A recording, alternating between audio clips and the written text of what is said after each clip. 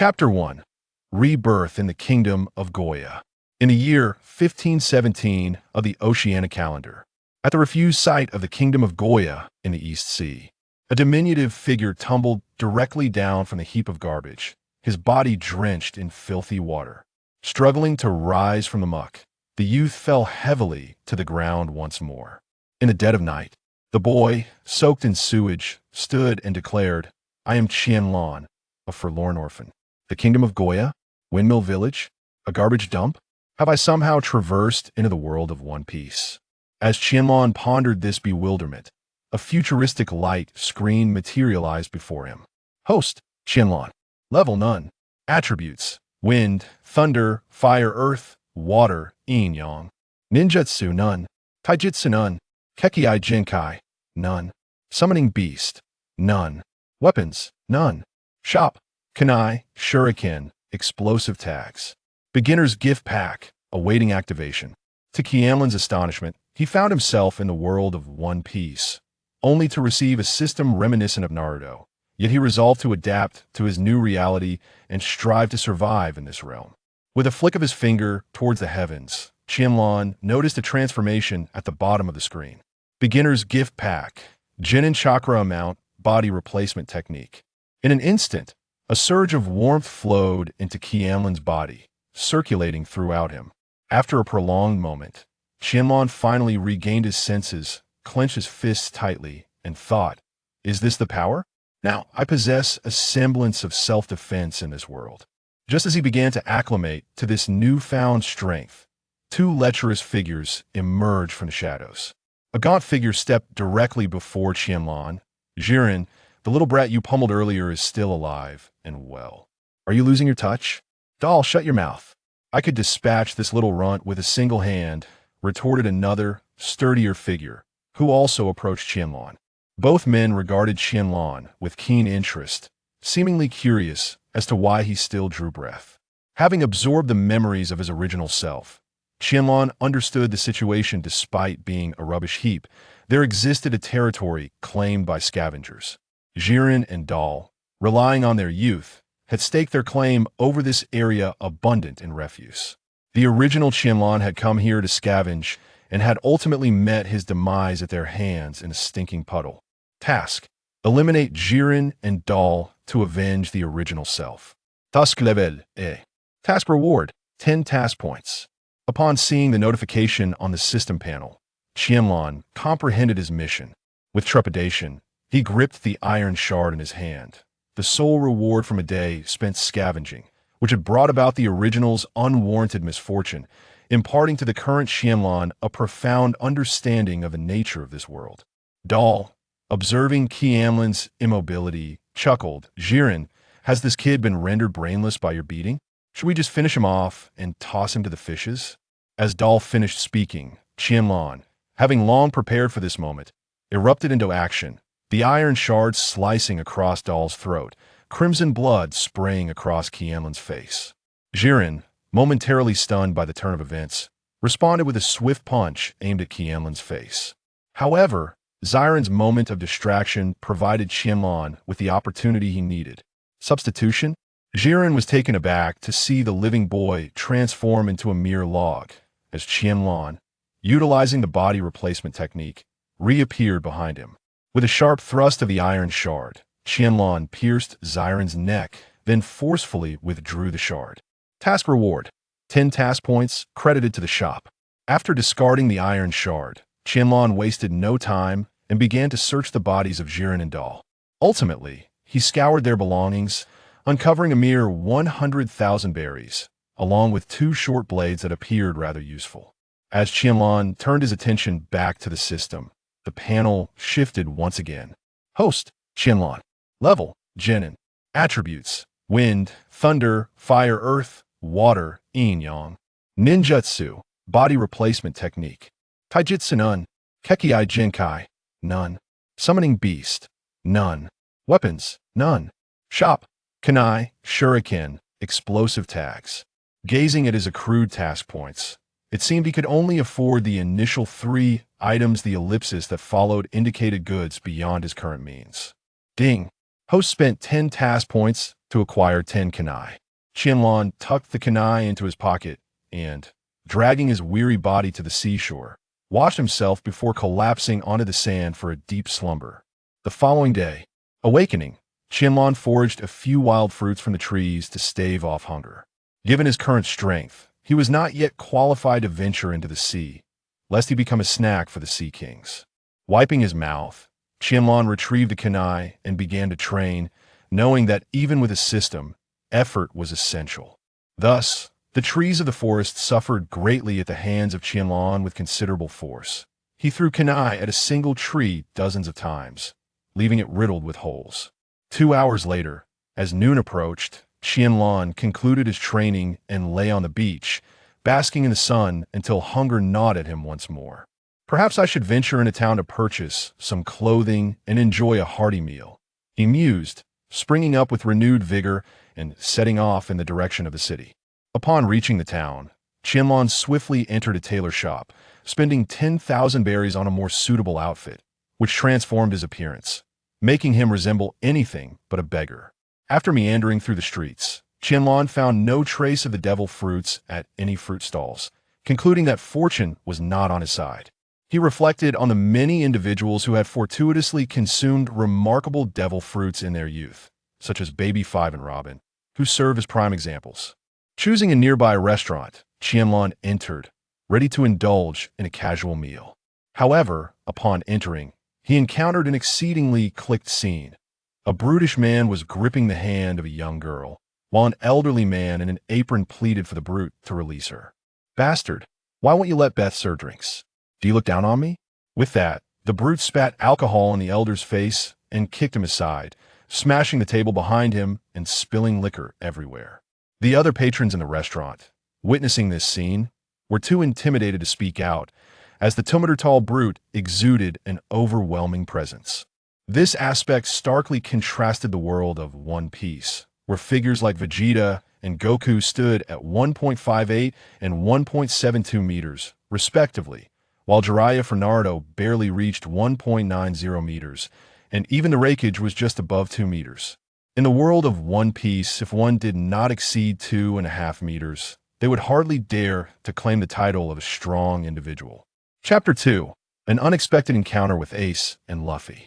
The girl named Beth, witnessing her father being struck down, sank her teeth into the brute's arm, prompting him to raise his massive fist to strike her. At that moment, as everyone else recoiled in horror, Qianlan rushed forward and delivered a swift kick to the brute's side. "Little runt, do you know who I am? I am Urk of the Iron Fist Gang. The moment you laid hands on my friend, you sealed your fate," Urk barked at Qianlan, though his swaying form rendered his threats utterly unconvincing. In an instant, Qianlan sidestepped and pressed his kunai against Urk's neck, startling him into a half-awake realization. "Get lost."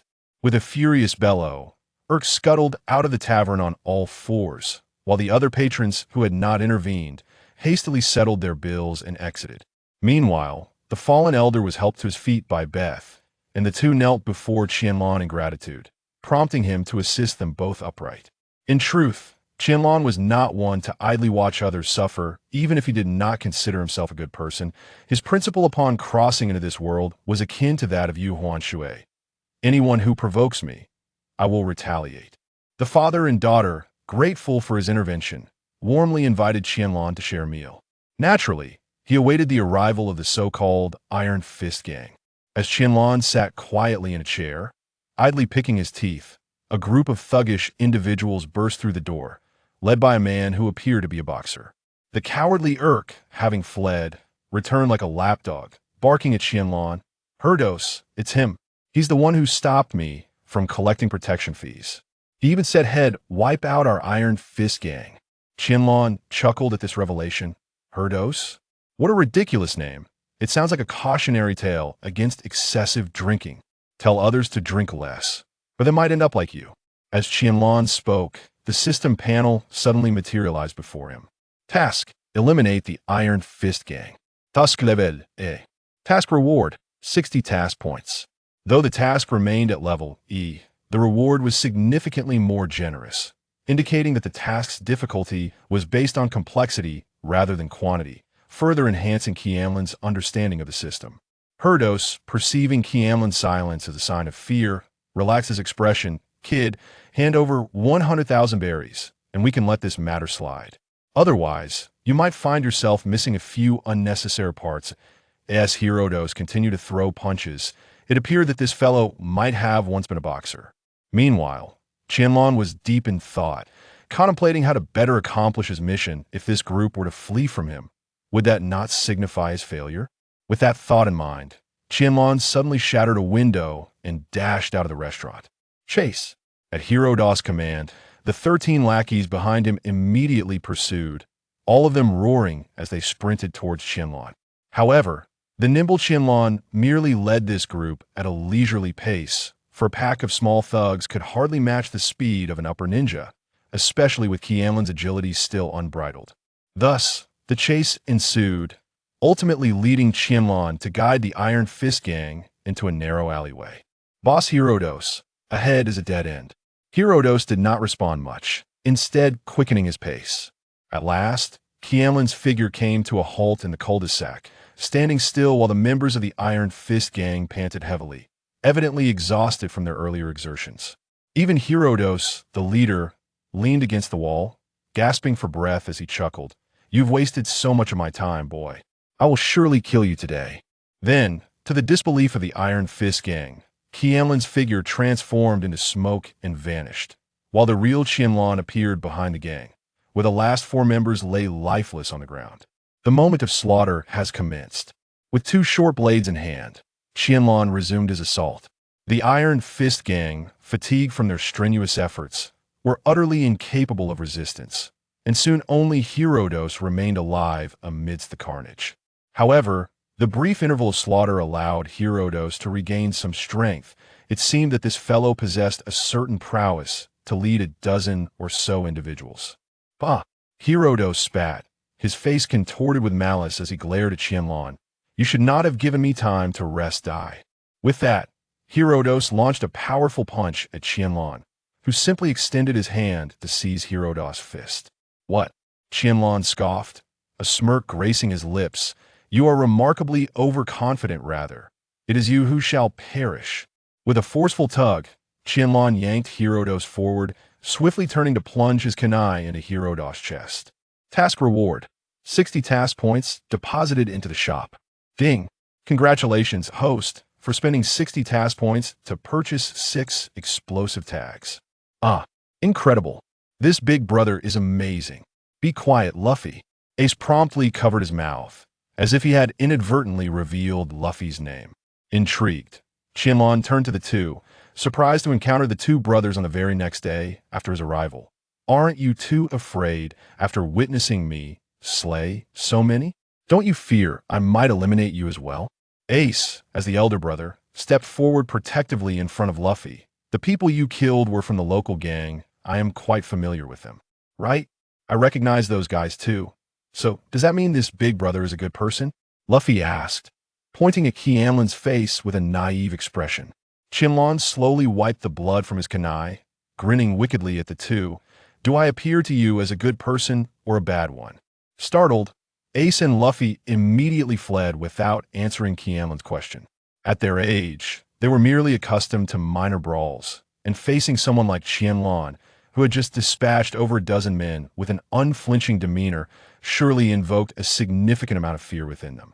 Their sudden departure indicated that Sabo had already been rescued by Dragon, and Luffy had consumed the gum-gum fruit, also known as the Zoan-type mythical beast fruit, Nika form. Qianlan paid little mind to the fleeing duo. The kingdom of Goa was nothing more than a novice village to him. Once he honed his combat instincts sufficiently, he would depart from the East Blue. In the days that followed, Qianlan began to assert his dominance in the forests of the kingdom of Goa, occasionally completing minor tasks to enhance his combat experience, while also dealing with small pirate crews that occasionally docked nearby. Chapter 3: Mist Concealment Technique, Chakra Fruit. 1 week later, within the mountainous outskirts of the kingdom of Goa, a slender figure was in pursuit of a wild boar measuring 3 meters in length and weighing around 800 pounds. Fire style, great fireball technique. In an instant, a colossal fireball crashed into the wild boar. Yet regrettably, it bore little effect, only serving to further enrage the beast. Observing this, Qianlan immediately hurled a kunai embedded with explosive tags. Boom! With the sound of the explosion, the wild boar was sent tumbling to the ground, blood oozing from its charred body. It must be said that in the world of One Piece, even wild boars grew exceptionally large. Task reward: Mist concealment technique, now proficient. For dispatching a sizable wild boar, Qianlan was quite pleased with the reward of the mist concealment technique. It appeared that fortune was indeed on his side in the absence of an enemy's observation haki. This technique would enable Qianlan to handle many foes, at least ensuring his dominance in the East Blue. He placed the wild boar on his grill and began roasting it. Then, feeling bored, Qianlan decided to check his system panel. Host: Qianlan rank, Jonin attributes: wind, thunder, fire, earth, water, young ninjutsu, body replacement technique, great fireball technique, mind decapitation technique, mist concealment technique taijutsu, none bloodline limit, none summon beast, none weapons, space scroll, 10 kunai, 5 explosive tags marketplace, kunai, shuriken. Explosive tags. As Qianlan was examining the system panel, he suddenly became aware of the presence of others. Qianlan sighed. How can I possibly finish all this wild boar meat by myself? Allow me to help you with that. Luffy emerged from behind a tree, his gaze fixated on the roasted boar. Ace, exasperated, stepped forward, finding himself at a loss with Luffy's antics as an older brother. This is the second time I've caught you two. What are you up to? Ace questioned, suspecting some ninja tactics. I've read about such methods in the book that Magino gave me. Eager to visit Shanks as an older brother, Ace had diligently studied under Magino, particularly in matters of etiquette, yet he remained perplexed by Qianlan's strategies. Qianlan, do you aspire to be a pirate or a marine? I am destined to become the king of the pirates, Luffy declared with a serious expression, though he was quickly distracted by the aroma of the wild boar. Pirate? Marine? What path should he take in the future? Was his existence in this new world merely to eat, sleep, and play? Luffy's question nearly overwhelmed Qianlan's CPU, threatening to plunge him into a philosophical quandary. After a moment's contemplation, Qianlan too felt uncertain about his future identity. After all, who can predict what lies ahead? For now, his principle remained: whoever provokes me, I shall confront. Taking a bite of the succulent wild boar, Qianlan felt a sense of relief wash over him. Being a pirate or a marine was merely a label. Regardless of what the future held, he was simply himself, a firework of a different hue.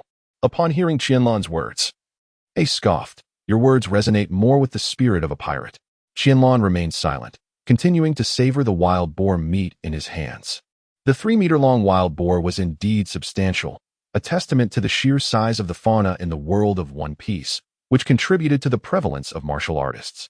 In contrast, ninjas were somewhat high in offense yet lacking in defense. As the trio chatted and shared the boar, the presence of Luffy and Ace, both renowned for their hearty appetites, ensured that the entire boar was swiftly consumed. Well, until we meet again on the high seas, Qianlan proclaimed before leaping onto a tree and vanishing from the sight of Luffy and Ace. The following day, at the docks of the Goya Kingdom, a small boat laden with fresh water and provisions slowly departed the harbor. This marked Qianlan's inaugural voyage, and he had made ample preparations, with numerous food and water supplies stored in his ninja scrolls. Unlike Luffy, who began his journey with a mere barrel and fortuitously recruited the SSR Zoro, Qianlan had little faith that fortune would favor him similarly. Lacking any sailing experience, he drifted aimlessly on his small vessel, the thought of rowing being utterly implausible.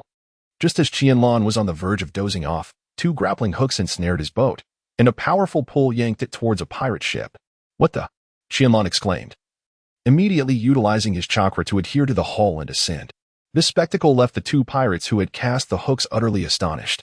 Intruders! Captain Bold. There's another devil fruit user among us. As the 2 pirates called out to their crewmates, the system panel displayed a new mission.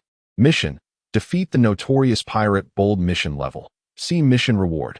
1 chakra fruit. To Qianlan's surprise, he encountered a rare sea-level mission right after setting sail. Observing the chakra fruit displayed on the system panel, he pondered its potential to enhance his chakra reserves, wondering how many would be required to elevate him to the level of a CH Nin. However, the imminent battle took precedence. As Qianlan assessed the system task, the entire crew of the pirate ship emerged. Upon seeing Qianlan's youthful visage and modest stature, The 50-plus pirates dismissed him with disdain. One pirate whispered to Captain Bold, "Captain, that kid just walked onto our ship. He might be a legendary devil fruit user." Bold's face lit up with a smug grin upon hearing this. Having consumed a devil fruit himself, he relished the thought of recruiting the boy into his crew, envisioning a time when his pirate band would dominate the East Blue and perhaps even the Grand Line. With a beaming smile, Bold addressed Qianlan, "Young one, have you also consumed a devil fruit? If you join our mouse pirate crew, you could become the vice captain, and your bounty would undoubtedly surpass my own of 21 million berries. Perhaps, for now, I prefer the path of a lone wolf," Qianlan replied. Bold's smile persisted, though his gaze sharpened. "Unwilling to join? Then you hold no value to me. If you lack value, then your existence is unnecessary. Dispose of him." Qianlan had long been prepared to take action, and in an instant, her hands formed a series of intricate seals. Water release, hidden mist technique. As a signature move of the Hidden Mist Village, the potency of the Hidden Mist technique was indisputable, and soon the entire pirate ship was engulfed in thick fog. Chapter 4. The first battle against a devil fruit user, you scoundrel. What kind of technique is this? If you have the audacity, face our magic mouse pirate crew head-on, shouted one of the pirates. "Boy, once the mist dissipates, I will tear you to shreds." Panic ensued among the pirates on board. The pervasive fog left them only able to see the silhouettes of those nearby, instilling a sense of unease in everyone. Bold as the captain, he transformed into a colossal rat and addressed the crew. "Boy, I am a Zoan-type user of the mouse fruit, in the form of the magic mouse. Your scent has already betrayed your location." Qianlan paid no heed to Boulder's remarks and swiftly charged at the nearest pirate. Just as she was about to deliver a fatal blow, a rat's paw intervened, and with a powerful strike, Boulder sent Qianlan staggering backward, rubbing her numbed wrist. Qianlan pondered her next move. Although her physical prowess surpassed that of the average person, she was no match for a Zoan-type devil fruit user. Boulder chuckled. "Did you think I was unaware of your position just because I remained still? Your scent is far too potent." Suddenly, Boulder materialized before Qianlan, his rat jaws snapping at her. In an instant, she evaded, darting behind another pirate in an attempt to momentarily evade Boulder's onslaught.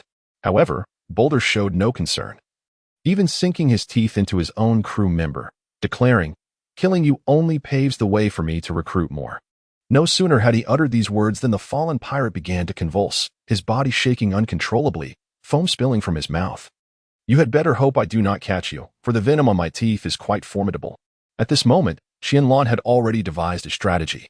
Without hesitation, she hurled all her explosive talismans into the air and leapt backward into the sea. Boom, boom. As the echoes of the explosions faded, Qianlan resurfaced to assess the situation, only to find the pirate ship enveloped in thick black smoke, indicating the talismans had indeed unleashed their formidable power. Upon returning to the pirate vessel, her eyes beheld only charred remnants.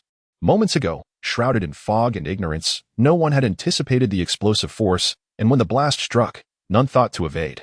Thus, with this singular maneuver, she had severely injured every pirate aboard.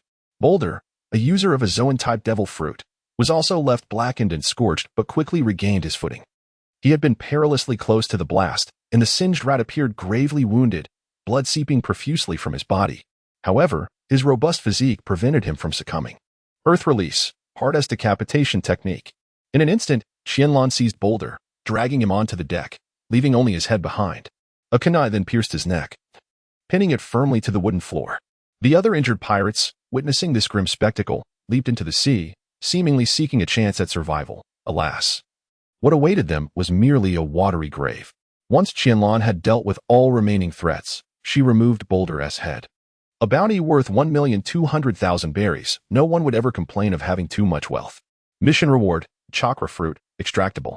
After tidying up, Qianlan retrieved a nautical chart and compass from her belongings. If she failed to comprehend these, she had no right to venture into the seas. Drawing upon her high school geography knowledge, she set her course towards the nearest Navy Division 136. After 2 grueling hours of sprinting across the surface of the sea, Qianlan found herself utterly exhausted, her chakra reserves nearly depleted. Upon extracting the chakra fruit from the system, she swallowed it whole, feeling her chakra slowly replenish and even increase in total amount. At that moment, the system interface underwent a transformation. Host, Qianlan level, Ch9 attributes, wind, lightning, fire, earth, water, yin, yang ninjutsu, body replacement technique, great fireball technique, Part S decapitation technique, misconcealment technique taijutsu, none kekei genkai, none summon beasts, none weapons, space scroll. Tin Kanai Marketplace, Kanai, Shoikin, explosive talisman sensing the abundant chakra surging within her. Qianlan realized she had more than doubled her strength, however, her methods remained overly simplistic. With few ninjutsu at her disposal. An hour later, Qianlan finally reached the nearest Navy Division 136. Yet she was unaware of the commotion her sea sprint had caused among the dock workers. An intruder! An intruder!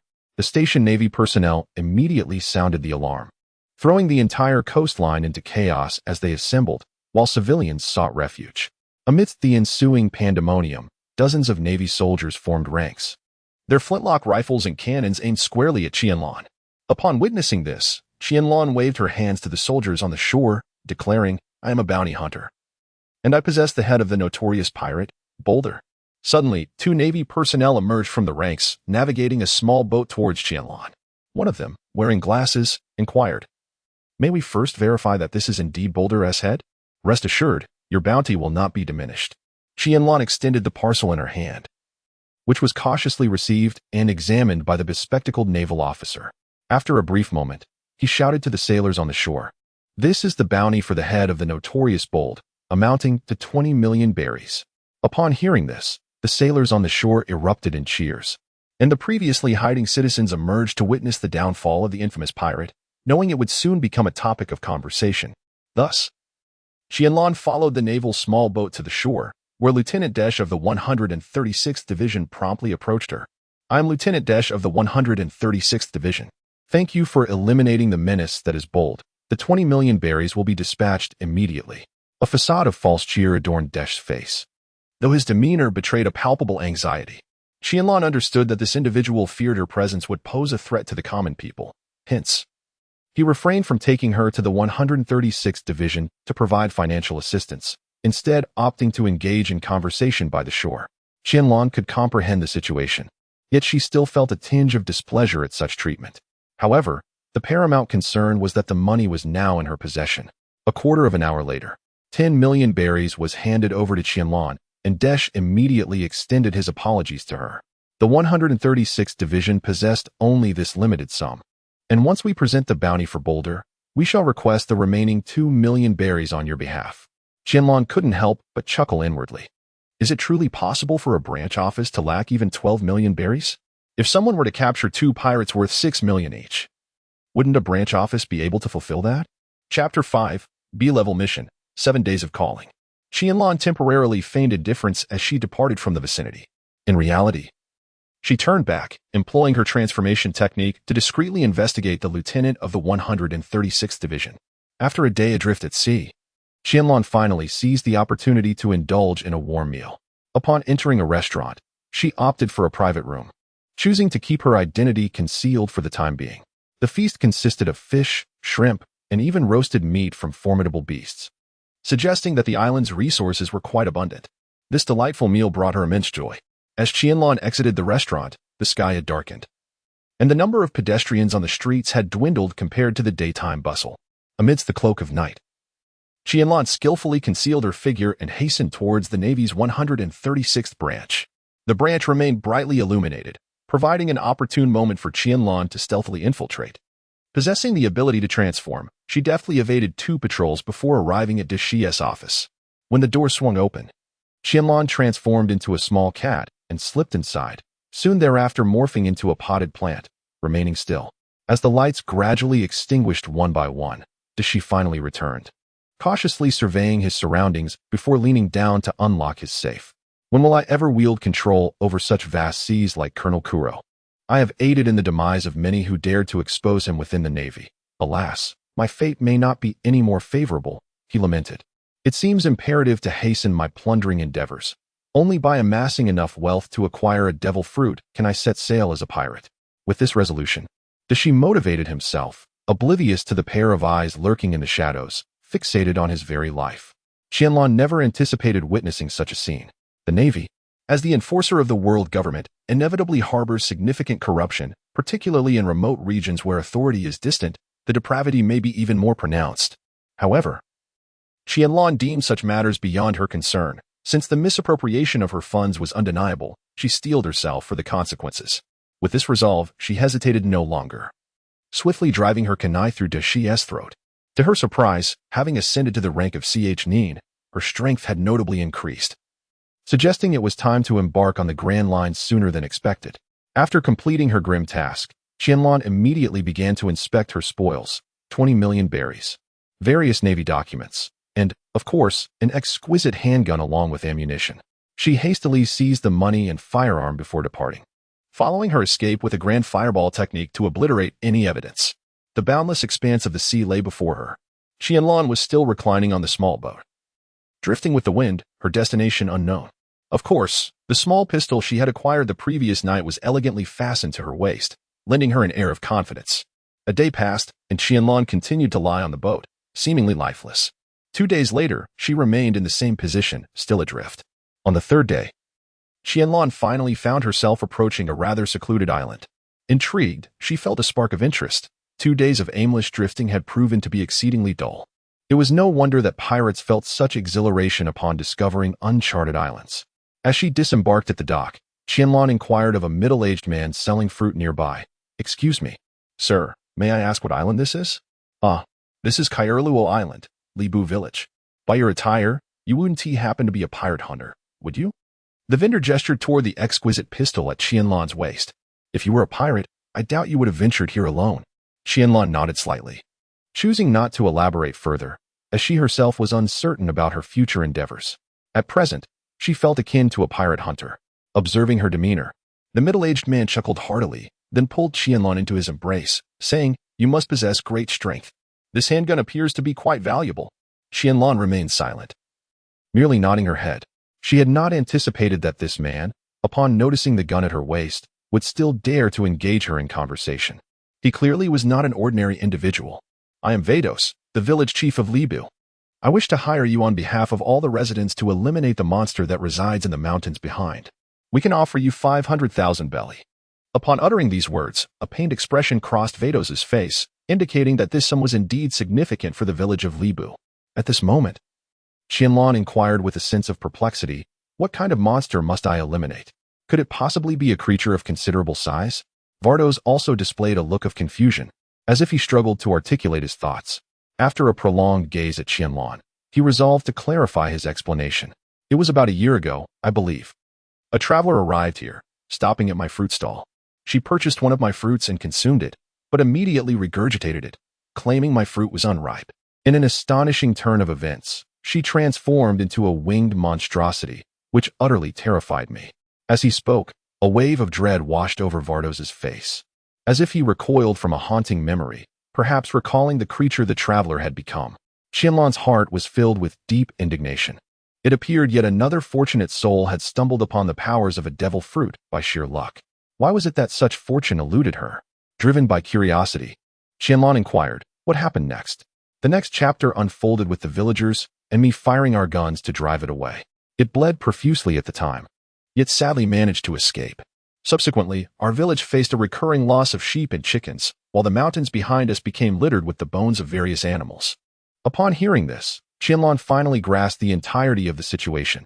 A person had inadvertently consumed a devil fruit from the Zoan category, granting them the ability to fly.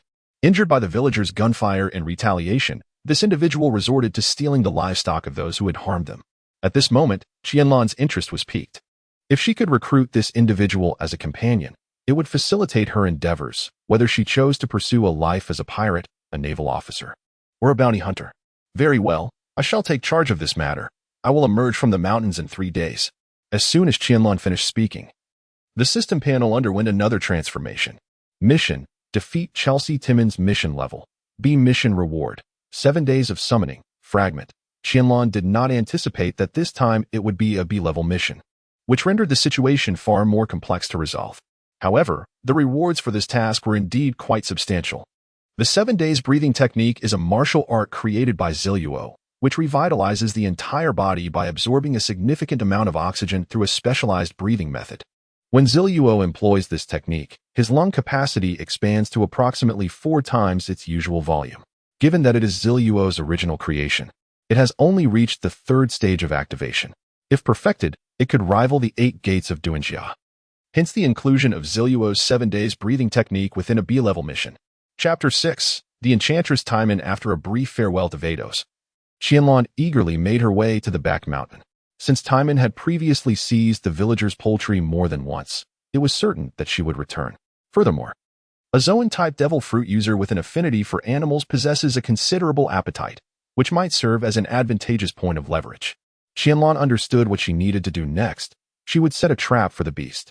If successful, she could have her way with the creature. With this thought, her pace quickened as she arrived at the back mountain within the time it takes to burn a stick of incense. She began to search for traces of the ferocious beast. Fortunately, with Timan's presence, the villagers dared not venture to the back mountain, resulting in an abundance of wild animals. At this moment, Qianlan was in pursuit of a fierce tiger, intending to use it as bait. She believed that if Timan caught a whiff of the roasted meat from deep within the forest, she would be unable to resist. Fire release. Great fireball technique. Instantly, a massive fireball engulfed the tiger. With Qianlan's chakra having advanced from a Jonin to a Nin, the power of her ninjutsu had increased significantly. She then skillfully skinned and deboned the tiger, preparing it for roasting. Of course, chili, cumin, and salt were essential. And she was eager to try the legendary tiger whip as well. Soon, the tantalizing aroma of the tiger's meat wafted through the forest below, attracting numerous animals. However, the oppressive aura of the tiger, the king of the forest, deterred them from approaching. After waiting for a while without the appearance of any large birds, Qianlan could no longer resist and took a bite of the tiger meat. Suddenly, a colossal figure descended rapidly, snatching the already roasted tiger meat from the ground. Eager to leave, Qianlan would not allow this creature to escape easily. In an instant, she latched onto the creature's leg with incredible speed. In a flash, a thick rope was pulled taut, one end tied around Qianlan's waist and the other anchored to a nearby boulder. "Are you one of those hired to capture me?" A crisp voice echoed from above. Qianlan recognized Timan's voice. Hearing this, she tightened her grip even more. "I am a bounty hunter. I heard you consumed a devil fruit and sought you as my companion." The creature suddenly thrashed violently, furious. "Companion? Do you intend to deceive me once more?" The creature in the sky executed a swift spin, using its sharp beak to sever the rope before swiftly ascending into the air. Qianlan, feeling helpless, could only hold on tighter. Otherwise, if he were to fall, it would be beyond his capacity to endure. "If you let go now, I might still have the chance to throw you down, but if you continue to cling to me like this, you will only end up as a pile of mush. You are the companion I have chosen, and I will never let you go." Upon hearing these words, Timan was momentarily taken aback, but quickly regained his composure. Realizing he had almost been swayed by this fellow's sweet talk again, he vowed never to repeat the mistake of the past. With this thought in mind, Timan accelerated once more, ascending to greater heights, followed by a series of wild spins, seemingly attempting to shake Qianlan off. "I will never give up." With that declaration, Qianlan summoned his strength and leaped from Timan's feet to his back. As Qianlan's weight of over 100 pounds settled on him, Timan's speed decreased slightly, and his altitude diminished considerably. Qianlan suddenly realized the correctness of her actions. Although the wings of birds enable flight, they become inadequate when burdened by excessive weight. Thus, Qianlan retrieved her ninjutsu scroll from her bosom. Release. In an instant, an array of dried meats, vegetables, and a large barrel of fresh water materialized upon Timan's back. Overwhelmed, Timan, bearing Qianlan, began to plummet swiftly downward. "What a troublesome fellow," he muttered before readjusting his flight posture, discarding everything from his back. However, Qianlan was not idle. Her chakra swiftly adhered to Timan's back, and she clutched the large barrel of water tightly. What ensued was a contest of stamina and willpower. Should Qianlan's chakra deplete first, they would plummet together, meeting a fatal end. Conversely, if Timan's strength waned first, he would be utterly powerless to resist Qianlan. Thus, the aerial duel unfolded under these circumstances, with the two spiraling around the back mountain, neither daring to relax for even a moment. 10 minutes passed. Half an hour elapsed. 2 hours went by. After an immense depletion of stamina, both Qianlan and Timan found themselves with little strength remaining. Despite Timan being a Zoan-type devil fruit user, he could not endure the prolonged flight while carrying Qianlan. Unable to withstand it any longer, Timan broke the silence. "Hey, you scoundrel. How much berries did they offer you to go to such lengths?" "I don't care how much they offered," Qianlan replied, shaking his head to regain his clarity. "I simply wish for you to be my companion." Timan fell silent at Qianlan's words. for the creature on his back had indeed exerted himself to the utmost to become his ally. Gradually, Timan reduced his speed and descended into a cave nestled in the rear mountains. Upon witnessing this, Qianlan immediately succumbed to a deep slumber. After all, the competition in the high altitudes compelled Qianlan to endure the biting cold and fierce winds, presenting a formidable challenge. The restored figure of Timan gazed curiously at the individual on the ground, pondering whether he feared her lethal capabilities or if he simply placed too much trust in her. As the night passed in silence, morning arrived, and Qianlan awoke with an insatiable hunger gnawing at his stomach. Upon opening his eyes, he beheld a stunning figure shimmering before him, a cascade of lustrous golden hair, radiant golden eyes, and long, graceful legs complemented by a fair visage. She appeared to be slightly older than him, a fact that only deepened Qianlan's captivation. Suddenly, memories of the previous day's events flooded back to him, and with a sudden burst of energy, he sprang to his feet and exclaimed, "You must be Timan. I never expected you to be such a beautiful older sister." "Awake at last, little brother," Timan replied, approaching with a bowl of porridge, seemingly eager to feed Qianlan directly. "I never anticipated that you, my young brother, could engage me in combat for such an extended period. To be honest, I am rather intrigued." Qianlan would never be swayed by Timan's deceitful words. It was merely an attempt to provoke her. "Just call me Qianlan. For the time being, I am an ordinary bounty hunter." Timan chuckled and remarked, "Oh, did you seek me out as a companion, perhaps to become a pirate? Or is it to join you in the pursuit of pirate hunters?" Qianlan shook her head, uncertain of her own future, and how could she dare to make any guarantees? "Could you share with me the tales of you and the villagers? It seems there are hidden truths within." Chapter 7. The First Companion. How should I put it? Perhaps I have ingested the legendary devil fruit and transformed into a monstrous bird, which led to my being shot by the villagers. At this point, Timan's mood visibly darkened. However, the passing navy issued a bounty on me, seemingly wishing to present me to the celestial dragons. Thus, the villagers relentlessly sought to capture me, hoping to exchange me for a reward with Admiral Nelson of the 8th Division. Qianlan exclaimed with indignation. "They intend to capture you to offer you to the despicable celestial dragons, thereby paving the way for Nelson's ambitions of promotion." As a true fan of the sea, Jianyue was well aware of this Nelson, who, in pursuit of the so-called Millennium Dragon Bones, harbored delusions of immortality, only to meet his demise at the hands of the mercenary Eric, an irony that could not be overlooked. "And you? Why do you not flee?" At this, Timan's cheeks flushed instantly, as if he too recognized his own naivety. "Ha! Surely you haven't forgotten that you possess the ability to fly. What a wonderfully oblivious fellow you are." Embarrassed, Timan turned away, yet Qianlan continued to chuckle softly. Unable to endure it any longer, Timan promptly clasped Qianlan's mouth shut. "Be quiet." Qianlan swiftly closed her mouth, yet after a prolonged silence, she summoned the courage to voice her concern. "Do you wish to be my companion now, Timan?" Timan pressed his lips together and responded, "A companion? Ever since my father's passing, I have embarked on a journey, and at present, my sole desire is to venture forth and explore. This aligns closely with my purpose of setting sail. I too seek to traverse the seas. Thus, you shall be my comrade, as our aspirations are indeed akin." With that, Qianlan rose from her bed and extended her hand toward Timan. "I am Qianlan, henceforth. We shall be companions." Timan grasped Qianlan's hand, and together they established their pact, marking the beginning of Qianlan's first partnership at sea. Task reward: 7 days of calling incomplete. Proficiency: Mastered Host. Qianlan rank: Chunin attributes: Wind, Lightning, Fire, Earth, Water, Yang Ninjutsu. Body Replacement Technique: Great Fireball Technique, Heart-Cutting Technique, Hidden Mist Technique. Taijutsu: 7 days of calling incomplete. Bloodline limit: None Summoning Beast. None Weapons. Space Scroll, 10 Kanai.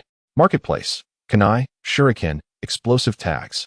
With the Taijutsu section no longer barren, Qianlan felt a profound sense of relief. After all, a robust physique is the foundation of all strength, providing the requisite power and agility for combat. While Timan busied himself gathering his belongings, Qianlan sought a secluded spot to immerse herself in her 7 days of calling. In an instant, she entered the third active state of the technique, the air around her erupting with energy, and her fair visage flushed a deep crimson, resembling a being steeped in boiling water. Qianlan swiftly stepped forward, delivering a powerful kick to a massive stone weighing several hundred pounds, which exploded with a thunderous roar. She then unleashed a punch against a nearby tree, causing it to snap effortlessly. The 7 days of calling not only enhanced Qianlan's strength but also significantly improved her speed and agility, elevating her prowess to an entirely new level. Let us proceed, Qianlan, Timan declared, tossing her an apple. Qianlan deftly caught it, taking a bite as they descended the mountain. Of course, Timan, being pursued by villagers, had no intention of entering the village. Reluctantly, Qianlan had to procure supplies on her own, as she had discarded everything during the previous battle. Once she had gathered everything, Qianlan circled back to their agreed meeting point, where Timan was already waiting. However, upon seeing Qianlan's figure, Timan's frustration erupted. Qianlan, you deceitful scoundrel. How are we supposed to sleep on such a tiny boat? Is there even room to lie down? I already regret becoming your companion. Despite his words, he leaped onto the boat, causing it to rock violently. With no other choice, Qianlan stabilized the vessel with her chakra, preventing them from becoming drenched. Under the guidance of the traveler Timan, Qianlan took on the responsibility of rowing, and so they set sail in their small boat. After a while, Qianlan began to realize the inadequacy of their vessel. With Timan aboard, she felt uncomfortable even with the most basic of necessities. It seemed imperative to find a larger boat. Qianlan tentatively inquired, Timan, shall we proceed to the nearest Blangeo Island? It appears to be the largest island in the vicinity, and there should be suitable vessels for our needs. Timan nodded in agreement, his legs rubbing against one another, a peculiar blush adorning his cheeks. In an instant, Qianlan realized the gravity of the situation. She had indeed miscalculated. Turning to Timan, she said, I shall dive in and catch a fish for our lunch. You can proceed ahead. With that, Qianlan plunged into the sea, while Timan hastened to row the boat. Eventually, when Timan felt they had covered a sufficient distance, he relaxed and took a moment to relieve himself. Moments later, as he returned to the boat, he was met with a sight that left him utterly astonished.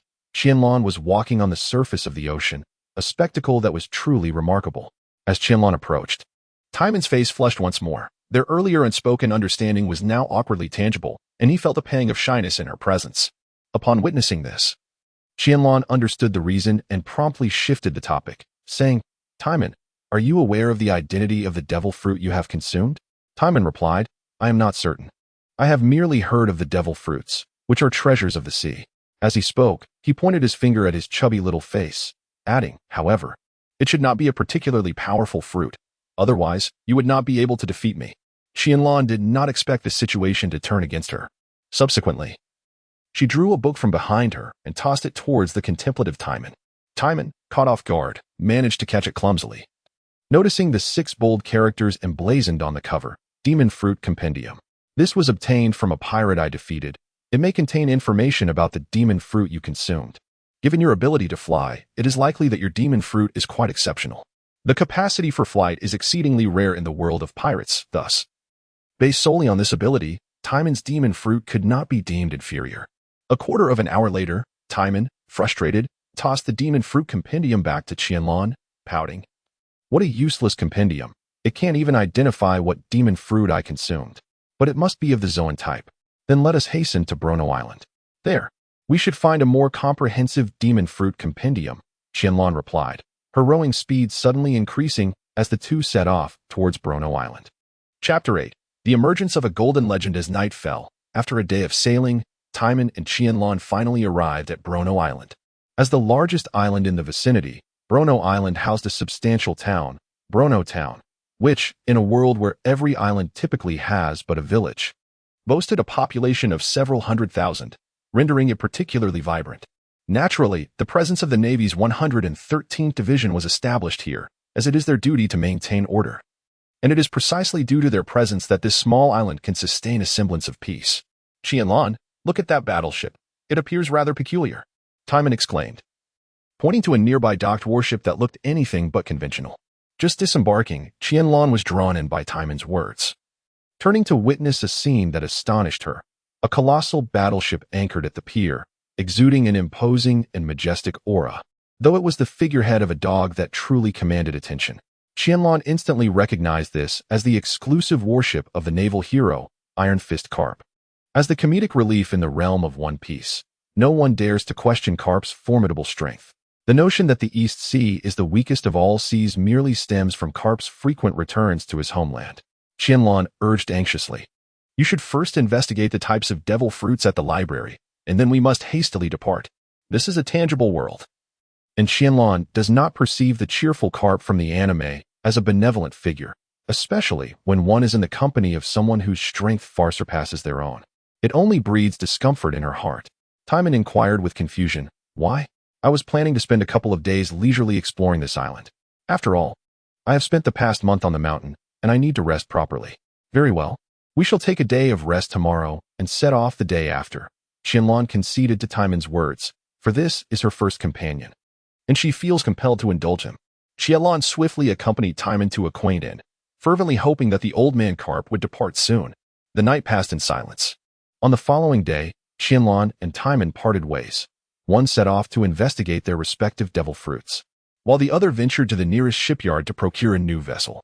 The streets bustled with life. The incessant cries of street vendors echoed at every corner. Observing this scene, Qianlan felt a profound sense of reflection. The formidable beings of the New World could annihilate an entire nation at will, while the weakest East Blue maintained a semblance of peace. Alas, what does this have to do with me? I must hasten to purchase a ship. With that thought, Qianlan quickened his pace towards the shipyard at the end of the road. In the world of One Piece, most ships are crafted from wood. Thus the shipyard in Belongo town flourished at the edge of a vast forest. "Hey, if you're not here to buy a ship, stand clear and don't block the entrance," bellowed a burly man with a face full of pimples, glaring menacingly at Qianlan. Upon witnessing this, Qianlan smiled and inquired, "If I were to purchase a vessel, which one would be the most expensive among your offerings?" "I emphasize the most extravagant." The burly man with a pockmarked face instantly transformed his expression into one of sycophantic delight, nodding vigorously as he exclaimed, "Ah, your discerning eye is truly remarkable. We are indeed the largest shipyard in this maritime region. While we may not possess every material from the fabled Bauschweidem, rest assured, we have everything available in the East Sea market." As he spoke, the pockmarked-faced man led Qianlan into the depths of the shipyard, his smile unwavering throughout their journey. Eventually, they halted beside a beautifully crafted small boat. Qianlan was pleasantly surprised to encounter a finished product. She approached with meticulous care to examine it closely, observing her interest. The burly man promptly followed suit and began to expound upon the vessel. This ship, as yet unnamed, measured 15 meters in length and stood 12 meters tall. Equipped with a single cannon, its hull was primarily constructed from the most precious material in the yard, red grapefruit wood, while the interior boasted opulent decorations. "Once you finalize the design of the bow, you may collect the ship tomorrow," he added, rubbing his hands together in a bashful manner. However, he cautioned that the price of this vessel was relatively steep, although there were more affordable options nearby, albeit of lesser quality. Qianlan never anticipated that this individual would evoke a sensation reminiscent of future commerce within her. Were he but a Na'vi youth, he might have impulsively purchased the vessel. Undoubtedly, the ship before Qianlan was indeed impressive. It boasted an array of decorations and accessories, though its true quality could only be discerned upon setting sail. Suddenly, Qianlan drew her pistol from her waist, swiftly pressing it against the face of the burly man with the pockmarked visage. "I am Qianlan, a bounty hunter of pirates. Are you familiar with board? It was I who ended his life. Should this ship possess any flaws, I could easily become a pirate myself." "Oh, so you are the sea god," exclaimed the burly man, slapping himself across the face in realization. "I am aware that the notorious pirate board, with a bounty of 12 million berry, was slain by the sea god. So it is you. In that case, how about I offer you a 30% discount on this vessel?" Observing the man's exaggerated reaction, Qianlan found herself momentarily at a loss. Had her reputation already grown so vast? Yet, she quickly comprehended the reason behind it. This was the largest shipyard in the region, and news traveled swiftly. Moreover, in the East Sea, where bounties rarely exceeded 20 million berry, a 12 million berry bounty made board a formidable pirate indeed.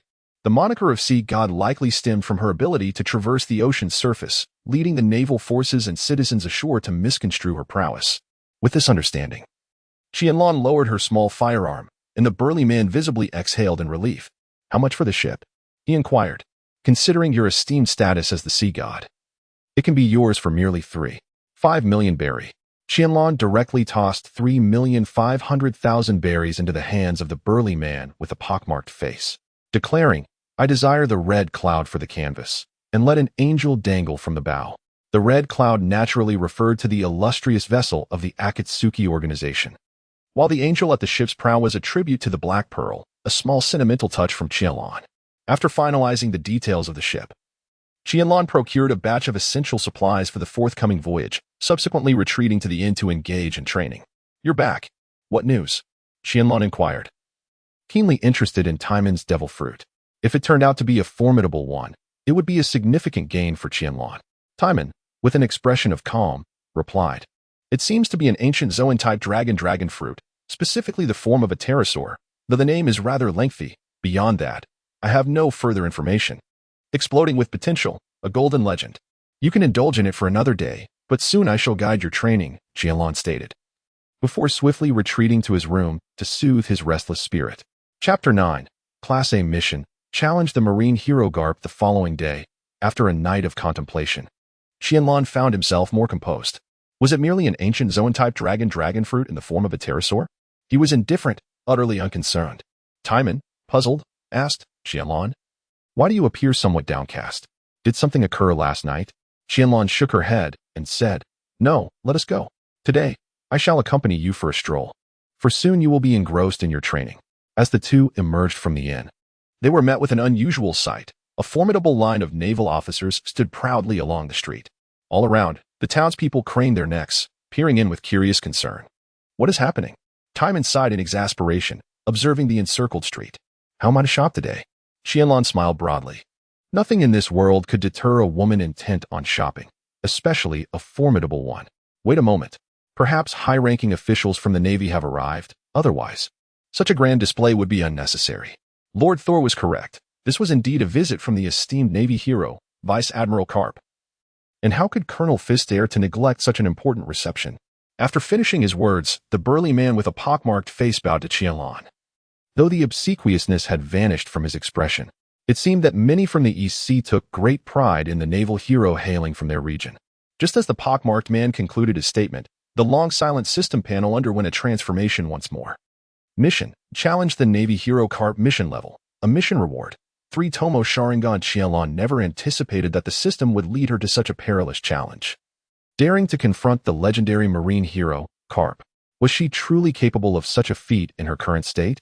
Nevertheless, the reward was undeniably enticing: a 3 Tomo Sharingan. This prospect stirred within Qianlan an almost reckless urge to gamble everything.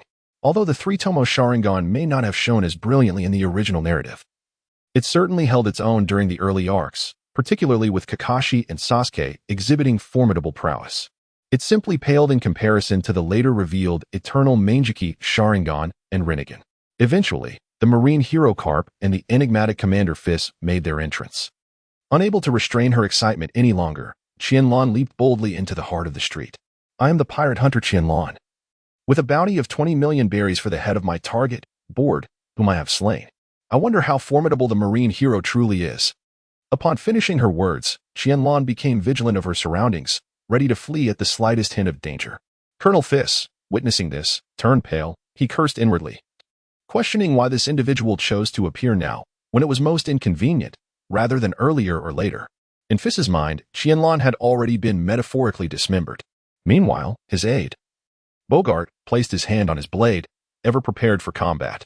The other sailors also raised their weapons, all on high alert, watching Qianlan intently, as if ready to fire at the slightest movement. Garp, adorned with his distinctive dog-headed hat, stepped forward, stifling a large yawn as he spoke. "A pirate hunter, is it? Your skills are commendable, yet why not join the righteous Navy?" In an instant, Garp's figure vanished from sight, causing Bogart's hand to withdraw from the hilt of his sword. Meanwhile, the now missing Garp reappeared directly before Qianlan, startling her. How swift! As Qianlan faced the imposing figure of Garp, he instinctively retreated. By the time he regained his footing, the ground beneath him had already crumbled. Impressive strength, yet insufficient. "If this is all you possess, you are unworthy to challenge me," Garp declared, brushing off the dirt from his iron fist, his demeanor remaining nonchalant. In an instant, Garp vanished again, accelerating towards Qianlan with remarkable speed, landing a single punch directly on Qianlan's chest. Bang! A piece of wood shattered under the force, while Qianlan gasped for breath behind it. Had he been a moment slower in forming his seals, he would have endured the full brunt of that strike, potentially incapacitating him entirely. 7th day breathing technique. 3rd activation. At this juncture, Qianlan's ninjutsu proved nearly futile. Techniques such as the Great Fireball and Mist Concealment became mere mockeries against an adversary of such superior strength. Drawing in the surrounding air, Qianlan's complexion flushed crimson once more, creating an explosive wave of air centered around him, leaving the onlookers astounded. Is he truly this powerful? Fai's thought, disbelief etched across his face. Perhaps it was wiser to temper his ambitions. The burly man with a scarred face grew increasingly animated, standing firmly in place and shouting, "He is the sea god, Qianlan. The hunter who vanquished the pirate Bold. The hunter who vanquished Bold the pirate? How formidable must he be to contend with Admiral Garp?" The crowd, composed of both civilians and Navy personnel, watched the battle with bated breath, their faces alight with fervor. Even the weak could not help but feel their adrenaline surge when witnessing a clash of titans. Having activated the seventh-day breathing technique, Qianlan chose to take the offensive, leaping into the air with remarkable speed and delivering a powerful kick aimed at Garp's chest. Boom! Caught off guard, Garp was sent flying, crashing into the once pristine street. Rising and adjusting his collar, Garp spat, "Well, I didn't expect you to suddenly become this formidable. Now, you've piqued my interest." Bogart, with a calm visage, allowed a hint of a smile to break through. He had not anticipated such strength in the East Sea, which explained Garp's earlier lapse in reaction. "Come again." Qianlan charged forward once more, aware that while the seventh-day breathing technique, as a form of physical combat, was less taxing than the 8 gates, it still placed considerable strain on his body. Thus, a swift resolution was paramount. Garp, seeing this, erupted in laughter. "Bring it on, kid." The two figures collided rapidly before the eyes of the spectators, and one was sent hurtling back, rolling across the ground for several meters, coughing up blood. Qianlan felt a sense of relief. He realized he was still too weak. Of course, the old man before him was extraordinarily powerful. However, it seemed Garp had employed armament haki. Otherwise, the impact would not have been so severe. Just as Qianlan attempted to regain his composure, Garp's figure surged towards him once more, landing a right hook squarely on Qianlan's face. Bang! As the smoke cleared, Qianlan's form appeared behind Garp, his kunai poised to strike downwards with force. Qianlan's kunai sliced through Garp's cloak, resulting in sparks flying from Garp's body. However, Qianlan's move failed to breach Garp's defenses. Chapter 10. The ship's name is Dawn. Qianlan did not anticipate that her attacks would be largely ineffective, failing to even penetrate Garp's haki. Spitting out a mouthful of blood, Qianlan could not help but exclaim, "Truly, he is a formidable being, a relic of an ancient era." Garp, perplexed by Qianlan's techniques, inquired, "What kind of skill is this? Is it some sort of devil fruit ability?" The admiral seemed to think it resembled the methods of a ninja. Bogart, serving as Garp's aide, recognized this resemblance, noting that it was strikingly similar to the ninjas depicted in literature. Ninjas from Wano? Garp pondered, shaking his head, for he believed that the ninjas from that land were not particularly strong. In fact, he had never heard of any notable warrior among them. Unable to decipher the situation further, Garp decided to dismiss it from his mind and accelerated towards Qianlan once more, his iron fist striking relentlessly. Boom, boom, boom. Garp's continuous onslaught pursued Qianlan with ferocity, the gusts of his punches sweeping past her face, the intensity of their battle soon wreaking havoc in the surrounding areas. The streets bore the scars of their conflict, with nearby houses punctured by several large holes. Colonel Fiss, witnessing the destruction, felt utterly despondent. The repair costs would undoubtedly fall upon the 113th Division, forcing everyone to tighten their belts, and it was unjust to let the common people suffer this unwarranted calamity. Ultimately, under Garp's relentless barrage, Qianlan's stamina ebbed significantly, and her chakra reserves dwindled to near exhaustion. Struggling to catch her breath, she gasped, "Enough? I concede." "Not bad, kid," Garp replied. "Rarely do I encounter someone in the East Blue who can make me exert myself like this. What do you say? Would you like to join the Navy? I can facilitate your entry into the Naval Academy." Garp's offer was indeed enticing. Being recommended by him would undoubtedly save years of hardship. However, Qianlan was a man with a system, and a man of honor could not remain subservient for long in this vast world. Qianlan waved her hand in refusal. Upon witnessing this, Timan promptly rushed into the arena to assist Qianlan. "Vice Admiral Garp, until we meet again." As he observed Qianlan's departing figure, Garp understood that there would indeed be another moment for their reunion. After all, a formidable individual like her would not remain in the East Blue indefinitely. It was merely uncertain when that would be.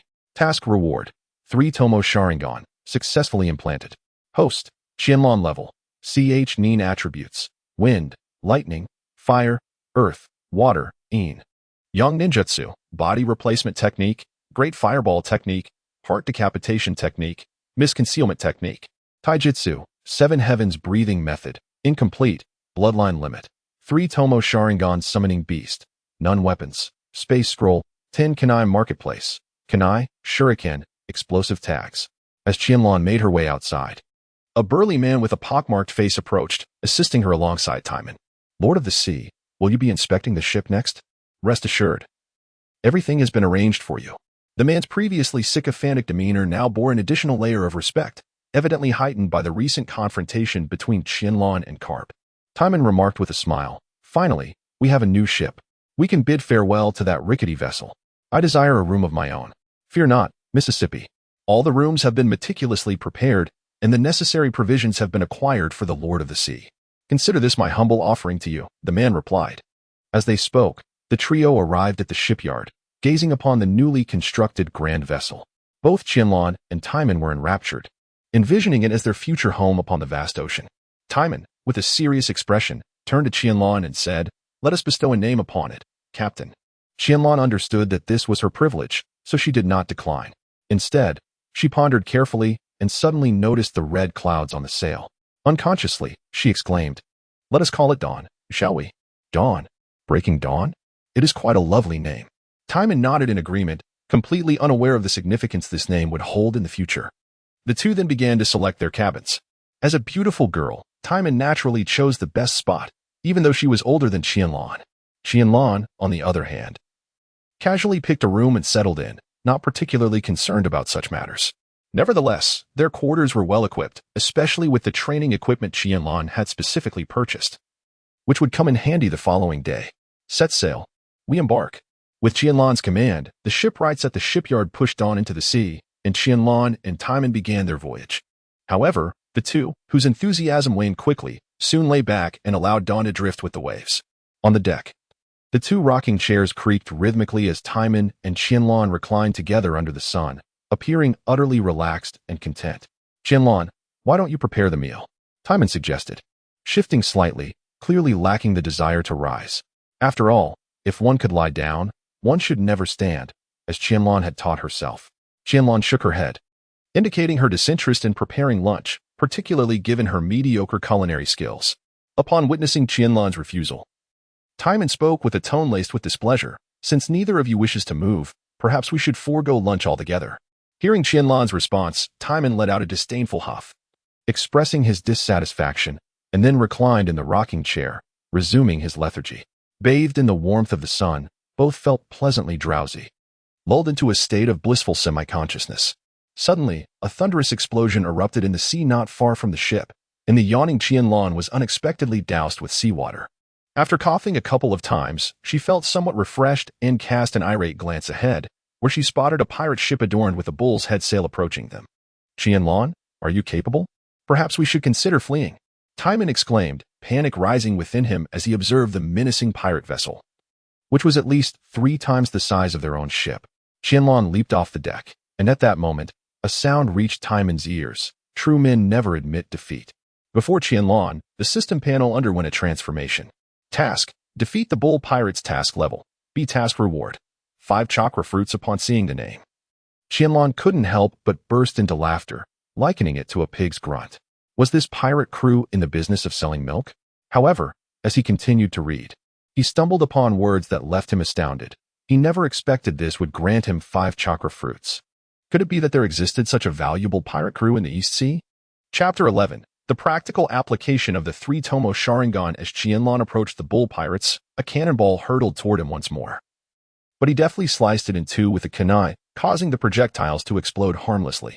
In the world of One Piece, the caliber of cannonballs seemed merely a tool for the strong to flaunt their prowess.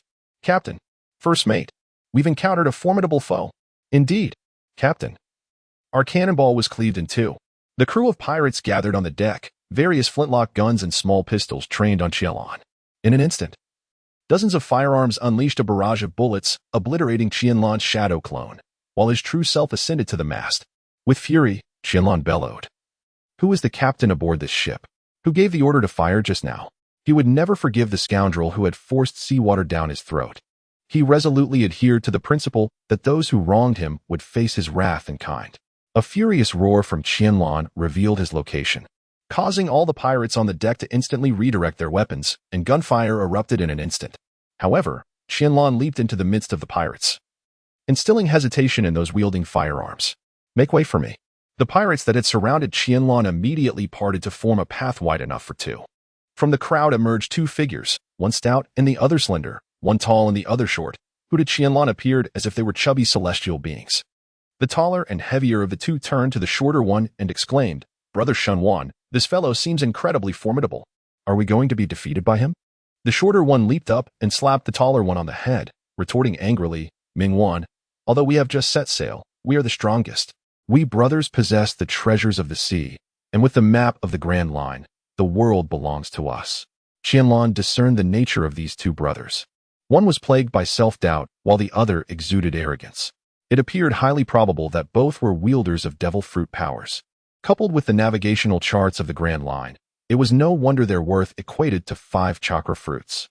This reminiscence brought to mind the adventures of the Straw Hat Pirates, who encountered numerous devil fruit users along their journey, yet lamentably, they never stumbled upon an unclaimed devil fruit, a cruel twist of fate, indeed. Suddenly, the two began to encircle Qianlan, and before long, they had positioned themselves one in front and one behind her, effectively trapping her in the middle. "Attack!" commanded the elder brother, Mingwan, and without hesitation, the younger brother, Shunwan, launched an assault, both striking with a powerful punch simultaneously. Upon witnessing the scene, Qianlan promptly crouched down, and astonishingly, their two fists collided simultaneously. Ouch! The diminutive Mingwan was sent flying by Shunwan's strike, crashing into the dozens of pirates behind him. Qianlan initially believed that her combat experience was insufficient, yet she was unexpectedly astonished by the remarkable effectiveness of this technique. In an instant, the three-tomo sharingan began to whirl within her eyes. Subsequently, Qianlan would utilize the sharingan to scrutinize the trajectories of her opponent's attacks, thus augmenting her own combat experience. "Transform, dear brother. Did we not poison the entire village for the sake of this power?" Qianlan never anticipated the ruthless nature of the two individuals, who would go to such lengths for the sake of a devil fruit. Initially, she had hoped to spare a few lives, but now it seemed her naivety had clouded her judgment. There were few commendable souls navigating these treacherous seas.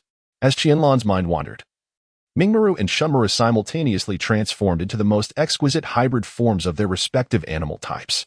Mingmaru was adorned with striking black and white spots, while Shunmaru was enveloped in a coat of vibrant yellow fur.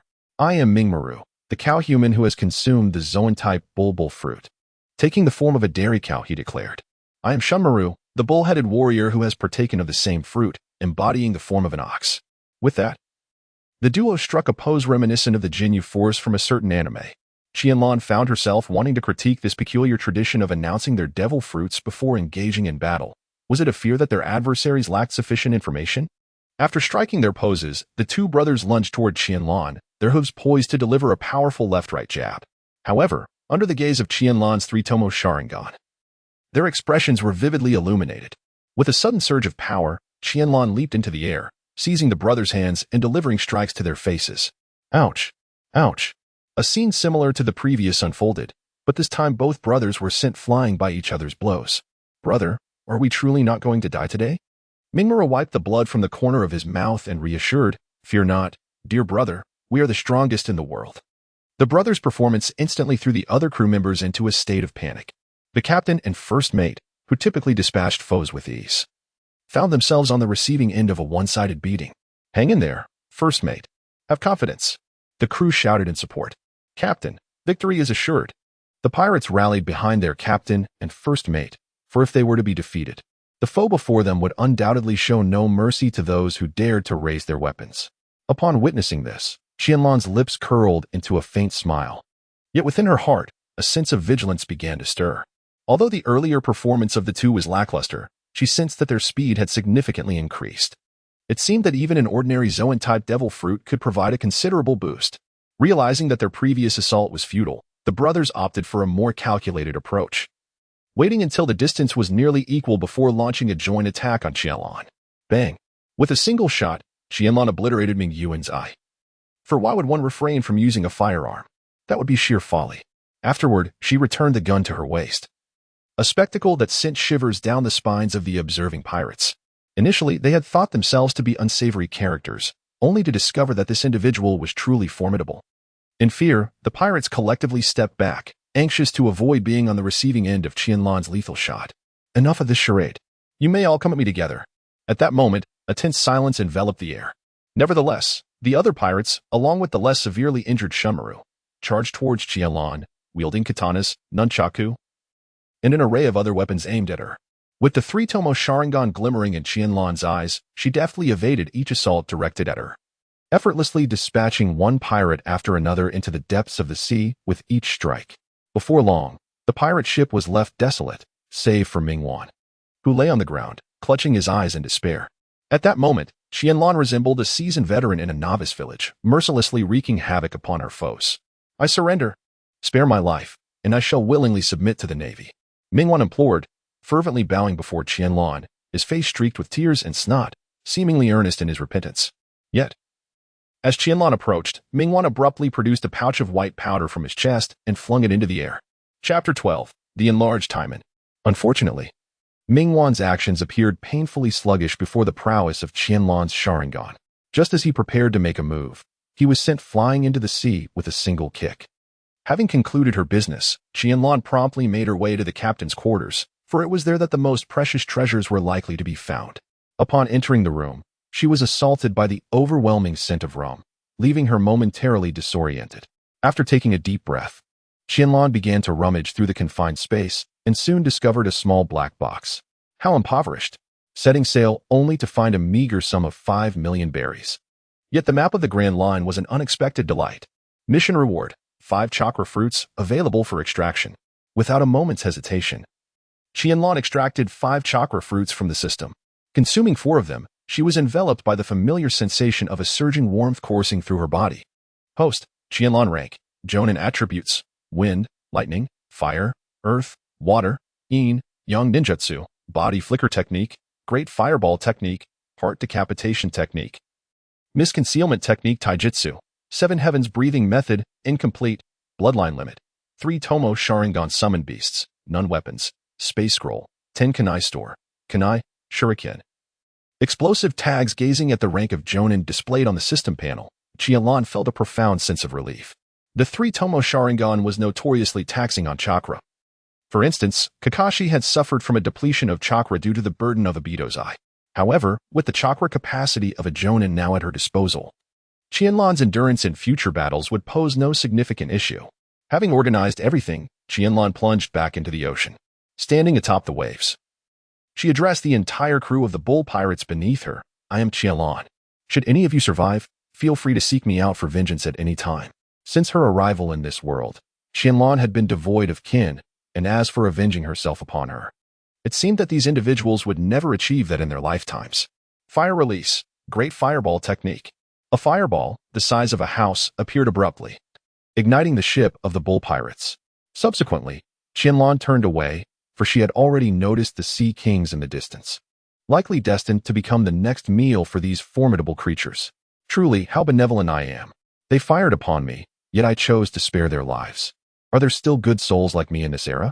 With that, Qianlan walked towards the horizon, while behind her, the sea began to swell with blood. Upon returning to the ship, Timan immediately approached her, inquiring, "How did it go? Are you unscathed? Did you find anything of value?" Qianlan, with a furrowed brow, angrily exclaimed, "Can't you show a little more concern for me? While I have indeed made some progress, it's evident you haven't lifted a finger. Perhaps you should focus on your training for tomorrow." Timan nodded, acutely aware that when the time for battle arrives, her inability to contribute could render her a burden, a realization that weighed heavily upon her. Observing Timan's despondent demeanor, Qianlan felt a pang of sympathy. However, the harsh truth of this era is that strength reigns supreme. Here, eat this. With that, Qianlan tossed the remaining chakra fruit to Timan, urging her to consume it and discern the effects. Subsequently, Qianlan reclined in her rocking chair, wallowing in her own despondency, while Timan inspected the chakra fruit, a semi-transparent, plump orb, before swallowing it whole. As warmth coursed through her body and a sense of power enveloped her, Timan silently expressed her gratitude to the captain, thinking, must you always speak so harshly? Stealing glances at the man's profile from the rocking chair, though not conventionally handsome, there was an undeniable charm about him. Timan found herself observing Qianlan, However, before long, she sensed a transformation within herself and swiftly lifted the slumbering Qianlan into her arms. Qianlan. I've grown. I've truly grown, she exclaimed excitedly. Feeling the softness before her face, Qianlan murmured absent-mindedly, Grown? You were already quite substantial and exceedingly soft at that. Unable to bear it any longer, Timan delivered a playful punch to Qianlan's face, causing the rocking chair to splinter under Qianlan's weight. In an instant, Qianlan jolted awake. Realizing the implications of her previous words, though the sensations she had just experienced lingered fondly in her mind. I meant to say my strength has increased significantly, and I've even gained a bit in height. Just now, I cleaved the cutting board in half with a single stroke, Timan added, casting a mischievous glance downward towards Qianlan's lower abdomen, which startled Qianlan considerably. Why don't you take a moment to adjust to your newfound strength while I prepare dinner? With that, Qianlan promptly made her way to the kitchen, her laughter ringing like silver bells behind her. Naturally, Timan's situation also revealed to Qianlan that the chakra fruit could be shared with others, though she remained uncertain about its efficacy. The next day, on the deck, Timan grumbled internally at Qianlan, who was perched on her back. Was that only 100 push-ups? Your current goal is 500. At this moment, Qianlan was merely curious about Timan's limits, as this was a direct manifestation of the chakra fruit's enhancement on individuals. However, Qianlan had already inquired about chakra, and it now appeared that the chakra fruit only affected the physical body of others. 498, 499, 500. With that, Qianlan rose from Timan's back, ready to commence another 500 sit-ups. Lying on the ground, Timan gritted her silver teeth. Her body too exhausted to utter a word, yet the animosity within her continued to swell. 15 minutes later, bolstered by the formidable recovery abilities of her ancient beast lineage, Timan had nearly regained her strength. All right, let us continue our training, declared Qianlan, who then commandeered Timan's rocking chair. Beside it sat a glass of vegetable juice. Let me add a little something for you. The unease within Timan intensified. Before long, Qianlan emerged with 2 dumbbell plates, placing them directly upon Timan's slender waist. With a gesture of encouragement, Qianlan exclaimed, You can do it, young lady. Timan glared furiously at Qianlan, the embodiment of torment, resigned to continue her sit-ups while enduring Qianlan's incessant provocation. As the saying goes, 30 years in the east, 30 years in the west. Time swiftly passed, and afternoon arrived. At last, it's my turn. Timan snarled, brandishing a wooden stick as she approached Qianlan, declaring, Watch as I strike you down. Qianlan sat cross-legged, her eyes covered by a veil of black cloth. At this moment, she was immersed in the training of observation haki, with the subsequent focus on armament haki. Despite the absence of a distinguished master to guide her, Qianlan, having absorbed knowledge from the anime, was well aware of the training methods. The rest depended on Timan. Chapter 13, The 100 Strategies of Klo. A week later, upon the tranquil sea, they were nearing the village of Zilabu, so there would be no training today. Timan nodded and, in an instant, seated himself in the only remaining rocking chair. Qianlan was examining her system panel. Over the course of a week, she had vanquished numerous pirates and even encountered the Navy attempting to seize her ship. Indeed, the world of One Piece is a tumultuous era. Host, Qianlan level, Jonin attributes, wind, lightning, fire, earth, water, yin, yang ninjutsu, body replacement technique, great fireball technique, heart decapitation technique, misconcealment technique, thunder tiger S massacre, water candy manipulation taijutsu, 7-day breathing technique, incomplete, bloodline limit, 3 tomo sharingan summoning beast, none weapons, space scroll, 10 kunai marketplace, kunai, shuriken, explosive tags regarding her task points. Qianlan intended to accumulate them for the purchase of 6 pads level ninja tools. As for other weapons like the decapitating sword or the shark skin, she found them unnecessary, preferring to diligently save her task points instead. Anchoring the Akatsuki at the periphery of a small island, Qianlan and Timan set foot upon the land of West Rob Village. Qianlan's objective is to outsmart Kuro. In the anime, he spent 3 years gaining Koya's trust while posing as the butler, Clabatel, with the intention of seizing her wealth. Oda, the esteemed author, remarked that Kuro possesses a high intelligence, second only to Ben Beckman, the vice-captain of the red-haired pirates. Although the characters introduced in the first 8 volumes are limited, Kuro's intellect is evident. Qianlan's visit is to ascertain whether Kuro has realized the value of his position, as he certainly did not regard Kuro's aptitude for being a butler at the time. Given the current timeline, It is likely that Kuro has only recently arrived at the Koya household, and Axe-Emperor Monka may have just assumed the rank of colonel in the 153rd Division. The mission at hand is to defeat the Black Cat Pirates, classified as a B-level task, with a reward of exploding blade mist. However, upon seeing the suddenly appeared mission panel, Qianlan's enthusiasm was not ignited, although the exploding blade mist is a weapon exclusive to the 7 ninja swordsmen. It is not suitable for someone like Qianlan, who lacks proficiency in swordsmanship. This weapon merely offers a convenience for Qianlan to avoid purchasing explosive talismans in the future. Nevertheless, with a bounty of 16 million berries on Kuro, not to mention the entire crew of the Black Cat Pirates, this B-level mission poses no challenge for him. Suddenly, a commotion arose. Pirates were approaching. A boy with black curls and a prominent long nose dashed out from the village. Usopp is at it again, deceiving everyone. The villagers of Syrup Village grumbled about Usopp, who had risen early to spin his tails. They harbored no animosity towards the lying Usopp. Instead, he served as a daily alarm clock reminding them of the absurdity of his antics. Timan, puzzled, asked, Qianlan, you wouldn't be looking for that boy, would you? Timan, do not underestimate this lad. There are many strong individuals in the world of One Piece, yet only 2 are deemed great gods. One is the illustrious Buggy, and the other is the man whose name reads the same forwards and backwards, Usopp, who specializes in flamboyant tricks. Once Usopp's antics subsided, Qianlan and Timan ventured directly into the village. Syrup Village, largely untroubled by pirates, boasts a decent standard of living. Observing the rising smoke from each household, Qianlan felt an unusual wave of weariness wash over him. Let us proceed. With the curious gazes of numerous villagers upon them, Qianlan and Timan made their way toward the Koya residence, a common sight in the world of One Piece where such insular villages abound. Perhaps due to Qianlan's small pistol slung at his waist, the villagers of Syrup Village refrained from voicing any objections. After a quarter of an hour, they arrived at the grand villa of the Koya family, perched on a hillside, where wild grass and flowers flourished in harmony, offering a splendid view, a true indulgence for the affluent. Upon reaching the entrance, Timan took the initiative to press the doorbell, and shortly thereafter, a man dressed in a suit and glasses emerged. Qianlan immediately recognized this individual as Klo, particularly the gesture of adjusting his glasses with his wrist, which left a lasting impression on her. May I inquire whom you are here to see? Do you have an appointment? Klo remarked, readjusting his glasses once more while scrutinizing Qianlan and Timan. Qianlan smiled with a sinister air, saying, we have come specifically to seek you, Krabatel. Or as you are also known, Baiji Kluo.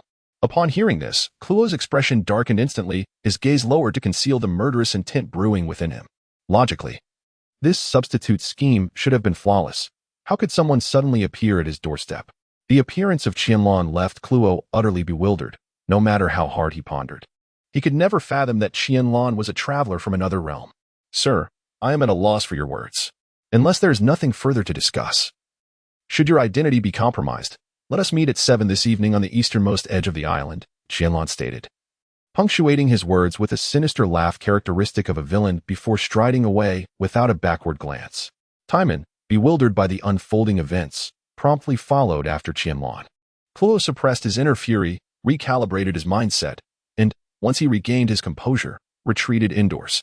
His plans were sacrosanct and must not be interfered with by anyone. If all else failed, he would summon the Black Cat pirate crew and execute a grand scheme to reclaim his identity as a pirate. As night fell, on the eastern shore of Ziluobu village, Qianlan and Timan savored grilled fish while admiring the nocturnal splendor of the sea. Suddenly, the clattering sound of metal striking the ground pierced the air, instantly capturing the attention of both Qianlan and Timan. They rose in unison, directing their gaze toward Kluo, who was approaching, his weapon clanging against the stones along the coast. Qianlan gazed at Kuro with keen interest, remarking, it seems we cannot even engage in conversation. You have even drawn forth your signature weapon, the 10 blades, Cat's Claw. Kuro adjusted his glasses with a flick of his wrist before responding. Can you enlighten me on how you became aware of my strategy? Is there perhaps a traitor among the Black Cat pirates? After all, they have also arrived, haven't they? Upon uttering these words, Qianlan turned to gaze at the vast expanse of the sea, where a pirate ship emerged from the shadows. Its sails still emblazoned with the insignia of the Black Cat pirates. Do these scoundrels not realize they ought to replace my sails? How can they expect to avoid suspicion? The astute Kuro began to ponder, fearing that this unreliable crew had inadvertently revealed his identity. Otherwise, he would not find himself in this predicament. Despite the fact that the pirate known as Cunning Kuro was purportedly dead, his ship continued to navigate the seas. Could that not unveil the truth? However, Kuro swiftly concluded that should he eliminate everyone present, his secret would remain hidden. A faint smile crept upon his face at this thought. Chapter 14. The blade of stealth and the eruption of fiery splash. The vessel of the Black Cat pirates drew ever closer, prompting Qianlan to accelerate across the water's surface. As the distance diminished, he acted in an instant. Fire style, great fireball technique. In a flash, a colossal fireball struck the pirate ship, engulfing it in flames. Accompanied by the incessant sound of explosions, evidently, this crew had brought a substantial amount of gunpowder. Kuro roared in fury, "Scoundrels!" Yet, his concern did not lie with the fate of his subordinates, but rather with how their demise would directly impact his forthcoming plans. "Go forth, Timan. This is your inaugural battle." "Ah, understood," Timan replied, snapping back to reality as she stepped forward to stand before Kuro. "This is my first fight. Please, show a little restraint." Kuro's brow furrowed tightly. Was he being underestimated by the enemy? How could such a comical woman possibly defeat him? As a pirate with a bounty of 16 million berry, he possessed his own pride. However, the clever Kuro soon recognized this as a fortuitous opportunity. By seizing the woman before him, he could turn the tide in his favor. Kuro chuckled. "Very well, I shall show restraint." Upon hearing this, Timan felt a sense of relief, but at that very moment, Kuro's cat's claw lunged forward, executing a vertical slash aimed at Timan. Clang! Upon witnessing this, Qianlan promptly stepped forward, using a kunai to block Klo's feline claws. Following this, she delivered a swift kick, causing Klo to instinctively retreat. Timan remained rooted in place, seemingly startled by the recent turn of events. As Timan regained composure, a flush of crimson spread across her cheeks. Realizing her earlier indiscretion, she cast a venomous glare at Klo, leaving Klo utterly perplexed.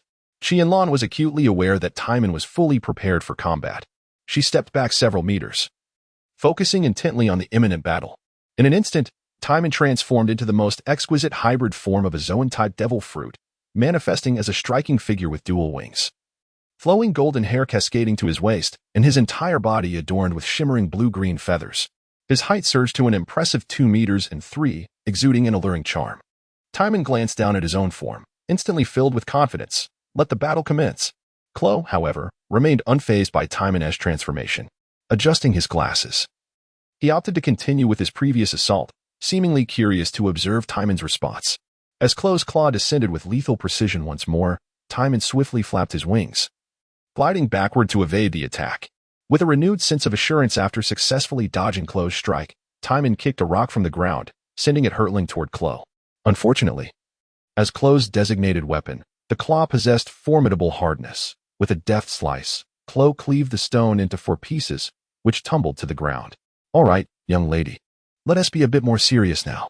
With that, Klo wielded his claws in a dual assault, relentlessly attacking Timan while effortlessly shattering the stones scattered across the ground.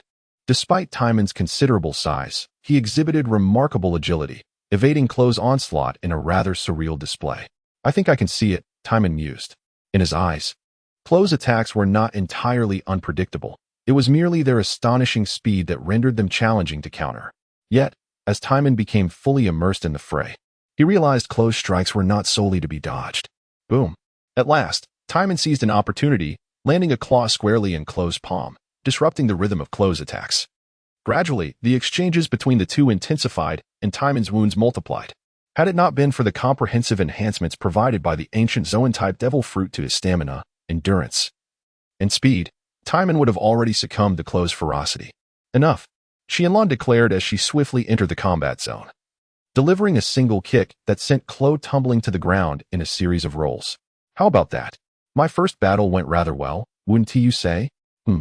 Take a moment to catch your breath. Your injuries will heal soon enough. Now, allow me to take over."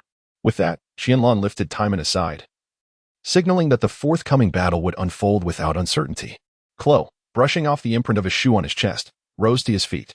The veins on his forehead bulged, indicating his irritation at Qianlan's earlier intervention as he rubbed his claws together menacingly. Silent Step. As Klo's signature move, Silent Step was a technique of rapid movement, especially potent under the cover of night, where ordinary onlookers could only catch glimpses of Klo's glinting claws. Qianlan quietly activated her cheat, the 3-tomo sharingan swirling continuously in her eyes, allowing her to perceive Kluo's form with remarkable clarity. Die. Sensing the opportune moment, Kluo approached Qianlan, his hands flailing in unison as if to rend her asunder. Clang. What?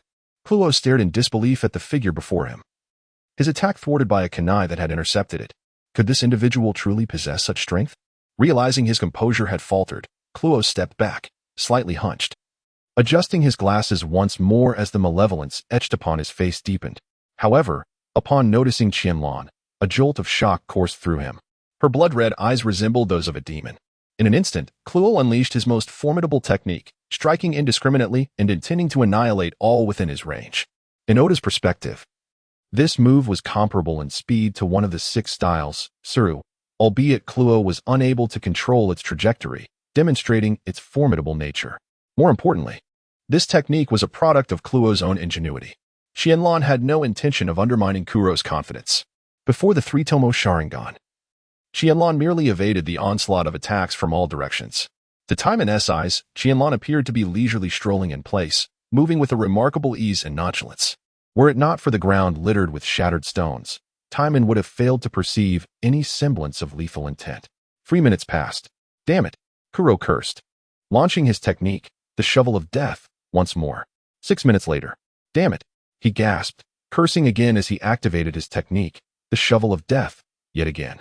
9 minutes later, Kuro lay helplessly on the ground, devoid of any strength to rise.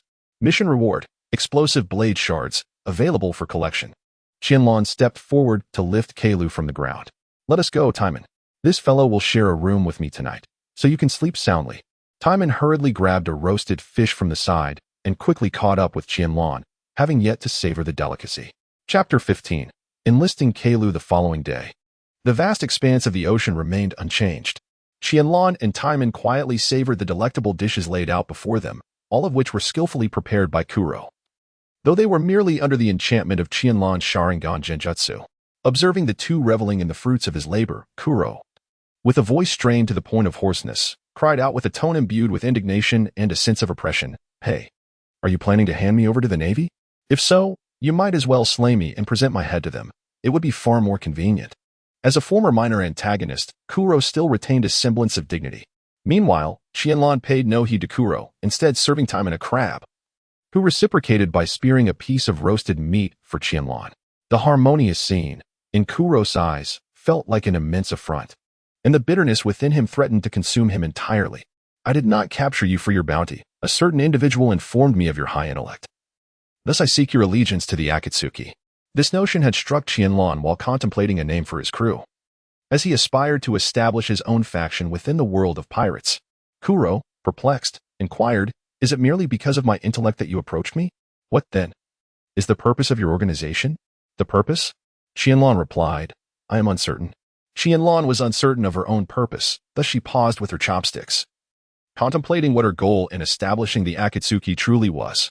Keilu, observing Qianlan's hesitation, scoffed and remarked, "An organization that cannot even comprehend its own purpose dares to invite me to join? You must be quite careless." With no other option, Qianlan turned to Timan beside her and inquired, "Timan, what is your dream?" Timan, thoughtfully chewing on his fork, replied, "My dream is to travel the world." Upon hearing this, Qianlan rose from her seat, exclaiming, "My dream is also to traverse the world and to forge an everlasting legend of our own. The purpose of the Akatsuki is to assist our comrades in realizing their dreams together." Keilu, disdainful of Qianlan's Navi declaration, curled his lip, though the astonishment in his eyes was unmistakable. Timan, on the other hand, lowered his head, a flush creeping across his cheeks as he pondered. Was Qianlan confessing to me just now? After all, why would she say something so akin to my own aspirations? Surely, Qianlan felt too shy to express it outright, thus choosing to articulate it so subtly. Then, Qianlan turned to Keilu, saying, "Your strength is lacking, though your intelligence is acceptable. For now, you shall be considered an intern member of our Akatsuki. Should your performance falter, do not be surprised if you find yourself tossed into the sea to feed the fish." Keilu, upon hearing this, nearly retched. In one breath, they spoke of aiding comrades in achieving their dreams, and in the next, threatened to cast a future ally into the depths of the ocean. Truly a paradoxical organization. Once the conversation had unfolded, Qianlan promptly untied the ropes binding Keilu, then cast a mischievous glance at Timan, realizing that she must always remain vigilant. perhaps even planning to seize a military ship to acquire seastone handcuffs, convenient for both training Timan and imprisoning those with abilities. Freed, Kalu stood bewildered, contemplating the simplicity of being allowed to roam the ship. A sense of inexplicable trust began to blossom within him. A week later, on the deck of the Akatsuki, Kalu counted aloud, 998, 999, 1,000. After completing his 1,000th squat, he collapsed onto the deck, utterly spent, initially coerced into performing well under threat. He now found himself willingly engaging in training after just a week. How indebted he felt. Yet, Kalu realized he rather enjoyed this sensation, the feeling of freedom. Kalu, hurry up with lunch, Timan called. Kalu said nothing in response and simply turned to busy himself in the kitchen. An hour later, the three gathered around the dining table. Qianlan and Timan eagerly dug into their meals, while Kalu observed their manners with mild disdain, though a smile lingered on his lips. After a brief respite post-lunch, the trio resumed their training. Kalu, go easy on me. Do not take the opportunity to retaliate, Timan cautioned. Kalu, grinning mischievously, replied, fear not. I shall be gentle. In an instant, the wooden stick in Kalu's hand sliced through the air, creating a sharp sound, and the smile on his face grew ever more brazen. Qianlan let out a painful cry. Ouch! Alas, I have yet to master the observation haki. I fear I may soon perfect the iron body. One of the Navy's 6 styles. Timan, who was lifting weights nearby, took note of the information in Qianlan's words and inquired, Qianlan, what exactly is this Navy 6 styles? Reluctantly, Qianlan could only rub his injured head and explain to the two. The Navy 6 styles refer to the techniques, gun, moonwalk, shave, paper arts, moonstep, and iron body. Collectively known as the 6 styles, these are considered essential skills for the strong within the Navy. It can be said that any high-ranking Navy officer is familiar with these techniques, though mastery varies. Of course, iron body is indeed formidable, yet few truly excel at it, leading to its myriad infamous moments, such as its effectiveness solely against Garp, or its portrayal as a technique that involves standing still and enduring blows. Nevertheless, iron body can be quite powerful in the right hands. For instance, CP9's Bluino utilized it to great effect, enabling him to move and unleash tremendous force by accelerating blood flow and muscle movement. Ultimately, whether iron body is considered powerful is a matter of personal perspective. Haki primarily consists of observation haki, armament haki, and conqueror's haki. Among these, conqueror's haki is remarkably rare, with only 1 in a million able to awaken it. Its primary function is to intimidate foes, often causing them to lose consciousness. Observation haki allows one to foresee an opponent's actions and sense distant foes, while armament haki enhances one's offensive and defensive capabilities, enabling the wielder to physically interact with Logia-type Devil Fruit users. As individuals develop these haki, unique abilities may emerge. The latter 2 forms of haki reside within everyone and can be awakened through diligent training. I am currently in the process of honing these 2 types within myself. After listening to Qianlan's lengthy discourse, Timan and Klo stood in stunned silence, having thought themselves quite strong, only to realize they were merely frogs at the bottom of a well. With this in mind, Timan began to add weight to his barbell, while Klo intensified his strikes with the wooden stick in his hand. Chapter 16. Lightning released chakra mode the next day? Is this the village of Koko? Where are the legendary fishmen? Qianlan smiled and remarked, it seems that the time for the mermen to make their appearance has not yet arrived. In truth, Qianlan was rather confused between mermaids and mermen, yet she was determined to seize the opportunity to witness a genuine merman in her lifetime. At the very least, Arlong and his crew represented one of the earlier appearances of a unique race. Kuro cast a puzzled glance at Qianlan, questioning whether the flesh of the merman could truly be utilized as a culinary ingredient. Would consuming it really pose no issues? The answer remained uncertain. Qianlan expressed that all her knowledge came from anime, and she could not possibly know such details. After responding to the two, she turned away and headed towards Kokeshi village. It was only when Qianlan approached Kokeshi village that she truly comprehended the foolish tyranny of Arlong, who forbade the use of iron tools, prohibited outings, and instead coerced everyone into paying money. Without any means to earn, how could they pay? Thus, at this early hour, Kokeshi village was nearly deserted, save for a Jian, who was seated at the entrance of his shop, braving the wind. Upon noticing the trio, a Jian rose and approached them, declaring, "You 3 should leave. Kokeshi village does not welcome you." Upon hearing this, Timan and Klo furrowed their brows, particularly Klo, who adjusted his glasses, revealing his inner discontent. Qianlan understood the implications of Aegean's words, sensing that it was merely a fade to conceal his fear of the Arlong pirates threatening his life. Nevertheless, this revelation left Qianlan feeling irked, prompting her to deliver a powerful punch to Aegeon's face, sending him sprawling to the ground. Aegeon, how could you speak in such a manner? Our Arlong kingdom warmly welcomes outsiders, yet we must kindly request a head fee of 3 million berries from you 3 visitors. Krubi, a member of the Arlong pirates, approached with a cadre of subordinates, exuding an air of unbridled arrogance. Curiosity flickered across the faces of Kuro, Timan, and even Qianlan as they observed Krubi and the fishmen beside him, which startled Krubi. Why did these 3 lowly humans regard him with such insatiable hunger? Akin to how one might look upon a meal? Kuro retracted his probing gaze and chuckled. So, this is what a fishman looks like? Indeed. They are quite different from humans, though upon closer inspection, they seem inedible, their flesh likely lackluster. Timan nodded in agreement, then shook his head with a heavy sigh. If they cannot serve as sustenance, what purpose do these fishmen serve? You lowly humans, what blasphemies are you uttering? Kirby retorted, indignation evident upon his face. We are noble fishmen, our strength innately surpassing yours tenfold.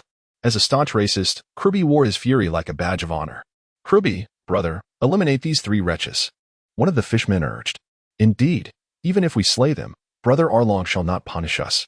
Amidst the fervor of the fishmen, Qianlan's system interface materialized once more, presenting her with a new mission. Mission: annihilate the Arlong pirates mission level. B mission reward: lightning release chakra mode. Instantly, Qianlan's heart raced with exhilaration. The lightning release chakra mode, a formidable technique cultivated by the rakeage of the Cloud Village across generations, was classified as merely a level B skill. Yet it rivaled many techniques rated as S. However, the task at hand, despite its B classification, would not be easily accomplished. To eradicate the Arlong pirates meant eliminating everyone, sparing not even the sea cow. If a single fishman were to escape, the mission would remain incomplete, a troublesome prospect indeed. Qianlan, with a hint of embarrassment, spoke. I wish to eliminate all the fishmen. Please keep an eye on them and ensure none escape. The contemptible humans seek their own demise. Almost simultaneously, both parties plunged into battle. Timan instantly transformed into the mightiest beastman form and charged at the nearest fishman. Kirby chuckled, I am a master of the fishman's unarmed combat, boasting 40 techniques, unlike you mere mortals. Before Kirby could finish his sentence, Qianlan gathered her strength and delivered a resounding slap to Kirby's face, sending him spinning several times before he finally landed on the ground. Qianlan exclaimed in anger, how despicable. While I acknowledge the existence of the fishman tribe, it would be far better for wretches like you to perish. On the ground, Kelluobi immediately rose, warily regarding Qianlan. You acknowledge our fishman tribe? Yet you still wish for death. With that, Kelluobi unleashed his ultimate technique, the fishman empty-handed martial arts, thousand-tile crushing fist. The powerful strike, capable of shattering 1,000 tiles in the water, surged directly towards Qianlan. Qianlan extended his right hand to seize Kirby's fist, his body remaining utterly still. Can this truly be deemed the essence of fishman karate? Would that not render each of Jinbei's strikes as an essence in itself? Following his remark, Qianlan exerted force downward, causing Kirby's grotesque visage to contort in pain as he knelt, clearly suffering a deep-seated agony. Subsequently, Qianlan delivered a side kick to Kirby's head, sending the towering figure crashing to the ground. In the arena, only Kuro remained, weaponless and nimbly evading the relentless assaults from the fishman before him. Observing that both Qianlan and Timan had swiftly concluded their battles, Kuro felt an involuntary surge of urgency. He resolved to engage directly, his fist colliding with that of the fishman, resulting in the latter's arm being shattered by the impact. What kind of strength is tenfold that of a human? Kuro exclaimed before advancing to end the fishman's life. It appeared Kuro had underestimated himself. As a notorious pirate with a bounty of 16 million berries, he had allowed himself to be intimidated by a mere fishman. Witnessing this scene, both Qianlan and Timan chuckled lightly, while Kuro felt a twinge of embarrassment. Qianlan retrieved Klo's weapon from the spatial scroll and handed it over. Klo accepted it with a nod, yet immediately turned away, clearly still embarrassed by the transformation of his identity. Meanwhile, the 3 continued their journey towards the Evil Dragon Park. After their departure, Aegeon and a group of villagers from Kekaxia emerged from their homes, eager to inspect the corpses of the fishmen scattered on the ground. It was Aegeon who was the first to ignite the flames of rebellion. Challenges against Arlong had already begun to surface. Shall we simply stand by and watch? He urged. Let us all take up arms and fight for ourselves. Let us contend with Arlong's faction. For our own sake, let us unite and battle. The villagers, stirred by a collective fervor, hurried home to retrieve anything that could serve as a weapon. Under Arlong's rule, nearly everyone armed themselves with their farming tools. Thus, the villagers of Akatsuki gathered and set forth, following Qianlan and her companions towards Evil Dragon Park. Chapter 17. The Annihilation of Arlong's Pirate Crew. 20 minutes later, the three, led by Qianlan, arrived at the Dragon Park, a domain belonging to Arlong. The two fishmen stationed at the entrance soon took notice of their presence. Observing this, Kuro armed himself with his weapon, the 10 blades, cat claw, and swiftly charged at the two fishmen. Before they could even react, Kuro, utilizing his remarkable speed, had slain both of them. He then brandished his cat claw, shattering the grand gates of Arlong Park, an act that drew the attention of all the fishmen within. "Lowly humans, how did you manage to enter?" exclaimed Gio, who then noticed the two fishmen lying in a pool of blood behind Kuro. "How dare these lowly humans lay a hand on our noble kin?" At this moment, Qianlan and Timan had also joined the fray, with Qianlan stepping forward. Lightning release, thunder tiger destruction. In an instant, a colossal, canine-shaped lightning beast manifested before the crowd, bolstered by Qianlan's substantial chakra. The immense discharge of electricity erupted at the location where the fishmen were congregated, enveloping the open space of Evil Dragon Park in a swirling tempest of lightning arcs. Undoubtedly, the presence of abundant water from the fishmen contributed to the formidable strength of the lightning technique, as Evil Dragon Park was established right by the sea. Earth release, heart decapitation technique. Qianlan's figure swiftly vanished from the sight of the crowd, while the body of the cadre, Gio, was abruptly dragged into the ground by her. Upon her reappearance, she delivered a fierce kick that severed Gio's head without a glimmer of hope for rescue. "Bastard!"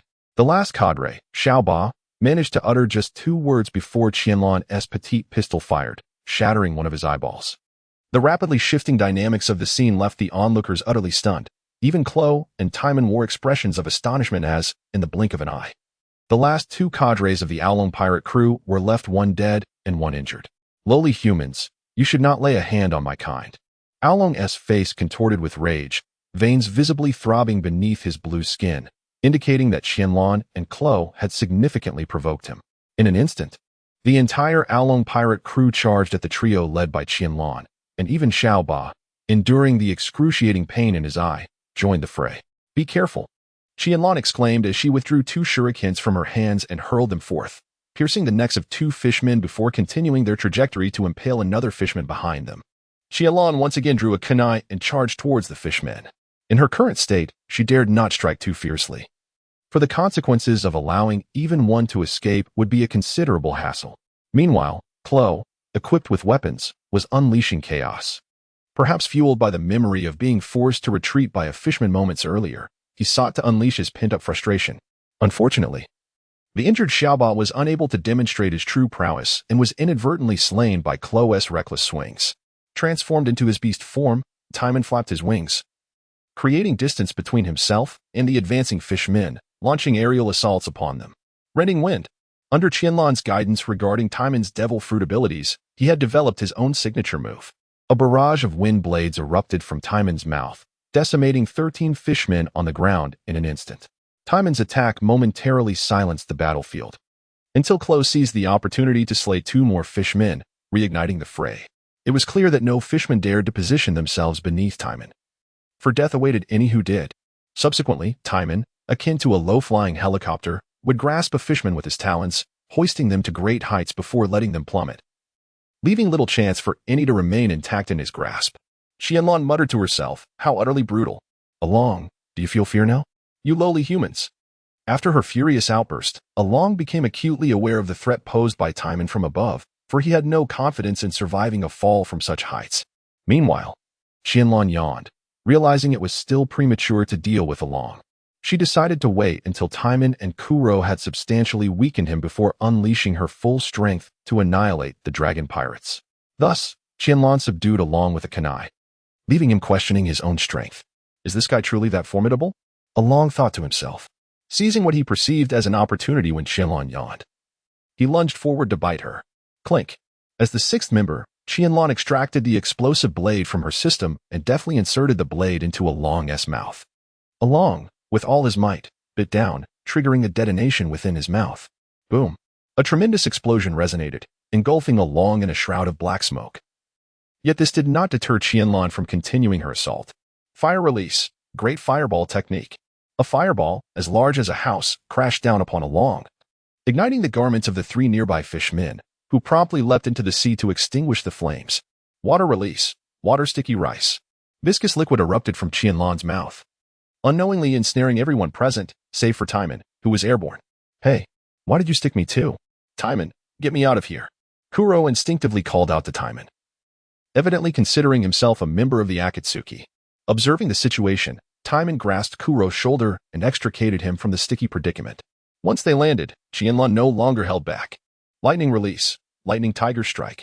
A colossal lightning beast surged into the ground, instantly enveloping the entire dragon park in arcs of electricity, while the ensnared fishmen were left crackling with electricity, accompanied by the scent of singed flesh. Mission reward, lightning release chakra mode. Mastered host, Qianlan rank. Jonin attributes, wind, lightning, fire, earth, water, yang ninjutsu, body replacement technique, great fireball technique, mind-severing technique, misconcealment technique, lightning tiger strike, water sticky rice. Taijutsu, 7 days breathing technique, incomplete. Lightning release chakra mode bloodline limit. 3 Tomo sharingan summoning beast, none weapons, space scroll, explosive blade. Store, kunai, shuriken, explosive tags. Regarding the lightning release chakra mode categorized under taijutsu, Qianlan understood that the system classified it as such, yet it indeed demonstrated superior prowess as a ninjutsu technique. Inhaling the aroma wafting through the air, Kuro remarked, "It seems the flesh of fishmen is indeed edible." Qianlan and Timan stared in astonishment at Klo, questioning whether such a meal could truly be consumed. Let us proceed.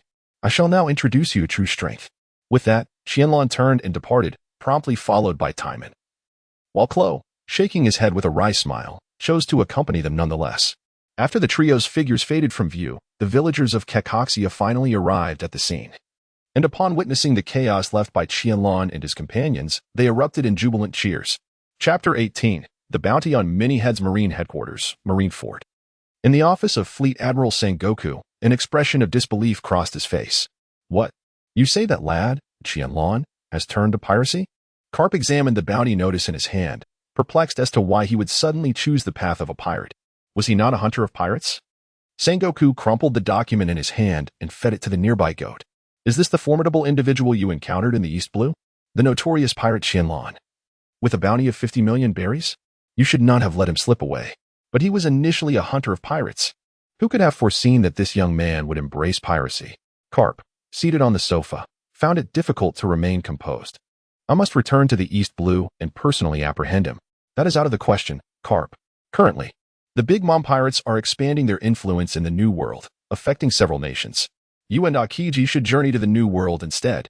Garp reluctantly sank back into his chair, realizing that the situation in the New World was far more concerning than Qianlan's predicament. Meanwhile, the Navy's bounty notice was disseminated across the globe, yet Qianlan's 50 million berry bounty failed to attract the attention of many formidable individuals. In the East Blue, Timan exuberantly brandished a newspaper as she entered the training quarters of Qianlan. Qianlan, you rascal, you have a bounty now, 50 million berries. The moment you receive such a bounty, it piques my interest. She then handed the newspaper to Klo, grinning. Klo, your bounty has increased as well, albeit by 400,000 berries. You are now a pirate with a bounty of 20 million berries. As for me, I have my own bounty of 300,000 berries, which I intend to cut out and affix by my bedside. At this moment, Qianlan found herself deep in contemplation. Kuro, I have not slaughtered a single civilian. Why then am I regarded as a pirate, with a bounty of 50 million berries placed upon my head? Kuro, who had been exercising his arms, set down the dumbbells and adjusted his glasses with a smile. It is because you have eliminated too many formidable pirates without seeking to claim their bounties from the Navy. Thus, the Navy does not recognize you as a pirate hunter, and since you are not part of the Navy, you are deemed a pirate instead. Truly, you are my astute strategist. Come, let us spar for a while. Kuro's expression instantly soured. Who wishes to spar with a monster like you? It is time for lunch. I shall prepare it now. With that, Kuro hastily departed, utilizing his culinary talents to escape the conversation. Meanwhile, Qianlan resumed her training in armament haki.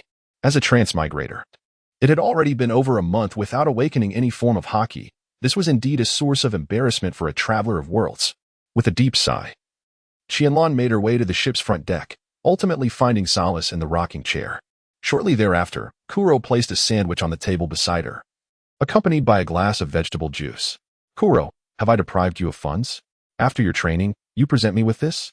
Timan's appetite was insatiable. As a Zoan-type devil fruit user, her single meal equated to the daily sustenance of 2 individuals. Shouldn't you consider allowing her to eat less? Moreover, if she wishes to bathe, can you truly prevent that? Qianlan immediately shook her head. If Timan truly found himself unsated, he would likely lose his motivation for cultivation. It seemed she had rushed through her time in Akatsuki village, neglecting both the supplies on the ship and those contained within the space scrolls. Who is the formidable individual you intend for us to seek? As she spoke, Kuro cast out the fishing line in his hand. For if they did not find provisions to dock at the small island soon, they might very well perish from hunger aboard the vessel. Qianlan swiftly devoured the sandwich and downed the vegetable juice in one go. Coughing slightly, she mused that they would likely arrive by tomorrow. However, she remained uncertain about the true strength of this formidable figure. As a hidden powerhouse in the world of One Piece, the extent of Shimotsuki Jinchuru's prowess was shrouded in mystery. Typically, this individual appeared with half-closed eyes, a trait often associated with monsters in the anime, thus leading one to assume that Jinchuru was no exception. Moreover, it was Jinchuru who had taught Zoro the art of cutting steel, and he had also demonstrated the supreme swordsmanship spoken of by Hanazono Garo, the ability to refrain from cutting, even paper. Therefore, Jinchuru's might was beyond dispute. It simply remained untested in combat. While Qianlan was lost in her thoughts, a cannonball plummeted from the sky towards her rocking chair, followed by a barrage of 5 more cannonballs aimed directly at her. Seriously, am I the target? She exclaimed, unleashing 5 shurikens that detonated the incoming explosives mid-air. As she rose to her feet, a new mission appeared before her from the system. Mission: defeat the Navy's 8th Division and eliminate Nelson. Mission level: B. Mission reward: 3,000 mission points. Qianlan never expected that this was the 8th Division of the Navy, as depicted in the Millennium Dragon chapter, with Nelson being a prominent antagonist from earlier on. Boom, boom, boom. Explosions rained down in rapid succession, and Qianlan along with Klo exerted all their might to fend off the onslaught. At that moment, Timan burst forth from the ship's cabin, charging directly towards the nearby Navy forces. Should we fight or flee? Is escape even an option now? Regardless, I have embraced the life of a pirate, and it's time to demonstrate the strength of our organization, Shao, to them.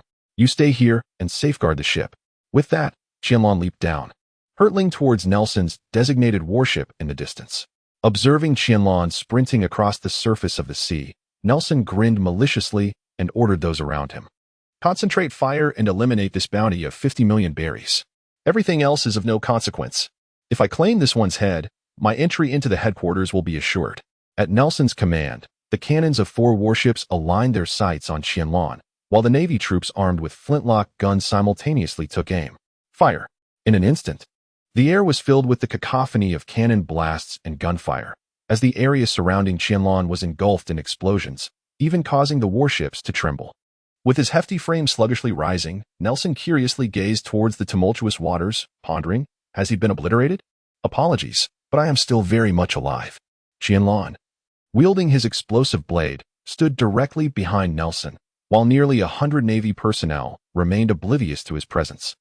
Thanks to the combination of substitution and transformation techniques that allowed Qianlan to materialize anywhere. Someone come protect me. Where are you all?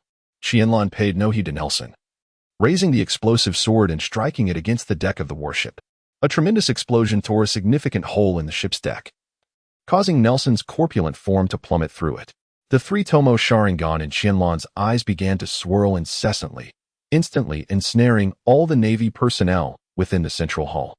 Ensnared by the illusion, the bewildered Navy aimed their cannons at the 2 adjacent warships and, without hesitation, opened fire, causing the 2 ships to gradually sink.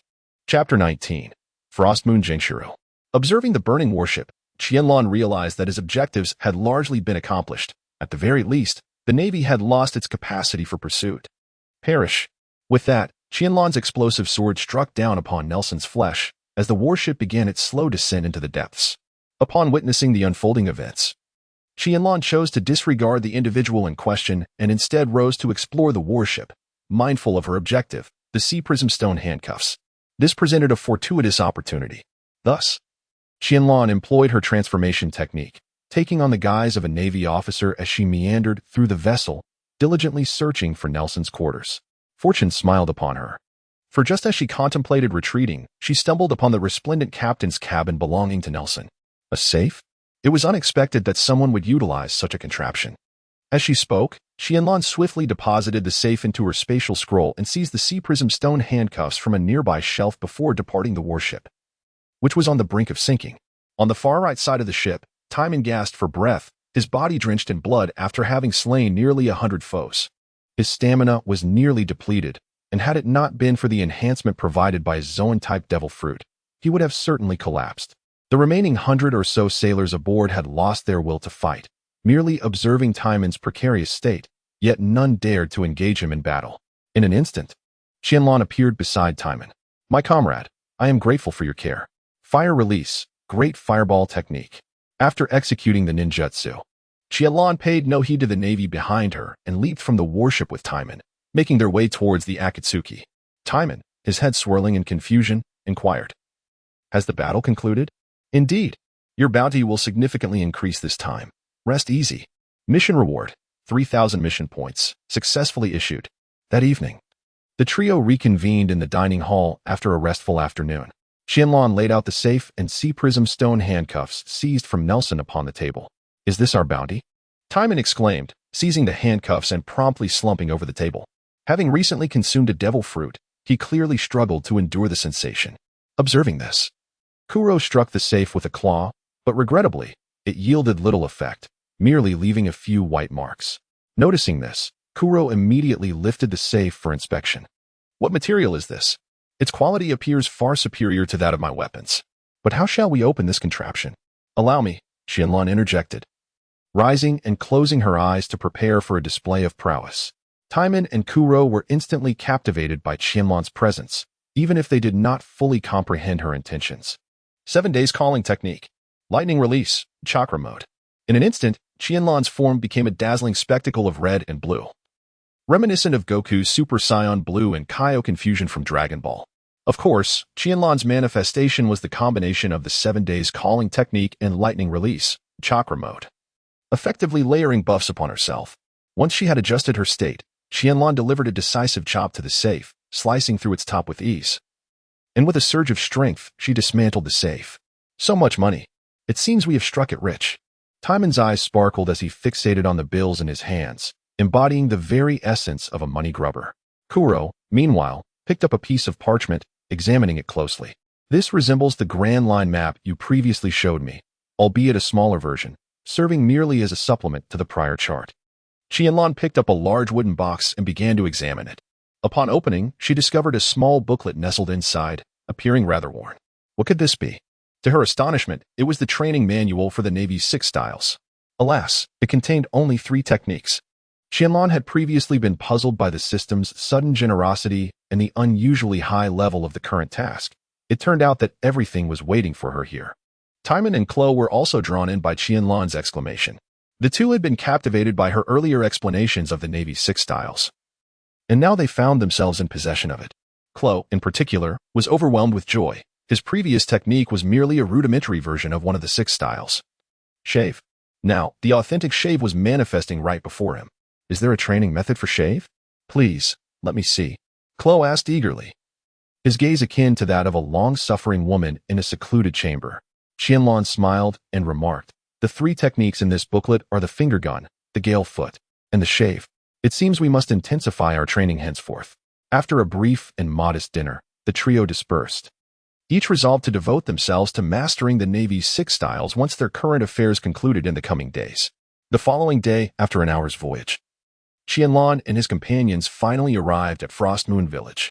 Upon setting foot on its soil, they hastened towards the village's restaurant, with Timan sprinting ahead, clearly eager for a substantial meal. "Boss, serve whatever you have, hot or cold, meat or vegetarian, fried or steamed. Just bring it all, I assure you. Money will not be an issue," Timan declared before taking a seat and awaiting his orders. Meanwhile, Qianlan and Klo joined him, and they observed the bustling kitchen. The first dish was swiftly devoured by the trio, and within a quarter of an hour, only Timan remained actively eating, as Qianlan and Klo had nearly finished their meals. Suddenly, a waiter entered, dragging Gung Xiling along, pointing towards the trio's table.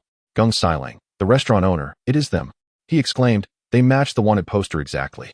Gung Xiling adjusted his spectacles and approached their table. Are you three from the Akatsuki pirate crew? I wonder what brings you to Frost Moon Village. We primarily seek to pay a visit to the hidden master of Frost Moon Village, Mr. Gung Xiling, and to replenish our ship's supplies, Qianlan replied. Gung Xiling, maintaining a composed demeanor, responded, I am merely an ordinary dojo master, hardly a hidden master. However, should you wish to enjoy a cup of tea at my Ixin dojo, you are most welcome. With that, Gung Xiling turned and left the restaurant. Klo then stood up and requested the latest bounty notice from the proprietor. The swift response from the Navy must be due to the widespread knowledge of recent events. Timan, you have earned your title, the Witch Timan, with a bounty of 10 million berries. Qianlan, your title is the Cunning Ninja Qianlan, with a bounty of 55 million berries. As for me, my bounty has increased by 3 million berries, but my title remains unchanged. Upon hearing of her increased bounty, Timan joyfully indulged in 2 extra bowls of rice. After settling the bill, the trio made their way to the Ixin dojo. Chapter 20. Three-sword-style Rorno Desarro. Upon arriving at the entrance of the Ixin dojo, they were greeted by the continuous shouts of children from within. It was evident that no pirate dared to venture here, with the sword dojo functioning like a school. The entire village was adept in swordsmanship. Who wouldn't be intimidated? You must be friends of the teacher. The teacher sent me to welcome you, a snot-nosed boy exclaimed as he ran out to usher them inside. Once in the living room, Qianlan and his companions found Gung Xiling seated alongside a green-haired youth, who appeared quite impatient while Gung Xiling wore a warm smile. This is Zoro, my disciple. He is here to broaden his horizons, Gung Xiling explained. With less than a few months until Zoro set sail, it was clear that he had become lost and could not find his way back to Frost Moon Village, thus taking on the role of a pirate hunter on the high seas. Qianlan chuckled. Gung Xiling, are you not afraid that we might abscond with this little fellow? After all, we are notorious pirates. After the three settled themselves cross-legged, Gung Xiling promptly poured each of them a cup of tea, seemingly intent only on offering Qianlan and her companions a simple refreshment. With his eyes still narrowed, Gung Xiling inquired, what are your impressions of Zoro? Timan replied, impulsive and hasty. Klo added, he appears rather dim-witted. Timan and Klo provided their assessments without hesitation. Judging by his earlier demeanor, their observations were indeed accurate. Zoro was not the type to sit calmly and enjoy a cup of tea. Qianlan lifted the teacup and took a sip, remarking, Zoro possesses considerable talent. He is destined to become a formidable swordsman. The anger that had momentarily consumed Zoro, provoked by Timan and Klo, dissipated as he curiously regarded the composed Qianlan. Meanwhile, Timan and Klo exchanged astonished glances, perplexed as to how Qianlan discerned the latent potential within the green-haired youth before them. Zoro maintained his impassive demeanor and inquired, might I ask, Mr. Qianlan, if you could take him out to sea for a while? It would surely serve to enhance Zoro's combat experience. Qianlan spat out all the tea in his mouth. Could he really take Zoro out to sea? Was Luffy's first SSR about to be snatched away by him? Zoro, taken aback, sat up straight, his face a canvas of confusion as he inquired, Master, is it truly my time to set sail? And why must I accompany this group? With that, Zoro provocatively glared at Timan and Klo, having etched their previous remarks into his memory. Zoro, long ago, no one in the dojo could rival you. Now is the moment for you to venture forth and broaden your horizons. Mr. Qianlan, with a bounty of 55 million berries, is indeed a worthy winner. At the very least, he recognizes your innate talent, Yushiro remarked before lowering his gaze to sip his tea. Meanwhile, Qianlan and his companions remained silent, granting Zoro ample time for contemplation. After a prolonged silence, Zoro knelt, bowing his head as he tearfully declared to Yushiro, Master, I shall carry on Kuina's legacy and ensure our names resonate across the seas. Hearing Zoro's words, Yushiro wiped away a tear from the corner of his eye. His disciple, whom he had nurtured for over a decade, was finally ready to embark on his journey. It appears I have yet to give my consent, Qianlan interjected, interrupting the heartfelt exchange. Zoro immediately turned, glaring furiously at Qianlan. You scoundrel. Zoro, you may leave now. This matter is settled for the time being. I eagerly anticipate the day your name echoes across the ocean, Yushiro commanded. Obliged by the order, Zoro reluctantly exited, casting a final, fierce glare at the trio, particularly directing a venomous expression at Qianlan. Once Zoro departed, the atmosphere in the room returned to tranquility. After a casual conversation among the four, they finally broached the main topic. Only Mr. Qianlan is willing to take Zoro out to sea. I could engage in a spar with Mr. Qianlan, Yoshiro stated. As his words fell, Qianlan's system panel shifted as well. Task: defeat Yoshiro. Task level: a task reward. Palm healing technique. Though the palm healing technique may seem somewhat underwhelming as an A-level ninjutsu, its applications are vast. By channeling chakra from the palm, one can significantly enhance the healing capabilities of wounds or afflicted areas, allowing even minor injuries to mend almost instantaneously. More impressively, the palm healing technique can effectively treat internal ailments, making it a powerful remedy for both injuries and illnesses, capable of curing nearly all afflictions. Qianlan, why does the master of the dojo, Gungsureo, wish to conceal your prowess from Zoro? Wouldn't this also enhance his understanding? Gungsureo, with his squinted eyes, shook his head. I merely wish for Zoro to comprehend that there are always those beyond oneself, in realms beyond this one. My strength is not particularly formidable. As a descendant of Shimatsuki Ryuma, Qianlan could not believe that Gungsureo's capabilities were merely ordinary. He must possess at least the realm of cutting steel, or else he would not be able to instruct Zoro. Without further ado, let us engage in a sparring match. With that, Qianlan stood up and walked outside, followed closely by Timan and Klo, while Gungsureo could only shake his head in resignation, as he had already given his word. Before long, the four arrived at an open space far from Shimatsuki village, for should a large-scale battle ensue, it would undoubtedly attract unwanted attention. In the arena, Qianlan and Gungsureo faced each other, both acutely aware that the impending duel would not be an easy one. Thus each was diligently adjusting their state of readiness. Timan, observing the two who were now holding their breath in concentration, turned to Klo and inquired, "Who do you think will emerge victorious?" "I cannot say. I have not witnessed the full extent of Qianlan's strength, nor do I know the true might of this master. Let us observe for now. I firmly believe that Qianlan will triumph." In an instant, Qianlan and Gungsureo began to test each other's abilities. Qianlan wielded two kunai, launching a relentless barrage of attacks, even closing the distance to thrust at Gungsureo, forcing him to retreat step by step. Meanwhile, Gungsureo remained vigilant. His eyes narrowed in concentration, expertly parrying Qianlan's fierce assaults with his sword, Wad Ichimonji, effectively deflecting each strike. Suddenly, Qianlan executed a sidekick aimed directly at Gungsureo. In response, Gungsureo adjusted his stance and brought down the hilt of his Wad Ichimonji with force, striking Qianlan squarely on the foot.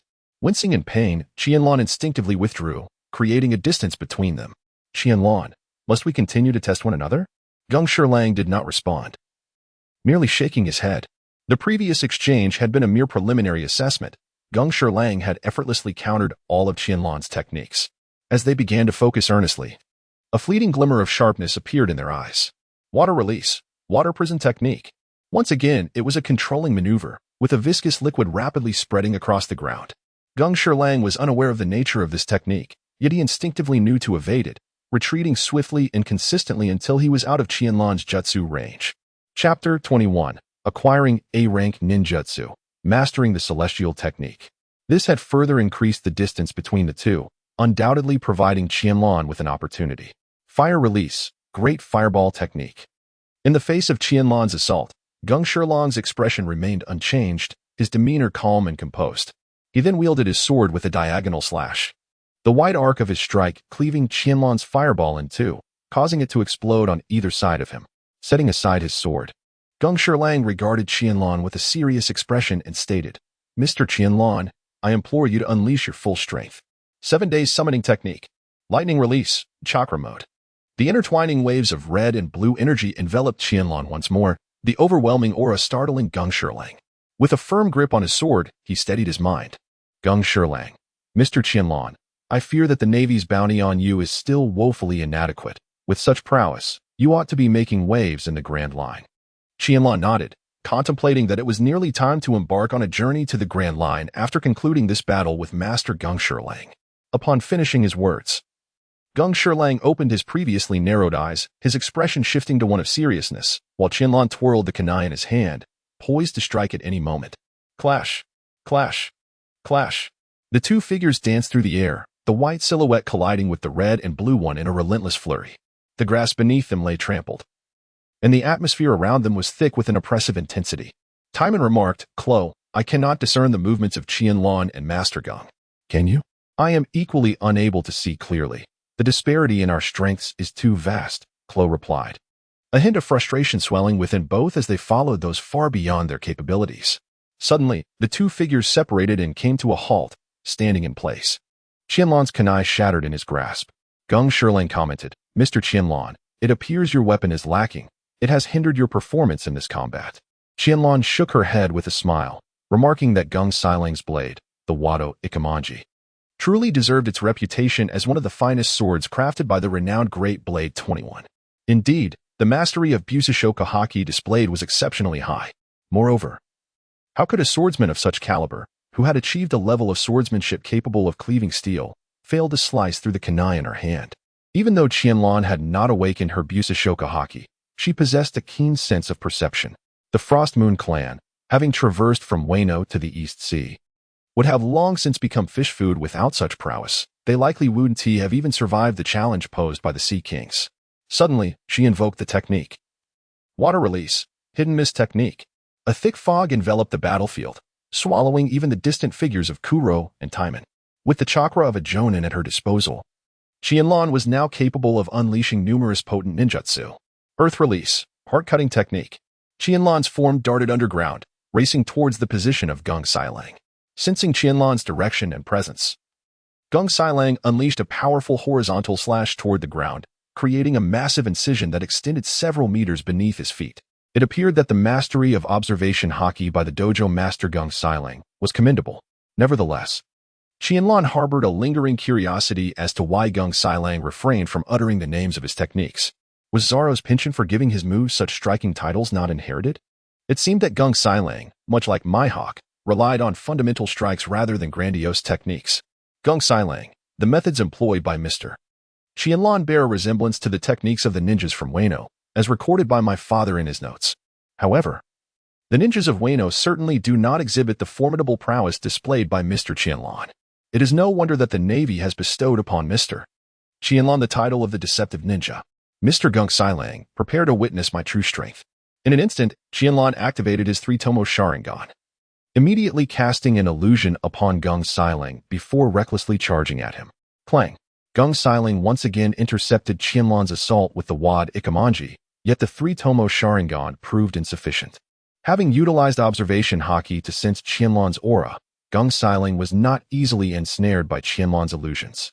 Seizing the opportunity, Gung Xilang launched a fierce counterattack against the approaching Qianlan.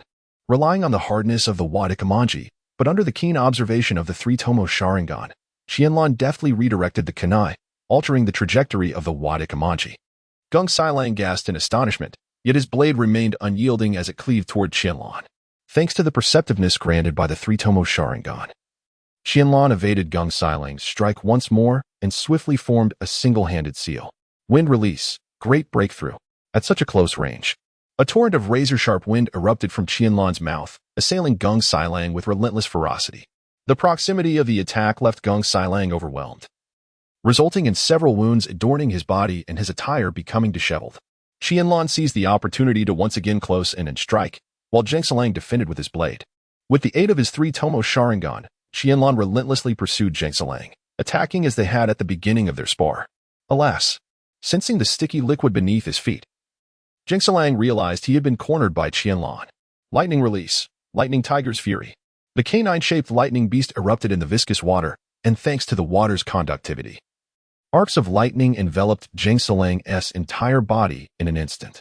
His movements became sluggish due to the paralysis, and Qianlan seized the moment to press a kunai against Gung Xilang's neck. Task reward, mastery of sage techniques achieved. Host, Qianlan rank, Jonin attributes, wind, lightning, fire, earth, water, yang ninjutsu, body flicker technique, great fireball technique, heart decapitation technique, hidden mist technique, lightning tiger's fury, sage techniques. Taijutsu, seven heavens breathing method, incomplete. Lightning release chakra mode bloodline limit. Three-tomo sharingan summoning beast, none weapons. Space scroll, exploding blade spray. Store, kunai, shuriken, explosive tags. Qianlan was aware that her future self had essentially eliminated all shortcomings, and her combat prowess had significantly improved, at the very least. She could now tend to minor injuries independently. However, the quality of her kunai was rather subpar, and it seemed unlikely that they could withstand intense battles. It was evident that she needed to forge kunai of superior quality moving forward. You did it. Qianlan, I knew you could. Timan's voice shattered the tranquil atmosphere.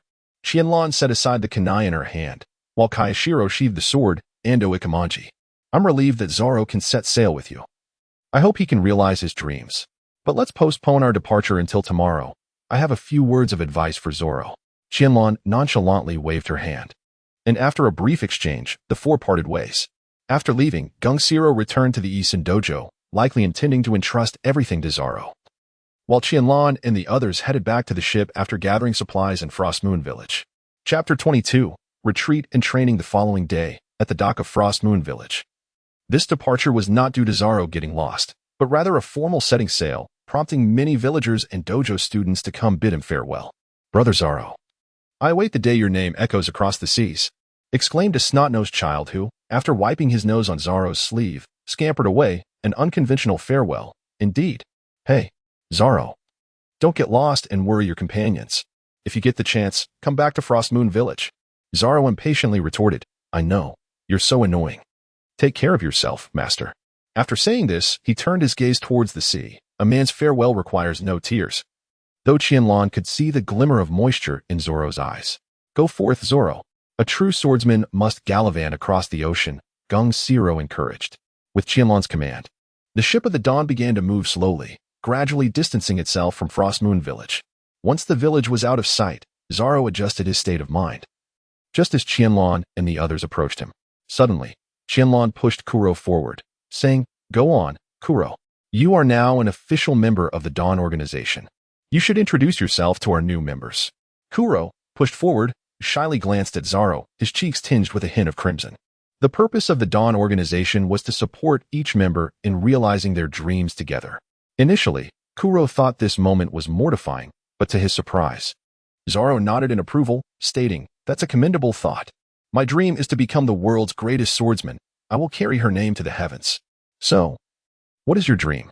Zoro's question left Kuro momentarily speechless. His dream? Indeed, what was his dream? Reflecting on this, Kuro turned to Qianlan. Initially, he had only desired to secure a substantial inheritance for a stable life, yet after being brought aboard by this man, he realized that such a life seemed to suit him well. So, what truly was his dream? Qianlan astutely discerned the thoughts swirling within Klo's mind. Previously confined by his limited perspective, Klo now seemed to linger in a state of uncertainty. Klo, why have you suddenly fallen silent? Timan exclaimed, waving his hands animatedly before Klo. Timan's words jolted Klo from his reverie, and in an instant, he regained his former confidence. My aspiration is to assist Captain Qianlan in realizing all the visions of the Akatsuki organization. In response to Klo's declaration, astonishment painted the faces of Qianlan and Timan. While Zaro simply chuckled, That's a commendable dream. Qianlan, well then, let us commence the banquet. Let us warmly welcome our new member, Zaro. Is there any wine? Timan gave Zaro's shoulder a hearty slap and exclaimed, You scoundrel! We are pirates, how could we possibly lack wine?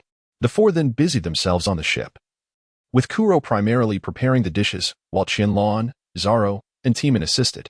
Zaro quickly found his place among them, for he was not only a wanderer but also a connoisseur of spirits. Cheers. For the four moved the dining table onto the deck, where they toasted against the backdrop of the cool sea breeze. After downing a cup, they began to open up, sharing tales of yore. Kuro said, Timan, it's utterly amusing that you were cornered by the villagers to the mountains and still forgot to escape. Timan retorted, Humph, you were hardly any better. Being relentlessly beaten by Qianlan and still shouting on the ship. You two are truly blind.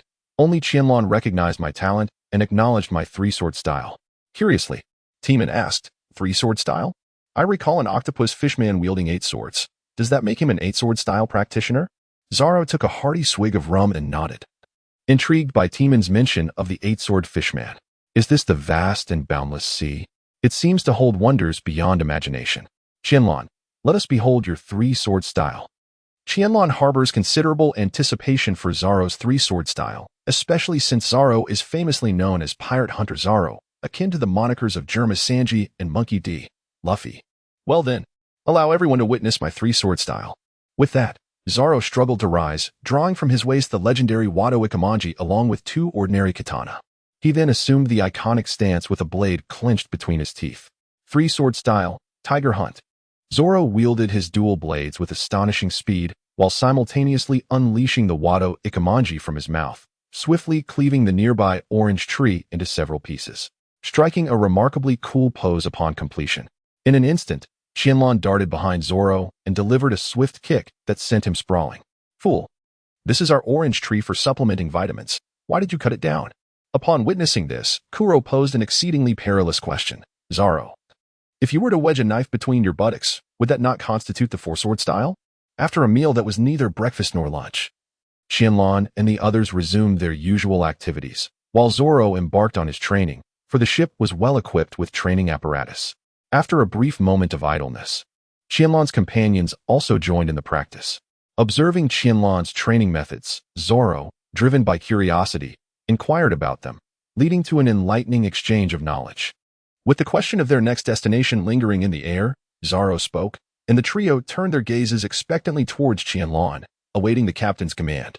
Qianlan pondered for a moment before speaking, then let us proceed to Angia Island, where the geological conditions are rather harsh and the population sparse. There are nearby islands for resupply. Timan's expression instantly fell. Then I must quickly procure some skincare products. Meanwhile, Zoro silently contemplated whether he should stock up on more alcohol. A week later, on Angia Island in the East Sea, the four of them, who had been training separately, gathered together.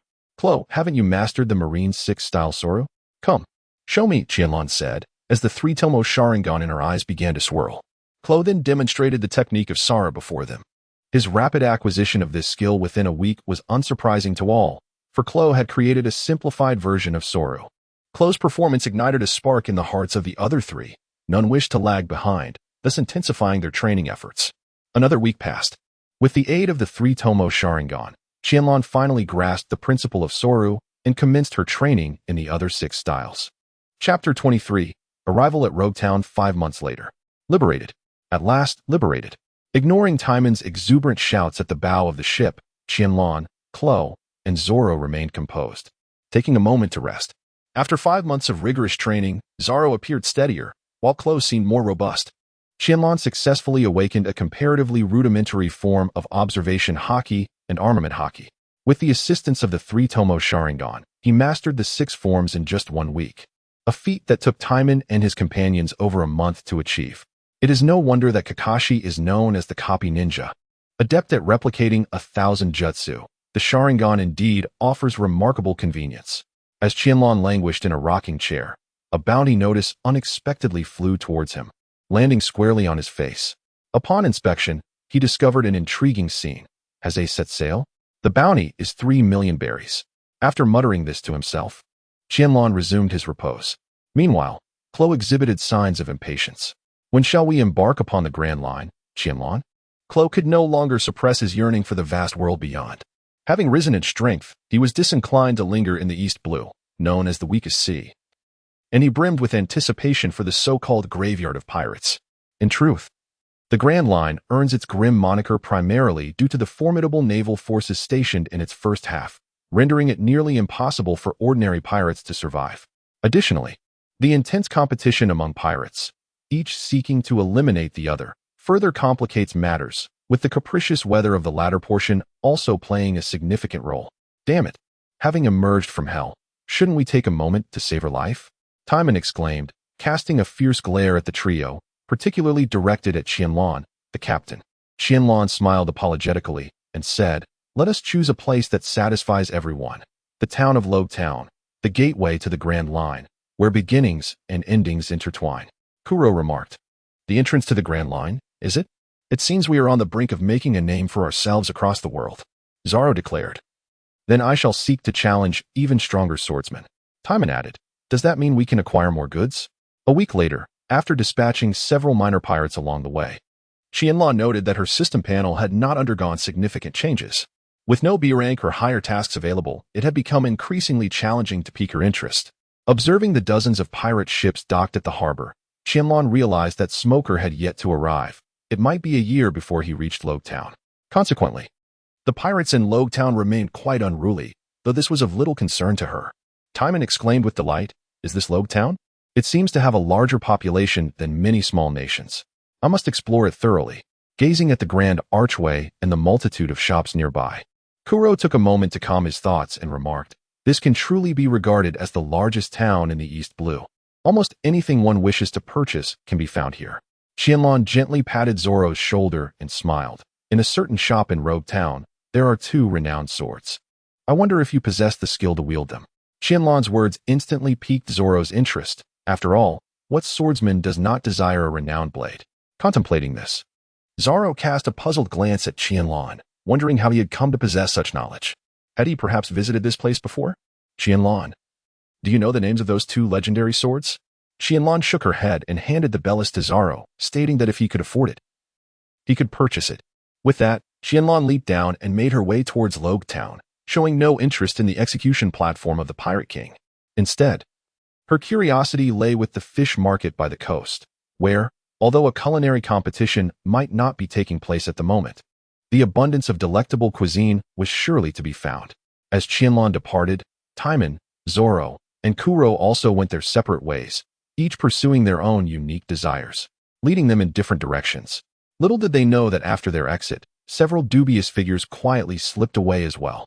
Is it truly possible to sample for free? Certainly. Qianlan unceremoniously stuffed a piece of sushi into her mouth and found it rather unremarkable. After expressing her opinion, she departed without a backward glance, leaving the attendant to lament the unexpected encounter with a customer who sampled without purchasing. However, upon reflection, the face of that individual seemed vaguely familiar, as if she had seen him before. Suddenly, the attendant hastily set aside her duties and dashed away. Meanwhile, Qianlan continued her culinary exploration, indulging in various delicacies. Those who refused to allow tasting were simply met with payment. Unbeknownst to her, as she reveled in the pleasures of gastronomy, a storm was gathering over Rogue Town. At the naval branch of Rogue Town, Commander Kimos sat at the head of the conference table, flanked by a dozen oddly dressed individuals seated in opposing rows. Kimos addressed the assembly. The notorious pirate Qianlan, with the highest bounty in the East Sea, has made her appearance in Rogue Town. What course of action do you propose? He held little hope for the responses from those gathered, as the local gang leaders and pirates were all his own prot-gs. Who among them would dare to oppose his will? He had expected to be a brigadier general at headquarters, soon to be promoted to rear admiral, merely for the crime of eliminating a few civilians. Yet, here he was, relegated to this position. Nonetheless, Kimos was somewhat content with his current existence in Rogue Town. He was akin to an emperor, and now he embraced true freedom. Amidst the crowd, an alluring woman rose. "Lord Kimos, do you seek to claim this bounty? Or are you after the glory?" A burly, bald man added, "Whatever your intent may be, we stand ready to support you." However, all present harbored ulterior motives. Should Kimos be promoted due to this achievement, it would alter the dynamics in Rogue Town, regardless of whether a righteous navy or a more avaricious one took his place. Engaging in unsavory dealings required stability, and none wished to disrupt the status quo. At that moment, a languid youth with green hair stood up from the back, casually picking his nose. "You may continue your deliberations. I shall take my leave. My grandmother in the countryside awaits my visit." With that, the green-haired youth disregarded the puzzled gazes of the assembly and exited, incensing Kimos. It appeared that he had a rebellious dog among his ranks. Disobedient dogs deserve to be culled. Kimos maintained his composure and declared, "Then let us proceed as per our usual arrangement, a 70-30 split." This achievement pales in comparison to the tangible rewards of currency. You may rest assured it will be entrusted to us, Lord Kimos. Indeed, we are seasoned veterans. We have never faltered in our endeavors. Chapter 24. Breaking out after a day of wandering through Rogue Town, Qianlan and her companions sat in a tavern, dining together. As it was inevitable they would cross paths in such a small locale. Laughter adorned their faces, particularly that of Zoro, who grinned broadly. "Qianlan, you were right. The cursed blade Sandai Katetsu and the fine sword Shusui are indeed remarkable. My new glasses and the weapon Catclaw have also been reforged, just as you requested. The kunai's hardness has significantly improved." As he spoke, Kuro presented several shimmering kunai to Qianlan. Qianlan grasped the shuriken, feeling its icy chill. Upon closer inspection, it was evident that its hardness had significantly improved. As night fell, the 4 of them retired to their respective rooms after dinner. However, as time progressed, a multitude of torches began to converge upon the inn, indicating a crowd of no less than 1,000 individuals. Observing this, Qianlan's shadow clone entered the room to rouse everyone, while her original self took the initiative to awaken Timan. It appeared that they had drawn attention. and from more than one faction. Qianlan found it hard to believe that a mere pirate crew could orchestrate such a gathering. Otherwise, it was inconceivable that over 1,000 individuals could mobilize without the Navy being on high alert. Of course, she could not fathom that the pirates and gangsters of Lowtown were nurtured by the Navy, a notion that would likely elude many. Kuro adjusted his glasses and posed the question, should they stealthily depart or charge out directly? Did you not express your desire to make a name for yourself in the world? He added, prompting a response. Kuro, slightly embarrassed, shook his head, stating, I believe the over 1,000 individuals below are beyond our capacity to handle, so it would be wiser to retreat for now. Desarro remained silent, merely biting down on the Wado Ikamanji, which unequivocally conveyed his stance. As a member of the Akatsuki, Desarro felt that not having a bounty diminished the stature of their crew. Having finally encountered a grand battle, he could not fathom missing out on such an opportunity. Qianlan and Timan exchanged a knowing glance, both acutely aware that it was time to take action. Task: Escape from Rogue Town.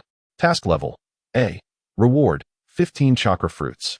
Qianlan was quite taken aback by the high task level assigned by the system, given the capabilities of their quartet.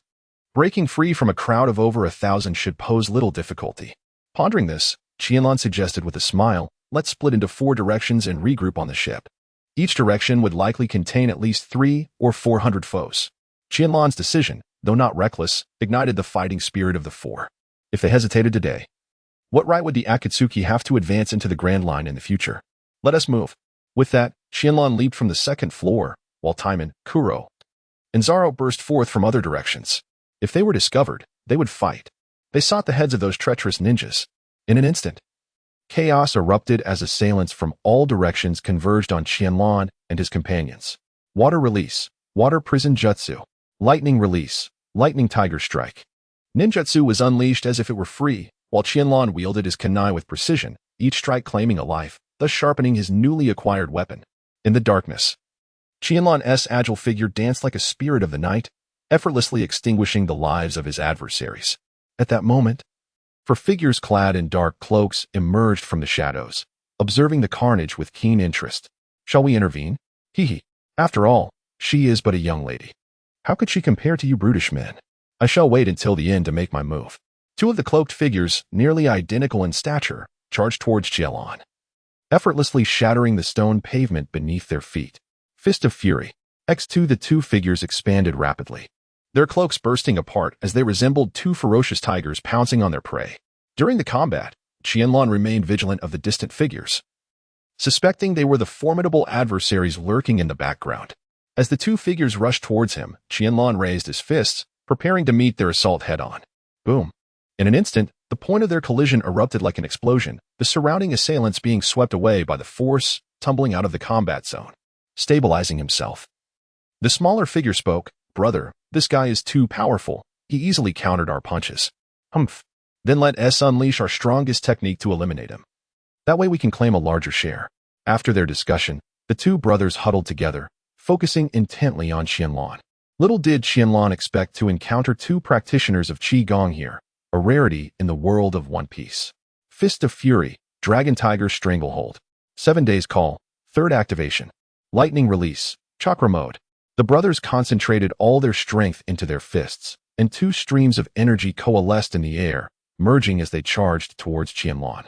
Faced with such a ferocious assault, Qianlan did not flinch or evade. Instead, he surged forward, propelled by an extreme velocity, and struck out with a punch that collided with theirs. Boom. The tremendous shockwave radiated outward, cracking the surrounding walls, while the 2 brothers crumpled helplessly, collapsing into a pool of blood. With the swiftness bestowed by the lightning-style chakra mode, Qianlan swiftly dispatched an adversary with a single punch, leaving them sprawled upon the ground.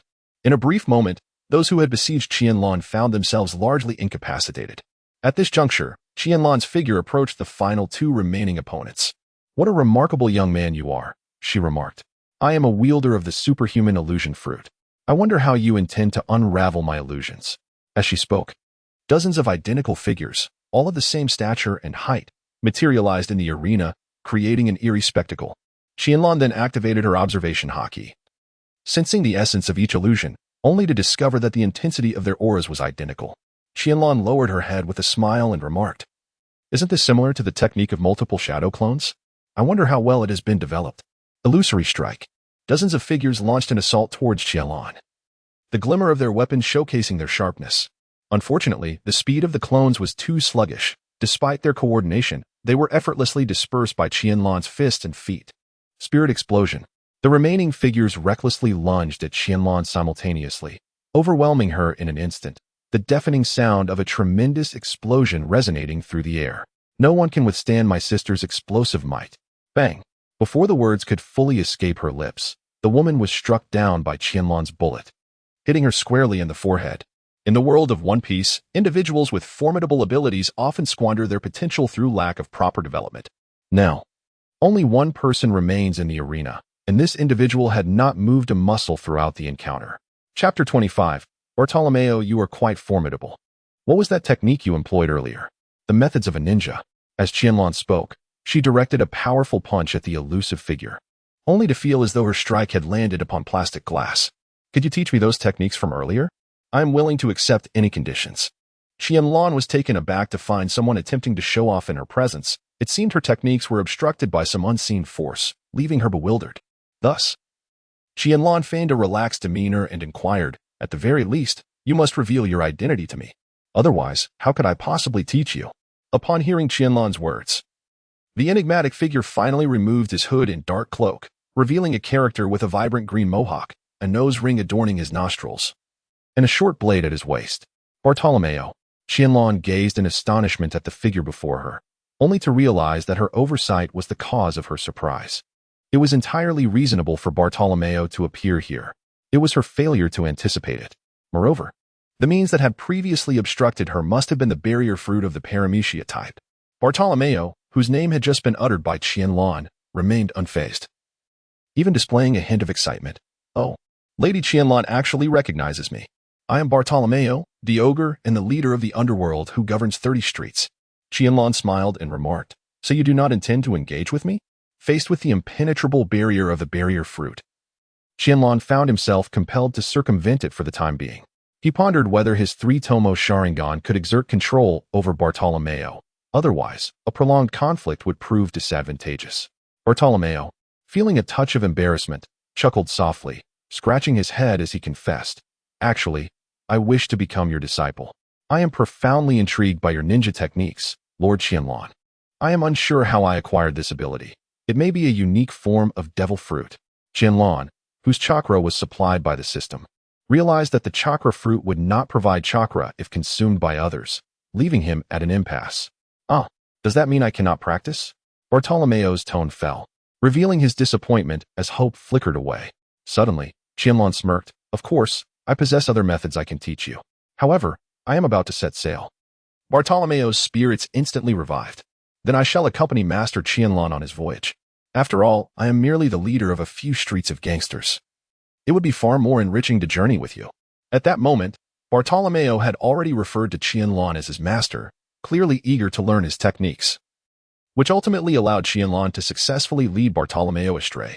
Qianlan then hurried with Bartolomeo towards the dock, slaughtering passers-by along the way. The residents of Rogtown, seemingly accustomed to such occurrences, kept their doors tightly shut, silently observing the chaos unfolding outside their windows. Qianlan inquired with a hint of perplexity, Bartolomeo, do you comprehend the situation? Why does such a grand display have no impact on the common folk? Ah, this is Lord Kimos's arrangement. In Rogtown, black is black, and white is white. The two do not interfere with each other, hence the citizens of Rogtown remain largely indifferent, Bartolomeo replied, deepening Qianlan's confusion. What of the other naval forces? Has no one else stepped forward? How many among them can withstand the trials? There are not lacking righteous navies in Rogtown. Yet here, the distinction between justice and darkness is starkly clear. Bartolomeo's demeanor darkened, as if recalling something troubling. As the two conversed, they finally arrived at the docks of Rogtown, only to find not Desarro, Kuro, or Timan awaiting them, but rather over 300 armed naval officers and the naval lieutenant Kimos. Upon spotting Qianlan, Kimos disdainfully spat, what a bunch of worthless individuals. Even a dog would perform better than this lot. In the end, it falls to me to clean up this mess. With that, Kimos gestured downward with his right hand, prompting his aide Marber to step forward and bellow, fire. In an instant, the muzzles of flintlock guns gleamed ominously. and the 5 cannons aboard the warships unleashed their might simultaneously, illuminating the sandy shore with an overwhelming barrage and drowning out all sound in a deafening roar. As the smoke cleared, Qianlan stood undisturbed, having adhered to the principle of remaining unharmed amidst the chaos. Bartolomeo, Kimos thundered, voicing his dissatisfaction. Having quickly discerned the nature of the earlier events, Bartolomeo emerged from behind Qianlan, still wearing a sardonic grin. At that moment, Timan, Desarro, and Kuro arrived, each bearing wounds. Yet they appeared spirited and seemingly unharmed. Upon witnessing the situation, Qianlan began to employ the art of palm sorcery to rejuvenate the 3 individuals. In a short while, they all regained their vitality, appearing significantly less fatigued. How impressive, master, Desarro remarked, casting a puzzled glance at the figure who shared his hair color, and inquired. Who is this person? Qianlan, feeling somewhat embarrassed, touched his nose. His name is Bartolomeo, and he was deceived into seeking me as his mentor. This fellow is also a user of the barrier fruit. Qianlan and the others began to converse nonchalantly, utterly oblivious to the sullen expression on Kimos' face. You wretched pirates, this is war, Kimos exclaimed. Bartolomeo, I had hoped to cultivate your abilities after you consumed the barrier fruit, but alas, you have chosen the path of demise. With that, Kimos discarded the cigarette, but from his mouth onto the ground, and crushed it beneath his heel. In an instant, Kimos' figure vanished from sight, only to reappear before Qianlan, delivering a powerful right hook aimed at his face. Bang! The wooden structure shattered under the force of Kimos' strike, while Qianlan found himself several meters away from Kimos. Meanwhile, his subordinate Marbo began to direct the assembled Navy personnel. Over 300 soldiers advanced towards Qianlan and his companions in an unusual formation, their flintlock pistols firing at varying speeds. As for Zorro, Kuro, Timan, and Bartolomeo, they fought valiantly, but faced with the well-trained Navy soldiers under Kimos and the strategic command of Marbo, their assaults were thwarted. Observing the battlefield, Kimos laughed maniacally, his gaze fixated on Qianlan. I shall accept the bounty of 100 million berries for your crew, and what awaits you is nothing but eternal death. Chapter 26. Setting sail. Kimos launched another punch, but Qianlan raised his left arm to block the attack. Haha, so you are the Navy Lieutenant Kimos, merely a pitiful weakling. Before Kimos could react, Qianlan delivered a sudden right punch to his abdomen. Clang! I cannot believe you possess the iron block of the Navy's 6 styles. Qianlan was surprised to encounter someone skilled in the Navy's techniques here. Clearly, Kimos' past was far from ordinary, or else such a formidable warrior would not have fallen to this state. Kimos paid no heed to Qianlan's words. In his eyes, Qianlan was already a dead man. Finger poke. Kimos' right hand jabbed repeatedly at Qianlan, each successful strike promising to create a gaping wound. However, under the watchful gaze of Qianlan's 3-tomo sharingan, Kimos' movements appeared sluggish as a tortoise. Seizing the opportunity, Qianlan struck Kimos' abdomen once more, sending the unprepared lieutenant flying. As Kimos rose, he remarked, I never expected to encounter such a strong adversary born of the East Blue. For the first time in years here, I find myself in such a dire predicament. You are worthy of my utmost effort. Upon encountering such a formidable opponent for the first time, Qianlan realized that this encounter would serve as an excellent opportunity to hone her own mastery of the 6 styles. With this thought in mind, she deactivated her 3-tomo sharingan and engaged Chromos using solely her physical prowess. However, Chromos had not fully mastered the 6 styles either, possessing only the techniques of shave, iron mass, and finger pistol. Thus, the two sparred, exchanging blows with their incomplete versions of the 6 styles. Regrettably, Qianlan's application of the techniques was far less adept than Chromos's, resulting in her enduring most of the punishment. Had it not been for her timely use of observation haki and armament haki, she would have succumbed long before. Haha. I am curious where you acquired your knowledge of the Navy's 6 styles, but you are certainly no match for me. A rear admiral who has attained my rank through sheer strength. Chromos laughed triumphantly, as if victory were already assured. Do not hold back. Everyone, unleash your full power. With a resounding shout, Qianlan instantly heightened attention across the battlefield. Under the leadership of Maber, the Navy became increasingly vigilant, while Klo, Timan, and Desarro simultaneously wore smiles, leaving Bartolomeo in a state of confusion regarding the unfolding events. The first to react was Timan, whose formidable physique, attributed to his ancient Zoan-type devil fruit, rendered his martial arts training remarkably effective. In an instant, a slicing kick swept towards the encircling Navy attacking Timan. The disparity in power became glaringly evident.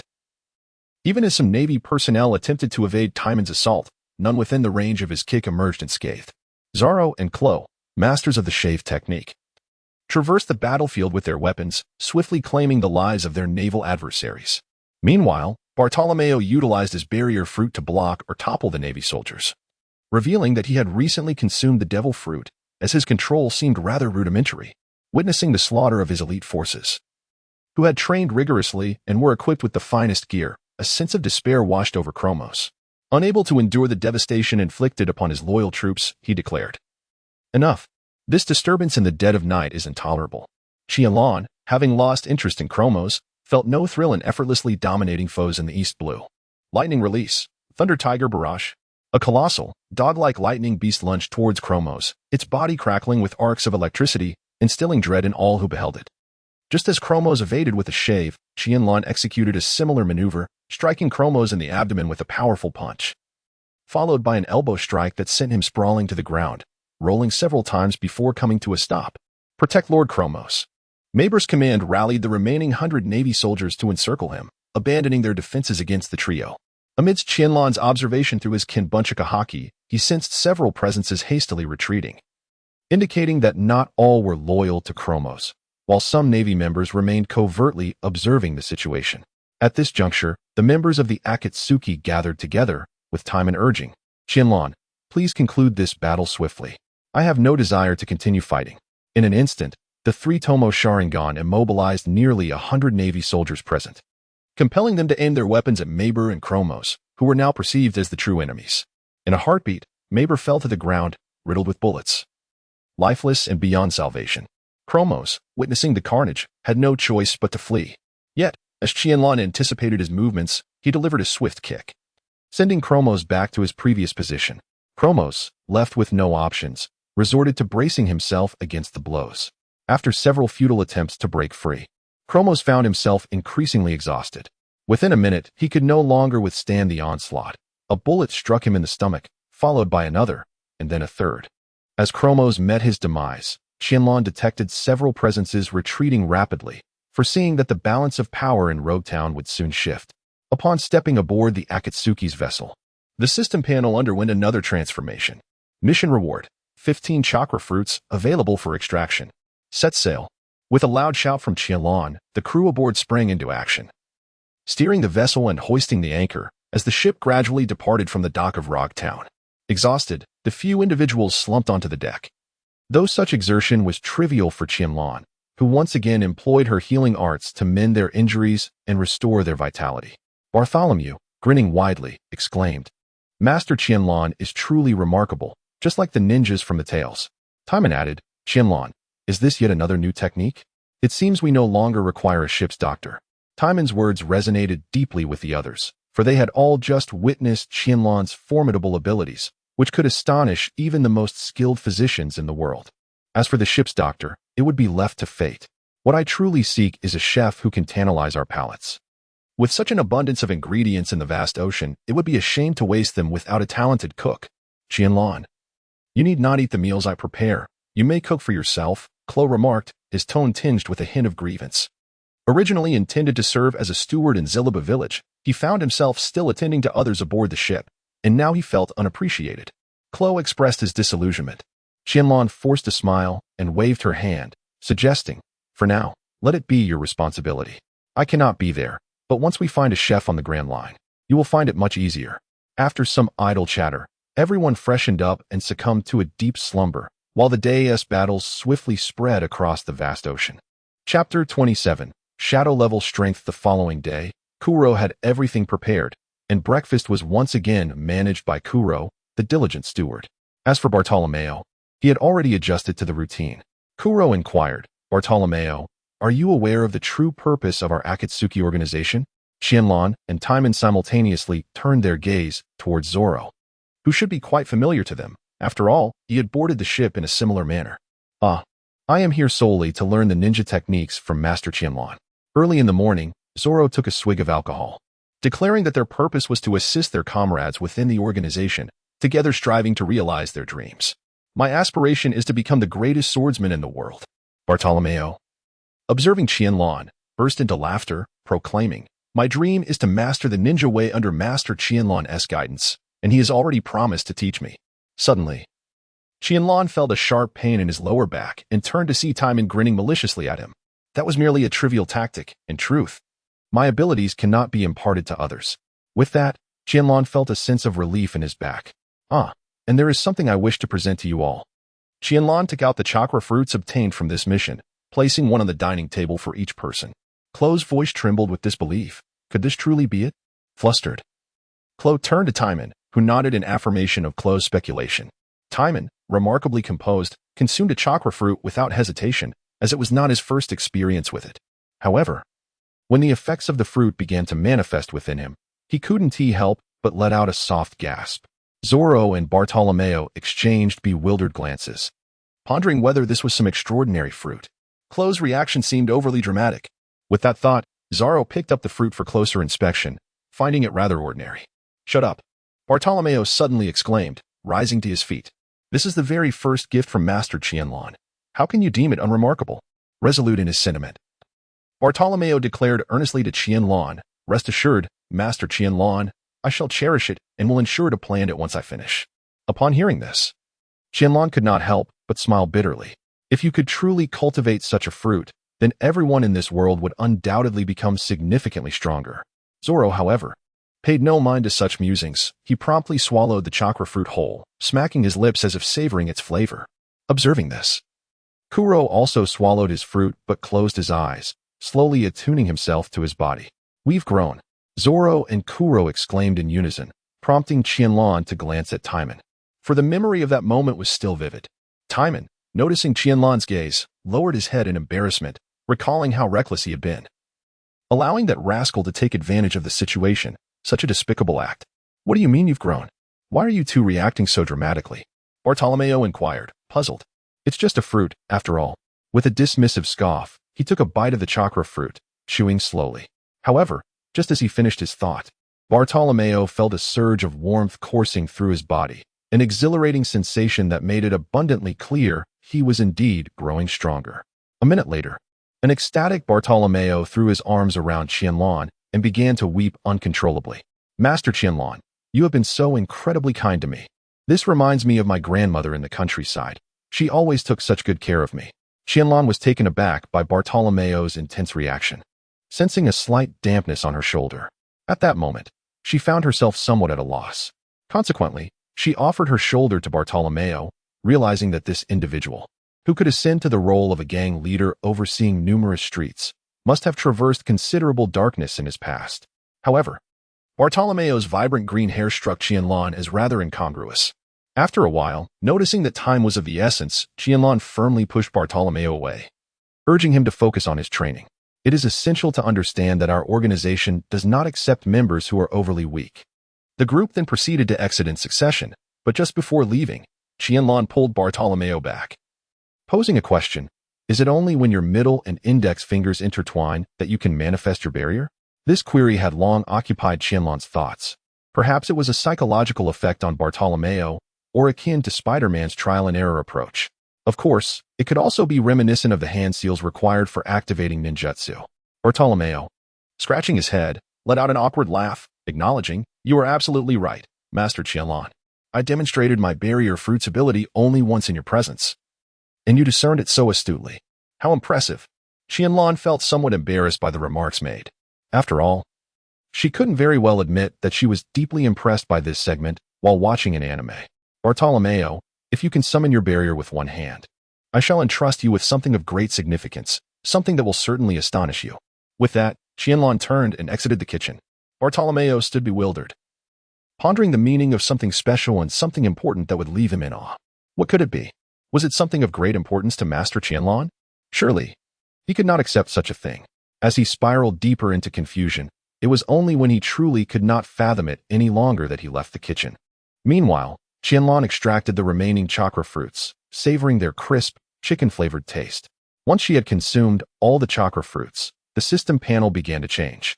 Host, Qianlan level, shadow attributes, wind, lightning, fire, earth, water, yin, yang ninjutsu, body flicker technique, great fireball technique, heart cutting technique, mist concealment technique, lightning tiger kill, water candy grab. Taijutsu, 7-day breathing method, remnant, lightning release chakra mode bloodline limit, 3 Tomo sharingan summon beasts, none weapons, space scroll, exploding blade splash. Marketplace, kunai, shuriken, explosive tags. Gazing at the word shadow on the system panel, Qianlan was acutely aware of the inflated nature of this designation. However, according to the system's assessment criteria, it largely depended on chakra quantity, which was both reasonable and unreasonable in its own right. In any case, Qianlan had indeed reached the power of a shadow. With a significant increase in her chakra reserves, her strength escalated correspondingly. If she could unlock a few ninjutsu techniques next, she would be free to unleash her full potential. Feeling emboldened at the prospect of advancing into the Grand Line, Qianlan's confidence grew. Chapter 28. S-rank mission the following day, at the Marine headquarters in Marineford. A Marine soldier rushed to Fleet Admiral Sengoku's office upon receiving news from Rogue Town, for this information was a monumental disgrace for the Navy. The cunning ninja has caused the loss of a third of our forces in Rogue Town, as well as a colonel of considerable rank. Yet not a single member of the Akatsuki was captured. The thought of this ignited further fury within Sengoku. If it were merely a matter of letting the Akatsuki escape, that would be one thing, but the Navy had suffered such grave losses. Admiral Tsuru couldn't help but chuckle. Once they leave Rogue Town, they will enter the Grand Line. It will then be our Navy's turn to pursue and intercept them, especially since we have a firm grip on the first half of the Grand Line. What about Kazan? Unfortunately, Borsalino has been assigned to protect the scientific team. Otherwise, he would have been the perfect choice, Sengoku lamented, feeling the bitterness within. The world government remained wary of the Navy possessing too much formidable power, particularly with 3 admirals of the Logia type. The Navy's justice could not be adequately upheld, and the majority of the military budget was allocated to the 4 seas, leaving the fleet admiral to strike a balance. Admiral Tsuru shook her head, asserting, "The situation in the New World requires admirals to maintain order, otherwise, our branches there will be at risk. As for the Akatsuki, we can leave that to the branches in the first half of the Grand Line. What about the bounties on the Akatsuki? Set their bounties high. After all, there are several formidable pirate hunters in the first half of the Grand Line. Perhaps we won't even need the Navy to intervene." Sengoku nodded in agreement, realizing that listening to Tsuru was wise. The Navy simply lacked the strength to deal with these minor pirates. Ultimately, the 7 routes would converge at Sabaody Archipelago, where Borsalino could handle the situation. With determination, Sengoku began drafting new bounties for the Akatsuki members, knowing that if their strength did not match their bounties, these pirates would not survive for long. World Economic News Agency. A staff member hurried to President Morgan's desk. "President, there's big news from the East Blue." Morgan's, not lifting his head, inquired, "What significant news could possibly come from the East Blue? You had better present something that piques my interest." "President, hundreds of Marines were slaughtered in Rogue Town, and a lieutenant colonel was killed. Is this truly big news? Such events occur frequently in the New World, do they not? Go away." Morgans continued his writing, his tone growing stern. The staff member, now anxious, replied, "President, the one responsible for the massacre of so many Marines is that cunning ninja, Qianlan. Did you not say this individual could potentially end the East Blue's status as the weakest sea? The Marine headquarters has already issued a bounty of 100 million berries on him. This is the strongest newcomer to achieve such a bounty without even entering the Grand Line." Morgan straightened in his chair, grinning. "Then let us compile a version for the newspaper, titled The Birth of the Strongest New Pirate. The ensuing battles will surely be even more spectacular, and our papers will sell remarkably well." Understood. As a journalist, Morgans cared little for anything other than the most authentic and sensational news. Everything else was of no concern to him. A day later, a few individuals from Qianlan arrived at this location, the entrance to the Grand Line, known as Reverse Mountain. The seawater was continuously flowing upward, with turbulent currents surging fiercely, creating an appearance of great peril. The entrance, measuring only a few dozen meters, barred the passage of larger vessels. The jagged red stone walls on either side posed a significant threat, should a ship collide with them during its ascent. The consequences would be dire. Is this truly the entrance to the Grand Line? It is no wonder that this place is dubbed the graveyard for pirates. Without a skilled navigator, shipwrecks and loss of life are inevitable. Crocodile's words sent a shiver down the spines of Timan and Bartolomeo. Shipwrecks and loss of life? It seemed that among their group, there were indeed no exceptional navigators. "Zoro, what shall we do, Captain?" Qianlan, upon witnessing this, smiled and said, "You need only to observe. I shall steer the course alone." As Qianlan concluded her remarks, the others immediately sought something to secure themselves, exhibiting a palpable skepticism towards her skills, particularly as Timan had transformed into his beast form and ascended into the air. In an instant, the three-tomo sharingan swirled within Qianlan's eyes. As she meticulously surveyed the unfolding circumstances, the ship, Akatsuki, gradually navigated through the surging sea. Bartolomeo declared, "Master Qianlan, I am a user of a devil fruit. My life rests in your hands." With that, he gripped the railing even tighter, his face drained of color, evidently overwhelmed by the experience of his inaugural voyage. Qianlan, at the helm, paid little heed to Bartolomeo's trepidation. Despite her own calm demeanor, it was prudent to focus on steering, lest they suffer a catastrophic loss should the ship meet its fate. Under Qianlan's deft control, the ship glided smoothly, seemingly undisturbed by the tumultuous currents. One might easily mistake their journey for a serene passage across tranquil waters, were it not for the prevailing tilt. Eventually, the duration of their voyage became uncertain, until they beheld the terminus of the currents, where a rainbow graced the horizon. Timan exclaimed, "How beautiful!" Kuro nodded in agreement, while Desarro and Bartolomeo remained oblivious to the rainbow's splendor. At that moment, Akatsuki surged forth from the confluence of the mighty currents, momentarily soaring through the air before plummeting downwards. Bartolomeo burst into tears, exclaiming his gratitude to Master Qianlan for surviving this ordeal. Desarro and Kuro also exhaled in relief, thankful to have traversed this peril unscathed. Timan reverted to his human form, landing back on the ship and witnessing the others' collective sigh of relief. Her melodious laughter spread joy among them, prompting a shared bout of mirth. Embracing the invigorating sea breeze, Qianlan proclaimed, "New adventures await us ahead. Although the perils of descent are considerably less than those of ascent, we must remain vigilant." The group, having gathered their thoughts, focused intently on the descending currents. Yet the buoyancy of their spirits remained intact, particularly evident in the slight smile adorning Qianlan's lips. As Qianlan steered the ship, the system panel emitted a new task. Task: heal the injured Laba task level. Task reward: forbidden technique. Impure world reincarnation. Gazing at the S-level task presented by the system, Qianlan realized it was a gift from the system. Unable to contain her excitement any longer, she exclaimed loudly. Chapter 29. Entering the Grand Line, the Pirate King's ship doctor. Kuroka's 5 minutes later, the group gasped in astonishment. What is that? Laba's immense form nearly obstructed the exit, particularly his gigantic eyes, which seemed to draw one into their depths. Reflecting on the Labu that had awaited the Rumbar pirates for 50 years, Qianlan felt a swell of emotions. She had wept for this whale in times past, and now nostalgia washed over her. Let us descend and take a closer look.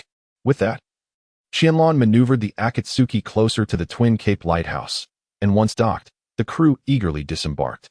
Bartolomeo exclaimed, "What a colossal whale! It appears even larger from below. This whale must be a type of island whale. However, it is my first time hearing of one so enormous." With that, Kuro adjusted his glasses for a closer inspection, steadily approaching Labu. Suddenly, a gleaming harpoon struck the ground at Kuro's feet, a warning to tread carefully and not harbor any ill intentions. A figure emerged from the lighthouse, his hair resembling a red flower, clad in a shirt and beach shorts. Kuro regarded the old man with a fierce gaze, realizing that his earlier lack of caution had allowed this individual to assert dominance far too easily. Upon witnessing the scene, Qianlan inquired of Kuro, "Are you inclined to take action?" Kurakasa remained indolent, unfazed by the presence of these pirates from the four seas, for as a former member of the Roger Pirates, he did not perceive them as a threat. Kurakasa remarked, "From which sea do you scallywags hail? Upon reading, make haste to set sail."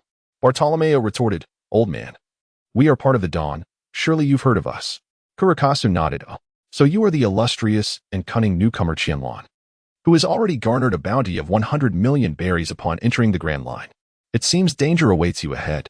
Bartolomeo, nonchalantly digging in his nose, provocatively replied, "Old man, do not underestimate the Dawn. For Master Qianlan, a bounty of 100 million berries is merely trivial." Kurakasu, speechless, handed Bartolomeo a newspaper and the bounty notice, which Bartolomeo quickly perused. Armed with new information, Bartolomeo approached his comrades, who were observing Labu, and declared, "The Navy has updated our bounties. And now I too possess my own bounty, the fearsome Bartolomeo, with a bounty of 5 million berries." Curious, Timan snatched the bounty notice from Bartolomeo, exclaiming, "Oh, hee. My bounty has increased significantly, the which Timan, with a bounty of 18 million berries, This qualifies as a substantial pirate even in the East Sea. Zoro inclined his head to examine the notice. The beastly swordsman Roronoa Zoro, with a bounty of 350,000 berries. The thought of having a lesser bounty than Bartolomeo stirred discontent within him, as those with devil fruit abilities typically attracted higher bounties. Kuro, casually glancing at the paper, noted the bounty for cunning Kuro, which stood at 30 million berries, still considerably distant from Qianlan's. Bartolomeo, now aware of his 5 million berry bounty, swaggered before Kurikasu, boasting, "I am a pirate with a bounty of 5 million berries. Are you not a bit intimidated?" Kurikasu merely scoffed, which greatly displeased Bartolomeo. Qianlan, Bartolomeo. He was once the ship's doctor of the pirate King Roger. How could he possibly be interested in your meager bounty of 5 million berries? The ship's doctor of the pirate king. In an instant, all four individuals turned their curious gazes toward Kuroka's, bewildered as to how a former crew member of the pirate King Roger found himself guarding a lighthouse. Kuroka's, how do you know my identity? The world government has already rescinded the bounties on the members of Roger's crew. At your age, you shouldn't have seen my bounty notice, should you? With a sense of inner caution, Kuroka's could not fathom how Qianlan had acquired such information, especially since he seemed to have inadvertently revealed something that could expose his true identity. Qianlan chuckled softly and remarked, "I once came across your bounty notice while sailing in an abandoned mansion in the East China Sea." Confounded yet intrigued, Kuroka suppressed his doubts and began to converse with the others. "I am Kuroka, a former member of the Roger Pirates. My initial reason for joining the crew was for Laboon, this very whale." "Laboon, is that its name?" Timan inquired. Nodding, Kuroka continued. 50 years ago, there existed a music-loving crew known as the Rumar Pirates. Qianlan was indifferent to the discourse of Kuroka, for she was already acquainted with the tale of Labu. Instead, her gaze was drawn to the massive wound adorning Labu's head. The injury was a chaotic web of gashes, with dozens of centimeters of lacerations appearing trivial against Labu's colossal frame. The truly significant wounds span lengths of several meters. More critically, Labu's relentless collisions with the Red Earth continent suggested that the internal injuries were equally grave, and even Kuroka, the ship's doctor of the Pirate King, had been unable to remedy Labu's condition, though this was also due to Labu's lack of cooperation.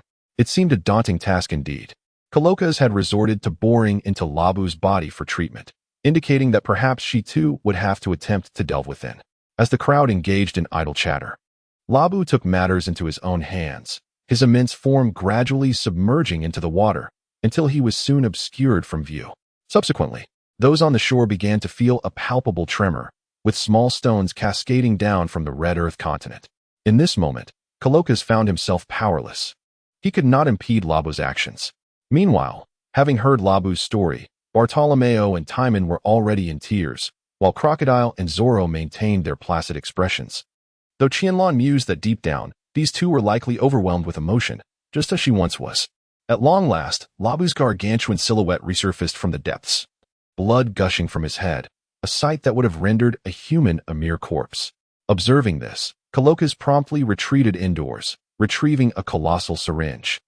Seemingly intent on administering treatment to Labu, Qianlan extended her hand to obstruct Kuroka, then gradually made her way to the shore.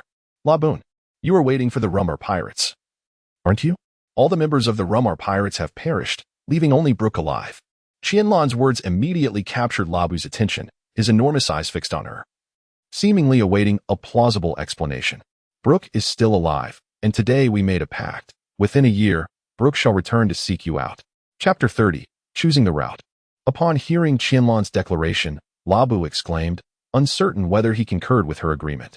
Unaware of the full extent of Labu's thoughts due to her lack of insight into the power of all things, Qianlan remained oblivious to his true intentions. Qianlan turned her gaze towards Kuroka and declared, "Allow me to tend to Labu's wounds. If Labu agrees to my proposal, then Mr. Kuroka will find his burden lightened."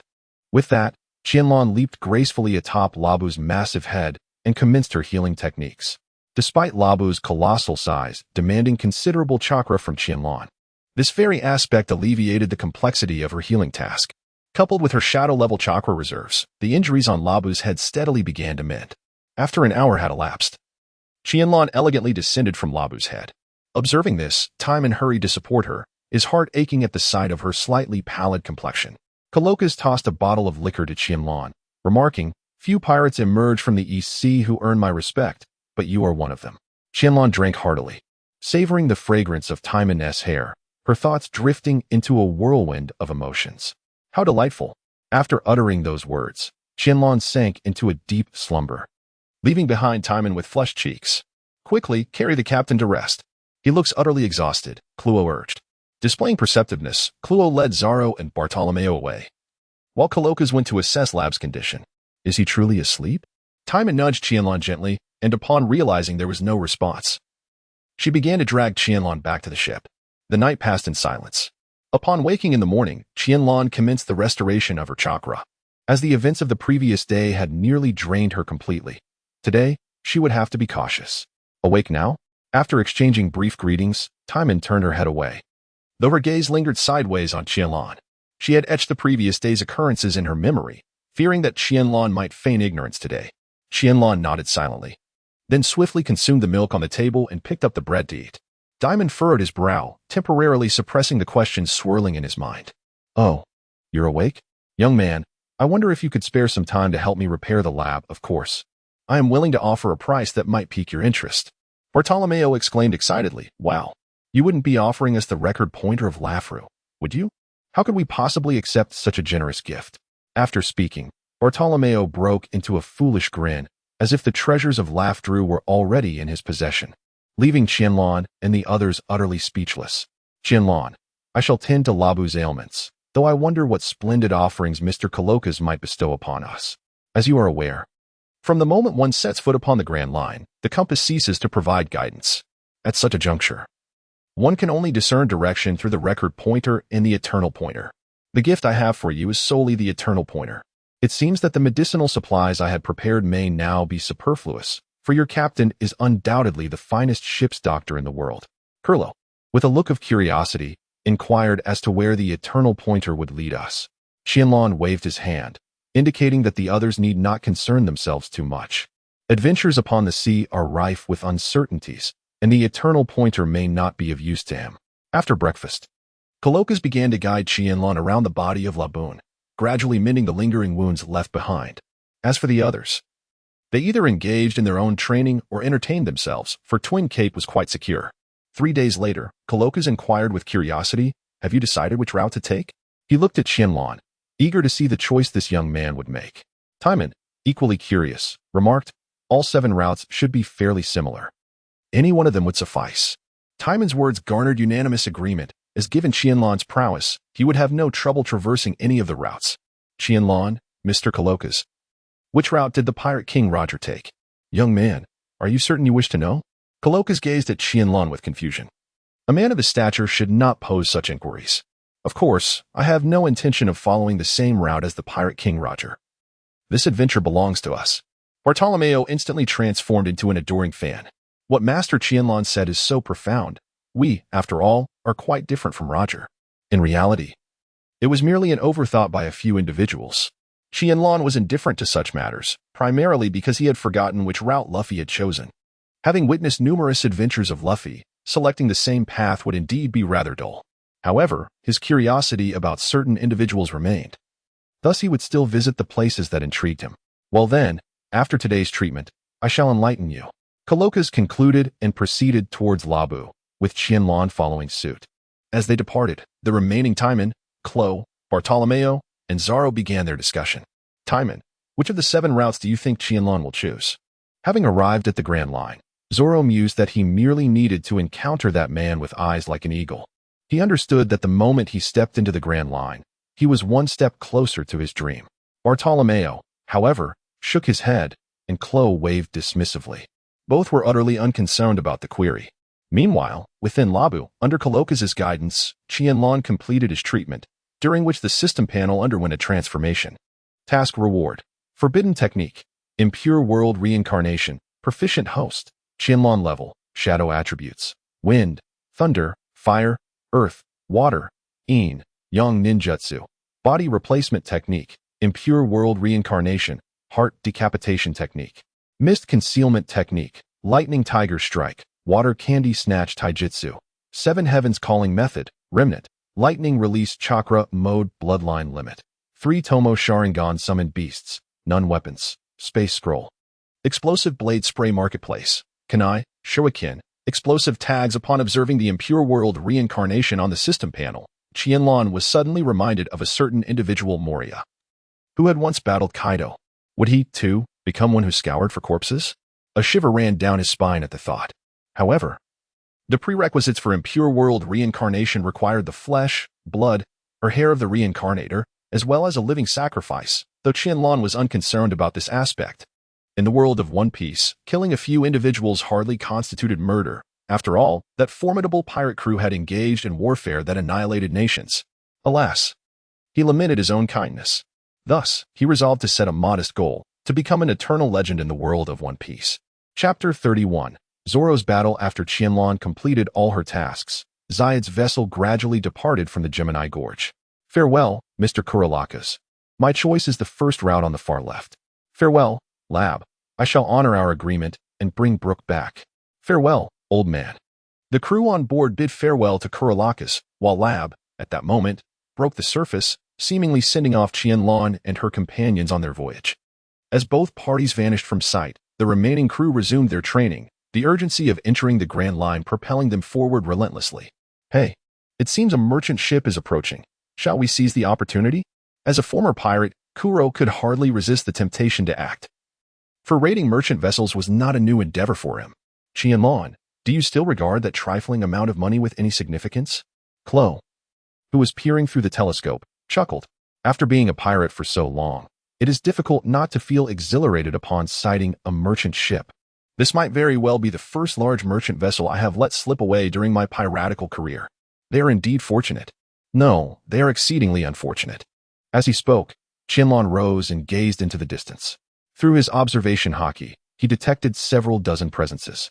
It was unlikely that the Navy had been tailing the merchant ship.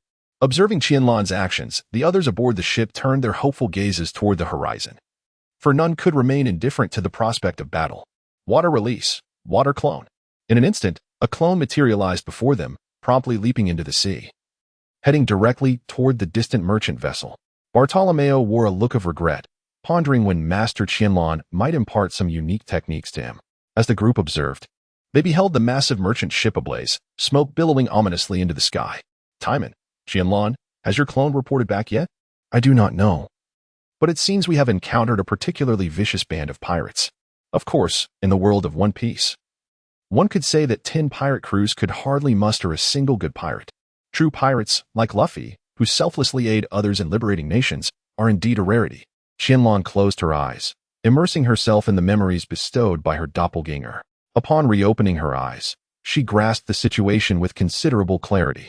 Subsequently, she extracted a bounty notice and presented it to Chloe, prompting the group to examine it closely. Upon receiving the notice, Timan gasped in astonishment. It appeared that the individual in question was the bloodthirsty demon of the South Sea, Jike. This notorious figure had dismembered numerous foes with his swordsmanship, marking him as an exceptionally ruthless and savage character. Desarro, intrigued by this revelation, licked his lips and remarked, "A swordsman, is he? I wonder if he is worthy of the 48 million berries bounty." Since embarking on their journey, Zoro had yet to encounter any formidable adversaries. The prospect of facing a swordsman on the Grand Line ignited a fervor within him that he could scarcely contain. Eager to engage, he glanced at Qianlan. Aware that as the captain, she had yet to make a decision, and he could not overstep his bounds. "Let us go and see," he declared, confident that they could pursue whatever endeavors awaited them afterward. Qianlan recognized Zoro's capabilities as a competent first mate, a fact that required no further validation from her. However, she preferred their current arrangement, where everyone enjoyed a sense of freedom rather than being bound by the formalities of a pirate crew. Thus, the group maneuvered the ship. The Dawn, closer to the merchant vessel, soon spotting the pirate flag fluttering defiantly in the wind. It appeared both ships had recently engaged in a fierce battle. As the pirate ship bore numerous scars, suggesting the presence of formidable opponents aboard the merchant vessel, it remained uncertain who had emerged victorious. As they drew nearer, Qianlan and her companions discerned the grim state of the merchant ship. Corpses lay scattered across the railings and deck. Blood dripped from the ship's hull into the sea, and the air was filled with the cacophony of screams and shouts, transforming the merchant vessel into a veritable hell on earth. However, this chaos held no relevance for Qianlan. She was merely a spectator in this grim tableau. Zoro, exhilarated, fixed his gaze on a pirate within the ship's main hull, who was brandishing twin blades, his eyes ablaze with the spirit of battle. At that moment, the pirates inside noticed Qianlan and her crew. One particularly scruffy pirate aimed a gun directly at her. However, before he could even lift his weapon, Qianlan's pistol had already shattered his skull, allowing her group to stride confidently inside, although this action drew the attention of other pirates. Upon seeing Qianlan's face, the bloodthirsty demon Jike erupted in furious rage, exclaiming, "Are you the strongest newcomer with a bounty of 100 million berries? You don't appear to be anything special." As he spoke, Jike licked the blood from his blade and swallowed it, revealing his disturbing nature. Observing this, Qianlan pondered whether he might be suffering from some form of psychological ailment. He certainly seemed mentally unstable. Mission: eliminate the bloodthirsty demon Jike. Mission level: B. Mission reward: Hellstab. Qianlan was pleasantly surprised to find herself assigned a mission, especially one that granted access to the Hellstab, a technique likened to an S-rank ninjutsu. The Hellstab was the most powerful spear technique of the third rankage, concentrating lightning chakra into 4 fingers. Its potency increased as the number of fingers decreased, culminating in an absolute attack with formidable penetrating power. During the Fourth Great Ninja War, the third rankage had decimated his foes using this very technique. Now, all Qianlan needed to do was claim ahead, and she would secure a B-rank ninjutsu, a gratifying prospect indeed. Qianlan glanced around and said, "Go ahead, Zoro. No one can interfere with your battle." At that moment, Bartolomeo stepped forward, declaring, "Let me create a battlefield." He placed his index finger on his middle finger, and a colossal barrier enclosed Zoro and Jik. As for the other pirates, they were merely fodder before Qianlan's 3-tomo sharingan. Under Qianlan's manipulation, a group of pirates turned their weapons on each other, firing their guns and wildly swinging their swords, leading to a swift demise of many. Meanwhile, Zoro and Jik commenced their initial probing, each wielding their blades in a dance of estimation and observation of the other's skills. "I want some too," Timan exclaimed as he snatched the snacks from Qianlan's hand. The three of them sat in their chairs, as if watching a film, enjoying the clash between Zoro and Jik, with Kuro somehow producing a cup of wine to serve them. Bartolomeo licked his lips, realizing he had been too boisterous earlier. Perhaps he too could sit down for a beer. Zoro and Jik remained vigilant, exchanging rough blows that revealed hints of their respective strengths. A 3-sword style swordsman? Quite a rare specimen, Jik mused, noting the situation outside but remaining indifferent. He believed he could eliminate everyone later. Overthinking would only hinder the battle. And it must be said that Jik exhibited remarkable calmness in this regard. Chapter 32, 3-sword style. Onigiri. Seeing this, Zoro drew out his wad ikemanji, clamping it between his teeth as a sign of seriousness. The two engaged in a fierce clash of blades, their speed escalating rapidly. Sparks flying and shadows of swords dancing in the air as Zoro's attacks reached a fever pitch. In an instant, Zoro wielded his wad ikemanji with a cunning angle, delivering a horizontal slash towards Jik. Crimson blood dripped from the tip of the sword, marking Jik's face with a line of blood. Indeed, the 3-sword style possessed its own unique qualities, yet it was still insufficient. Jik touched the blood on his neck and inhaled deeply, a look of enjoyment spreading across his face. He would not refuse any blood. After consuming his own blood, Jik's form suddenly swelled, a hint of malevolence creeping onto his face, rendering him quite fearsome. "You've killed quite a few, haven't you? This peculiar sensation is a first for me. It seems the sea is vast, and a swordsman like you excites me," Zoro remarked, donning a green bandana and revealing a smile on his previously calm face. In an instant, both unleashed their power, shattering the floor beneath them as they collided with tremendous force. Were it not for Bartolomeo's barrier, the powerful gusts might have overturned Qianlan's wine. The battle reached a boiling point, drawing the attention of the onlookers outside. Timan asked, "Do you think Zoro can win?" "I bet 100,000 berries that Zoro will lose." He doubted Zoro could prevail against a pirate with a bounty nearing 50 million berries. Bartolomeo laughed, "I bet 50,000 berries that Green Moss Head can definitely win." Historically, yellow and green have often been rivals, and since Bartolomeo joined Qianlan at sea, Zoro had become his competitor. Though they boarded at different times, they were both essentially newcomers. Timan inquired, "Bartolomeo, why do you believe Green Moss Head will win?" Bartolomeo shook his head, uncertain how to assess Zoro's strength. Kuro, smiling, turned to Qianlan. "What do you think, Captain? Is there a chance Zoro will be defeated?" Qianlan, "I am uncertain. It ultimately depends on Zoro. Given the current state of affairs, it is difficult to make definitive statements. After all, Zoro set sail later than in the original tale and is now faced with an adversary worth 48 million berries. If Zoro insists on engaging in swordsmanship, victory is by no means guaranteed. However, should Zoro utilize his spear techniques along with the enhanced capabilities from Qianlan's chakra fruit, he should be able to triumph over this opponent. Beside them, Kuro spoke with unwavering conviction. I firmly believe Zoro will emerge victorious. Returning to the fray, Zoro and Gik engaged in a fierce duel, their speeds having increased significantly compared to their previous encounters, making it difficult to discern a clear victor. Clang. As the two figures separated, Zoro was revealed to be covered in numerous small wounds. Gik, licking his blade, chuckled, "It appears my swordsmanship surpasses yours. Yet you always manage to evade my attacks at crucial moments." With that, Gik cast a curious glance at Zoro, seemingly seeking an explanation. "Well, I'm not certain. Perhaps it is my instinct for danger," Zoro replied before charging forward once more.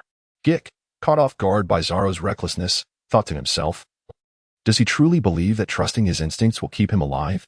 With this in mind, Gik intensified his onslaught, feeling an inexplicable respect for Zoro's tenacity. The ferocity of their exchanges escalated, and suddenly, Zoro bore a massive gash on his right shoulder, blood streaming down Gik's blade. You cannot rely solely on your instincts. Such folly will lead to your demise. Gik's demeanor grew increasingly frenzied, a sinister expression distorting his features.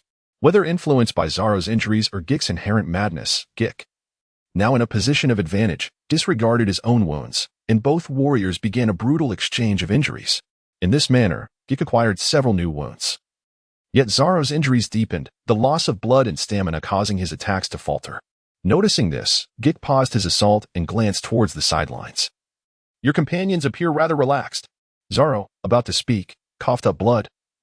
Because they trust me. Prepare yourselves, my ultimate technique is at hand. Gik erupted into laughter. Come, let me witness your greatest move. Three-sword style, Onigiri. Zoro and Gik charged forward simultaneously, rapidly colliding. Utilizing the shave technique, Zoro's Onigiri cleaved through Gik's katana, leaving a grievous wound across Gik's chest. Gik's body crashed heavily to the ground, while Zoro, having lost copious blood, collapsed as well. Bartolomeo swiftly retracted the barrier, and Qianlan seized the moment to throw a kunai, piercing Gik's chest. Mission reward, Hell Spike, proficiency achieved. Without a moment to spare, Qianlan began to heal Zoro with his mastery of healing techniques, while Bartolomeo, Kuro, and Timan anxiously observed. Timan, visibly anxious, inquired, "How is Zoro? Is he?" Qianlan immediately corrected him. "No need for alarm. The moss-headed one has merely lost a bit more blood than usual, and his wounds are somewhat deeper." The others wished to question Qianlan about the severity of Zoro's injuries, but were at a loss. Blood covered him, and to say he had merely lost a bit of blood seemed an understatement. For an ordinary person, he would likely be in critical condition. They then began to scour the merchant ship, taking the opportunity to finish off any remaining foes, rescuing those they found to their liking. By the time they completed their tasks, dawn broke, and the group found themselves in the kitchen, feasting heartily. Their haul was substantial. They had discovered 30 million berries aboard the pirate ship, though the merchant vessel yielded only 7 million. The thought of such wealth caused Timan to break into a foolish grin, much to Zoro's irritation as he lay nearby. Kuro, seeing this, helplessly fed Zoro meat porridge, feeling as though he had become the ship's steward. "Zoro, can we drink now? I am tired of porridge." Kuro did not respond, continuing to feed Zoro spoonfuls of food. Chapter 33, An Unexpected Request for Cooperation 3 days later. Severely injured, Zoro had begun to exercise and strengthen his body. Do not question why. In the world of One Piece, human beings are simply extraordinary. Suddenly, Bartolomeo burst through the door, presenting a bounty notice to Zoro. "Mosshead, your bounty has now surpassed mine, reaching 10 million berries." Zoro picked up the notice, revealing a smile. "Surely, my master in the East Blue will see this." Feeling the pressure, Bartolomeo began his own training. As he held the lowest bounty on the ship at a mere 5 million berries, which felt rather embarrassing. An hour later. "Hey, I see a small island ahead. This must be the first island on this route." Qianlan stood on the deck, carefully surveying the distant island. Sailing the seas had not revealed any new islands thus far. Timan emerged with a nautical chart, Crescent Island, a place with a perpetual spring climate, shaped like a crescent moon, featuring a grand city, Gills, near the coast. "It seems our first stop is rather promising." With that, Qianlan and the others swiftly took their positions, steering the ship toward the distant isle. Bartolomeo remarked. Crescent Island is surrounded by crystal-clear blue waters, where schools of small fish occasionally swim by. The towering peaks are shrouded in lush forests. With trees standing tall and vibrant flowers blooming, it is truly a beautiful sight. Desarro, Bartolomeo, when did you become so cultured? Kuro chuckled. Noting how rare it was for Bartolomeo to remember anything from his reading, credit was due to our captain. Qianlan shook her head with a wry smile. For she merely enjoyed perusing a variety of miscellaneous books, unaware that Bartolomeo had taken to following her example. Qianlan, Bartolomeo, how's the development of the barrier fruit progressing? Are you able to meet my expectations? Bartolomeo, stroking his green hair, broke into a silly grin, indicating that the development is still lacking. After a brief chat, the ship docked, and Qianlan and his companions made their way towards the restaurant. It was time to indulge in fine food and drink. Once seated, they began to feast and revel, completely oblivious to the fact that they had drawn the attention of some watchful eyes. Burp. After a satisfying belch, Qianlan felt significantly more at ease. Although the dishes here were comparable to those of Kuro, the experience felt distinctly different.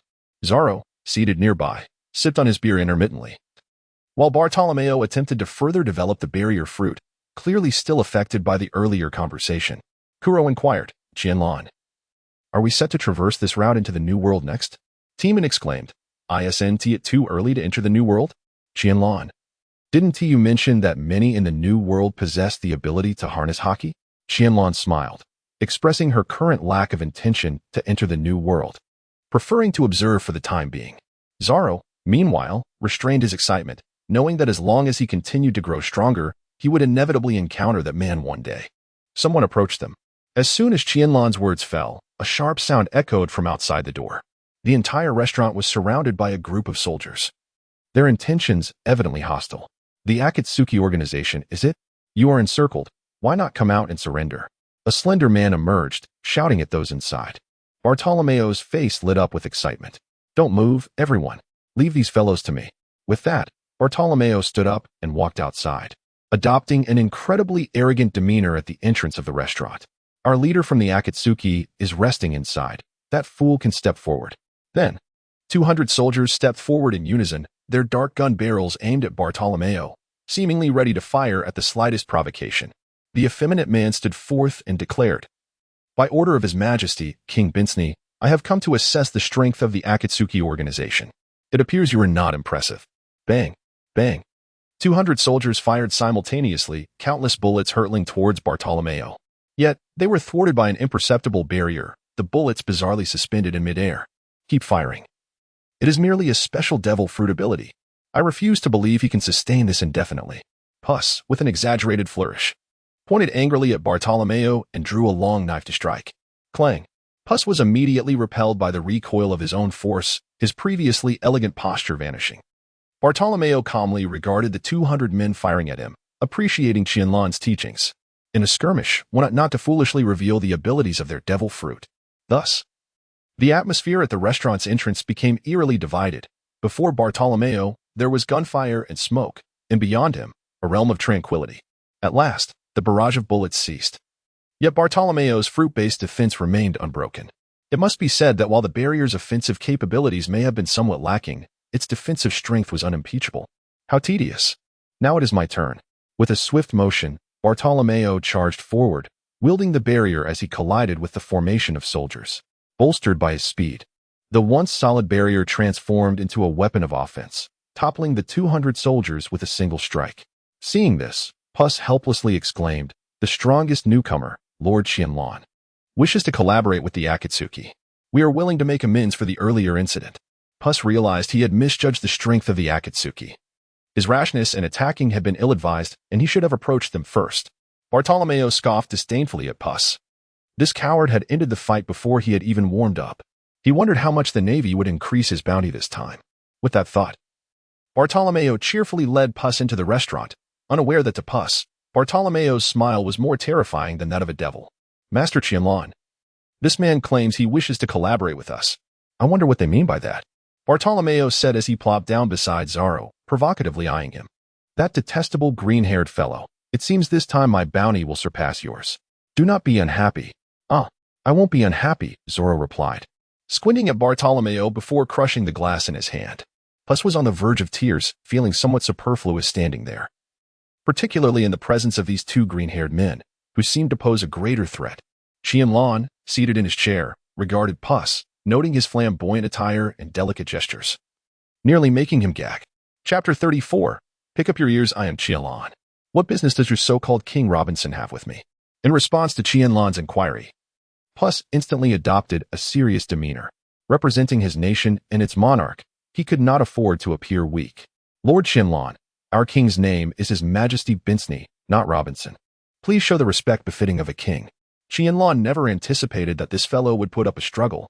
With a swift motion of her right hand, she hurled a kunai, severing Pusey's ear with precision, adhering firmly to the principle of an eye for an eye. Qianlan would not permit such a small fry to show off in her presence. Otherwise, the only fate awaiting him would be death. Pusey immediately clasped his hand over the wound, blood seeping through his fingers, prompting Timan to shift his chair aside with an expression of disdain. Qianlan spoke in a low voice. If you can speak, I shall heal you. If not, henceforth your name shall be One Ear. With a thud, Pusey fell to his knees. The sound startling Qianlan and his companions, for surely his knees must be bleeding. Lord Qianlan, His Majesty Robinson wishes to request the assistance of the Akatsuki. As for the specifics, I cannot say. I implore you, spare my life. Pusey lay on the ground, weeping profusely, evoking sympathy from those who heard his lament. Pick up the ear, I demand you pick it up.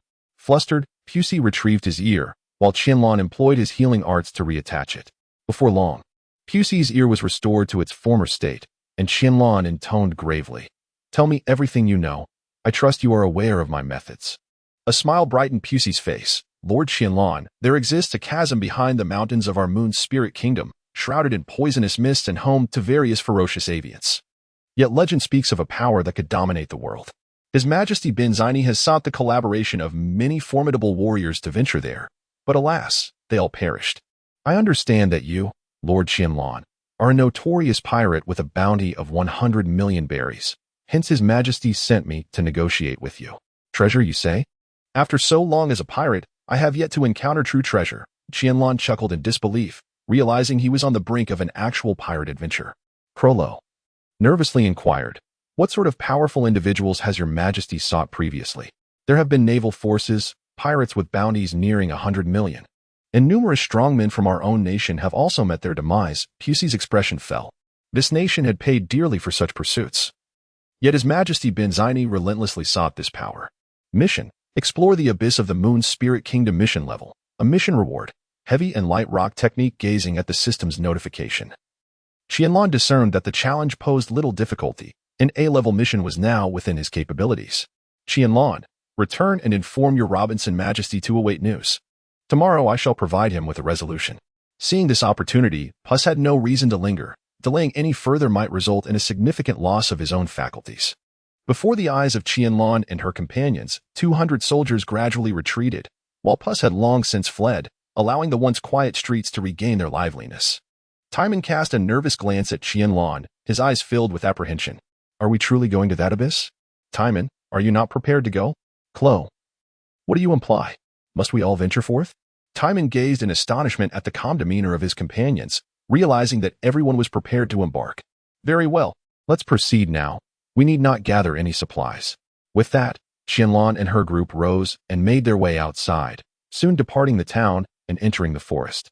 They paid no mind to the trailing presence behind them. Let those who wish to follow do so. An hour and a half later, the group caught sight of the abyss not far ahead. The yellow smoke billowed ominously, exuding a toxic presence, accompanied by an unsettling stench. The chasm, spanning several meters, was swarming with crows and vultures, creating a truly chilling sight. Chloe gazed somberly into the depths of the abyss, realizing that Qianlan could no longer use her clones to scout ahead. What shall we do next? Shall we simply leap into the void? First, cover your mouths and noses with damp cloths. I shall descend to assess the situation. With that, Qianlan stepped toward the abyss, her companions watching her with bated breath, fearful of any unforeseen mishaps. Qianlan then affixed her chakra to her feet, descending into the depths, shedding any pretense. Both her armament haki and observation haki activated simultaneously, while the noxious fumes in the air momentarily faded from her concern. Just as Qianlan delved 100 meters deep, a venomous snake, clinging to the cliffside, struck at her with alarming speed. With a swift motion of her right hand, the snake was pinned to the rock face. Blood cascading down the cliff as a hidden centipede emerged from its lair to relish the unexpected feast. Qianlan descended with an unwavering expression, traversing a mere 100 meters. Nearly an appetizer. After proceeding another 200 meters, the noxious gas had largely dissipated, and from Qianlan's perspective, the yellow haze was no longer visible. Whoosh, whoosh. After taking a couple of shallow breaths, Qianlan began to calm her mind, acutely aware of the lingering toxins within her body. She felt immensely relieved that she had not allowed Timan and the others to descend. Otherwise, treatment would have posed a significant challenge. Even though she had inhaled only a small amount, Qianlan sensed her lungs were being scorched, prompting her to immediately employ her palm healing technique for self-treatment. As a stick of incense burned down, Qianlan felt the coolness returning to her chest, indicating she was nearly healed. With her mind now settled, she continued her descent. As she ventured deeper, the entire abyss plunged into darkness, illuminated only by the flickering of several bioluminescent creatures, their identities shrouded in mystery. Within the realm of her observation and haki, dozens of presences drew nearer to her position, yet they displayed no signs of aggression, seemingly waiting for the opportune moment. Fire release, great fireball technique.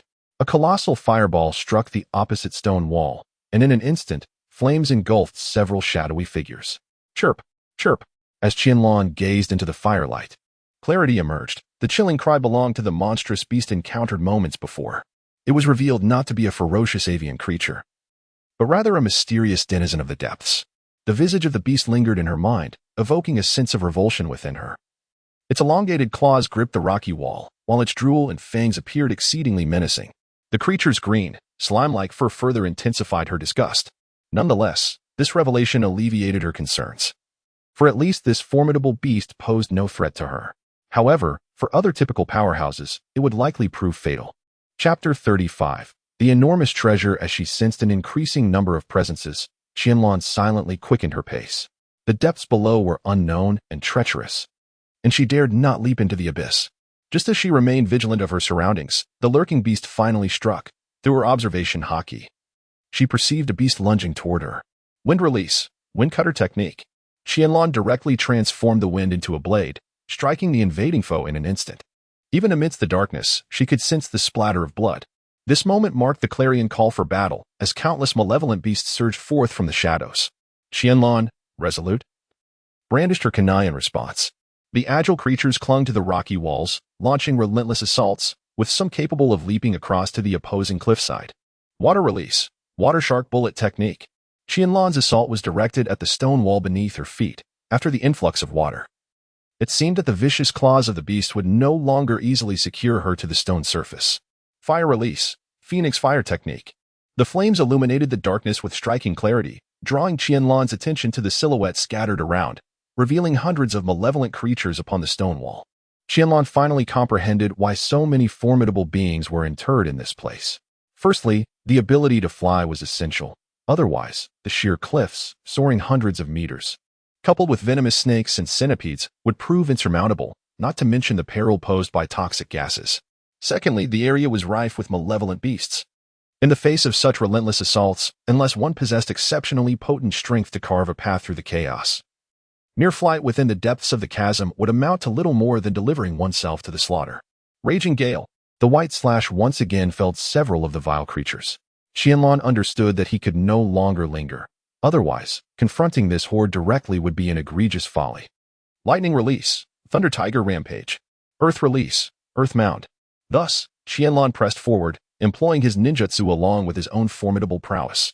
After dashing for 300 meters, he finally concluded the skirmish, albeit at the cost of being drenched in blood. After a brief moment to tidy himself, Qianlan continued his descent. Having come this far, turning back was not an option. Just as he began to lose his sense of distance, he finally glimpsed the ground below, several dozen meters down. After several leaps, he landed on the earth, only to inadvertently crush a fragment of a leg bone beneath his foot. Gazing at the corpses strewn about, Qianlan reflected. It seems many have indeed perished here, yet my efforts have not been in vain. Release. Qianlan extracted her meticulously prepared tools from the ninjutsu scroll and began to examine the lifeless body adorned in naval attire that lay before her.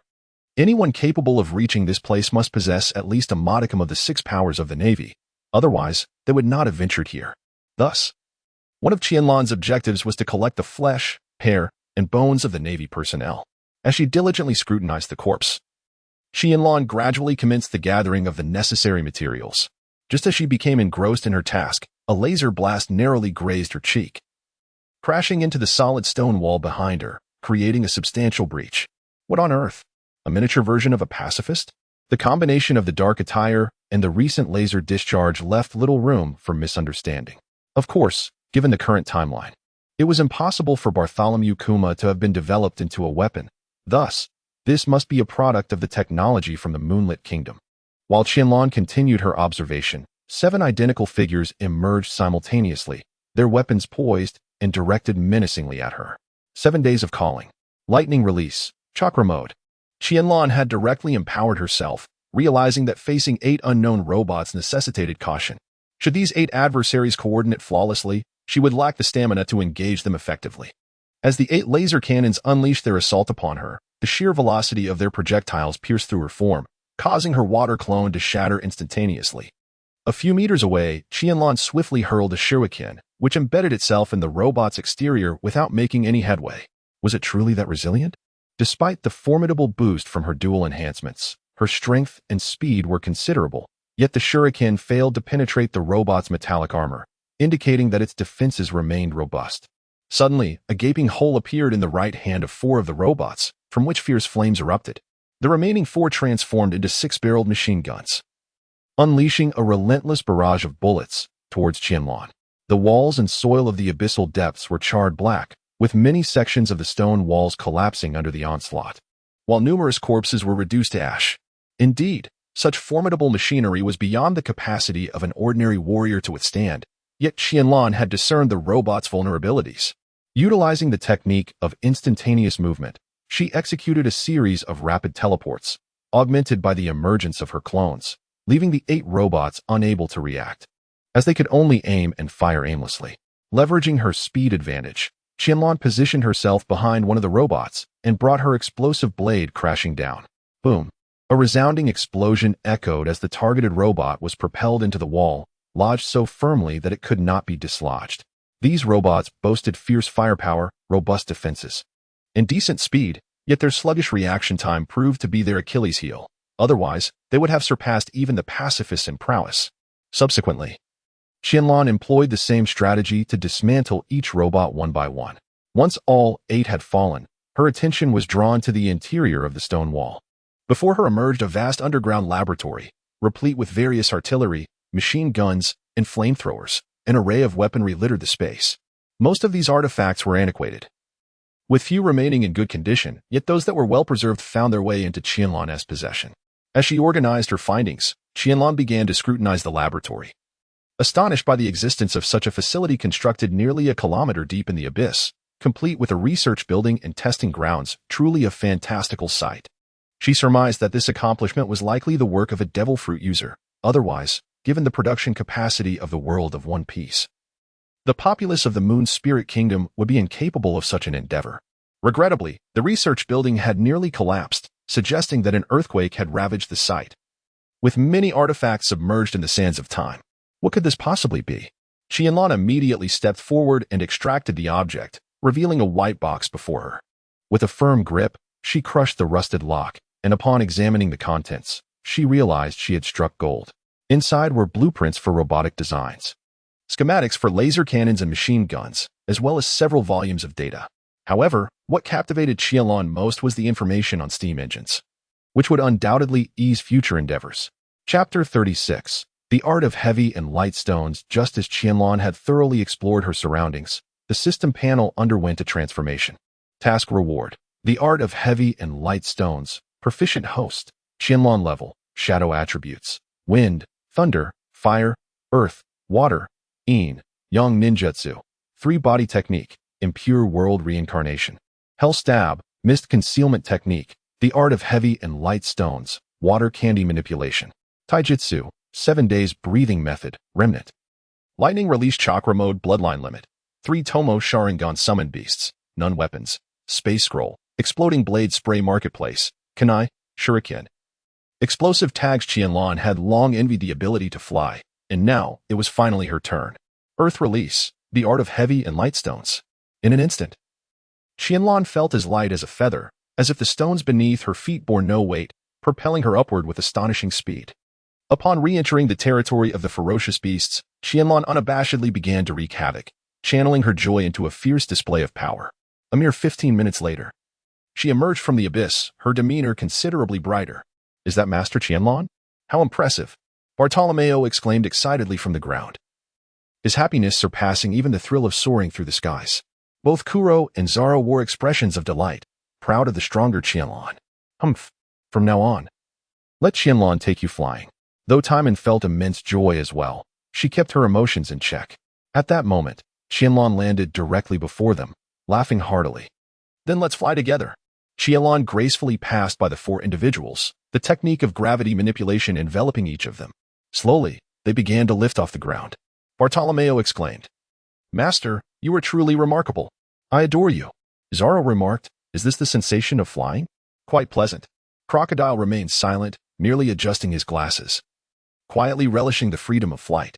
"This is a completely different experience from transforming into my beast form." "Thank you, Qianlan." Timan, overwhelmed with excitement, rushed towards Qianlan and playfully nibbled at her, exhilarated as he soared through the skies. The four soared freely in the heavens, embracing the longing that coursed through their veins.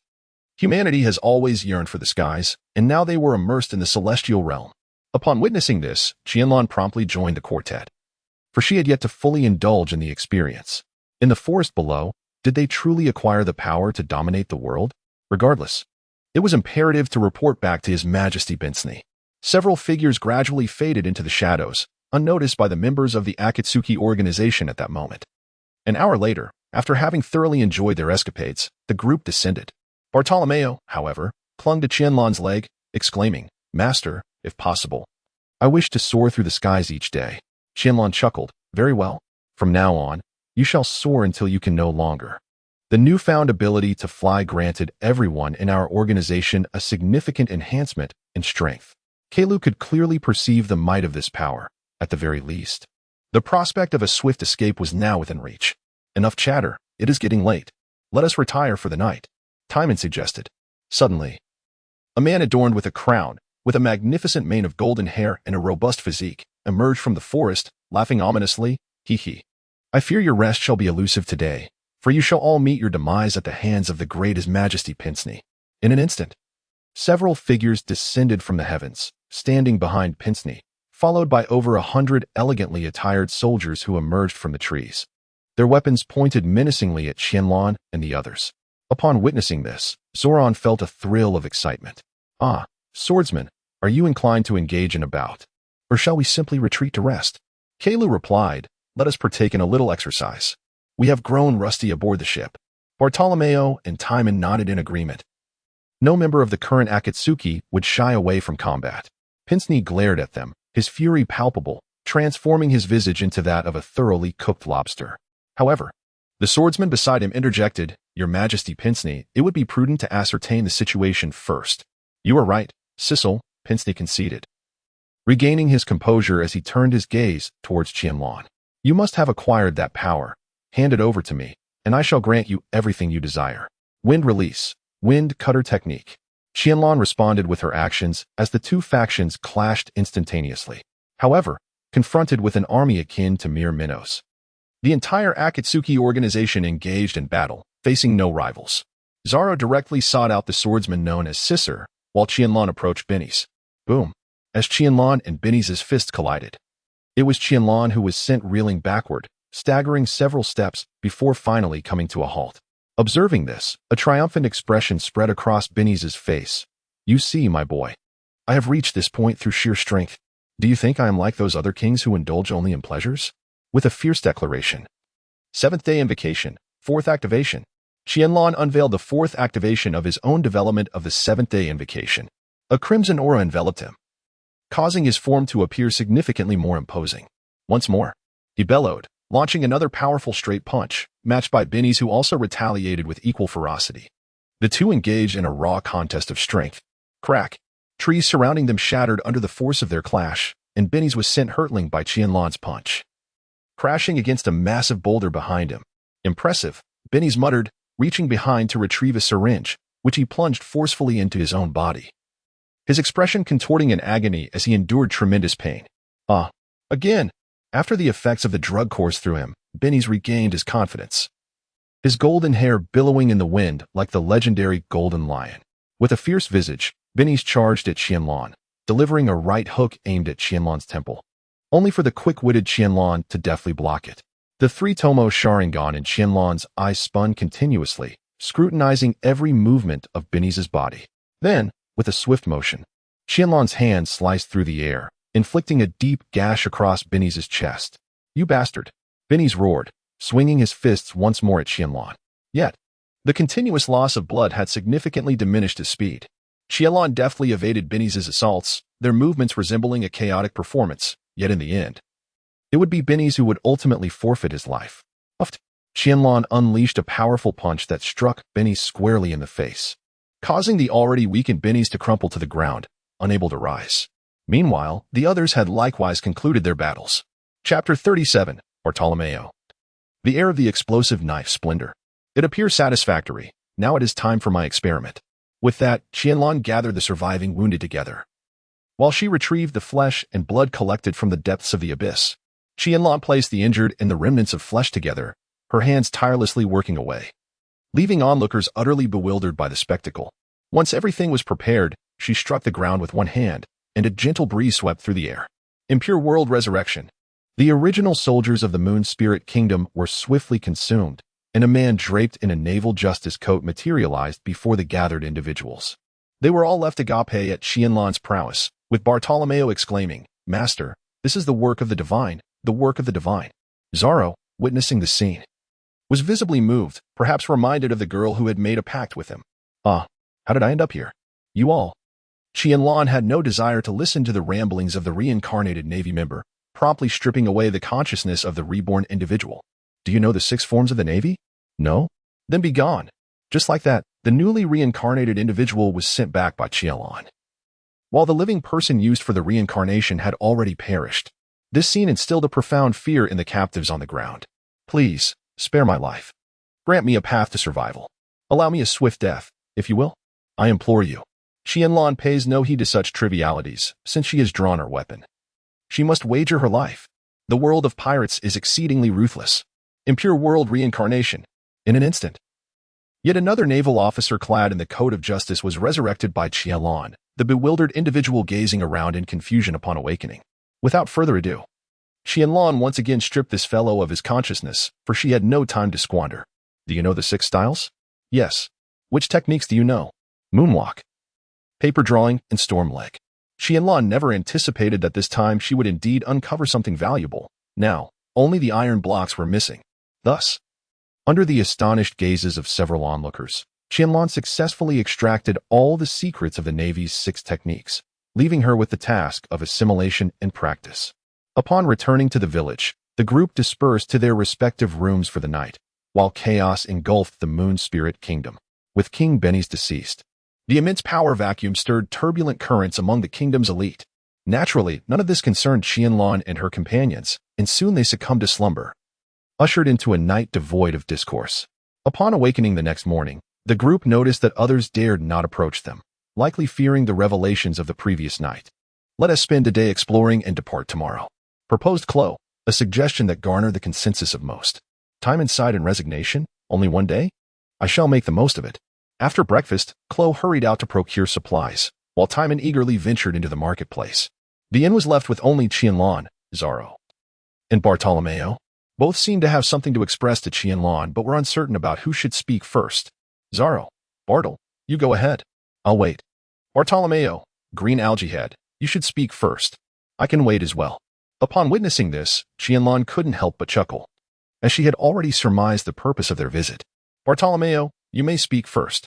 Bartolomeo's expression changed instantly. His previous smile faded away. "Master, it seems your repertoire of techniques has expanded, yet I, your disciple, have yet to inherit even a fraction of your skills. I am truly ashamed." Hearing this, Qianlan felt a wave of exasperation. "Master, I am not dead yet, and you wish to inherit my abilities? Shall I also bequeath my credit line to you?" Bartolomeo promptly shook his head. "Master, at the very least, impart a few techniques to me. Otherwise, it would be quite embarrassing for your disciple to be utterly unskilled. Desarro, please wait a moment. With that, Qianlan led Bartolomeo outside. Having contemplated his request thoroughly, it seemed reasonable to grant him some training.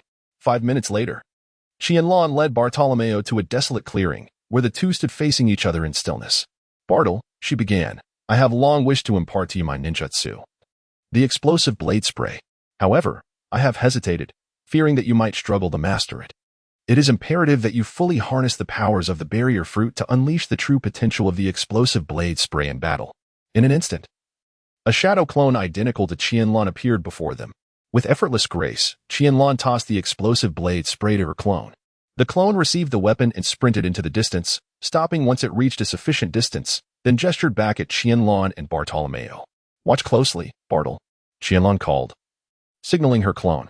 Upon receiving Qianlan's signal, the clone exerted all its strength, swinging the explosive blade spray down towards the ground.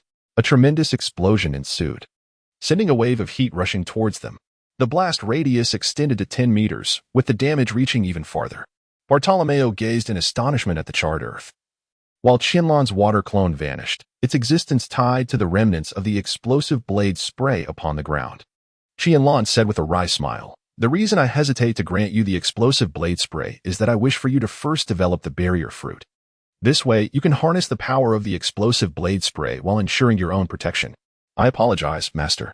Bartolomeo, with tears streaming down his face, realized that his master had always been concerned for him, while he himself had failed to comprehend this. Qianlan stepped forward to pick up the fragments of the explosive blade scattered on the ground. I have always wished that you could conjure a barrier with just one hand to safeguard yourself. Thus, I present these explosive fragments to you, hoping they will inspire you to further develop your barrier fruit. Master Qianlan, I am ready. Please summon Desarro. We have matters to discuss. Bartolomeo took the fragments and departed. And before long, Desarro approached, his expression dark, evidently having been subjected to Bartolomeo's earlier boasting. Qianlan, Desarro, I am aware of what you wish to express. It pertains to Kuina, does it not? Desarro nodded slightly. The abruptness of Kuina's demise had left a profound impact, and Desarro likely harbored numerous sentiments to share, while Qianlan was perfectly positioned to provide an opportunity for such discourse. Let us postpone this for a while. I would prefer to wait until the dawn stabilizes, and then I shall accompany you back to Frost Moon Village. Once everything was settled, the day swiftly elapsed, and the dawn remained undisturbed on Crescent Moon Island, especially since the king had met his end at the hands of the dawn. The following day, after tidying up all matters, the crew was prepared to embark once more, brimming with anticipation for the next island. Set sail.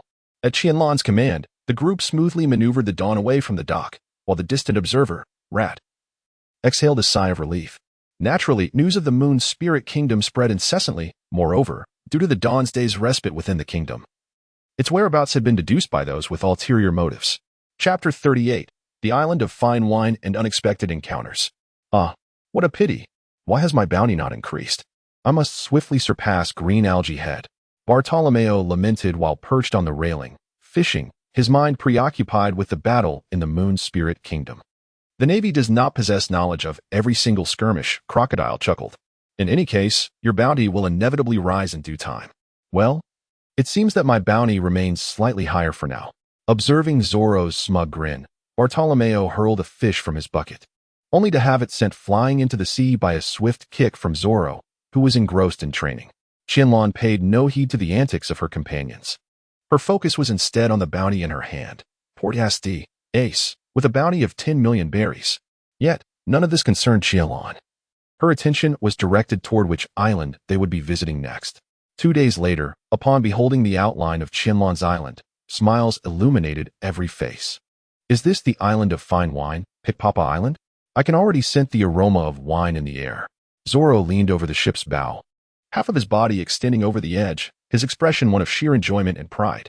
Upon witnessing this, Qianlan and a few others inwardly chuckled, contemplating that perhaps only fine wine could truly tame this trio of sword-wielders. Bartolomeo exclaimed, Master Qianlan, why not we proceed directly to the next island? Our nautical charts are quite comprehensive. In an instant, Desarro's face nearly collided with Bartolomeo's as he retorted, Are you seeking death, you fool? Nevertheless, Qianlan insisted, we must ascend and savor the exquisite wine. We cannot let this journey be in vain. As he spoke, he inhaled the intoxicating aroma of the wine in the air. His expression one of sheer ecstasy. Timan, observing the antics of the several burly men, could only shake his head, though he too found delight in the fragrant air. Half an hour later, the group docked at the pier and strolled into the bustling city, where the streets thrummed with life, filled with vendors peddling fine wines, and barrels being transported to other islands. Zoro, unable to contain his eagerness, rushed to a nearby stall and seized a cup of liquor, downing it in one swift motion. Of course, after settling the payment, it was customary for pirates to indulge first and commandeer later. Meanwhile, Qianlan approached a shop specializing in wines, as he had a particular fondness for them. "Owner, bring me one of each. I intend to relish every drop." As Qianlan entered the establishment, a voluptuous beauty with cascading waves of hair greeted him, her face adorned with a radiant smile. "Ah, Master Qianlan, whatever you desire, we shall oblige. Bring forth every fine wine for our esteemed guest." At her command, a 5-meter-long table was presented, upon which an array of wine glasses was poured by a procession of maidens. Soon, every variety of wine from the shop was assembled on the grand table, with the enchanting beauty inviting Qianlan to partake, declaring, "These are all pre-aerated wines, ready for your enjoyment at any moment." Qianlan feigned a lecherous demeanor and inquired, "May I ask how to address this enchanting lady? And who, pray tell, is so gracious as to invite me for a drink?" "You may simply call me Shueching," replied the voluptuous beauty with flowing waves of hair. "As for who has extended the invitation for you to savor fine wine, that shall be revealed once you have sampled it." With that, the woman named Shueching departed. Without a hint of hesitation, Qianlan lifted his glass, cautiously assessing for any trace of poison. After all, having just arrived, his identity had already been discerned, suggesting that the individuals here were not to be underestimated. Once assured of the drink's safety, Qianlan indulged in its robust flavor, which lingered on the palate. He set down one glass only to raise another, continuing his silent enjoyment. As the minutes passed, the long table, once laden with drink, was reduced to a solitary glass. Just as Qianlan prepared to raise it, a burly man with a face adorned with excess flesh strode in. "What do you think of this wine, Captain Qianlan of the Akatsuki?" he inquired, taking a seat with a broad grin, as if they were longtime friends. Not one to rebuff a friendly face, especially one who had treated him to such generous libations. Qianlan replied with a smile, "What shall I call you? And what brings you to seek my company?" The robust man chuckled, "Oh, none of this is of any consequence. You may refer to me as Ikite. From now on, all expenses incurred by the Akatsuki members on Fishman Island will be my responsibility." Having enjoyed a complimentary feast of wine, Qianlan took his leave, resolved to face whatever lay ahead with composure. With spirits high, Qianlan meandered through the bustling streets, contemplating the identity of the individual who had treated him. It was unlikely they were affiliated with the Four Emperors, even if Big Mom had an inclination for fine wine. The Four Emperors held little sway in the first half of the Grand Line. Alternatively, it could be a faction of the world government, for they could not merely rely on celestial gold to sustain themselves. Prudent resource management has been a necessity throughout the ages. Lastly, there was the possibility of the 6 underground monarchs. Though the likelihood of the 7 warlords was slim, the question remained, who could it be? "Ah, master, let us drink together," exclaimed Zoro and Bartolomeo, their faces flushed and their steps unsteady as they ambled towards Qianlan, shoulders linked, pouring more wine into their mouths as they walked. Qianlan helplessly stepped forward to assist the two individuals, realizing that her crew seemed to be indulging in comfort. "Ah, are they already unable to handle it? They haven't even been drinking as long as I have." Timan also emerged slowly, with a natural blush adorning his cheeks, giving him an appealing look. However, he appeared unaffected by intoxication. Thus, the 4 of them, Qianlan supporting the 2, along with the curious Timan, entered an inn. To their astonishment, they found Klo leisurely savoring wine in the hall, his expression one of exquisite delight. Klo remarked, "Have you all enjoyed your drinks? I wonder who treated us to such an abundance." Even Bailey, who was supposed to be dining, ended up footing the bill for us. Qianlan unceremoniously tossed Zoro and Bartolomeo onto the table before taking a seat herself. The two continued to sip their wine, seemingly indifferent to what Klo was saying. Timan chuckled. "Let them be. The wine is already in my belly, and I can't very well regurgitate it." At that moment, Timan appeared quite uninhibited, likely a testament to her mild inebriation. Klo, with a sense of resignation, glanced at Qianlan, realizing that at such a critical moment, the captain was indeed the most reliable. as he could not place his trust in these rascals. Qianlan, since that is the case, let us simply indulge ourselves. There is no point in overthinking. As long as we possess strength, none can challenge us. Chapter 39. Intelligence regarding the Navy the next day. The members of the Akatsuki organization awoke from their drunken stupor by noon, gathered once more in the hotel lobby for a meal.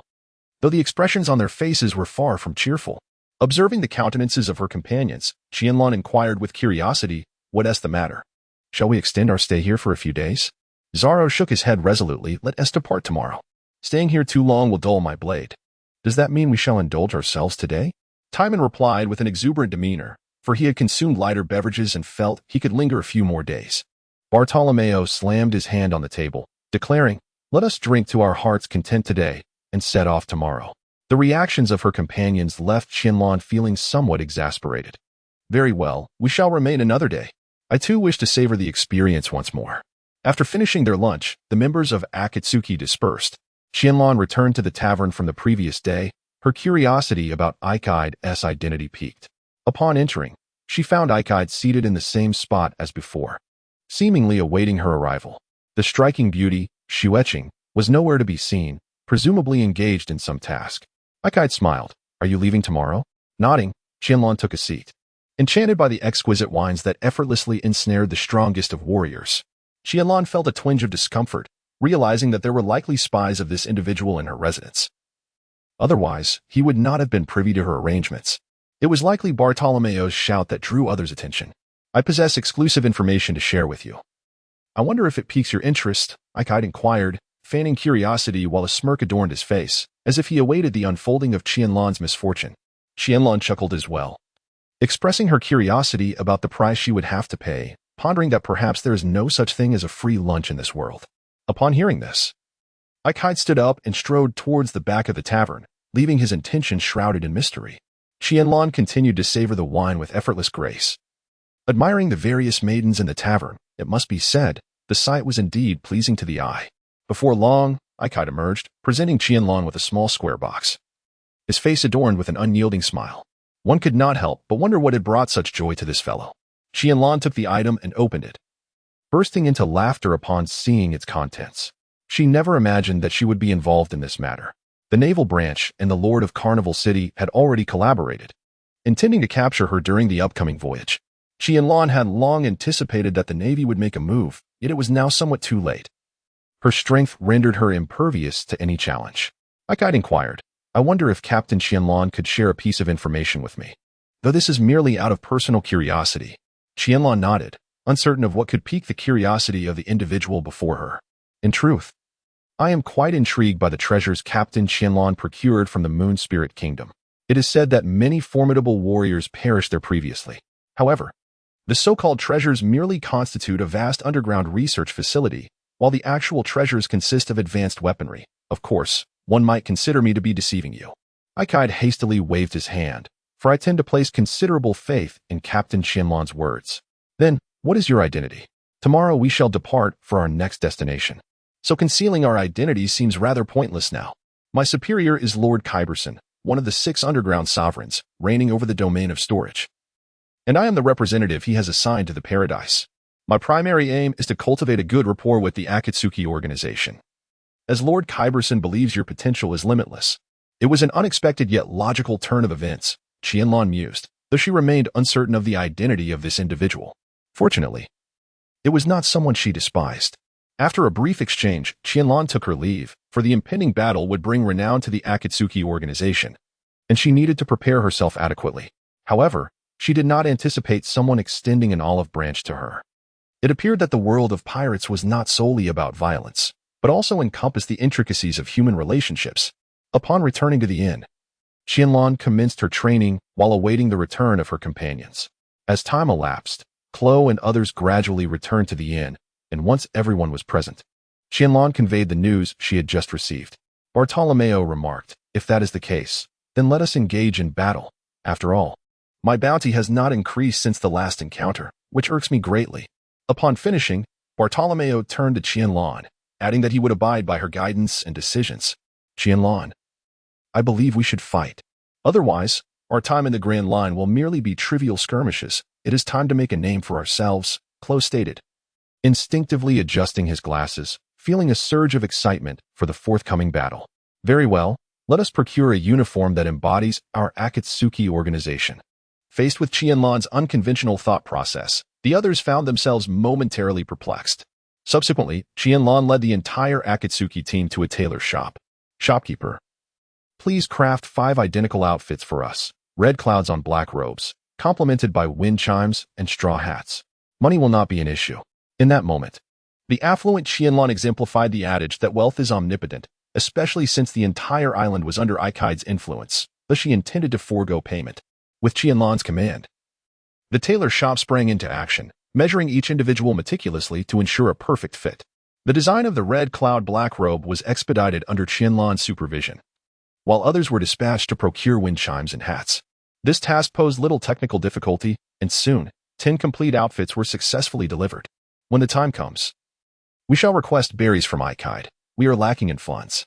The expressions of Timan and the others betrayed their embarrassment. Yet Qianlan remained remarkably composed as she led them back to the inn.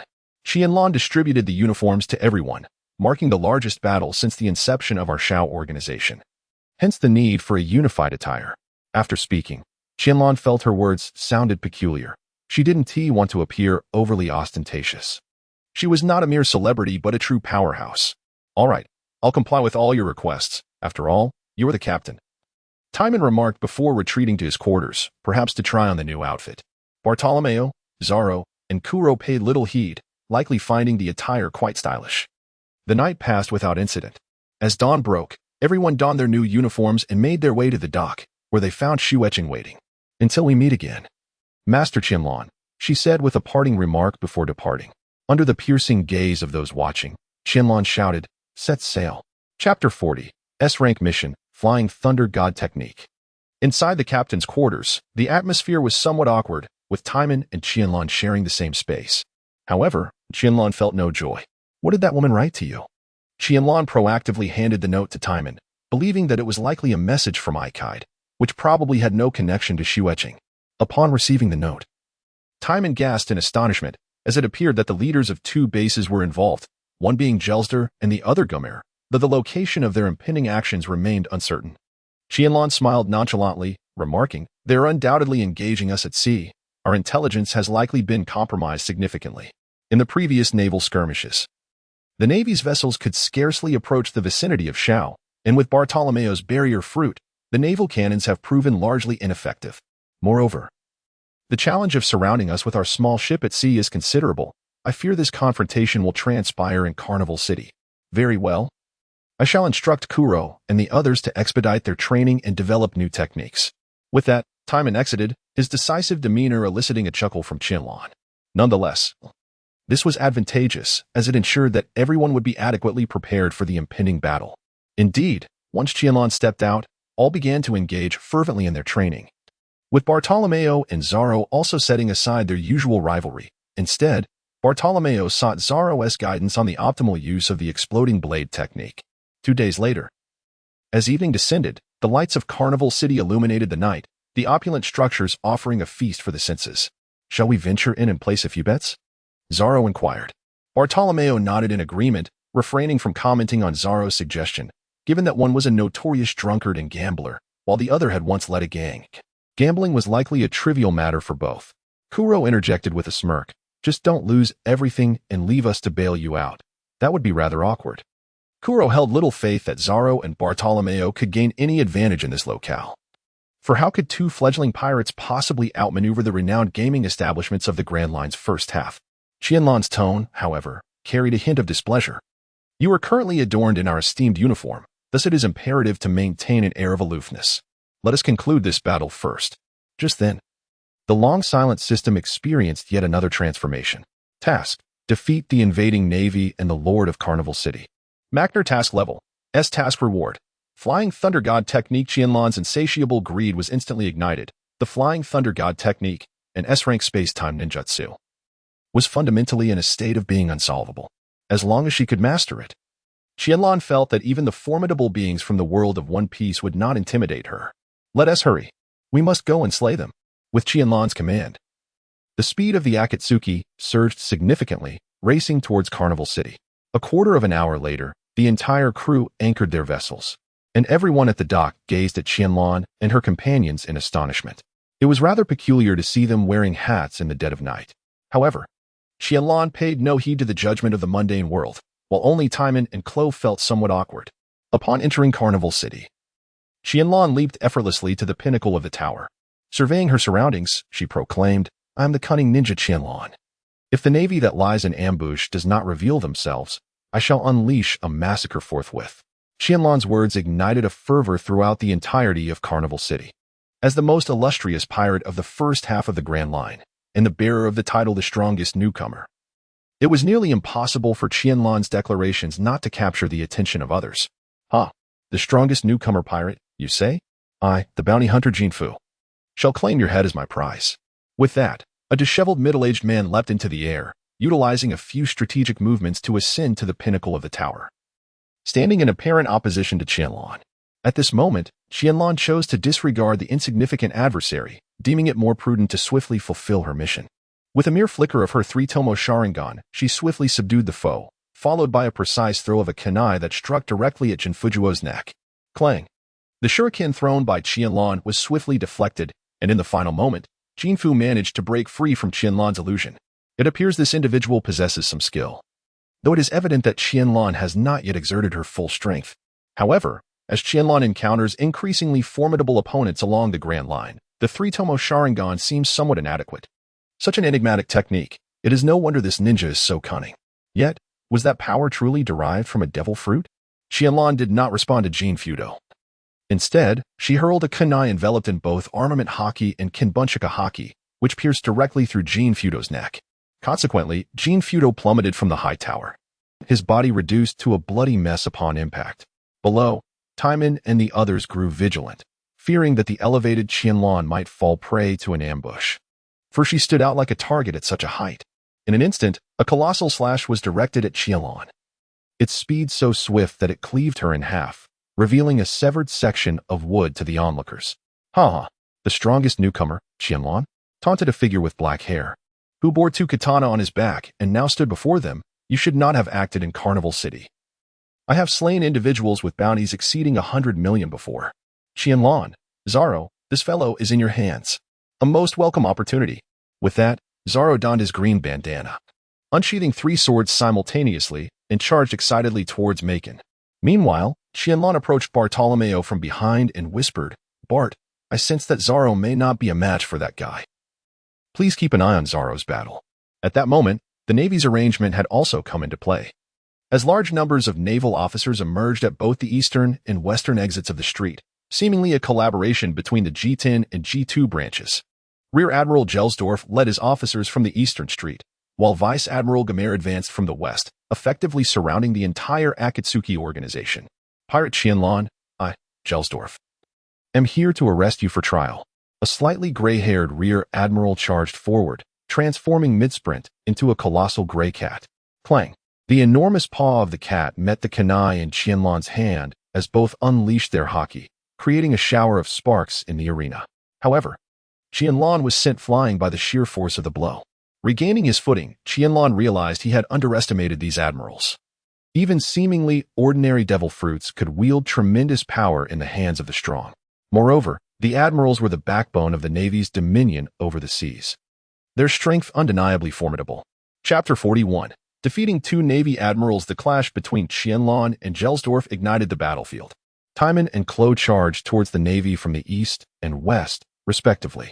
Timan transformed into his most perfect hybrid beast form to engage the naval officers, while Klo utilized his rapid reflexes to strike. Only Bartolomeo seemed at ease, with the defensive capabilities of his barrier fruit coupled with the devastating damage of his explosive blades, inflicting significant casualties upon the Navy with each explosion. Qianlan anxiously focused on the battle unfolding before her, fearful of any unforeseen accidents. Gelsdorf declared, "I am a user of the Zoan-type cat fruit, in the form of a serval. The night is my domain, and you should not be distracted by others." In an instant, Gelsdorf transformed into his hybrid form, his large ears and ethereal blue eyes, his fur bristling with a formidable presence. However, at that moment, Qianlan could not afford to pay attention to him. Gamer was charging straight towards Bartholomew, Perhaps the terrifying damage he could inflict was too much for the Navy to bear. Lightning release, chakra mode. 7 days of calling, 4th activation. Qianlan skillfully enveloped herself in 2 layers of buffs, instantly appearing before Gumi, who was poised to launch a surprise attack. With a swift kick, she struck. In response, Gumi crossed his twin blades, simultaneously slashing towards Qianlan's formidable foot. The clash of their armed haki resonated with a thunderous boom, sending Gumi hurtling backward, crashing through the buildings lining the street and landing in the adjacent one. At this moment, Qianlan epitomized a remarkable fusion of the strengths of both the Hokage and the pirate world, boasting dual-colored haki alongside 3 techniques from the Marine 6 forms, complemented by the 7 days calling technique and lightning release chakra mode. This amalgamation elevated her martial prowess to a terrifying realm. Jerster, witnessing Gumi's plight, was engulfed in guilt, lamenting his failure to keep a close watch on the detestable pirate, Qianlan. Cough, cough, I'm unscathed, Gumi exclaimed, rising and spitting blood. It seems we will need to join forces, Jerster. It has been a while since we collaborated. Regrouping, Gumi and Jerster stood side by side, both casting icy glances at Qianlan, while an undercurrent of trepidation surged within them. Dual sword style, aerial slash, storm kick, heavy strike. The dual-wielding swordsman Gumi and the formidable martial artist Jerster unleashed their assaults in unison, executing numerous varied slashes toward Qianlan, their combined force shattering the street's walls into fragments. Fire release, great fireball technique. A fireball, as large as the street itself, consumed their strikes and barreled toward them with unrelenting momentum. Such troublesome techniques. Gumi cursed inwardly, continuously unleashing slashes to dissipate Qianlan's great fireball technique. It was evident that all the Marines harbored apprehension towards Qianlan's ninjutsu, akin to battling an adversary endowed with the powers of 5 different natural-type devil fruits. Upon witnessing this, Qianlan erupted into hearty laughter. Rest assured, I shall not bully you. In an instant, Qianlan vanished from sight, reappearing before Gumier in the blink of an eye, delivering yet another kick. Boom. The trio's attacks clashed simultaneously, and with the combined strength of Gumier and Jelster, they successfully intercepted Qianlan's basic strike. Scatter. With this command, Gumier and Jelster launched a coordinated assault on Qianlan. Yet every sword and fist aimed at him was deftly evaded. Although the trio's mastery of observation haki was comparable, Qianlan's 3-tomo sharingan granted him the ability to perceive everything during the skirmish. As their battle zone expanded, the street lay in ruins, providing Qianlan with the opportunity to employ ninjutsu, no longer fearing harm to his allies. Earth release, earth flow swamp. In an instant, the ground was engulfed by a moving mire, causing Gumier and Jelster, caught off guard, to slip and nearly fall. Wind release, wind cutter technique. A multitude of wind blades sliced towards the two, who were struggling to maintain their balance, prompting a cold sweat from the observing naval soldiers in the distance. 2 sword style, phoenix spiral slash, iron block, steel. Gumier unleashed a whirlwind slash, shattering the wind blades before him, while Jelster opted to endure the blows using armed haki and the iron block technique. Down below, with that, Gumier executed 2 slashes towards the ground, prompting Qianlan to emerge from beneath, realizing that the decapitation technique was no longer viable against foes with keen observation haki, as it was too easily detectable. Fire release, great fireball technique. Once again, he performed the great fireball technique, but this time, he cast it close to the ground, causing the mud below to rapidly solidify under the intense heat, a detail unnoticed by the two, who were focused solely on their defenses. By the time they became aware, they dismissed it, believing it to be mere mud incapable of restraining them. Just as the mud solidified around their feet, Qianlan unleashed 2 illusions, which, even if they could only bind the two for a fleeting moment, granted him the opportunity to breach their defenses. Bang! Bang! Qianlan executed a flying kick followed by a left hook, delivering 2 strikes that landed squarely on the heads of her unsuspecting opponents, rendering them unconscious. Naval forces, come forth to clean up this mess. I have spared the lives of both of your admirals, so ensure that old man Garp expresses his gratitude, she proclaimed. Upon hearing Qianlan's voice, everyone in the vicinity froze, gazing in astonishment at the 2 fallen figures, their fighting spirit extinguished. However, the Lord of Carnival City, Markel, was on the verge of tears. You Navy are utterly useless. Does this mean we have been betrayed? Thus, Markel dared not cease his battle with Zoro, knowing that doing so would spell his doom. The only course of action left for him was to swiftly dispatch the foe before him. Die, he yelled. unleashing another colossal slash. Zoro raised his swords, Snow and Sandai Kitetsu, in a desperate attempt to defend himself, but was still sent flying. Blood trickling from the corner of his mouth. Markel, in a state of despair, shouted, "Why won't you just die already?" Zoro, coughing up blood, stared back at Markel. His previous injuries had yet to fully heal, and the new wounds made his suffering even more unbearable. It could be said that without the iron block at a critical moment, Zoro would have already perished. The two resumed their fierce clash. Blood continuously oozing from Zoro's body, leaving Markel feeling a sense of dread. Is this man even human? He pondered, as the Navy gradually retreated. Only the members of the Akatsuki and Markel remained, placing Markel in an increasingly precarious position. Suddenly, the two figures separated once more. Gasping for breath, Zoro closed his eyes, silently changing his sword, now gripping the Wadakamanji. One sword style. Aye, Lion's Song. In an instant, Zoro's figure appeared before Markel, executing a swift slash, only to have it blocked by Markel. Chapter 42. The intense battle concludes. Qianlan understood that it was exceedingly challenging for Zoro to confront a seasoned master of the blade, despite Zoro having reached the realm of swordsmanship. Alas, he still fell significantly short. With a resounding thud, Makin's dual blades swung toward Zoro, only to be repelled by a counterforce. At that moment, Bartolomeo interposed his fingers, deftly absorbing the impact of the strike meant for Zoro. "We must retreat," Qianlan declared, skillfully hoisting Zoro as she began to employ her healing techniques, followed by casting the weight and light rock technique upon each member of their group. Observing this, Makin swiftly ascended the tower and dashed towards the city, fully aware that remaining any longer would spell his doom. Hellspike. In an instant, Makin, suspended in midair, appeared to lose all strength and plummeted to the ground, his chest seemingly hollowed out.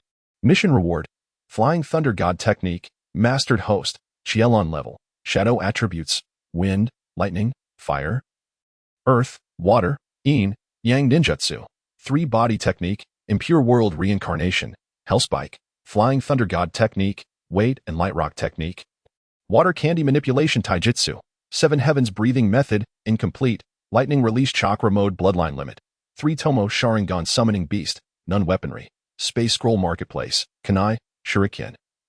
Explosive tags. Qianlan excitedly carried Zoro back to the ship. After tending to Zoro's injuries, she immediately began to experiment with the Flying Thunder God technique. The tagged kunai were strategically placed throughout the captain's quarters by Qianlan, who then appeared in various locations within the room, as if possessing the ability to teleport. After a while, feeling somewhat unsatisfied, Qianlan scattered more kunai around the ship and joyfully resumed her teleportation. "Master, it's time to eat," Bartolomeo exclaimed, startled, as he fell to the ground. "Master, how do you suddenly appear and disappear like that?" Qianlan did not respond. Instead, she rested her right hand upon Bartolomeo's shoulder, and in an instant, the two figures materialized within the ship's kitchen. "Incredible, Master," exclaimed Chloe and Timan, their faces reflecting a mixture of curiosity and bewilderment as they gazed at the suddenly appeared duo. After a brief demonstration, everyone began to partake in their meal, while the gravely injured Zoro remained in a deep slumber on his bed. As night fell, having endured the rigors of battle, Qianlan felt an urge to bathe and instantly found herself in the ship's sole bathroom, where she unexpectedly witnessed a captivating scene. A white, large, S-shaped figure, Timan, taken aback by the sudden presence, let out a shout before executing a swift kick. Qianlan realized the gravity of the events that unfolded this evening. In an instant, she utilized the Flying Thunder God technique to return to her room. Subsequently, she enveloped herself in her blanket, pondering how she would manage to sleep tonight. The following day arrived. Qianlan consumed her breakfast under the disdainful gaze of Timan, the taste akin to chewing wax, yet she still had to swallow it down. Bartolomeo and Kuro remained silent, having surmised what might have transpired the previous night. Meanwhile, the repercussions of last night's battle began to reverberate. At Marine headquarters, a resounding crack echoed as Sengoku smashed his wooden desk with a punch, collapsing into his chair in disappointment. Admiral Borsellino, also known as Kizaru, sat leisurely on the sofa, trimming his nails. "Do you comprehend the significance of my calling you back, Borsellino?" Sengoku's voice seethed with anger. Borsellino replied nonchalantly, "What about Kawai, the strongest rookie pirate? Is that the reason you summoned me back, Sengoku-san?" Sengoku nodded helplessly. The fierce battle in Carnival City had made the Marine headquarters acutely aware of how formidable Qianlan was. Having severely injured 2 Marine commanders while remaining relatively unscathed, It seemed inevitable that an admiral would need to intervene. What a hassle. Perhaps we should recruit this Akatsuki into the 7 warlords of the sea, considering there's still a vacancy, Borsalino suggested, embodying a philosophy of nonchalance. However, Sengoku shook his head. The world government had already ordered that Fire Fist Ace, who had consumed a Logia-type devil fruit, be appointed as one of the 7 warlords. You only need to focus on dealing with the Akatsuki organization, he insisted. Borsalino realized he could no longer refuse and would ultimately have to take action himself. Yet he remained seated, seemingly awaiting something. Sengoku sighed in resignation. I'll increase your salary by half. Now hurry up. At the World Economic News Agency. Morgans lounged in his office chair, a cigar in his mouth, perusing photographs from the previous night's battle. Just then, a beautiful editor approached his desk, asking, President, should we feature Fire Fist Ace or the cunning ninja Qianlan on the front page?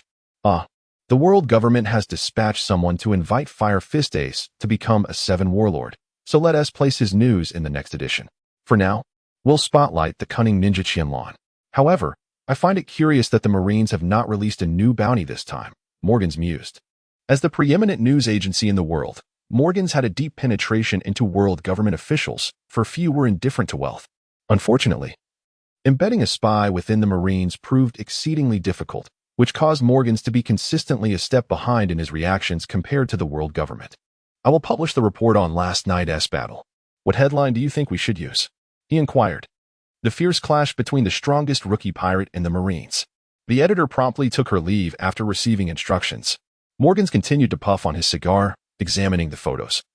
Sensing that a significant conflict was imminent, being a journalist, he detected an unusual atmosphere. The Marines, having suffered a setback, would undoubtedly retaliate, as they were the true sovereigns of the first half of the Grand Line. What? Change the route. Yes, I have already stowed away the Akatsuki's vessel. Next, we shall embark on the sea train to Gourmet City.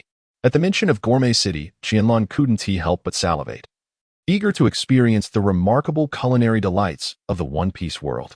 With the opportunity to visit Gourmet City, he simply could not pass it up, especially since he intended to recruit a chef as a companion. Timan and the others exchanged glances, bemused by Qianlan's sudden change of plans. However, each of them shared an anticipation for Gourmet City, as everyone had a passion for food. It was implausible for anyone to be disinterested in such delights. Let us go. To the station. With Qianlan's enthusiastic shout, they headed towards the sea train station located in Carnival City, where Qianlan was filled with curiosity about the steam train that could race across the sea. Upon finally arriving at the station, Qianlan gazed nostalgically at the surroundings. The retro-style platform and waiting area, the modern ticket booth, and the vintage steam train provided him with a surreal sense of time distortion. Bartolomeo exclaimed, "How amazing! This is my first time seeing it. I've heard this is the only sea train route in the world." Kuro chuckled, "Perhaps this way, Zoro won't get lost." After spending considerable time together, everyone was well aware of Zoro's notorious sense of direction, yet surely he couldn't go astray on this singular line. "I'll chop you up, you bastard." They bantered as they boarded the ancient train, albeit its remarkable feature was its ability to traverse water. The group led by Qianlan chose seats by the window, gazing at the vast and boundless ocean outside. Each person felt a wave of joy wash over them as they experienced the refreshing sea breeze and admired the magnificent sea below. For Qianlan, this moment felt remarkably unique, evoking an indescribable sense of happiness. While they boarded the maritime train, Admiral Kizaru and his fleet awaited Qianlan at the next island on their original route, oblivious to the fact that Qianlan had already embarked on a journey along a different course. "Achoo, where's the way? I wonder when they'll show up. It's so cold." Thus, both parties perfectly missed each other, a characteristic of the world of One Piece, where information travels astonishingly slowly. Gourmet City, known for its culinary delights, boasted streets lined with a myriad of shops offering a diverse array of foods, from raw and cooked dishes to nuts and pastries, as well as cakes and milk tea, everything one could desire. "Ah, I must have this," exclaimed Timan, as he purchased 2 tricolor dumplings. Qianlan couldn't help but noticed their resemblance to the sweet dumplings that Itachi enjoyed. Without hesitation, Qianlan placed one in her mouth, savoring its delightful flavors. The 3 colored dumplings each offered a distinct taste, melting tenderly on her tongue and proving to be quite delectable. Timan, having not heard Qianlan's words, shoved the sweet dumpling into her hand before darting off to the next stall. What is this? It looks like some kind of egg, Qianlan remarked. The vendor, seeing her curiosity, chuckled and replied, "This is a unique preparation of duck eggs from the flower country in the New World. It's certainly a special kind of egg." Qianlan stepped forward and glanced at the dish, saying, "Isn't this century egg? Give me 2, please, boss." It is hardly surprising that a nation inspired by Huaxia would feature foods characteristic of it. Observing the prepared century eggs, Qianlan swallowed one whole and began to savor the taste, a delightful sensation enveloping her palate, her expression radiating pure enjoyment. Timan, intrigued by the black delicacy, imitated Qianlan and took a large bite. Cough, cough. This is dreadful. Are you doing this on purpose? Each person has a different perception of century eggs. Some find them delectable while others find them unpalatable. It is merely a matter of our different tastes. The boss chimed in. What this guest says is true. There is always a slight difference between couples. Humph. Who is his partner? Retorted Timan, her face flushed with embarrassment as she dashed away. Upon witnessing this, Qianlan could only manage a helpless smile. At times, Timan was exuberant and lively, yet at others, he displayed an endearing shyness. Indeed, the rolling washing machine had spoken the truth. Even Sherlock Holmes would find it challenging to accurately deduce the sentiments of the girl he admired. After indulging in a moment of whimsical contemplation, Qianlan promptly resumed her pursuit. The two meandered together, inexplicably arriving at a competition venue. The scene was bustling with activity, teeming with people, creating an atmosphere of remarkable liveliness. "Shall we enter and cast our votes?" Someone inquired. "This is the culinary championship of our gastronomy island, where each individual is granted 3 votes to savor and support their favorite chef." Qianlan never anticipated encountering such a fortunate event today. Upon receiving 6 tickets, she stepped inside, inhaling the fragrant aroma that permeated the air, and found herself inexplicably hungry again despite having just eaten. Timan exclaimed, "Try this." Presenting a piece of jelly in 7 vibrant colors, which appeared exceptionally alluring, Qianlan could not resist taking a bite, savoring its silky texture. It was delightful, yet not worthy of my vote. Qianlan continued to meander through the venue, pausing at each stall to savor the delicacies presented before her. Suddenly, she noticed a peculiar presence amidst the crowd, a vibrant young girl with flowing black hair, wielding an oversized spatula that seemed disproportionately large for her petite frame, while her pot loomed nearly 2 meters in size. Curious, Qianlan stepped forward to observe the young girl as she prepared the meal. The method was reminiscent of traditional Huaxia cuisine, complete with all the essential ingredients such as scallions, ginger, and garlic. Those around her inhaled deeply, as if savoring the graceful movements of the girl. After a quarter of an hour, a plate of sweet and sour pork was presented to each individual. Qianlan licked her lips and took a taste. The delightful balance of sweet and tangy flavors instantly captivated her senses. "Are you from the land of flowers? Your culinary skills are quite impressive. Would you consider joining my ship as a chef?" Qianlan remarked, raising an eyebrow, seemingly attempting to entice the unsuspecting girl. Qianlan's words instantly ignited a wave of anger among the crowd, who cast furious glares in her direction, seemingly demanding an explanation.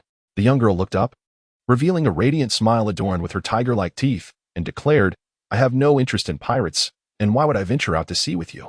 Indeed, Chef Mushin is poised to win the championship in this culinary competition. Who would choose to sail with a mere petty pirate like you?" "Exactly. Precisely," the onlookers chimed in, expressing their agreement with Mushin's remarks. Qianlan smiled and said, "In this world, there is nothing that cannot be discussed. As long as you present your conditions, I shall comply. If you desire to secure first place in this competition, then I shall eliminate all the chefs present here." In an instant, Qianlan's 3-tomo sharingan controlled everyone else in the room. She had no desire to listen to the irrelevant chatter any longer. "Speak, young lady, what are your terms?" Mushan rested her chin in contemplation, realizing that since embarking on her culinary journey, she had lacked both dreams and reasons for setting sail. Her arrival here was merely driven by curiosity, and now formulating conditions proved to be a daunting task. Observing Mushan's pensive demeanor, Qianlan leisurely sampled the other delicacies she had prepared. It must be said that the flavors of Huaxia cuisine were quite familiar to her, and without realizing it, Qianlan began to enthusiastically devour the other dishes on the table, momentarily disregarding Mushan's deep thoughts. Mushan noticed Qianlan's enjoyment, and it seemed that this individual recognized her culinary skills. A subtle smile graced her lips. Chapter 44. A New Ally. "Have you made your decision? Young lady, would you care to join our Akatsuki organization?" At this point, Qianlan was on the verge of losing her patience. If necessary, she would resort to coercion. With this thought, she flexed her hands, and her gaze took on a more menacing quality. Mushan pondered. Akatsuki? Is that the cunning ninja Qianlan? Indeed. Mushan's expression transformed, shifting between joy and sorrow, her thoughts a mystery. Speak your mind. Whatever conditions you propose, I shall endeavor to fulfill. Once you join the Akatsuki, all your concerns will cease to be obstacles. Qianlan never anticipated that inviting someone would be such a hassle. The grand scene where a powerful presence would cause everyone to kneel in submission was nowhere to be found. After a prolonged silence, Mushin whispered, "If I join you, can you help me seek vengeance? With your strength, I wonder if it's possible." Qianlan assured her, "With my current prowess, no one can stand in my way. Even if you wish to eliminate those despicable celestial dragons, I can assist you." Possessing the Flying Thunder God technique, Qianlan felt no fear of anyone. He was confident he could handle any adversary. Mushin nodded. "After the competition concludes, let us have a duel. If you cannot surpass my strength, then I see no reason to join Akatsuki." "Very well, we shall meet at the dock," Qianlan replied, waving his hand as he departed, determined to secure Mushin's allegiance. After casting all his votes for Mushin, Qianlan continued to meander through the venue, pausing for an extended time at each stall. However, behind him, Timan could no longer contain his curiosity. Is Qianlan truly just looking for a chef? Is there no ulterior motive? Timan boldly inquired. Do you genuinely wish for that female chef to join Akatsuki, or is it simply because she is cute, and you wish to groom her? Upon hearing this, cold sweat broke out on Qianlan's brow. Was he not a paragon of virtue? He had been an exemplary student and a model of morality. How could he engage in such behavior? "I merely seek a chef who aligns with my taste to alleviate some of Chloe's burdens," he clarified before promptly stuffing a rice ball into Timan's mouth. "Try this. It's quite delectable." After a morning of wandering, Qianlan finally felt satiated and led Timan into a tavern to take a seat. Qianlan ordered a glass of milk for herself, while Timan sipped on fruit wine. Both were seated and resting, clearly indicating that a day of shopping was exhausting not just for men, but for women as well. "Let's stroll a bit more this afternoon." "We shall depart from here today," Qianlan suggested. "Why the rush?" Timan replied. "Why not linger a few more days on Gourmet Island?" At that moment, an oddly shaped man with fox-like eyes approached them. "Beautiful lady, is this your captain? Doesn't he seem impressive at all, drinking milk in a tavern? Is he incapable?" The peculiar man's voice was far from quiet, drawing laughter from the surrounding patrons. "Haha, Captain Henrik is right. A fellow drinking milk, should I offer him my leftover whiskey?" The crowd in the tavern cast curious glances at Qianlan and the man named Henrik, eagerly anticipating the impending confrontation. Naturally, if it turned out to be mere bullying without a fight, they would still relish the spectacle. Quest: eliminate Henrik quest level. B quest reward: 8,000 quest points. Upon seeing the quest details on the system panel, Qianlan stood up and downed her milk in one go. "Though I am a pirate, why do I drink milk in a tavern instead of beer? Because beer is harmful to the body. How amusing it is to see a pirate afraid of beer." As he spoke, Henrik leered at Timan. "Do you really fancy this pretty boy?" Instantly, Qianlan felt a twinge of embarrassment. While he considered himself somewhat handsome, he certainly could not be labeled as a pretty boy. Timan shot Henrik a sidelong glance and retorted, "Can you defeat this pretty boy?" "Humph." Henrik was instantly enraged by Timan's words, launching a right hook towards Qianlan's left cheek, convinced that the blow would send the man before him crashing to the ground. Boom. In an instant, Qianlan kicked Henrik back, sending him crashing into a nearby table, shattering it to pieces. The patrons who had been seated there stood up, glaring furiously at Qianlan. Wiping the blood from the corner of his mouth, Henrik declared, "You are finished. I am a Zoan-type user of the Fox fruit, in its red fox form. That woman is mine." Qianlan never expected to encounter a fruit bearer who openly revealed the power of the devil fruit. Wasn't this a sign of desperation to conceal his own intelligence? Die. As Henrik spoke, he instantly transformed into an impeccably sleek, elongated fox, his facial features becoming increasingly peculiar. Timan remarked, "What a pity, if this fellow were a pet. It would be delightful, but alas, he is merely a human." In a fit of rage, Henrik lunged forward with remarkable agility, his claws aimed at Timan, who was indulging in his drink. In an instant, Qianlan utilized the Flying Thunder God technique to appear behind Henrik, thrusting a kunai directly through his chest. A minor pirate like Henrik posed no challenge for Qianlan. Henrik exclaimed, "How is it possible to be so swift?" "Because I had already marked you with the Flying Thunder God technique before you uttered your threat. However, I doubt you comprehend its significance." Depart this world, shrouded in confusion. Upon finishing her words, Qianlan returned to her seat, while the others fell silent, hastily settling their bills and departing. The waiter brought Qianlan a glass of milk before swiftly retreating. Task reward, 8,000 task points, already distributed. Qianlan gazed at the notifications on the system panel, realizing she was one step closer to acquiring the 6 pads level ninja tool. However, the choice of which 6 pads level tool to select left her in a profound dilemma. Just now, I witnessed everything. It seems there is no need for us to engage in battle. As she spoke, Muxuan raised her wine glass and drained it in one gulp. I never anticipated you could eliminate the supernova of this route with a single strike. Just now, my observation haki failed to discern your movements. If you are willing to accept my conditions, then I shall join Akatsuki. Is this fellow truly a supernova? Qianlan felt a twinge of surprise, not expecting this supernova on the route to be so feeble, unable to withstand even a single strike. However, she quickly realized that it was a testament to her own formidable strength. Given her current prowess, it was entirely reasonable to eliminate a supernova in an instant. Perhaps, at that rate, she could effortlessly dispatch one with a mere flick of her foot. Meanwhile, Timan clenched her teeth in frustration. Recognizing that this woman had awakened her observation haki, it was imperative for her to strive harder. Otherwise, her standing in Qianlan's esteem would become precarious. Chapter 45. Journey to the Arena. Pursuit of the Yellow Ape. Qianlan, young student, share with us your dreams. Timan and Mushin paid no heed to the whimsical antics of Qin as Mushin quietly recounted her tale of misfortune. Originally, Mushin had studied culinary arts alongside her brother in the Land of Flowers. Upon completing their training, her brother was the first to venture out to sea, aspiring to elevate their culinary legacy. In pursuit of this ambition, he borrowed money from the usurer, Lord Rofield, to open a restaurant.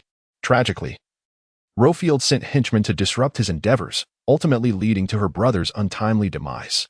Thus, driven by a fervent desire for vengeance, Mushin is willing to undertake any endeavor. Timan reassured her, rest assured, Qianlan will undoubtedly avenge your brother. With his prowess, vanquishing a king of the underworld is a mere trifle. Leave it to me. Qianlan was well aware that the tea party organized by the elderly lady frequently invited numerous guests, including the 6 sovereigns of the underworld. Eliminating the king of loan sharks would undoubtedly be a simple task. I summoned Zoro, Kuro, and Bartolomeo. After a brief introduction, we set off for the city of the Spring Queen. With a flicker of his technique, Qianlan transported the 3 of them, marked by his flying thunder god technique. A quick introduction sufficed for their induction into the Akatsuki, and everyone readily accepted the addition of the chef. Soon, the group boarded the maritime train to the city of the Spring Queen. Having experienced this journey before, their excitement had waned, and they began to converse casually. Bartolomeo inquired, Master Qianlan, why are we in such a hurry to reach the city of the Spring Queen? There are still so many culinary delights on Food Island that we have yet to savor. Zoro added, Indeed, I have yet to sample the fine wines. Their sentiments were remarkably aligned, indicating that the allure of Food Island far surpassed that of Carnival City. Well, I heard that tomorrow in the arena of the city of the Spring Queen, a battle for a devil fruit will take place. Doesn't that seem more significant? Devil fruit, they exclaimed in unison. In truth, Qianlan had overheard this tidbit while relishing the delicacies of Food Island, though its authenticity remained uncertain. Kuro remarked, if it is true, we must contest for it. This could be our first encounter with a devil fruit since we set sail. Zoro, however, displayed little enthusiasm. Let Kuro have it. As a swordsman, I'm not particularly suited for consuming a devil fruit. It seemed unlikely that Master Qianlan would be interested either, and as for me, I could no longer consume another devil fruit. The group's tone suggested that victory was assured, with the current strength of the Akatsuki. Acquiring a mere devil fruit would be a walk in the park.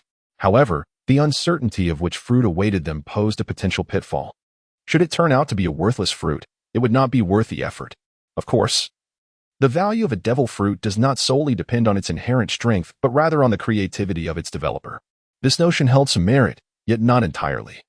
If presented with a phoenix fruit and a whisper fruit, which would you choose? Time swiftly passed, and after an hour, the group arrived at the city of the Spring Queen. Upon exiting the station, they marveled at the city's beauty and vibrancy. Unique architectural styles adorned the shops, and flower stalls abounded, their fragrances mingling with the golden hues of the setting sun, enveloping the city of the Spring Queen in a floral embrace. Mushin exclaimed, how nostalgic this place is. Let me show you around, Timan. With that, Mushin whisked Timan away, leaving the remaining 4 in a state of confusion. Naturally, Qianlan was captivated by the scenery, while Desarro and Bartolomeo busily picked their noses, and Kuro adjusted his glasses habitually. Come, let us find a place to rest, as time is of the essence. Thus, the 4 began to meander through the streets, unaware that the moment they departed the station, they had fallen under the watchful eyes of others. Within the palace at the highest point of the city of the Spring Queen, the queen sat regally upon her throne. A strikingly beautiful woman with fair skin and a statuesque figure, a subtle smile gracing her lips. Are they heading to the arena tomorrow? Indeed, Your Majesty. The information is accurate. However, it seems General Sinai is also aware of this news. The queen furrowed her brow momentarily before relaxing again, her thoughts shrouded in mystery. Let them be. Ensure we have eyes on them tomorrow. I wish to know all that pertains to Qianlan. Yes, Your Majesty. Meanwhile, aboard Admiral Kizaru's dedicated warship, he sighed. Ah, what a bother. Have they ventured to the city of the Spring Queen again? It appears I must make another trip. His tone was languid, tinged with irritation. For being left idle for so long was vexing, even for Kizaru, who was accustomed to leisure. Kizaru, are we waiting in the wrong place? It seems we are destined for the city of the Spring Queen, which appears to be your homeland, Kizaru remarked, eyeing Sabaody curiously, who donned attire reminiscent of Wano country yet hailed from the city of the Spring Queen, suggesting an intriguing background. Sabaody, hearing Kizaru's words, offered a wry smile, my homeland. Indeed. However, it would be ill-advised to act there, as the Navy is typically unwelcome in the city of the Spring Queen. We shall devise a plan to encircle the Akatsuki from the outskirts. The following day, Timan found himself once again pulled along by Mushin, as the 2 women continued their exploration of the city of the Spring Queen. Before long, Qianlan and his companions set out for the arena. Regardless of whether the devil fruit was genuine or what type it might be, it was certainly worth their journey. Upon their arrival at the arena, they soon recognized the immense influence of the devil fruit. Even if it wasn't a particularly powerful fruit, many were still willing to gamble on the possibility. The crowd was overwhelming, and it was uncertain how long they would have to wait. Let us go, Bartolomeo. They likely won't allow us to fight one-on-one. With that, Qianlan took Bartolomeo by the hand and joined the queue, ensuring that the 4 of them stood in separate lines to avoid encountering one another too soon. As time passed, it finally became Qianlan's turn. The official in charge of the draw handed him a slip of paper. Upon stepping away to check it, he saw it read Ding 2, likely indicating the second match of Group 4. With this in mind, Qianlan made his way to the designated waiting room, encountering a myriad of bizarre characters along the way. The appearances of many in the world of One Piece were indeed peculiar.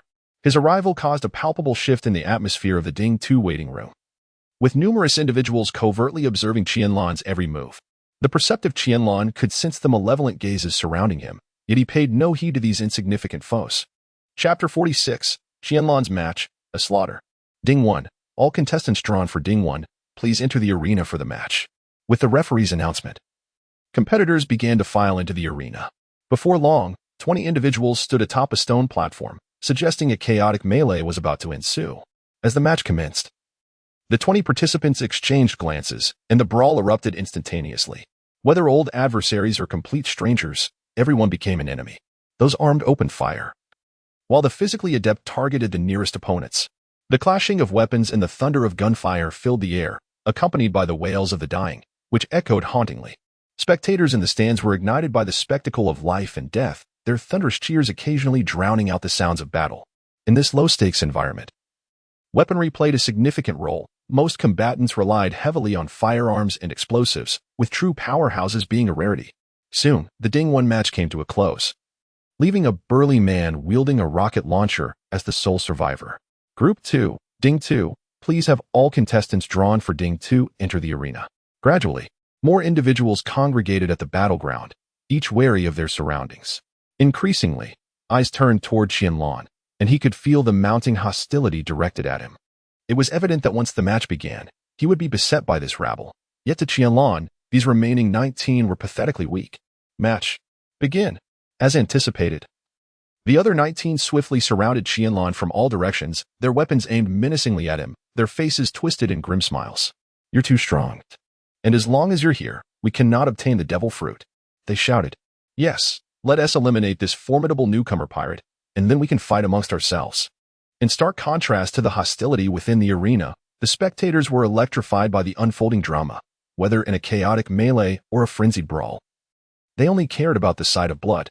The cunning ninja Qianlan shall prevail. Qianlan, please show us your ninja arts. As Qianlan's renown continued to soar, the intrigue surrounding his ninja abilities also spread, further fueling the already popular tales of ninjas. Qianlan remained indifferent to the circumstances of others in the arena. In an instant, she activated her three-tomo sharingan, subduing those wielding firearms. Subsequently, an unexpected massacre ensued. The competitors who had initially conspired to confront Qianlan turned upon one another with a ferocity that suggested deep-seated animosities. Before long, aside from Qianlan, only one individual remained alive. Bang! The last standing figure fell to his knees before Qianlan and seemingly took his own life, though it appeared more as a day of suicide. At that moment, a pin drop could be heard in the audience. The shocking spectacle had left many spectators in a state of profound fear, transforming their earlier indifference into palpable dread. TSK. Disregarding the gazes of others, Qianlan quietly made her way outside the arena, and in an instant, a resounding cheer engulfed the entire Colosseum. Indeed, what began as disbelief had transformed into exuberant applause. Qianlan's recent actions had unleashed the primal instincts of the audience, garnering their affirmation. As time progressed, all matches came to a conclusion, paving the way for the ensuing melee among the victors from each district.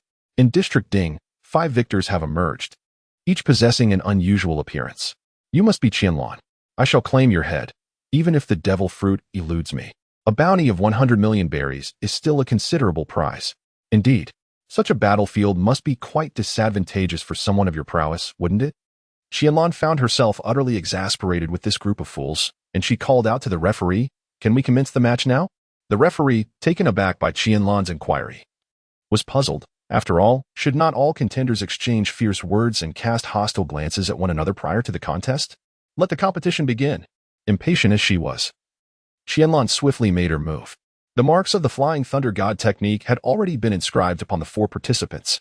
In an instant, Qianlan's figure materialized behind one of them, and her kunai glided gently across the man's throat. The victim could only clutch his neck with both hands, awaiting the inevitable arrival of death. How did she accomplish this? Qianlan paid no heed, instantaneously reappearing behind an individual, employing the same technique and method, resulting in yet another lifeless body clutching its throat, succumbing to the inevitable grasp of death. I shall not compete any longer. Run. The remaining 2, displaying remarkable wit, darted in opposite directions, seemingly believing they could escape the shadow cast by Qianlan. Alas, their efforts proved futile, even as the duo leaped simultaneously from the arena. The speed of the Flying Thunder God technique rendered Qianlan capable of dispatching them in the blink of an eye. Is this truly the legendary cunning ninja, Qianlan? Such extraordinary prowess. One cannot help but wonder if Lord Qianlan will emerge victorious in this afternoon's competition. The referee, at an opportune moment, enlivened the atmosphere, igniting a wave of excitement among the spectators, who eagerly anticipated the upcoming match. Meanwhile, Qianlan had already vacated the arena, awaiting the arrival of Desarro and his companions. A quarter of an hour later, Qianlan, what is happening? As she spoke, Qianlan immediately began to use her palm magic to tend to Kluo's wounds. Fortunately, the several knife wounds on Kluo were not fatal, though they were rather severe. It's nothing. I merely encountered an unexpectedly formidable opponent. With that, Kluo spat out a mouthful of blood. However, that individual should not be a match for your captain. Who is responsible for this? We must seek retribution. It is the very principle upon which I founded the organization. Suddenly, Bartolomeo pulled Qianlan aside and whispered in her ear. It seemed the audience was calling for General Sinai, the general of the city of the Spring Queen. The inner fury of Qianlan showed no sign of abating. Whoever it may be would pay a bloody price. Within the royal palace, the queen's brow furrowed slightly, her dissatisfaction towards Shinai growing ever more palpable. Has Shinai finally succumbed to action? Can he truly not endure my directives? Yet, if he were to be slain by Shao, then the city of Queen Shun would no longer be compelled to develop according to his whims. Indeed, your majesty, for the sake of his position within the world government, we have seen far too many children sent to the navy and the world government each year. This era ought to conclude. I shall attend the competition this afternoon, for I wish to witness it all firsthand. Chapter 47. Crossed Missions, Attaining would release. In the afternoon, the injured Klo was tended to by Timan and Mushuan at the inn, while Qianlan, Desarro, and Bartolomeo made their way to the arena. The first to enter was General Shinai, the very individual responsible for Klo's injuries, greeted by a frenzied roar from the audience. Following him was Bartolomeo, who was met with a chorus of boos, as it appeared his prior performance had been less than stellar. Perhaps he had even urinated upon the spectators. Zoro's entrance elicited a rather lackluster response, primarily due to his still modest bounty. However, when Qianlan made her entrance, the crowd erupted in thunderous cheers, as the battles of the previous rounds had garnered her immense popularity. Finally, the last participant donned a navy coat, instantly recognizable to Qianlan as the bodyguard of Vegapunk, the head of the Navy's scientific division. Once the match commences, you must hold off that burly man over there. I shall confront Shinai, she declared. Leave him to me and the green-haired one. At that moment, the system interface shifted, and the task rewards ignited a spark of excitement within Qianlan. Task: eliminate CP0 Shinai task level. S task reward would release bloodline limit. Qianlan turned to Zhang Taowan and inquired, Zhang Taowan, what brings you here? Zhang Taowan glared at Qianlan with ire, exclaiming, I am the most tight-lipped man in the world. How could I possibly divulge that Admiral Kizaru has come to apprehend you? Mission: defeat Admiral Kizaru and his naval forces. Mission level: SS mission reward, complete form of the Nine Tails. Qianlan was taken aback by the sudden emergence of two enticing tasks, which filled her with an invigorating motivation. The match commenced. The referee's voice ignited the flames of battle in an instant, as Zenoi and Xantamara charged towards Qianlan simultaneously. Heavy cut axe, raging slash of the wind. Their attacks, one after the other, struck at Qianlan, and the intensity of their onslaught stirred the audience into a fervor. Observing this, the queen felt a twinge of anxiety. The fate of the Spring Queen city and breaking free from the grasp of the world government hinged on today's battle and her performance. Boom. With a single swift kick, Qianlan effortlessly neutralized the onslaught of Sinai, and soon the two engaged in a fierce duel utilizing the six styles. The impact of Zhang Taowan against Bartolomeo's barrier caused it to recoil immediately, prompting Zoro to unleash a rapid slash aimed at the airborne Zhang Taowan. Paper drawing, soft. In an astonishing display, the bulky form of Zhang Taowan evaded Zoro's strike at an incredible angle. Your opponent is us. The battlefield was distinctly divided into two segments, one where Qianlan faced off against Sinai, and the other where Zoro and Bartolomeo teamed up to confront Zhang Taowan. General Sinai, you are the strongest. Eliminate this fiend. Lord Qianlan will surely prevail. Perish, Bartolomeo. Nonetheless, the seasoned fighters remained unfazed by the spectators' shouts. Bartolomeo, however, disdainfully curled his lip, casting a contemptuous glance at the audience. 7 days calling technique. 4th activation. Lightning release. Chakra mode. In an instant, a brilliant display of red and blue emanated from Qianlan, exuding an aura of formidable power. Zenoi remarked, Are you so earnest from the very beginning?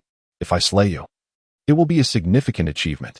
Soon, you shall comprehend that your peculiar tactics are utterly futile. Only strength is the foundation of all. As he spoke, Zenoi's hands were swiftly enveloped in the armor of haki, indicating that he had likely also activated his Kinbunchika haki.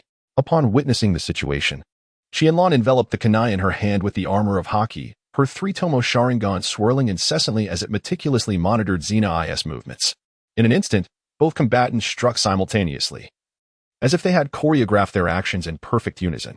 Finger gun, machine gun, finger gun, machine gun. Their hands blurred into afterimages, and the fingers, shrouded in the protective haki, clashed against one another in midair. Shave, steel force. Shave, steel force. The figures of Qianlan and Zenoi collided once more, causing the arena beneath their feet to erupt in chaos. The audience was momentarily stunned, their eyes glazed as they beheld the spectacle before them, but a moment later, a thunderous cheer reverberated throughout the arena.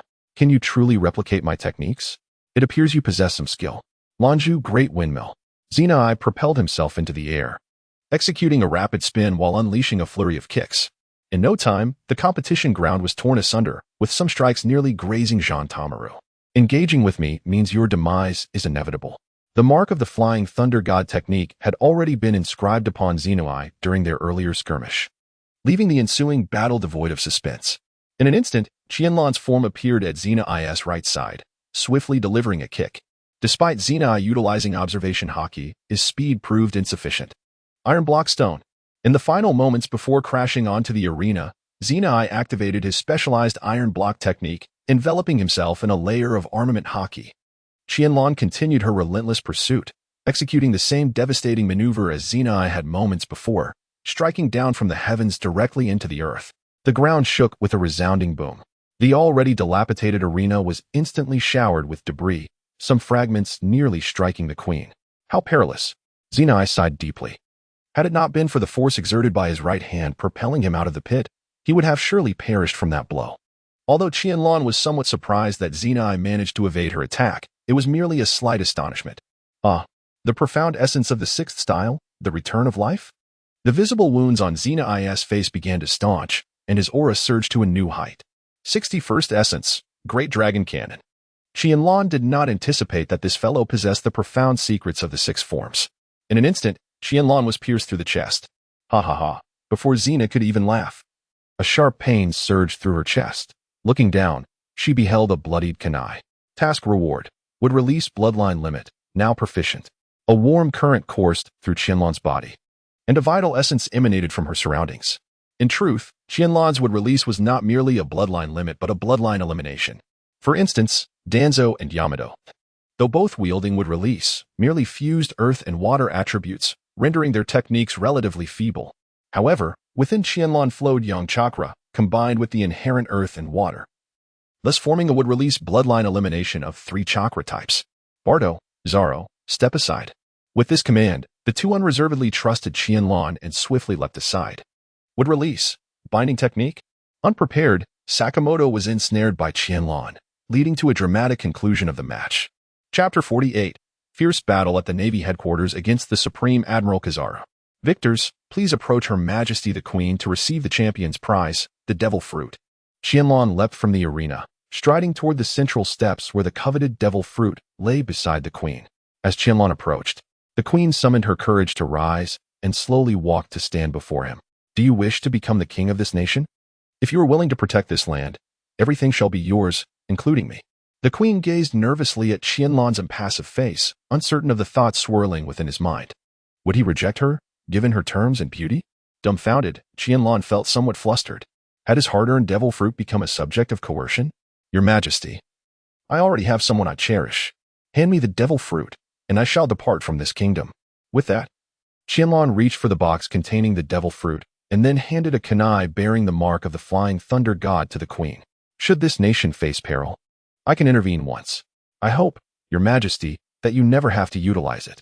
I shall now go and defeat Admiral Kizaru of the Navy, after which no one will dare to threaten the Kingdom of Spring. Having spoken, Qianlan turned away and descended the steps, reuniting with Zaro and Bartolomeo. Qianlan truly wishes to remain unperturbed by such trivial matters. However, absconding is not a viable option. Thus, she left behind a flying thunder god kunai. Zoro Bartolomeo and Admiral Kizaru had already arrived at the city of Spring Queen. After handing over the devil fruit to Crocodile, you must depart from this place immediately. Upon concluding her instructions, Qianlan presented Bartolomeo with a flying thunder god kunai. Both understood the urgency of the situation. Zaro seized the box and sprinted towards the inn, with Bartolomeo promptly following suit, anxious that Zaro might lose his way. Shadow clone technique. 2 identical clones of Qianlan materialized, carrying the Wano fruit and proceeding towards the outskirts of the city of Spring Queen. As they traversed the streets, Qianlan attracted the attention of all passers-by. It was nearly impossible for onlookers not to feel a sense of intrigue at the sight of 3 identical figures walking together. At that moment, several cameras were directed at Qianlan, incessantly capturing photographs of her and the Wano fruit. Surely you do not intend to use me to threaten Uncle Kizaru. That is utterly inconceivable. With his speed, he would undoubtedly rescue me. Qianlan did not respond to Jean Tamaru. Instead, she posed a question to him. Jean Tamaru, what is Dr. Vegapunk currently researching? The man proclaimed himself to be the most tight-lipped in the world, firmly asserting that he would never divulge that Dr. Vegapunk was investigating laser cannons. In truth, Qianlan's interest in Vegapunk did not lie in his weaponry, but rather in the devil fruits he was studying. However, that could only be discussed once they reached the new world. Over half an hour later, Qianlan ensnared Jean Tamaru with wooden jutsu, leading him to the shoreline. The wildflowers and grasses, typically a picturesque sight, were marred by the presence of the naval warships. To my surprise, Jean Tamaru had been captured. It seems I had underestimated this ninja. On the deck of the naval ship, Kizaru stood prominently against the wind, with all cannons trained on Qianlan, poised to unleash their firepower.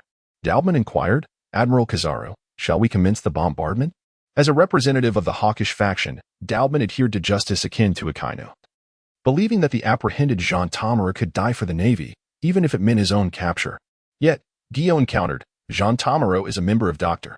Vegapunk's scientific crew. We, the Navy, have no authority to execute him. Kizaru found himself in a predicament between the two sent to apprehend Jean Tamura. One, a hawk supporting Akainu, and the other, a dove siding with Akiji. The two were adamant in their stances. Perhaps I too should establish my own faction, which I shall call the Lazy Fish faction. Bombardment would prove futile against such formidable foes. It was time for the three of us to engage directly. The ensuing battle would be beyond the participation of others. In an instant, the three figures aboard the warship descended before Qianlan, with Daubman and Guillaume drawing their renowned blades. Kizaru declared, Surrender, young one. I shall spare your life. This back and forth is becoming quite tedious. Monkey D. Kizaru, your identity must be quite significant, perhaps even tied to the Revolutionary Army. Qianlan directly inquired about the perplexity shared by millions of netizens. Is the man before her truly Luffy's uncle? Otherwise, why would he exhibit such leniency? Guillaume, you scoundrel. Are you questioning the utmost strength of our Navy? Qianlan disdainfully curled her lips. The leader of the scientific brigade, Bijapunk, is a dragon. So why shouldn't he, the highest combat power of the Navy, also be a dragon? The naval headquarters. Before Qianlan could finish her sentence, Deo Bowman launched a swift strike towards her, demonstrating a complete disregard for his own identity. With a resounding impact, Qianlan, utilizing her three-tomo sharingan, had already discerned Deo Bowman's movements and countered his slash with a well-placed kick. This exchange ignited the flames of conflict among the four. Observing this, Jiyuan joined Deo Bowman in the assault on Qianlan, relentlessly attacking her from both sides, forcing her to retreat continuously. Is it not time for me to intervene? Remarked the yellow ape, as he severed the trees that ensnared Jean Taowan, liberating him from captivity. Uncle Yellow Ape, Deo Bowman and Jiyuan are likely no match for Qianlan. She is not even exerting her full strength. How terrifying, he thought, reflecting on the fact that even when confronted by two vice-admirals, she remained unfazed. The new generation of pirates is indeed growing more formidable by the day. In an instant, the yellow ape appeared before Qianlan. Have you ever experienced a lightspeed kick, young one? In that fleeting moment, Qianlan's figure vanished from before the yellow ape, only to reappear behind Jean Taowan, her kunai poised at his throat. Suddenly, a tremendous explosion erupted behind her, indicating that the old rascal had no intention of sparing Qianlan's life. To escape from me and keep pace with my speed is a rare feat indeed, the yellow ape mused, genuinely astonished. A youth in his early 20s keeping up with the Marine headquarters' peak combat power, it could very well signal a future rife with rampant piracy. At this moment, Jean Taowan steeled himself for a grim fate, shouting defiantly at the yellow ape, Uncle Yellow Ape, do not concern yourself with me. Focus on eliminating this fiend. Ah, but you are my most adorable subordinate. I cannot allow you to perish at this fiend's hands, replied the yellow ape. Qianlan delivered a powerful kick that sent Jean Taowan flying, then deftly retreated a considerable distance, a joyful smile adorning her face as she regarded Deo Bowman, Huang Yuan, Ji Yuan, and Jean Taowan. Chapter 49, Teasing Ji Yuan's 7 days calling technique. 4th activation. Lightning released chakra mode. Come forth. This battle shall etch my name across the vast ocean. Huang Yuan remarked. Youngster, is it possible that this might be your final battle? You may find yourself spending a lifetime in the depths of the great undersea prison. Fire release. Great fireball technique. As expected, the familiar great fireball technique was unleashed, igniting the wild grass beneath in an instant. Deo Bowman, Ji Yuan, and Jean Tao once skillfully dodged to the sides, while Huang Yuan remained stationary, utilizing his elemental transformation. Lightning release. Thunder Tiger Assault. The lightning beast lunged directly at the freshly landed Deo Bowman, while Huang Yuan and Ji Yuan seized the opportunity to strike at Qianlan. A laser beam whizzed perilously close to Qianlan's ear, and Ji Yuan's renowned blade, Jinbiho, slashed toward Qianlan's abdomen. Meanwhile, the unarmed Jean Taowan, enveloped in armed haki, launched a desperate punch toward Qianlan, appearing resolute in his determination. Clang! Qianlan's kunai deftly intercepted Guillaume's assault, and with a fluid motion, she unleashed a powerful punch that sent Jean Taowan sprawling. Water release. Water surge wave. With a single-handed hand seal, Qianlan expelled a torrent of water, drenching Guillaume and rendering him a soggy mess. The launched Jean Taowan and Deo Bowman charged forward once more, their combined efforts aimed at overwhelming Qianlan. In a heartbeat, Qianlan reappeared behind Zhang Taowan, delivering a swift kick that sent him flying. The flying thunder god mark on her body was not easily erased, especially since Zhang Taowan was oblivious to it. Step back, all three of you, commanded Huang Yuan. This battle is ill-suited for so many participants. Huang Yuan recognized that Qianlan's speed was on par with his own, and the incessant attacks from Guion, Dao Bowman, and Zhang Taowan were hindering his own offensive capabilities, risking injury to his allies. Heeding Huang Yuan's directive, the trio retreated to the shore, while Guion, feeling sticky, returned to the warship to change his attire. Come forth. Young one, allow this old man to witness your speed. With that, Huang Yuan once again vanished, reappearing before Qianlan, and executed a side kick that struck her left shoulder. Qianlan was sent flying like a rolling gourd from the force of Huang Yuan's kick, crashing to the ground and spitting out a mouthful of blood. Technique of heavy stone. After Qianlan cast the technique of light and heavy stones upon herself, she levitated gracefully in place, her face adorned with a smile as she gazed at Kizaru, seemingly inviting him to engage in aerial combat. Amatsuki Umakiri. Kizaru began to concentrate photons in his hand, and soon a longsword radiating a golden light materialized. With a flash of golden brilliance, Kizaru appeared before Qianlan, swinging the Amatsuki Umakiri fiercely towards her. Clang! The kunai, enveloped in haki, intercepted the Amatsuki Umakiri. And with a surge of strength, Qianlan propelled Kizaru away. Possessing the 7 days summoning technique and lightning release chakra mode, Qianlan was not inferior to anyone in hand-to-hand combat. Kizaru, on the other hand, utilized his moonwalk to remain suspended in the air, for the Pika Pika Nomi did not grant him the ability to hover indefinitely. Thus, the two engaged in a fierce aerial clash, the golden Amatsuki Umakiri and the black kunai colliding repeatedly, igniting a flurry of sparks. How formidable! It appears our presence is quite unnecessary. Perhaps we have even influenced Uncle Kizaru. Doberman remarked, should we call for another admiral from headquarters? It seems Kizaru is at a disadvantage. We must have faith in the highest combat prowess of our headquarters, especially considering that Kizaru is not particularly adept in martial arts. In truth, Kizaru's aerial combat capabilities were overshadowed by Qianlan's, placing him at a distinct disadvantage in the skies. In the skies, Qianlan and Kizaru engaged in a fierce confrontation, where the admiral of the navy, Kizaru, was sent plummeting down by a powerful kick from Qianlan, transforming into a streak of light as he descended to the ground. How terrifying! His strength is truly monstrous. I cannot afford to let you escape this time. With that, Kizaru crossed his arms and raised them toward Qianlan in the air. Yada no Kagami. Countless photons burst forth from Kizaru's hands, unleashing a rapid barrage towards Qianlan, whose agility in the air left him struggling to evade the onslaught. Despite Qianlan's constant maneuvering, Kizaru's relentless assault continued, with photons narrowly grazing his face, creating the illusion that Kizaru was merely playing a game, targeting his adversary in midair. Boom! A tremendous explosion resonated, enveloping the atmosphere in a thick cloud of smoke. Did it succeed? Have we eliminated that scoundrel who dared to meddle? It was a trap. Qianlan's figure emerged behind Kizaru, as a kunai imbued with haki plunged fiercely downward, causing a blood arrow to erupt from Kizaru's body. Shortly thereafter, a golden silhouette coalesced not far away, while the crimson stain on Kizaru's back stood out strikingly. It had been many years since he had sustained such a grave injury since becoming an admiral. It seemed that even an old man like him needed to take matters seriously.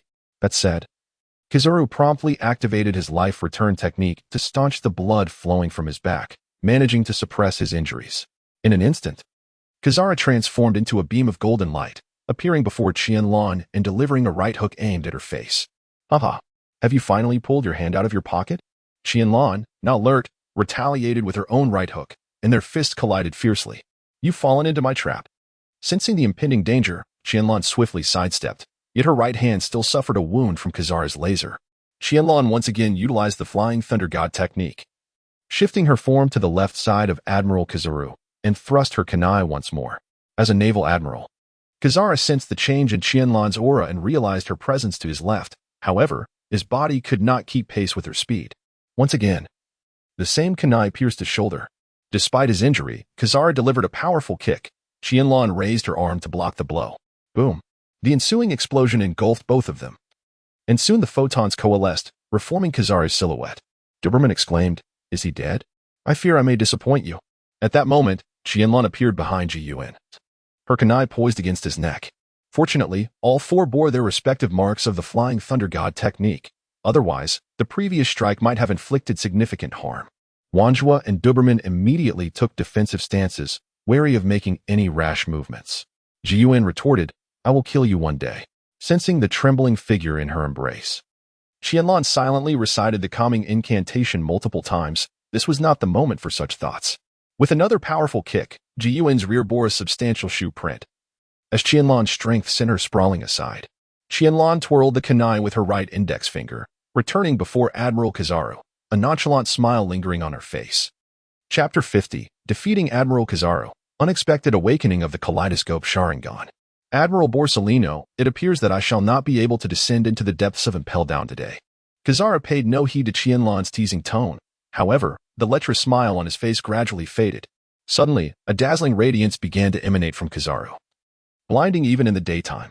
Board the warship. Retreat the entire fleet. Quickly. Yamato's voice trembled with urgency. Doberman, perplexed, questioned, "What is happening? Can Admiral Kizaru's battle still affect us?" The admirals possess a cataclysmic level of combat prowess. At this distance, we could easily be caught in the crossfire. We must make haste to retreat at full speed. Realizing the gravity of the situation, Guillaume and Doberman urged the 5 Navy ships to steadily withdraw. "Die, boy." However, "I cannot promise to leave your corpse intact," Kizaru declared, his golden aura surging brilliantly, the blinding light making it difficult for Qianlan to discern his figure, compelling her to rely entirely on her observation haki to sense Kizaru's presence. In an instant, Qianlan felt a sharp pain in her shoulder, indicating she had sustained a significant injury. Yet, it was a moment for desperation. She exerted herself to track the rapidly moving Kizaru. From a distance, Guillaume and the others perceived that Qianlan and Kizaru were ensnared within an enormous golden barrier, one that was continuously erupting with explosions. Within the barrier, Qianlan relentlessly utilized the Flying Thunder God technique to pursue Kizaru. Unfortunately, Kizaru seemed to strike at any area within reach, sometimes even hitting Qianlan, only to immediately withdraw. Thus, the two engaged in a relentless chase within the barrier, with Kizaru's fruit abilities manifesting even more powerfully in the confined space. Of course, achieving light speed was utterly impossible. Otherwise, Imo would certainly feel Kizaru's wrath. However, Kizaru continued to flicker about. And each time Qianlan closed in with her Flying Thunder God technique, she was unable to land a blow before Kizaru vanished once more, creating a bizarre equilibrium between them. This cannot continue. Qianlan was acutely aware that her Flying Thunder God technique undoubtedly consumed more stamina than the Yellow Monkey's Glint fruit.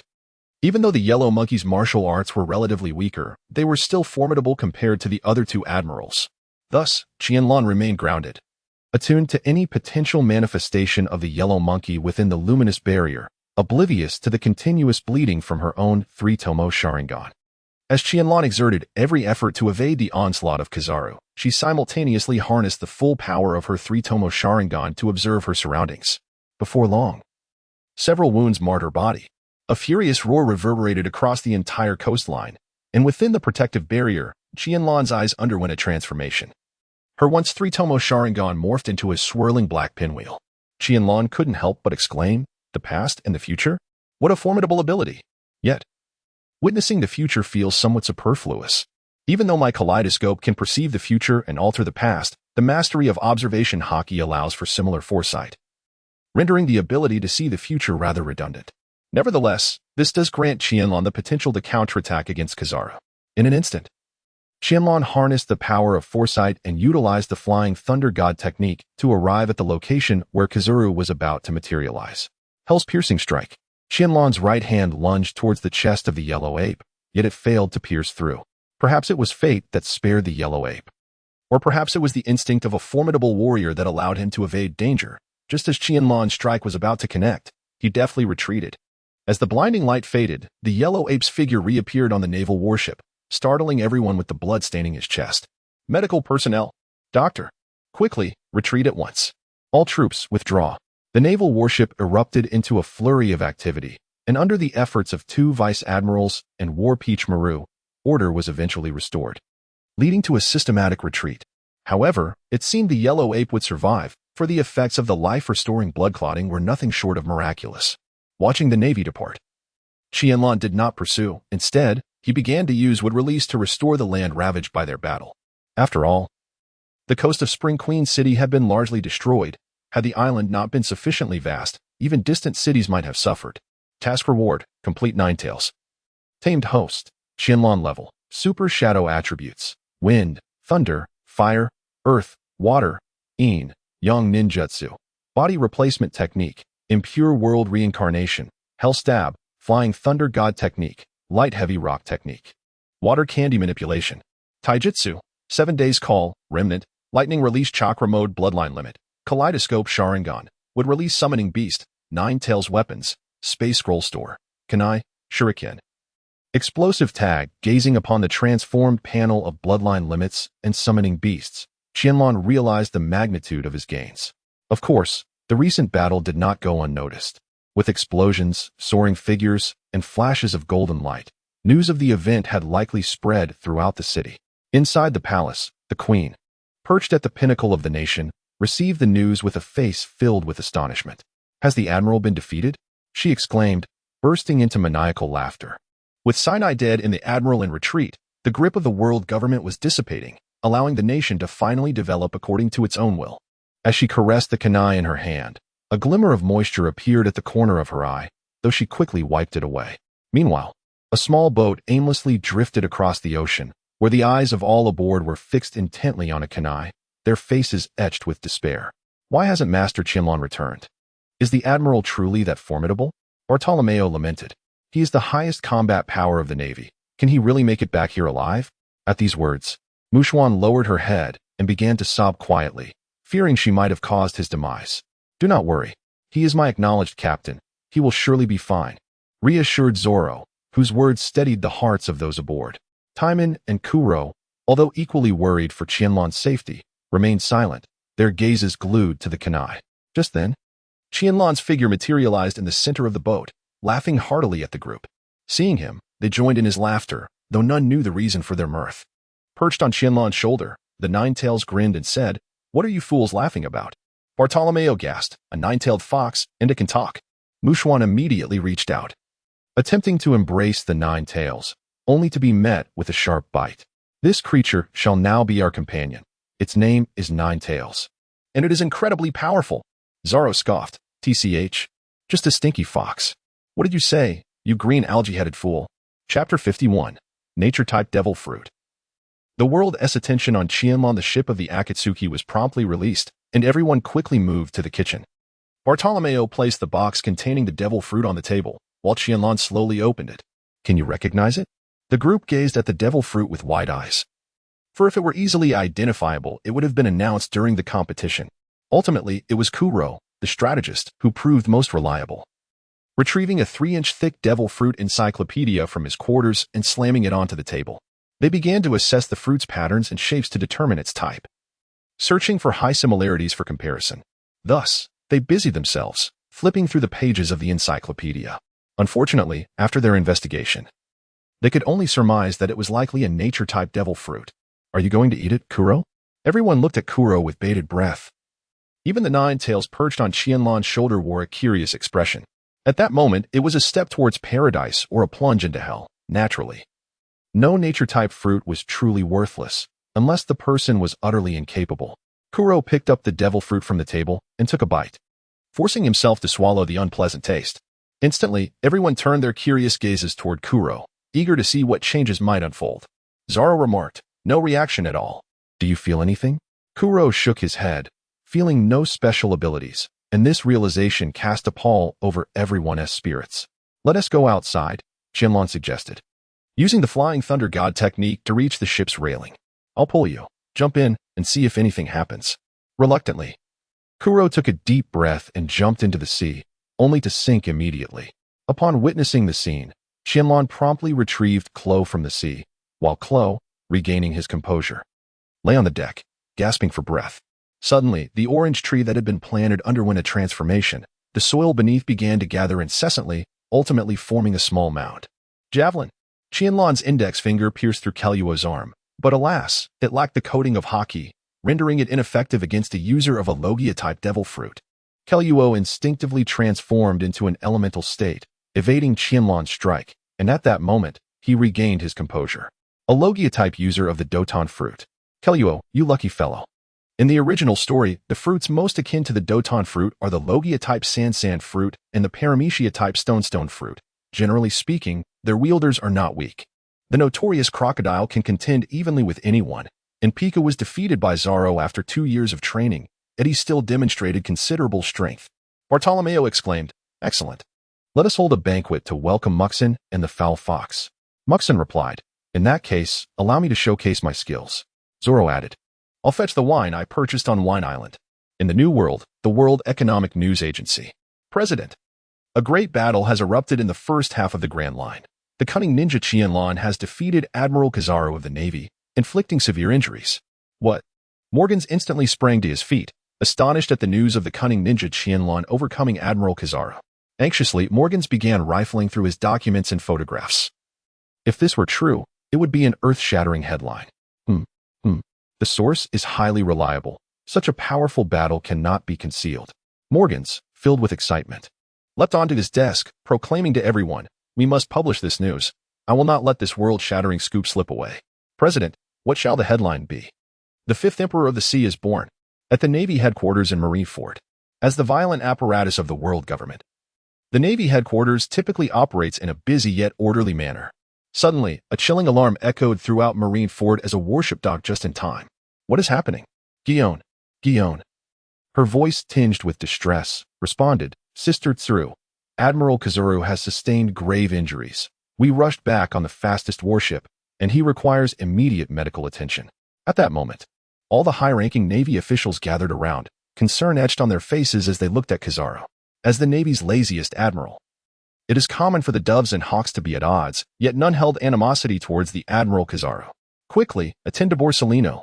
All others to the conference room." With Fleet Admiral Sengoku's orders, the Navy sprang into action, while Kazuru was taken for the best treatment available. In the conference room, the expressions of all present were grave. The Navy's high command understood the implications of this incident. A youth in his early 20s had severely injured the Navy headquarters' strongest fighter. And it was clear that the seas would not remain tranquil.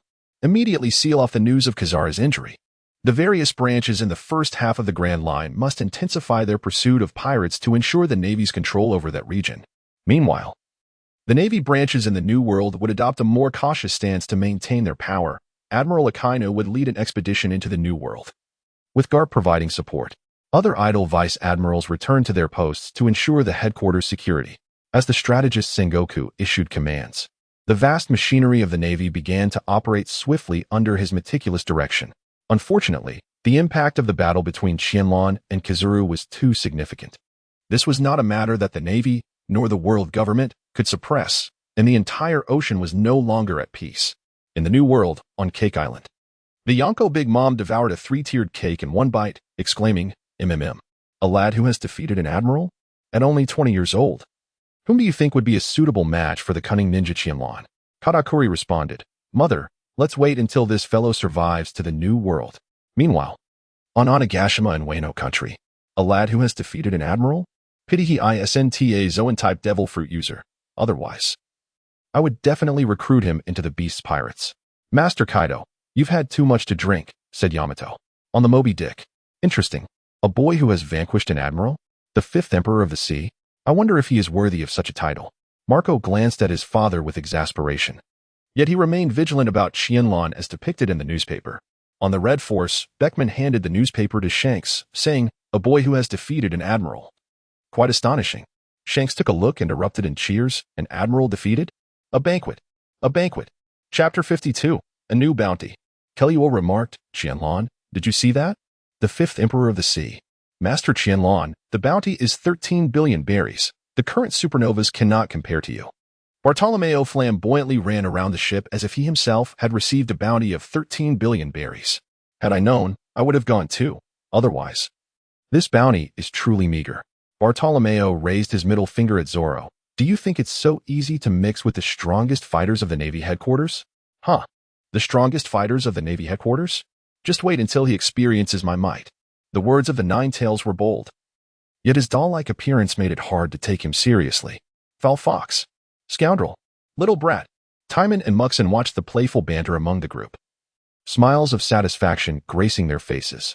Muxin knew she could exact revenge for her brother, and perhaps one day, she would do so herself. Qianlan, hurry and cultivate. Our next destination is an uncharted sea. Timan, is it the territory of the warlord, Gecko Moria? It seems to belong to a realm of zombies. Mushin's expression fell instantly. Her face filled with trepidation, evidently overwhelmed by fear of the supernatural. Bartolomeo and Desarro, however, wore smiles, their curiosity piqued by the zombies under Gecko Moria's command. Unbeknownst to Desarro, among them lay the remains of their ancestor, but only the shadow of Brook, severed from him. Thus, the crew aboard the ship commenced their trainings, preparing for the impending confrontation with the warlord. In a pitch-black expanse of sea, suddenly a frantic voice broke the silence. Desarro, a 3. Bartolomeo, no? Desarro, I declare a 3. Bartolomeo, I insist that I cannot match that. Desarro, Bartolomeo, and Mushin engaged in a game of do de jeu on the deck. Having drifted in this dark ocean for 2 days without a glimpse of another soul, Qianlan and Timan reclined in their rocking chairs, surrendering to their despondency as a means to alleviate the burdens weighing on their hearts. Meanwhile, Klus sat beneath the mast, engrossed in his reading, utilizing the dim light to study through the night. The world had been shrouded in darkness for 2 days, an absence of daylight that initially sparked excitement, but had now devolved into a profound sense of annoyance and discomfort. Suddenly, a voice echoed from afar, instantly capturing the attention of all present. Yo-ho-ho! Yo-ho-ho! Bink Sake is calling. Heads up, don't cry! Mushan exclaimed. How can someone be singing Bink Sake? Could it be that ghosts truly exist? Qianlan gazed ahead with keen interest. It was not a ghost, but rather an individual endowed with a unique devil fruit ability.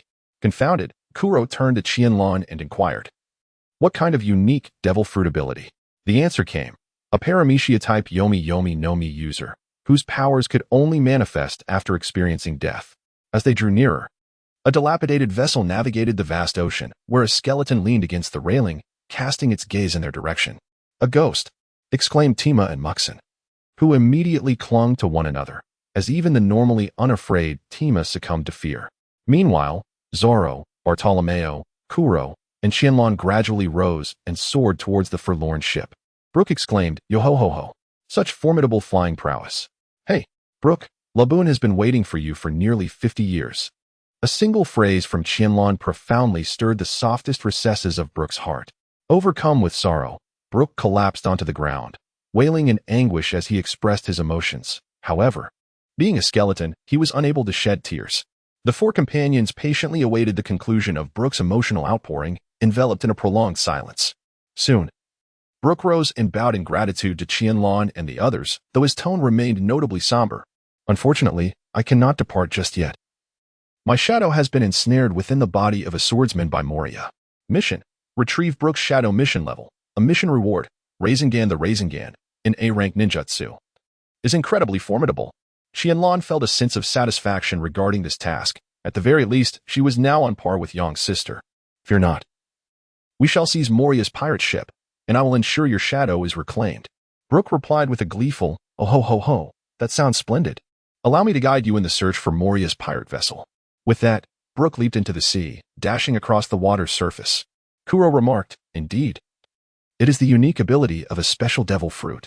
As Qianlan and her companions leisurely returned to the ship of the dawn, upon Brook's leap aboard, his true nature was immediately revealed. Might I admire your undergarments? He inquired, to which the reply was a resounding absolutely not. In unison, Mushin and Timan retaliated with a punch to Brook's face, well, to his skeletal visage, to be precise. Thus, the members of the Dawn organization commenced their voyage under Brook's guidance. Soon spotting the ghostly vessel of Moonlight Moria, the ship loomed like a colossal island, shrouded in darkness, its immense castle evoking an undeniable sense of dread.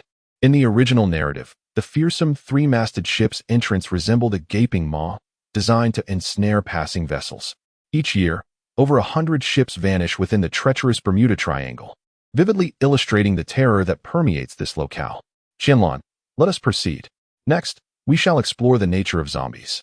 Brook distributed a bag of salt to each individual, while he himself opened his own bag, poised for action. Ha ha ha. Here, the zombies are averse to salt. If we merely stuff salt into their mouths, their shadows shall be liberated. Timan and Mushin followed Brook's lead, eagerly tearing open their bags of salt. The 4 members of Qianlan tucked the bags of salt into their bosoms, paying no heed to Brook's words. Instead, they brandished their weapons. Bartolomeo unsheathed his explosive knife, while Kuro revealed his cat claws, and Zoro gripped both the snow walk and the Sandai Kitetsu.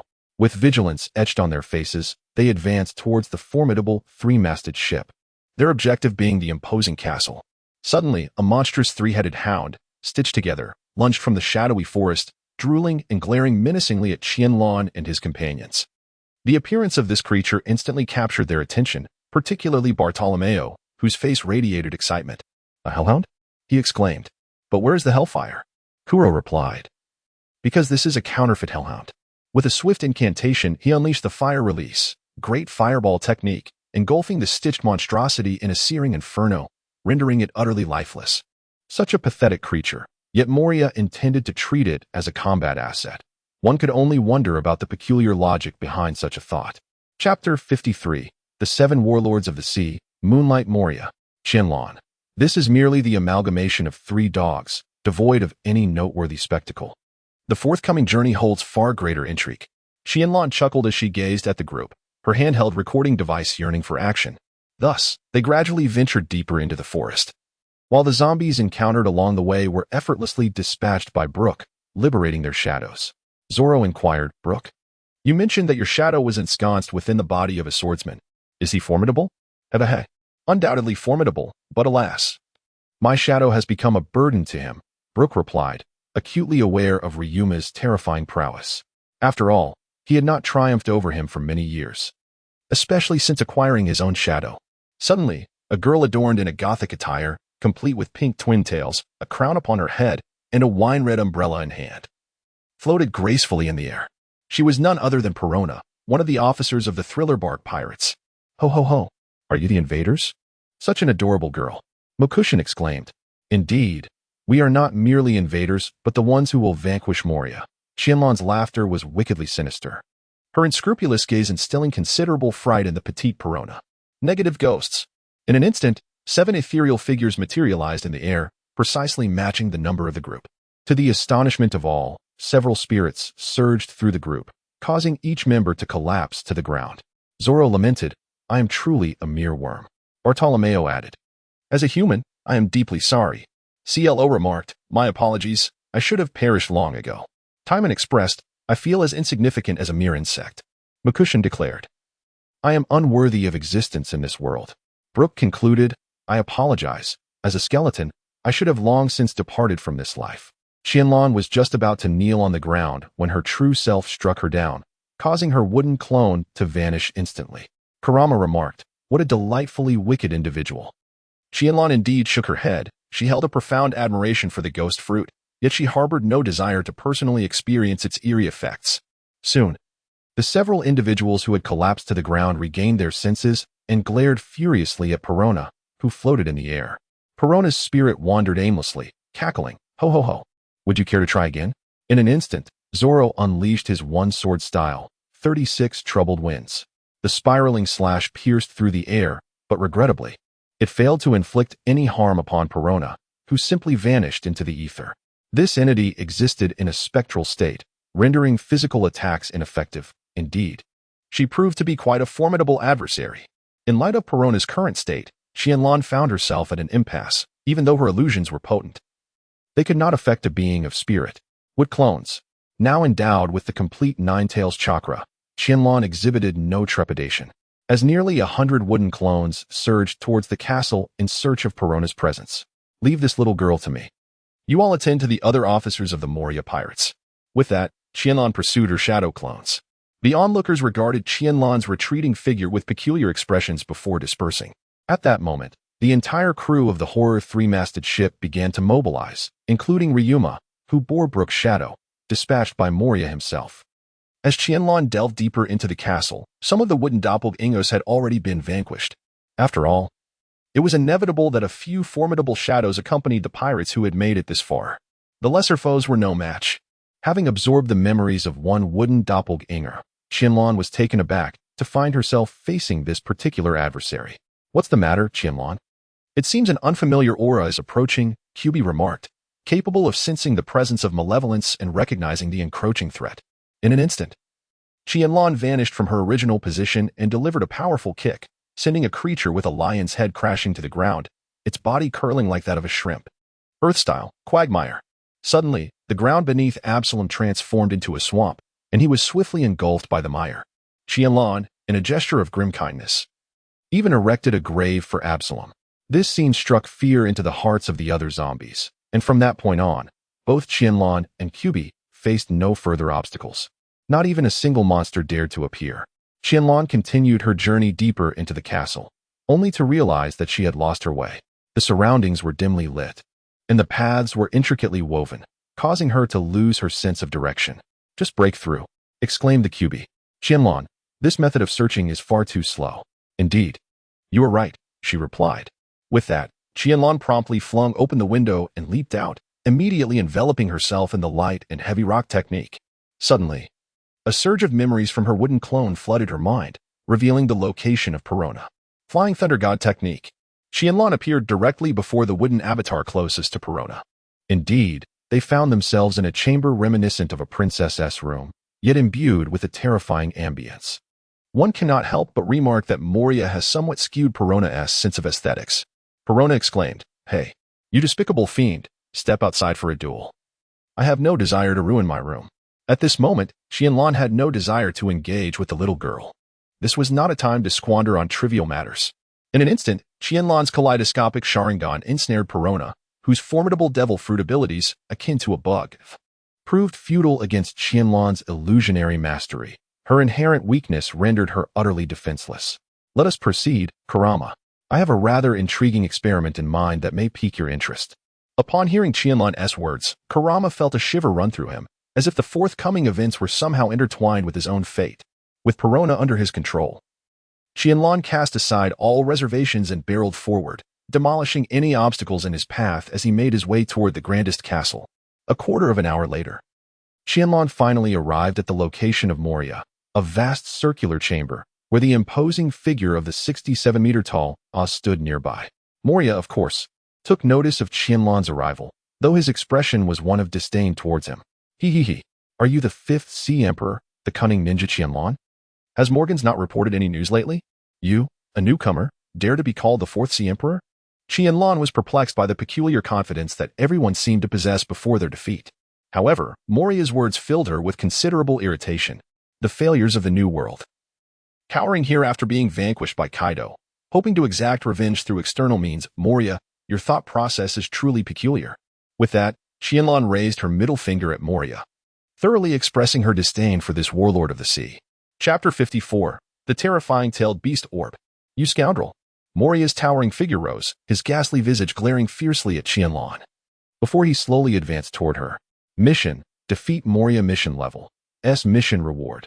Creation of rebirth. Qianlan anticipated that such a scenario might arise when confronted with formidable adversaries, and her conjecture proved to be accurate.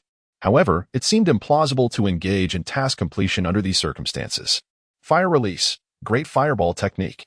In an instant, a colossal fireball surged through Moria's form, creating a gaping hole in the castle. In a fleeting moment, Qianlan was once again cleaved apart, revealing her wooden clone. It can be said that the shadow fruit possesses its own unique attributes in the realm of clones. Moria cackled, "He. A cunning ninja, are you? It appears you possess some skill." Shadow angle spear. Qianlan did not anticipate that this cunning individual would resort to a surprise attack. It appears that those who ascend to the rank of warlord are not as inept as they seem. Earth release. Earth flow wall. The earthen barrier, adorned with a canine visage, was swiftly shattered by Moria's assault, allowing Qianlan to leap beyond the reach of Moria's onslaught. Moonlight Moria, the disgrace of the warlords. If this is all you are capable of, then you may as well meet your demise. The disdainful undertone in Qianlan's words instantly provoked Moria, who, as a formidable warrior, possessed a distinct sense of pride. Naturally, Qianlan did not intend any offense. Moria simply failed to pique her interest. "Gather the shadows," Moria commanded, opening his cavernous mouth as countless shadows emerged from the wall that Qianlan had just shattered and were drawn directly into his maw.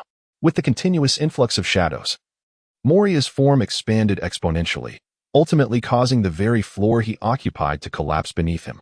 Upon witnessing this, Qianlan leapt directly from the tower to the outside, only to find an anticipated scene unfolding before her. In the distance, atop the castle, the fierce battle between Desarro and Ryuma had reached a fever pitch, with Brook's shadow merging with Ryuma's corporeal form. The clash of these two swordsmanship masters completely fulfilled Qianlan's fantasies of chivalry. No wonder so many protagonists in novels wield swords. For it is indeed a sight to behold. Reflecting on this, Qianlan couldn't help but lament that her petite pistol seemed rather insignificant in comparison. Moments later, after absorbing 1,000 shadows, Moria's stature had grown to nearly match that of Or's, even surpassing the size of this giant among giants by a slight margin. Upon witnessing this, Qianlan chuckled and inquired, after consuming 1,000 shadows, wouldn't a punch from you make one regurgitate? Of course not, he replied with a laugh. As he spoke, a layer of armament haki enveloped Moria's entire being, rendering him darker than the shadows of a certain place. But that was not the end. With a swift motion, Moria severed his own shadow and infused it into Oz's body, thus conjuring two giants bound by a shared will. Kurama, perched solemnly upon Qianlan's shoulder, gazed intently at the imposing figures, which appeared quite formidable. However, he could distinctly sense their inherent frailty. Upon witnessing this, Qianlan felt a twinge of dissatisfaction. Why did Luffy, 2 years hence, not receive such treatment? There was no need to elaborate on the use of armament haki. Even the ability to control Oz, with whom he shared a profound connection, remained untapped. Could it be that Moria, 2 years later, had truly fallen so low? Fallen to the extent of entirely relying on external forces? Qianlan, come forth, Nine Tails. Let this group witness the true essence of complete tailed beast transformation. Upon hearing this, the Nine Tails submerged into Qianlan's being, and her form began to expand, swiftly surpassing both Oz and the shadow-devouring Moria. In a fleeting moment, the towering figure of the 99-meter Nine Tails manifested before the onlookers. The three colossal beings loomed ominously atop the terrifying three-masted ship, exerting an immense pressure that captured the attention of many observant souls. Is the young swordsman your companion? Truly a formidable force, Desarro remarked, casting a glance at the nearly 100-meter-tall Qianlan, tightening his green bandana, and focusing intently on the skeletal figure of the dragon horse before him. This is the final move. Let us proceed. Simultaneously, others aboard the fearsome vessel sought refuge, including Timan and his comrades, who understood that this battle was beyond their capability to partake in. Thus, they retreated towards the periphery of the three-masted ship. Size alone is not sufficient.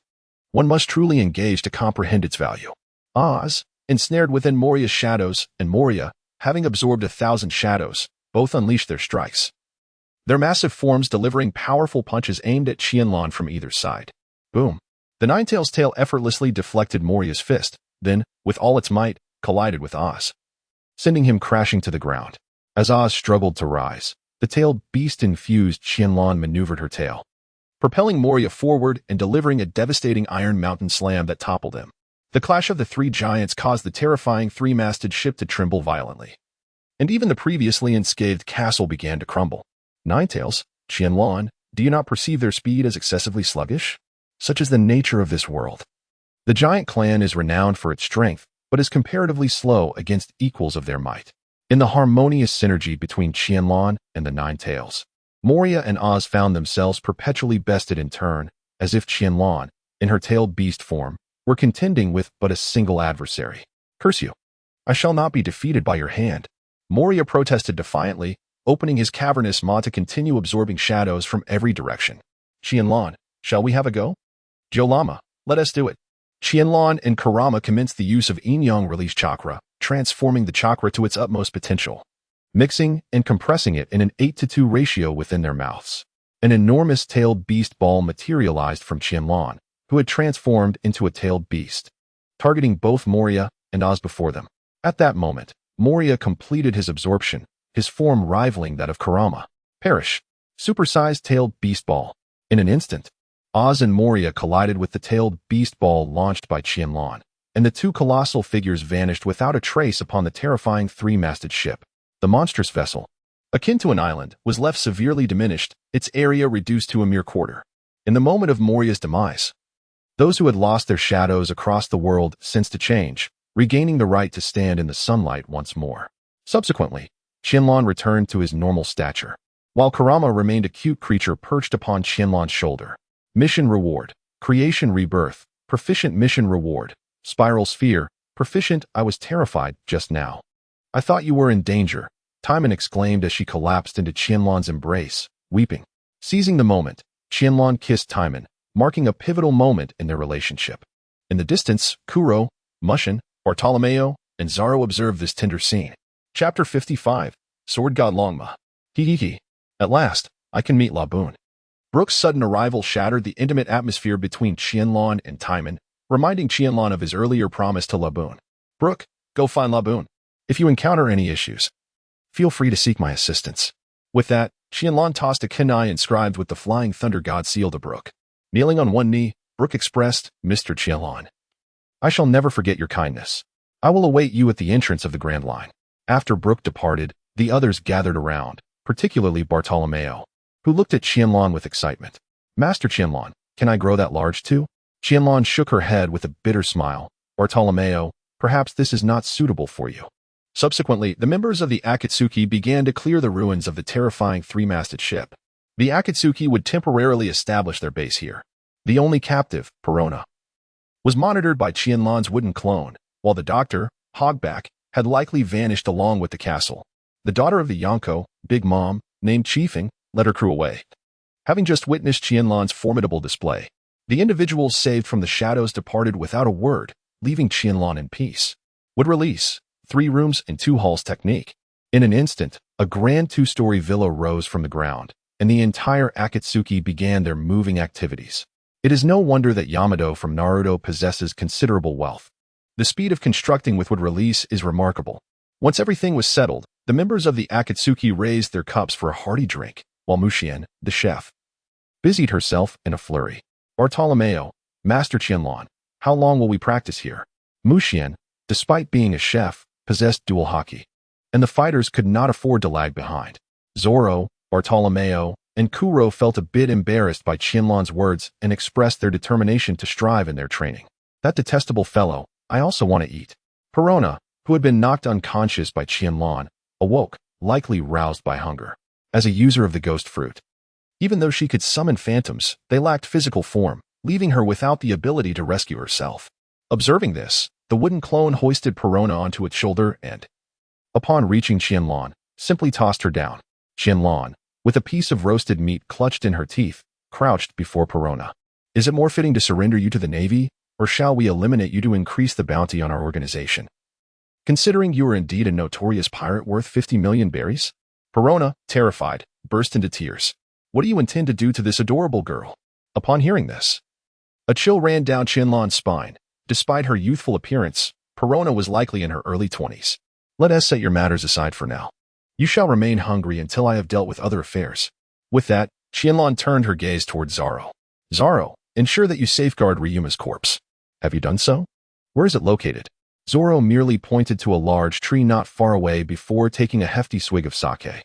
Qianlan gazed in the direction of Zoro, observing that the skeletal remains of Longma were all that remained. After the banquet concluded, Qianlan had directly transported the skeleton of Longma before the crowd, simultaneously capturing an unfortunate soul from the ominous 3-masted ship's forest. Now, behold the Dragon Slayer warrior, the great swordsman Longma.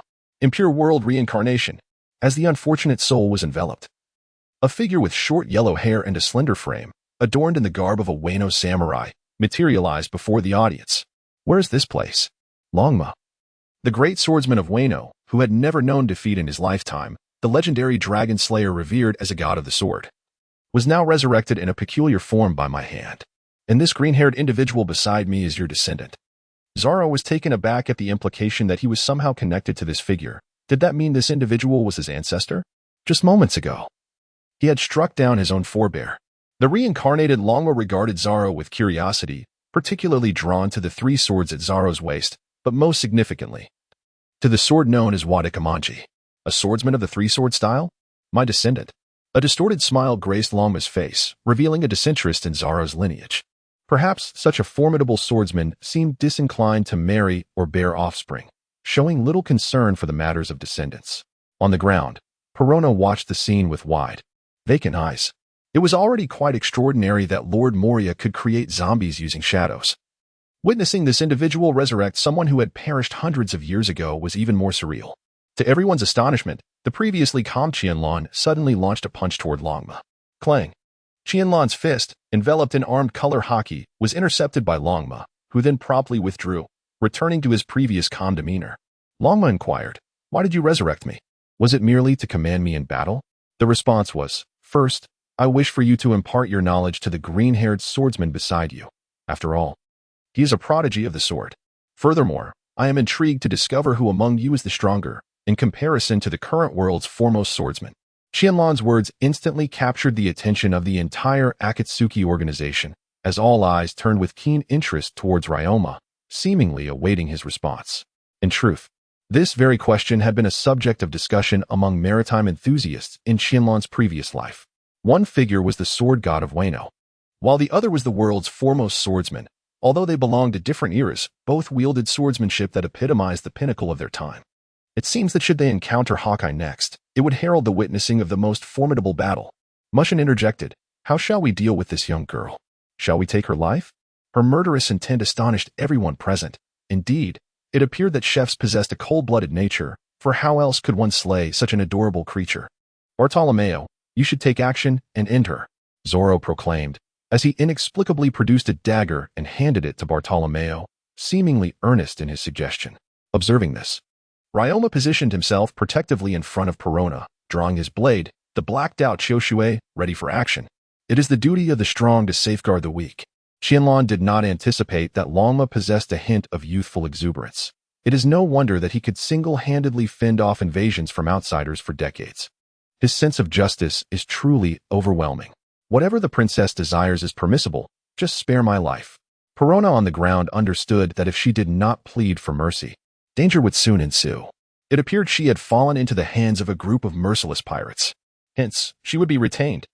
As an intern member of our Akatsuki organization, the ghost fruit is undeniably a rare and formidable asset. With that, Qianlan untied the ropes binding Perona. Though she warned that if her subsequent behavior did not meet expectations, she could easily find herself feeding the fish. Chapter 56. 2 years later, setting sail. 2 years later. Aboard the terrifying three-masted ship. Host, Qianlan level. Super shadow attributes. Wind, thunder, fire, earth, water, yin, yang ninjutsu, creation rebirth, impure world reincarnation, hellstab, flying thunder god technique, light heavy rock technique, spiraling sphere, taijutsu, 7 days breathing technique, remnant, lightning release chakra mode Kekkei Genkai, Manjiki Sharingan. Wood release summoned beast, Nine Tails blade tools, Space Scrolls marketplace, Kunai, shuriken, explosive tags during this time. Qianlan did not spare any passing pirates or straying navy. He seized opportunities to strike, acquiring plentiful supplies and intelligence. After 2 years of amassing various mid to low-level missions, Qianlan had mastered an extensive array of ninjutsu. With a few more mission points, he could exchange for 6 paths-level ninja tools. However, it was time to depart. Otherwise, by waiting another 2 years, Luffy would have already defeated the 4 emperors and overthrown the world government. At the dining table, "Captain, are we not to depart?" Since Perona joined the Akatsuki 2 years ago, her fervor for training had been ignited, further fueled by Qianlan's provision of chakra fruit.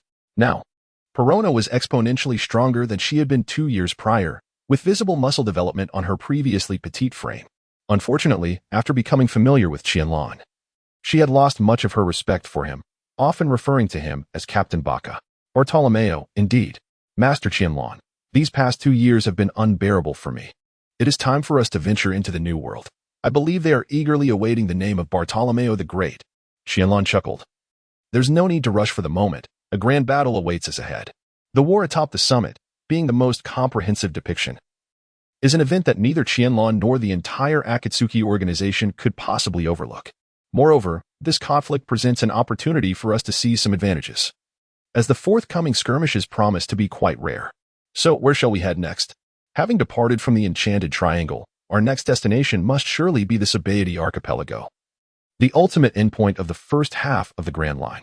As a chef who has journeyed from the New World to this segment of the Grand Line, Muxuan is well acquainted with the Sabaody Archipelago. It is likely that our next objective lies there.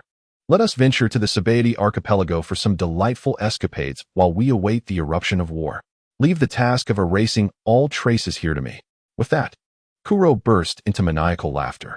Ever since mastering the powers of the nature-type Doku Doku fruit, Kuro had irrevocably embraced the path of artistry and destruction. His techniques oscillated between flamboyant displays and utter obliteration, showcasing 2 stark extremes.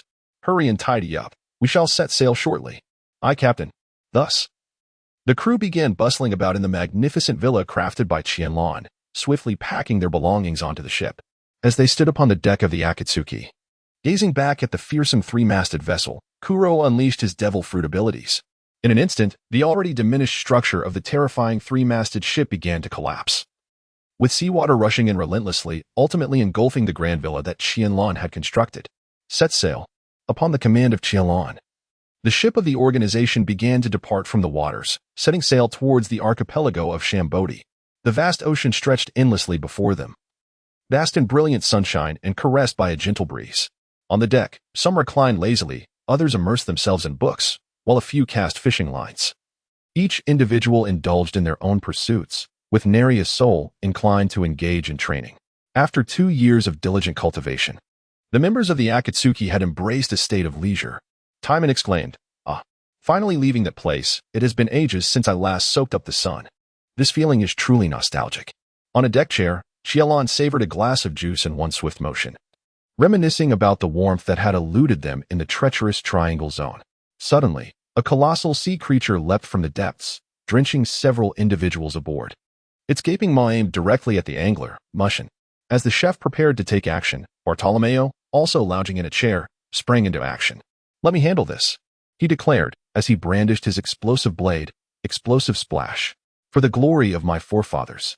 The blade struck the creature's head, unleashing a tremendous explosion that engulfed both Bartolomeo and the sea beast, sending shockwaves that pushed the ship back 15 meters. As the sea breeze dispersed the smoke from the blast, Bartolomeo stood unscathed, dust-free, suggesting he had enveloped himself in a protective barrier during the explosion. The nearly 80-meter-long sea creature lay charred and lifeless, utterly defeated. Mushin rushed forward, delivering a playful smack to Bartolomeo. "What a mess you've made. This was our lunch ingredient. You've left me with quite the challenge. Well then, let us leave it to Master Qianlan to grill it." Thus, the unfortunate sea creature faced a grim fate at the hands of the Akatsuki, with Bartolomeo already accustomed to using his master's wood techniques for roasting. "Let me check for any important news," said Kuro as he picked up a newspaper, soon revealing a smile on his face. "It seems a great pirate has emerged from the East Sea. The Straw Hat Kid, Luffy, has declared war on the world government by destroying the Judiciary Island and has received a bounty of 300 million berries." Attracted by the scent, Bartolomeo approached. How infuriating. A rookie with a bounty of 300 million berries. I shall show the Navy who the true powerhouse is. Qianlan did not anticipate that they had already progressed to the Judicial Island arc. It seemed that the terrifying three-masted ship scenes would be absent. However, the Akatsuki organization had not made an appearance before the public for quite some time, and it was likely that the Navy and the entire world had nearly forgotten about them. "Chloe, can you assess which pirate crew nearby has a higher bounty and is close to us?" Upon hearing this, Chloe promptly began rifling through the newspaper in search of targets belonging to the Akatsuki organization. "The closest to us is the pirate captain, Skirmish, a user of the sound fruit, with a bounty of 158 million berries." After a moment of contemplation, Chloe added, "However, the upcoming supply island is quite near the Navy's G2 branch. Will that have any impact?" Desarro replied, "We pirates are free. With our current strength, what difference does it make whether the Navy shows up or not? After 2 years of training and the nourishment from the chakra fruit, the Navy cannot possibly deploy a significant portion of their forces against the Akatsuki." Chapter 57, Slaying the Supernova, Acquiring the Legendary Blade. 2 days later, an unexpected situation seemed to arise. Bartolomeo leapt down from the lookout tower, landing steadily on the ground. The few individuals on deck gazed towards the distant island, though it was still too far to see clearly without Bartolomeo's telescope. "What's going on? Bartolomeo, could it be another Navy admiral?" McCushion inquired. Chloe chuckled. "How could we encounter a Navy admiral so easily? Bartolomeo, what exactly did you see?" "One of the 7 warlords of the sea, Don Quixote da Flamingo, and our target, Apu, are both docked at the port. No battle has ensued. One is an informant for the Beast Pirates, and the other is an officer under da Flamingo. It appears they are collaborating. I wonder what they have brought with them. After all, da Flamingo has sent quite a few divine fruits." Timan suggested, "Let us accelerate our pace and see what's happening." Thus, the Akatsuki began to draw closer to the island ahead, and with their current strength, they made no effort to conceal their presence. As they approached, The confidence in Bartolomeo's judgment grew. Suddenly, a large hole appeared in the lower right side of the Akatsuki's ship, and the cabin began to take on water. A series of alarming sounds resonated as the ship slowly began to sink. Would release. Great repair technique? The damaged hull rapidly began to regenerate. And soon every gaping hole was effortlessly mended by Qianlan. It seems there are enemies beneath the ship. They must be fishmen, but I wonder whose subordinates they are. Mokushin remarked, preparing to jump into the sea. Upon witnessing this, Qianlan promptly pulled Mushan back, gazing intently at the sea. It appeared that the individuals in the water were likely members of the Don Quixote family, specifically the merman Dellinger. The approaching cadre from the Don Quixote family was very likely Diamante, a user of the flare fruit. I shall mend what he destroys. We will address it upon reaching the island. Thus, the two engaged in a lively back and forth, one dismantling while the other repaired, thoroughly engrossed in their tasks. After 3 attempts, Dellinger relinquished his destructive efforts, just as the members of the Akatsuki organization drew closer to the small island. At the dock, Afi and Diamante stood side by side, with Dellinger and Laoji trailing behind Diamante. The other lower-ranking pirates lingered at the back, all curiously observing the distant vessels and the red clouds adorning the sails. Dellinger remarked, Lord Diamante, is it truly necessary to wait for this fellow? What of the Fifth Sea Emperor? He poses no threat to me. Yet, it must be noted that this individual had defeated Admiral Kazuru of the Marine Headquarters, a figure whom even Doflamingo dared not provoke. Thus, a modicum of respect is warranted. As the Akatsuki ship docked, the first to disembark was the silhouette of Perona. Subsequently, Qianlan leaped down, appearing instantaneously behind Dellinger. Useless. After Qianlan delivered a powerful kick, Dellinger fell unconscious without even having time to react. Observing this, the soldiers of the broadcast pirates in the Don Quixote family immediately raised their weapons, aiming them squarely at Qianlan. Lord Qianlan, do not stoop to their level, Diamante shouted angrily. Turning to command, lower your weapons. Seeing this, Ep also gestured for everyone in the broadcast pirates to put down their arms. Their actions alleviated the tense atmosphere that had just unfolded. And soon a chest was brought forward. Diamante knelt down to unlock it, lifting the lid to reveal a dazzling array of gold. This is an apology from the Don Quixote family. We hope you will not take offense at Dellinger's earlier actions, Lord Qianlan. Indeed, the underworld is not solely about violence. It revolves around human relationships and social intricacies. No wonder Don Quixote Doflamingo, a warlord of the sea, has become the Joker of the underground world. Such a status is not easily won through mere combat. Very well, I shall accept this for now. Bartolomeo, sensing the moment, promptly transported the entire chest of gold onto the ship, while App and Diamante exchanged relieved glances. But why is the Don Quixote family collaborating with the broadcast pirates? Is there some sort of partnership? I wonder if our organization can partake in this. App chuckled in response, it's merely a simple arms deal. Qianlan could scarcely believe AP's nonsensical claims. Surely there must be some collusion between the beast pirates and the Don Quixote family. Task, seize the legendary blade task level. A task reward, 10,000 task points. Gazing at the shifting system panel before her, Qianlan was surprised to find that intelligence had also been gathered on the side. Action. With Qianlan's command, every member of the Akatsuki organization sprang into action without a moment's hesitation. Rasengan. The battle erupted instantaneously as Qianlan appeared behind AP, her Rasengan pressed firmly against his chest. Meanwhile, Zoro and Bartolomeo lunged towards Diamante and Laoji, the four of them quickly embroiled in fierce combat. The remaining members of the Akatsuki swiftly dealt with the weaker foes, efficiently eliminating the remnants of both the broadcast pirates and the Don Quixote family. Qianlan, Perona, please assist Zoro and Bartolomeo. Understood, you insufferable captain. After conveying her instructions, Qianlan proceeded towards the ship of the Don Quixote family, while her clone made its way to the ship of the broadcast pirates. Room after room was searched by Qianlan, yet the elusive blade remained unseen. Eventually, she arrived at the captain's quarters. Upon opening the door, a safe came into view. This routine again. With a swift thrust of her blade, she deftly unlocked the safe, only to find it brimming with berries, but still no sign of the famed sword. Reluctantly, Qianlan continued her search within the room, ultimately discovering several renowned swords nestled within a nearby package.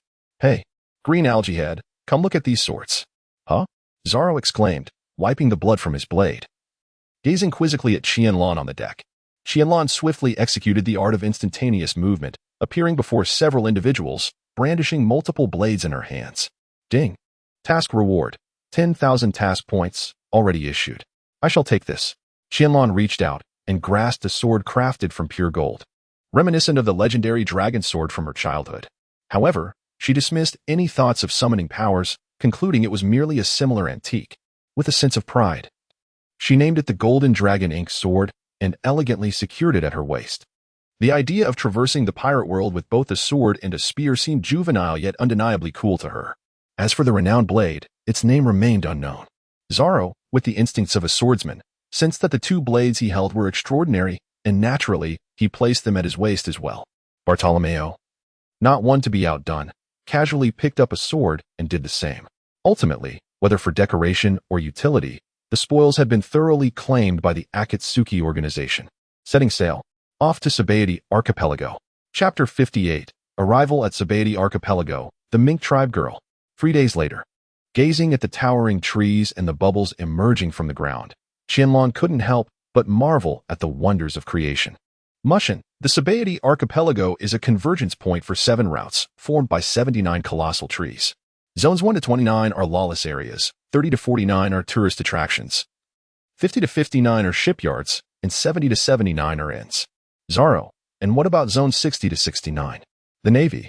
As they drew nearer, Qianlan realized she was among the latecomers, surprised to find that a ship belonging to a supernova was already docked.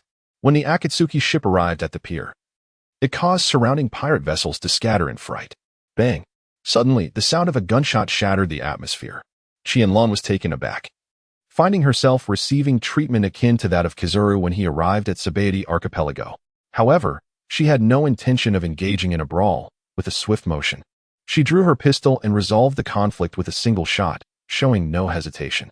Cackling, Perona remarked, "That damn captain is so despised."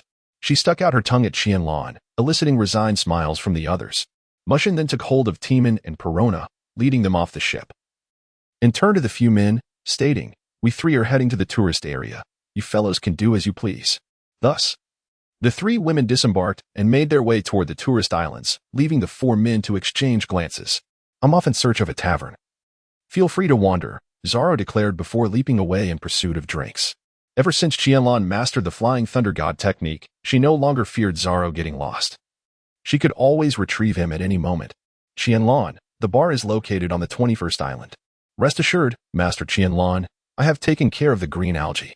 Ultimately, only Qianlan and Klo remained at the dock, along with the easily overlooked Jiolama. "Qianlan, why don't you take a stroll? I will stay here to guard the ship, as the Navy has stationed quite a number of troops here." "All right, should I leave Jiolama here to keep you company?" "Jiolama, silence. I also wish to explore." Thus, the entire crew of Shao began to wander through the Sabaody Archipelago.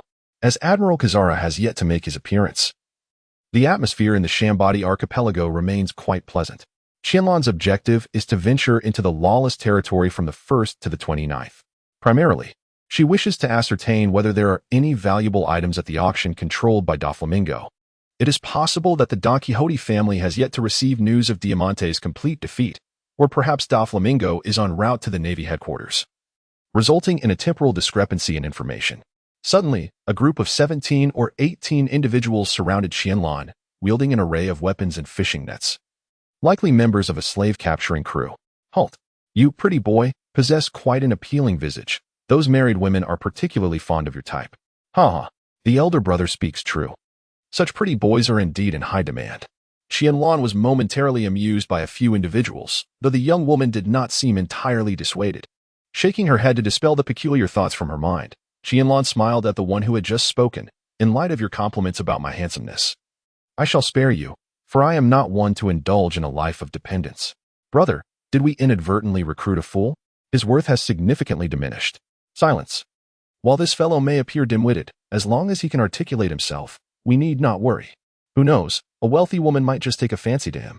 Just as Qianlan was lost in thought, an enormous net suddenly descended from the sky. Fire release, great fireball technique. In an instant, the blaze reduced the fishing net to ashes, startling all 17 individuals present. Qianlan did not anticipate that the words spoken moments ago were merely a diversion to distract her. Indeed, those who thrive in the Sabaody Archipelago possess their own means of survival. "Run quickly. That individual is a ninja." In an instant, A dozen or so people scattered like startled birds and beasts, fleeing from all directions. Qianlan showed no interest in these individuals and proceeded directly towards the auction house on Island Number 1. A quarter of an hour later, Qianlan arrived at the first island, which was not far from the dock, where a structure resembling a castle stood as an auction house, devoid of any surrounding shops. Suddenly, an elderly man dressed in a suit with graying hair approached Qianlan, flanked by 2 bodyguards wearing sunglasses. "You must be Lord Qianlan. I am Tohang, the manager of this auction house. The young master has prepared a seat for you." It seemed that the news from Diamante had yet to return. But the recent slave-capturing group was likely affiliated with Don Quixote da Flamingo, as sustaining the slave trade could not solely depend on others capturing groups. Under Tohang's guidance, Qianlan was soon led into the auction house, into a relatively forward position. Suddenly, a charming young woman in a red cheapao approached, carrying a tray. Tohang announced, "This is the crown of the king of the Repumica Kingdom, possessing immense collectible value and symbolic significance, with a starting bid of 2 million berries. And increments of no less than 100,000 berries. I bid 210 million berries. 230 million berries."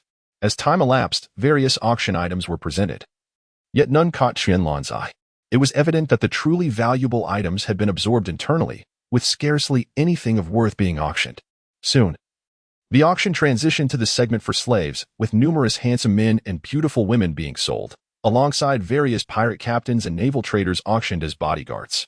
Ladies and gentlemen, the next item is the highlight of today's auction. Originally, the starting price for an ordinary fur tribe member was 1 million berries, but this time, we present a rare gem, a young female fox of the fur tribe. 2 bodyguards in black pushed a girl with a foxtail onto the stage, the spotlight instantly illuminating her.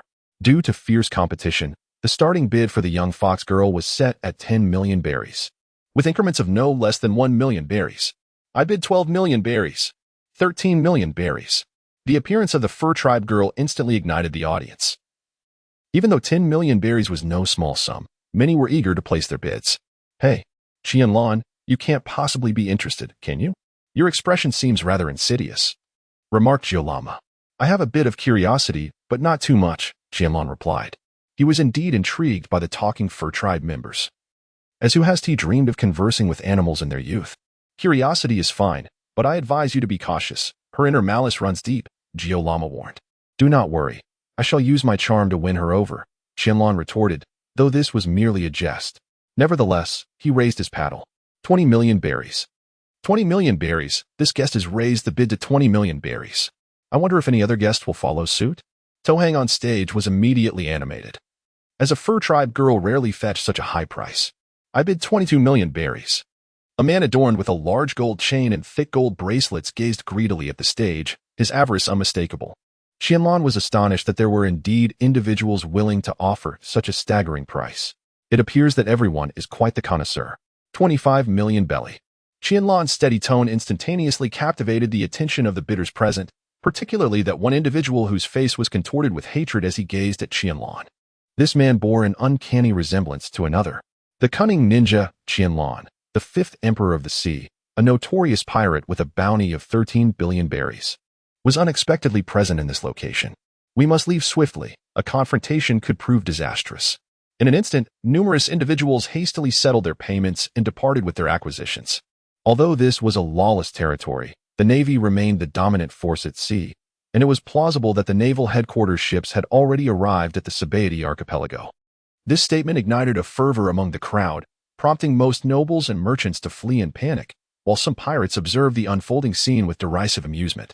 Qianlan also noticed the figures present, surprised to find that a supernova was participating in the auction just like herself. Capone Beach, the captain of the fire tank pirates, with a bounty of 138 million berries, and Basil Hawkins, the captain of the Hawkins pirates, boasting a bounty of 249 million berries.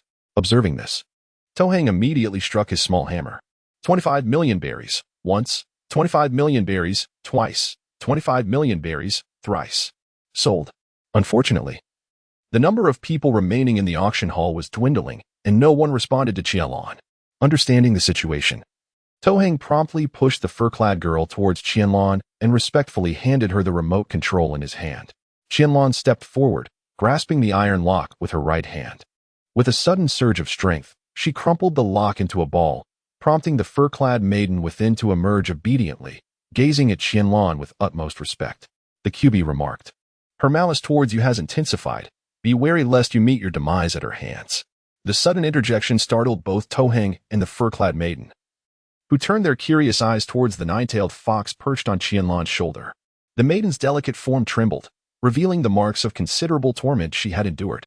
However, Qianlan's interest had shifted to Hawkins, and in an instant, her figure materialized before him, her previously serene expression morphing into one of astonishment. "Hawkins, the Paramecia-type user of the straw fruit, it seems you possess the peculiar ability to divine strange matters. Might you foretell the answer to my inquiry?" Hawkins furrowed his brow and replied, "What is it that you wish to inquire? Will you meet your end here today?" In a heartbeat, Qianlan's petite pistol pressed against Hawkins's forehead, instantly thickening the tension in the air. Internally cursing Qianlan's audacity, Hawkins nonetheless manipulated the straw to draw cards, exuding an air of enigmatic mystique.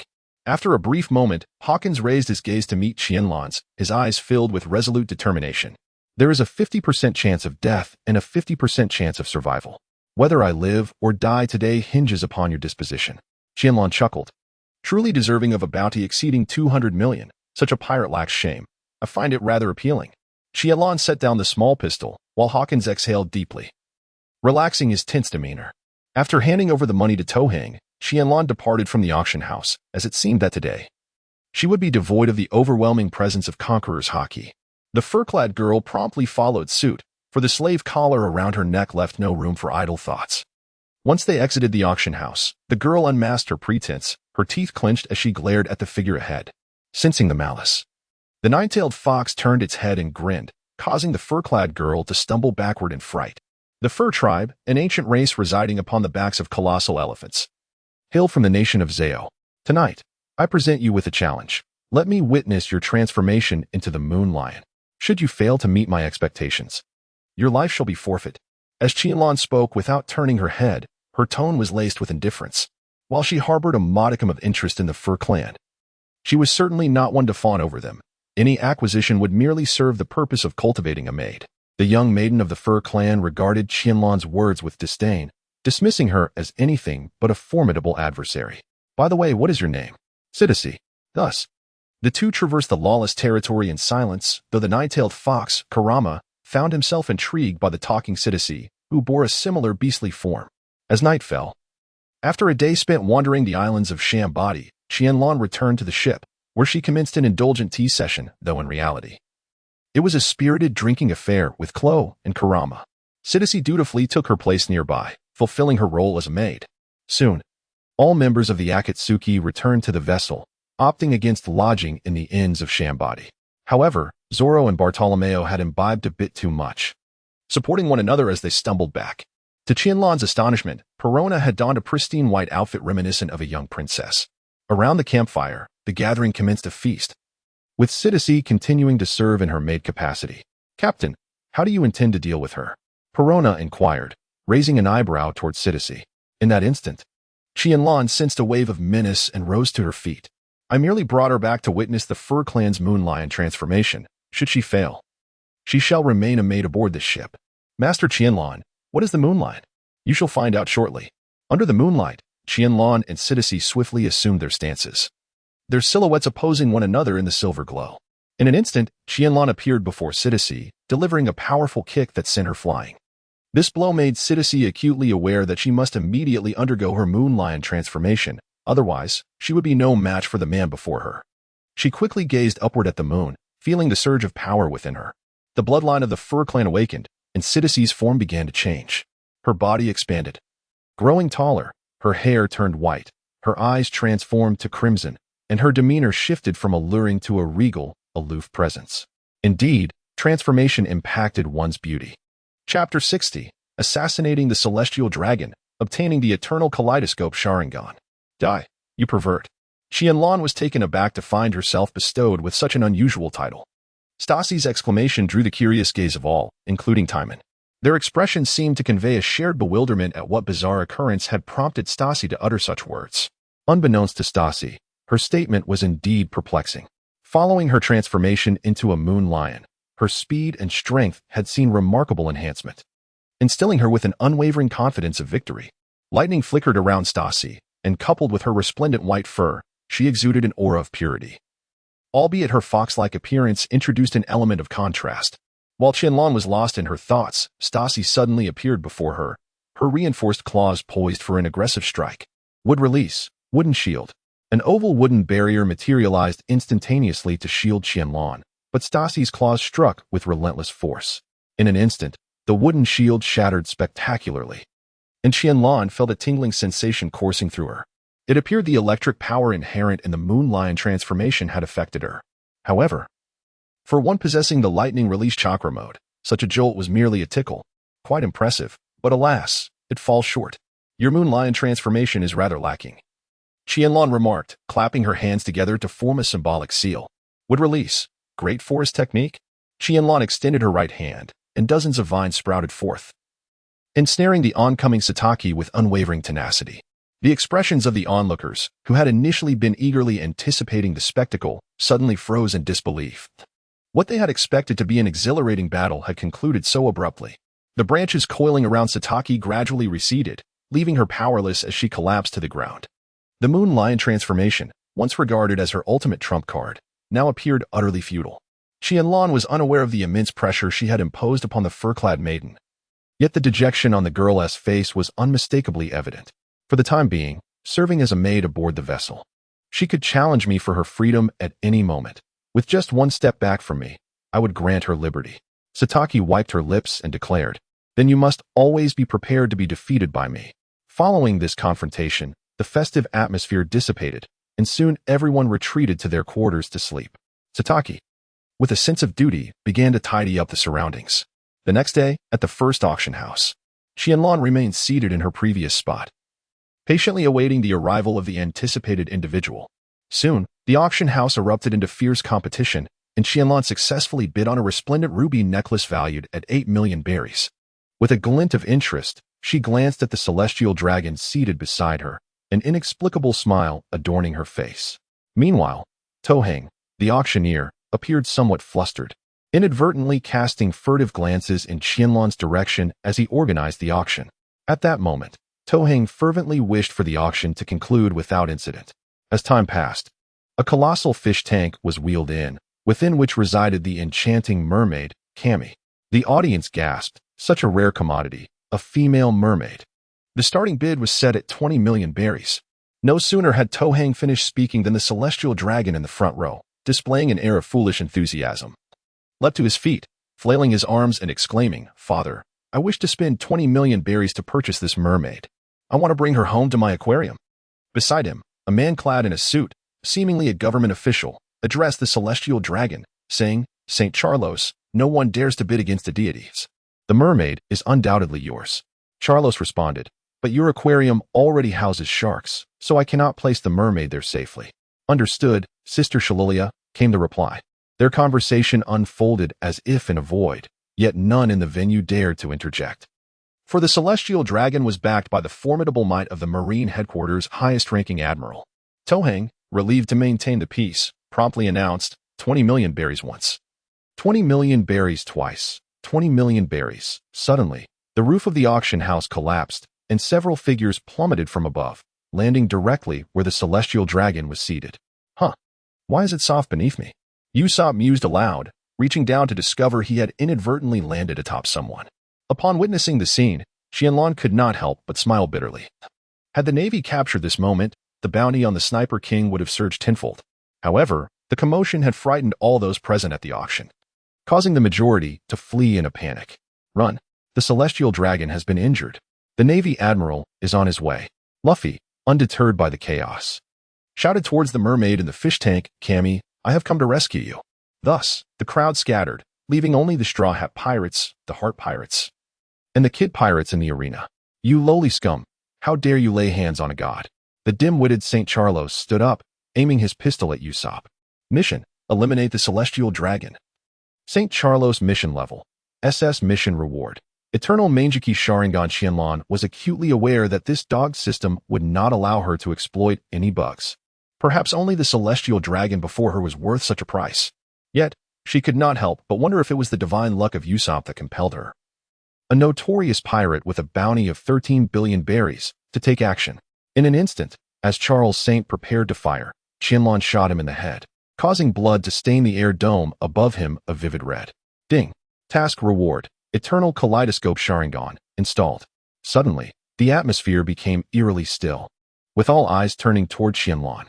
Trafalgar Law remarked, "The fifth Emperor of the Seas? What a reckless individual. It is time to retreat." Meanwhile, Eustace Kidd gazed at Qianlan. Excitement etched on his face, astonished that someone truly dared to confront a celestial dragon. "We must leave immediately, Kidd, or we will be in grave danger." "The Marine Admiral is on his way," warned Killer, tugging at Kidd to depart at once. Abruptly, the walls of the auction house erupted, unleashing a terrifying aura that enveloped the entire venue, causing a multitude of weaker individuals to faint one after another. Before long, only a handful remained conscious, all eyes fixed upon the elder who had unleashed such chaos. The right-hand man of the Pirate King, Silver's Rayleigh, emerged from the fray, seemingly having startled a great many. "But I am merely an old man hoping to sell myself for a bit of drinking money," he declared, lifting a flask to his lips and taking a hearty swig, as if indeed that was his sole purpose for being there. Meanwhile, Qianlan stood rooted in place, a peculiar sensation coursing through her. It felt as if an immense power had suddenly awakened within her, poised to erupt at any moment. Chapter 61. Awakening the Conqueror's Haki, a reunion with Desarro. "Could you unleash the Conqueror's Haki once more? I wish to truly experience it." Qianlan's words were strikingly abrupt, yet they effectively redirected everyone's attention.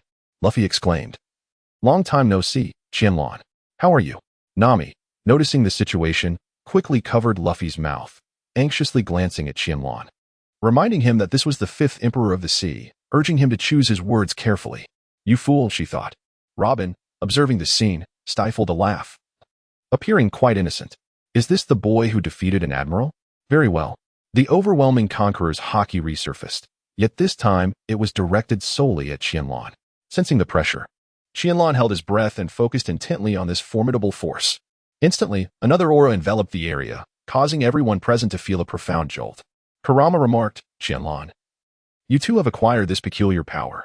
Qianlan nodded in acknowledgement. As a time traveler, how could one claim to be a true traveler without awakening the Conqueror's Haki? Rayleigh, witnessing this, remarked on the formidable nature of innate talent. As the first mate of the Pirate King, he had traversed the Grand Line and had never encountered someone with such extraordinary gifts as Qianlan. Merely experiencing the Conqueror's Haki twice had led him to awaken his own. "Hey, pirates inside, you are surrounded by the Navy. Please come out and surrender immediately." The Navy? Such a foolish proclamation. With that, Kid charged out alongside Killer, and the entire Heart Pirates crew followed suit. Rayleigh, observing the scene, rescued the mermaid, Cammy, while the celestial dragon on the ground went unnoticed. "Thank you, Mr. Rayleigh. I take my leave now, Luffy." In an instant, Qianlan's figure vanished from the spot, reappearing on Island Number 1. The Straw Hat Pirates were left in a state of bewilderment, Rayleigh included. Yet they did not dwell on it further and proceeded to confront the navy that had encircled them. Island Number 24. Qianlan's silhouette abruptly materialized at the heart of the Shambadi archipelago, whereupon she immediately activated her observation haki to seek out the figure she yearned to find. Along her path, the air was thick with the sounds of gunfire and cannon blasts. News of the impending arrival of an admiral had already spread throughout the Shambadi archipelago, thus inciting such rampant chaos in the lawless zone. At last, she had found it. Qianlan murmured softly, then swiftly made her way towards the location she sensed. Her speed so remarkable that to onlookers, she appeared as but a fleeting shadow. Suddenly, a colossal, paw-shaped bubble materialized, lifting the ground and creating a pit several dozen centimeters deep. Wind release, pressure damage. The tempest unleashed from Qianlan's mouth shattered the paw, neutralizing the assault from Bartholomew Bear. The great pirate Qianlan. Eliminate the enemy at once. In that instant, a laser coalesced in Bartholomew Bear's mouth, its target unmistakably set on Qianlan. Qianlan would certainly not sit idly by. She swiftly employed the body flicker technique to close the distance in an instant, then delivered a decisive kick to interrupt Bartholomew Kuma's attack. Flying Thunder God technique. Once her assault concluded, Qianlan's figure vanished once more from her original position, reappearing directly behind the bear, where she brought down her golden dragon ink sword with lethal precision. Bartholomew Kuma, endowed with observation haki, sensed Qianlan's emergence. Yet his heavily modified body afforded him no opportunity to react. With a swift motion, Qianlan severed one of his arms, and after retrieving it, she utilized the Flying Thunder God technique to depart from the scene. It is likely that soon, Vegapunk will erase the last vestiges of Kuma's consciousness, leaving him vulnerable to the whims of the celestial dragons. Island 12. The figure of Qianlan once again appeared beside Luffy, yet at this moment, the Straw Hat crew found themselves cornered. The combat prowess of Admiral Kizaru and Shinamaru was beyond what the current Straw Hat crew could contend with.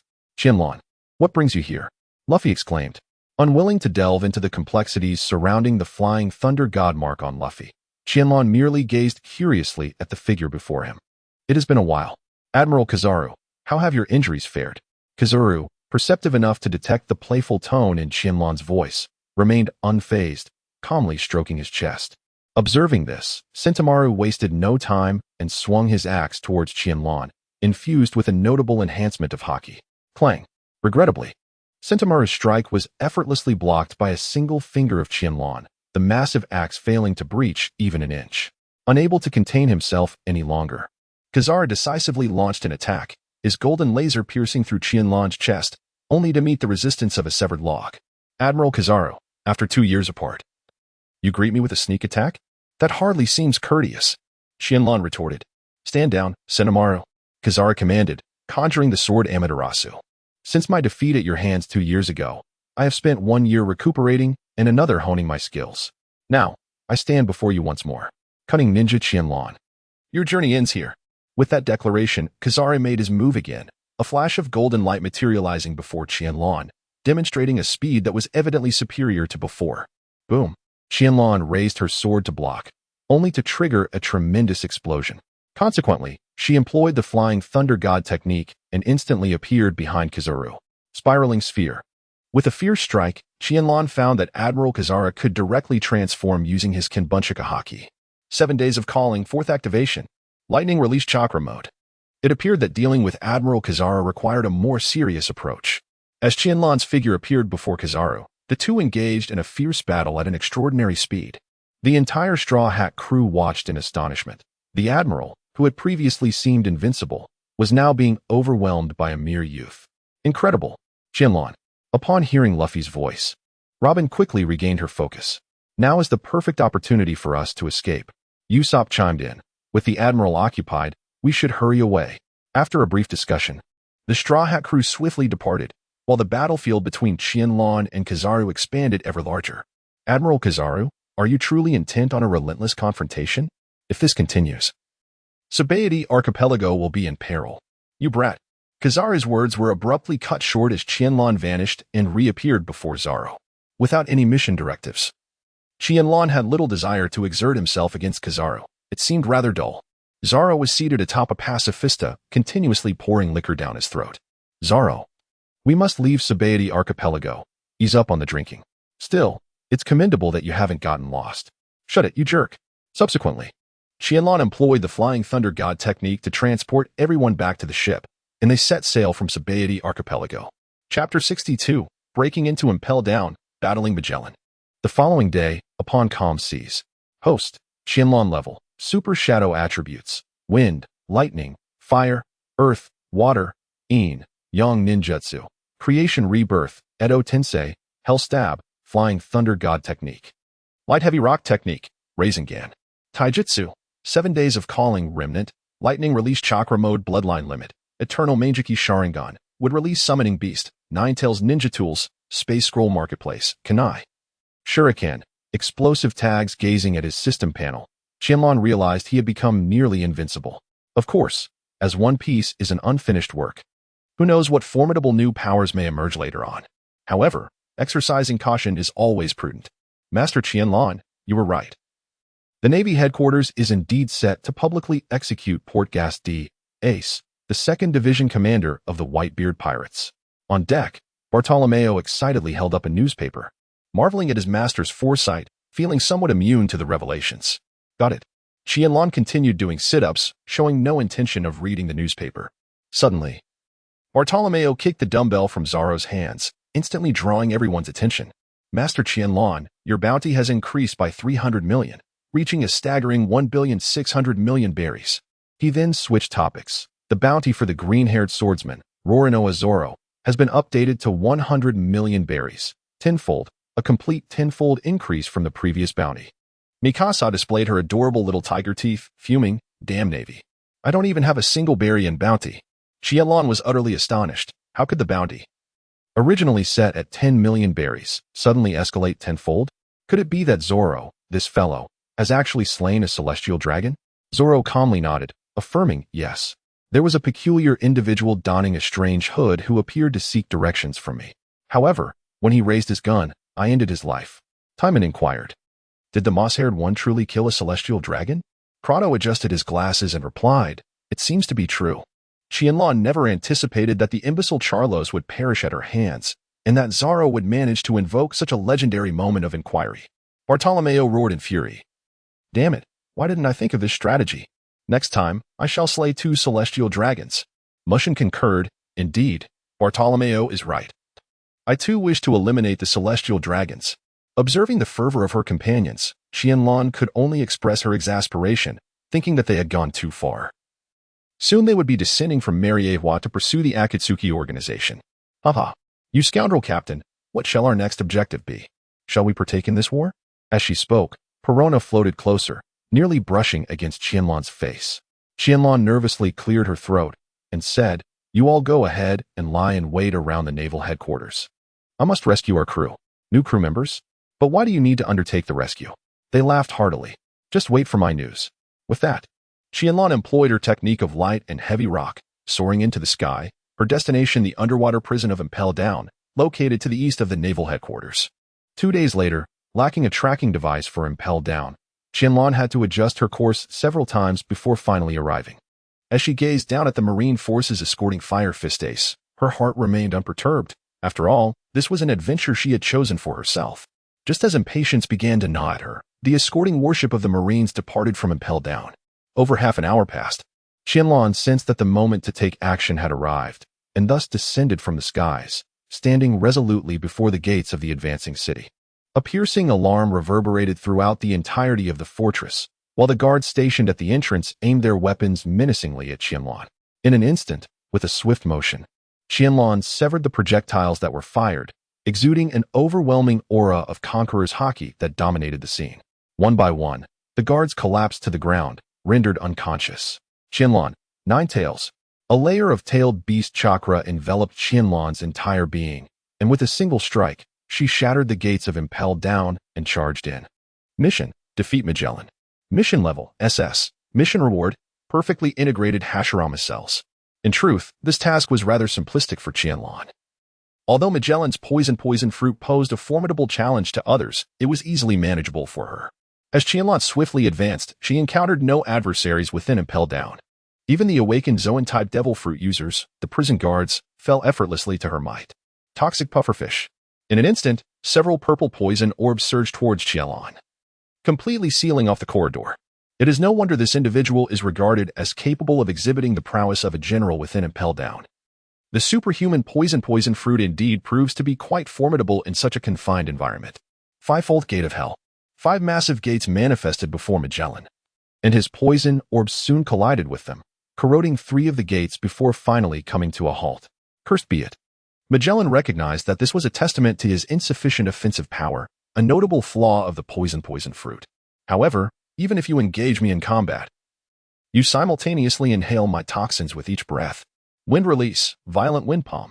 The toxins were instantaneously dispersed by Qianlan's powerful gust, causing Magellan to feel a surge of blood rising within him. It was as if she possessed an innate counter against his abilities. Toxic Dragon. Instantly, a multitude of highly toxic liquids coalesced into the form of a dragon, hurtling towards Qianlan with ferocity. Water release, Water Dragon Bullet Technique. Qianlan unleashed a torrent of water from her mouth, forming a mighty water dragon that collided with the venomous dragon. In an instant, the toxic creature was swept away by Qianlan's aqueous assault. Although the two seemed evenly matched, Magellan felt a surge of anxiety. His arsenal of tactics appeared limited in the face of the myriad assaults from the man before him. Venomous Colossus. Judgment of Hell. Toxicity surged from Magellan's body, coalescing into a gigantic skeletal figure. Unlike the usual violet venom, this attack utilized a specially crafted crimson toxin, exuding an aura of greater potency. Wood Release. Technique of the Wooden Giant. Suddenly, A colossal wooden figure entwined with a wood dragon emerged, dwarfed only by Magellan's venomous behemoth. Magellan whispered, "Monster." In that fleeting moment, the red skeletal giant clashed with the massive wooden figure controlled by Qianlan, igniting a fierce confrontation within the depths of Impel Down's 4th level. Crash! In the heat of battle, Qianlan's wooden giant suffered significant corrosion from Magellan's toxin, while the venomous colossus was relentlessly pummeled by Qianlan. Soon, their struggle escalated, threatening the very lives of the guards and inmates within the entire 4th level. Chapter 63. Acquire Hashirama's cells, rescue Barrett. Flee from the 4th level. Director Magellan's poison has spread. Retreat. Everyone, retreat. As chaos engulfed the guards of the 4th level, Deputy Director Hannibal stepped forward. Everyone, don your gas masks. Seal off the entrances to the 3rd and 5th levels immediately. We must prevent the toxin from spreading. Prepare antidotes for the poison guards at once. Under Hannibal's command, the guards on the 4th level swiftly withdrew in an orderly fashion, preparing for the aftermath. However, as he observed the titanic clash between the two combatants, Hannibal appeared momentarily dazed. The devastation wrought by such colossal beings could leave an indelible mark on Impel Down. It seemed their salvation rested on Magellan's shoulders. Yet, a thought crossed his mind. If Magellan were to perish, would he not then ascend to the role of director? A smile bloomed on Hannibal's face at the prospect. Hey, Hannibal, let us out too. Yes, otherwise, we shall all perish here. The imprisoned inmates besieged Hannibal for rescue, fearing that should the battle spill over, they would be left without a grave. In response, Hannibal merely made a face at the prisoners. You wretches of society wish to deceive me into releasing you, only to wreak havoc and flee? I shall not be fooled. You may await your demise here. With that, Hannibal donned his gas mask and made his hasty exit from the 4th level, leaving behind the furious and despairing inmates. At that moment, the struggle between Qianlan and Magellan intensified. Qianlan's immense wooden figure remained unscathed, though its surface bore the marks of the fierce battle. In stark contrast, Magellan lay prostrate on the ground, panting heavily, evidently lacking the stamina to sustain the colossal form of his venomous giant. It appeared that Magellan's endurance paled in comparison to Qianlan's, a notable flaw of the devil fruit powers. Prolonged use inevitably drained considerable energy. Magellan, you have reached your limit. I came here merely to free one person. There is no need for you to exhaust yourself for this single soul. Coughing up blood, Magellan chuckled. I am the director of Impel Down. How could I possibly permit a prisoner to escape? Well, so impressive. Qianlan, how did you manage that? Neither Qianlan nor Magellan anticipated the presence of a 3rd individual on the 4th level, particularly one who was also a pirate. Luffy, have you come to rescue Ace? He has already been taken to the Navy headquarters. You are too late. Luffy replied, Thank you, Qianlan. I am heading to the Navy headquarters right now. But I must say, you are quite impressive. Qianlan paid no heed to Luffy's words. Instead, her gaze shifted towards Magellan, who lay prostrate on the ground. At that moment, Magellan's stamina had reached its zenith, and Qianlan was resolute in her intent to hold nothing back. Come forth, Kaibai, Susanoo. In an instant, the Ninetales manifested in its complete form, while Qianlan's Susanoo enveloped the Kaibai like a suit of armor. Just as Hashirama and Madara had once clad the great Buddha in their Susanoo to vanquish 4 nations, Qianlan aimed to envelop the Ninetales in her Susanoo, delivering a singular blow to shatter Magellan's colossal poison beast. Come on, Magellan, do you wish to dance as well? You scoundrel. Magellan let out a low growl and launched a counterattack. The once drooping form of the poison beast swelled once more, its crimson visage taking on a more solid appearance. The two gargantuan entities clashed once again, yet Qianlan's full-force assault rendered Magellan utterly defenseless. This time, the poison beast crumbled into oblivion, exhibiting no semblance of resistance. Fall! Cried Qianlan, as the Susanoo, now adorned with the 9 tails, struck down.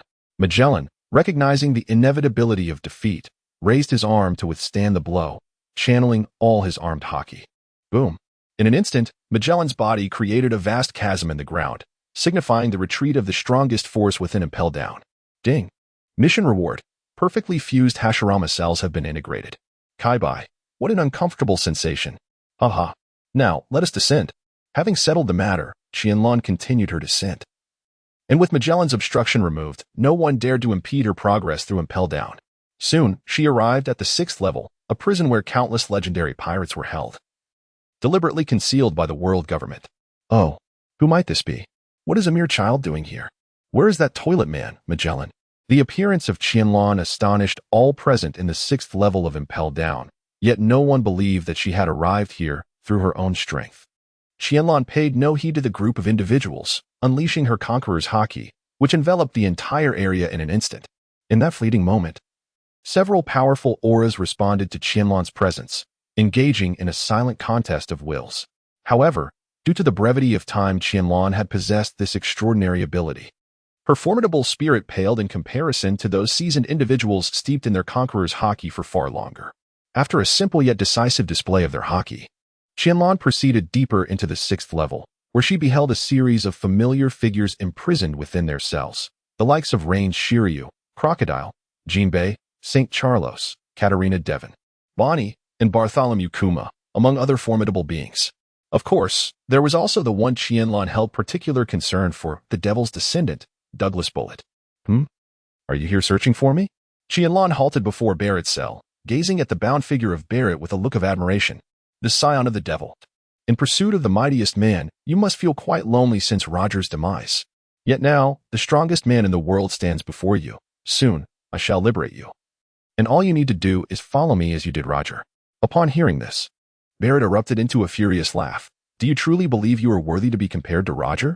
He alone is the strongest in my eyes. Qianlan chuckled. Roger? You are merely the king of pirates. Once I rescue you, if you can defeat me, you shall attain the freedom you desire. Conversely, should you be vanquished by me, you must obey my commands.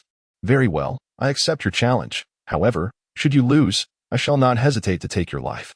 Upon hearing this, Qianlan marked the flying thunder god seal onto Barrett's body, then grasped Barrett's shoulder, and their figures instantly vanished from Impel Down. The prisoners on the 6th level, who had been observing, felt an immediate surge of rage. They had not anticipated that the intruder would depart so abruptly.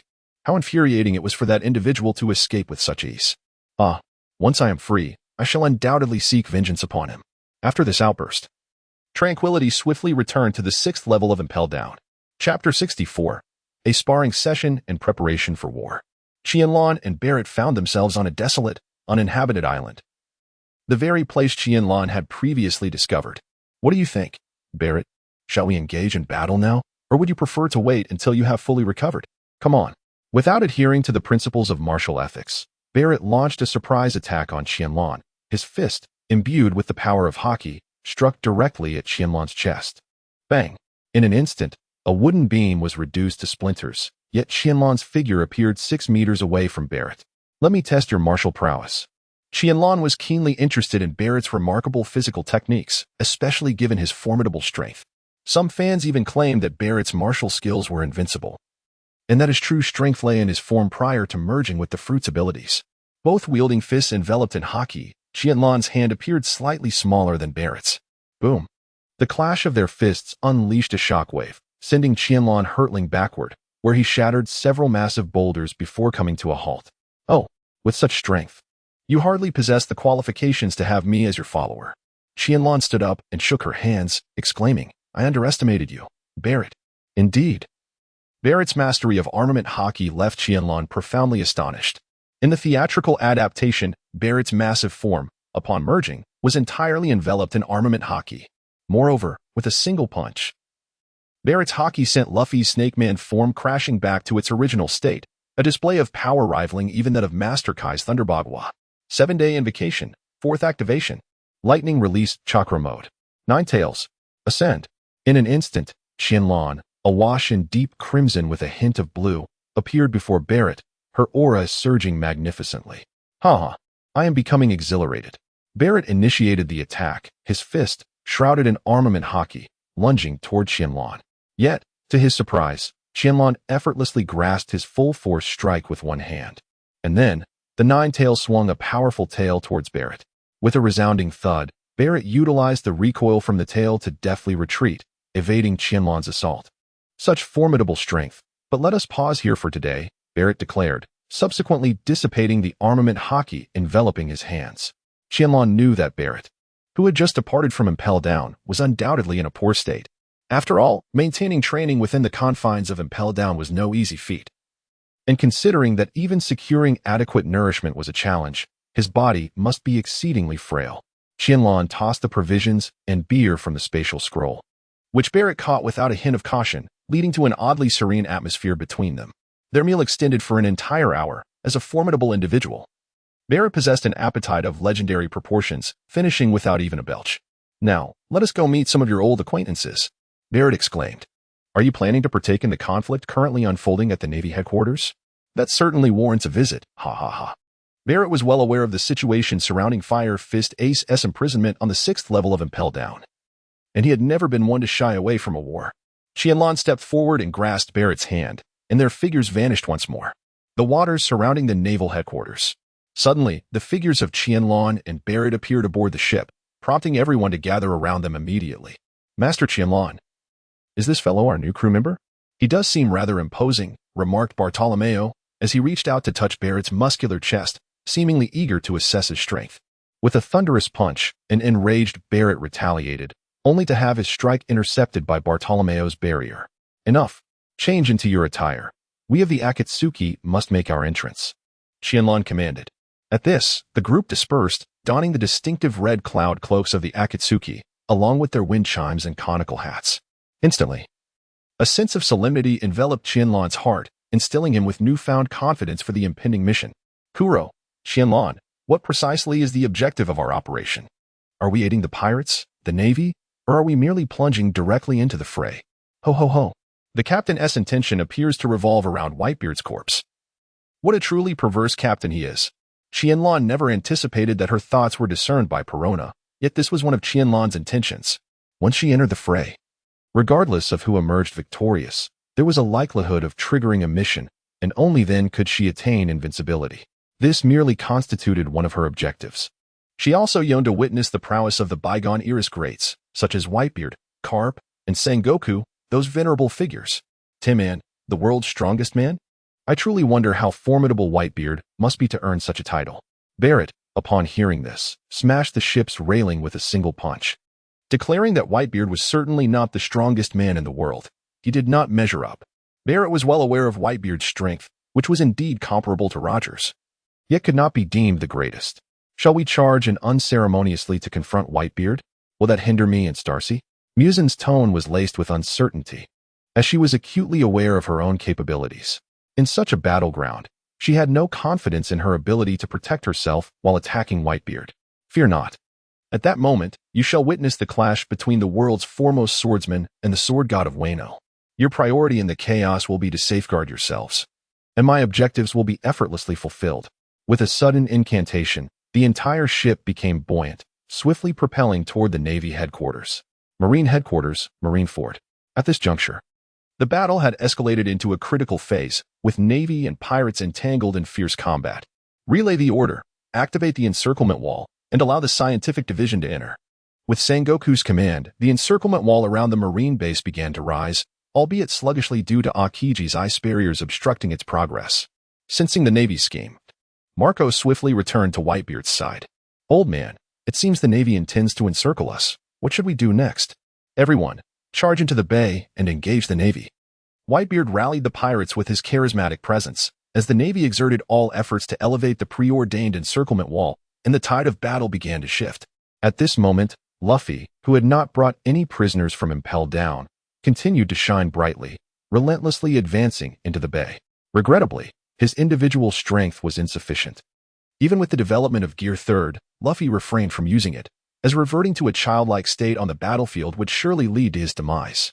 With the arrival of the pacifista led by Bartholomew Kuma, calamity descended upon the pirates.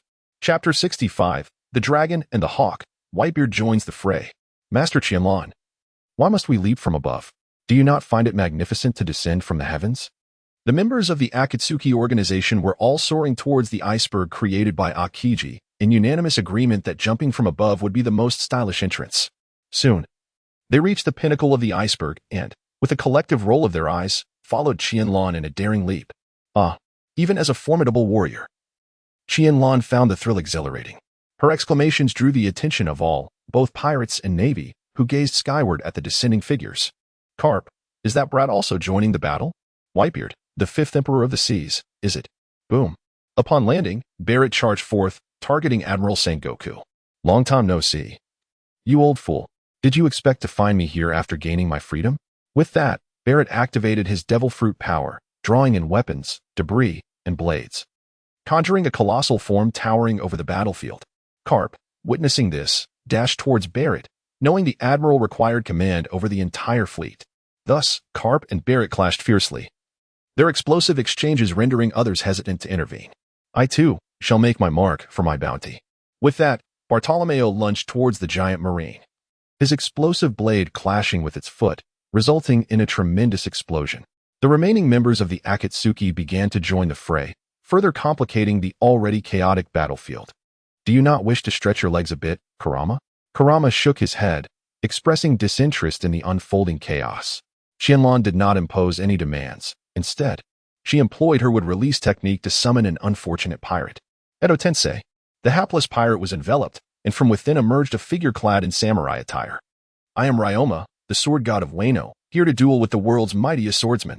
Ryoma unleashed a vertical slash, a blow formidable enough to rival Mihawk's renowned strikes, aimed directly at the illustrious Mihawk on the battlefield. Naturally, this spectacle captured the attention of all present, for it was a challenge directed at the greatest swordsman of the age. Such a strike is truly the aspiration of every swordsman, remarked the flower swordsman, Vista. Meanwhile, Zaro fixated intently on Hawkeye Mihawk, recognizing the figure before him as his lifelong rival. As the world's premier swordsman, Mihawk sensed Ryoma's attack and responded with a vertical slash of his own, wielding his black blade, Yoro. The two powerful strikes collided, creating a force capable of cleaving the battlefield in two. Boom. Instantly, the entire bay began to tremble, as if the sheer might of their attacks had disturbed the very waters. When the onlookers raised their eyes once more, they beheld the bay cleaved in half, a stark line dividing the two combatants as the sea surged between them. The sword god of Wano, you are worthy of being laid to rest by this black blade of mine. I am merely a resurrected soul, having shamelessly requested Mr. Qianlan to bring me back to experience the pinnacle of swordsmanship.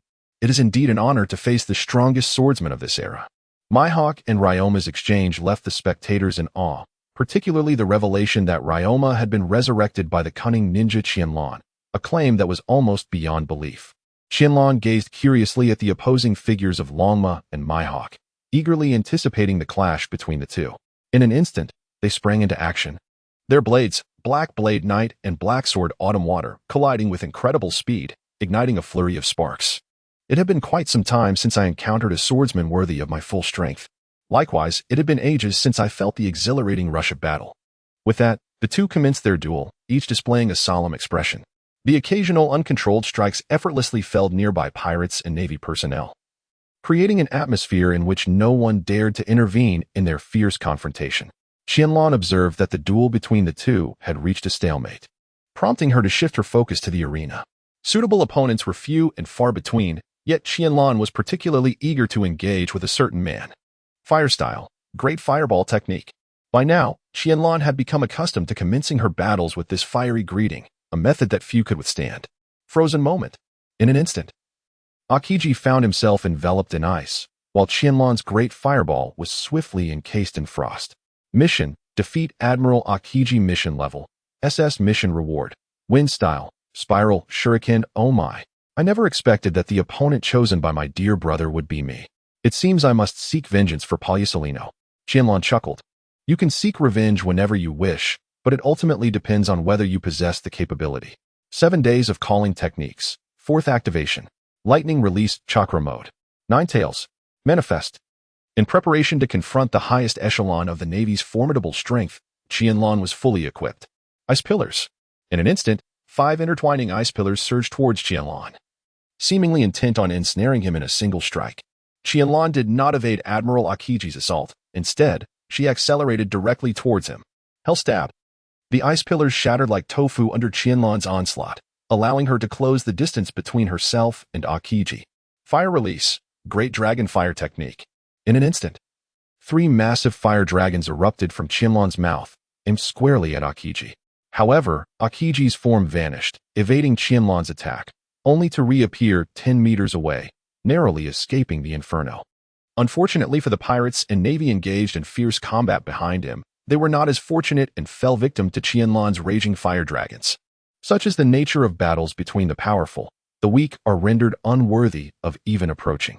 Everyone retreat, cease fighting here. With Qianlan's command, The Navy abandoned the pirates and withdrew. Naturally, the pirates were not foolish enough to remain and await their demise, swiftly vacating the battlefield.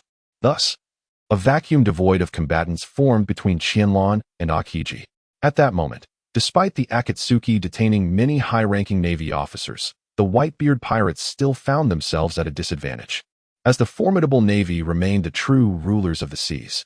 Aware of the situation, Whitebeard recognized that it was time for him to take action. The longer they delayed, the more unfavorable it would become for their side.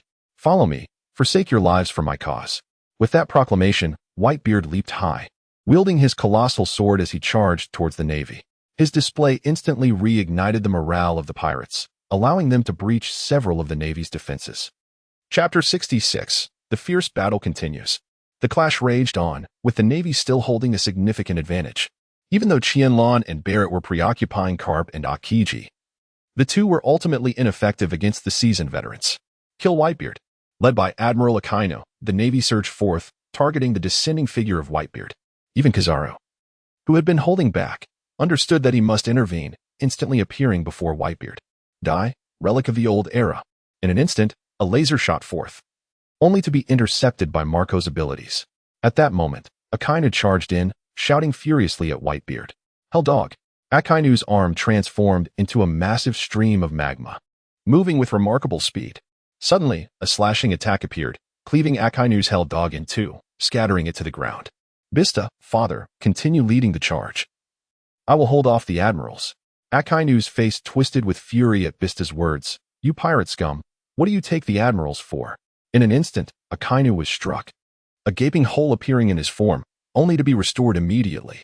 The one responsible for that strike was none other than Diamond Jozu. All right, just hold this guy off. With that, Whitebeard raised his sword, that Songyun cut, and brought it down with tremendous force. Boom.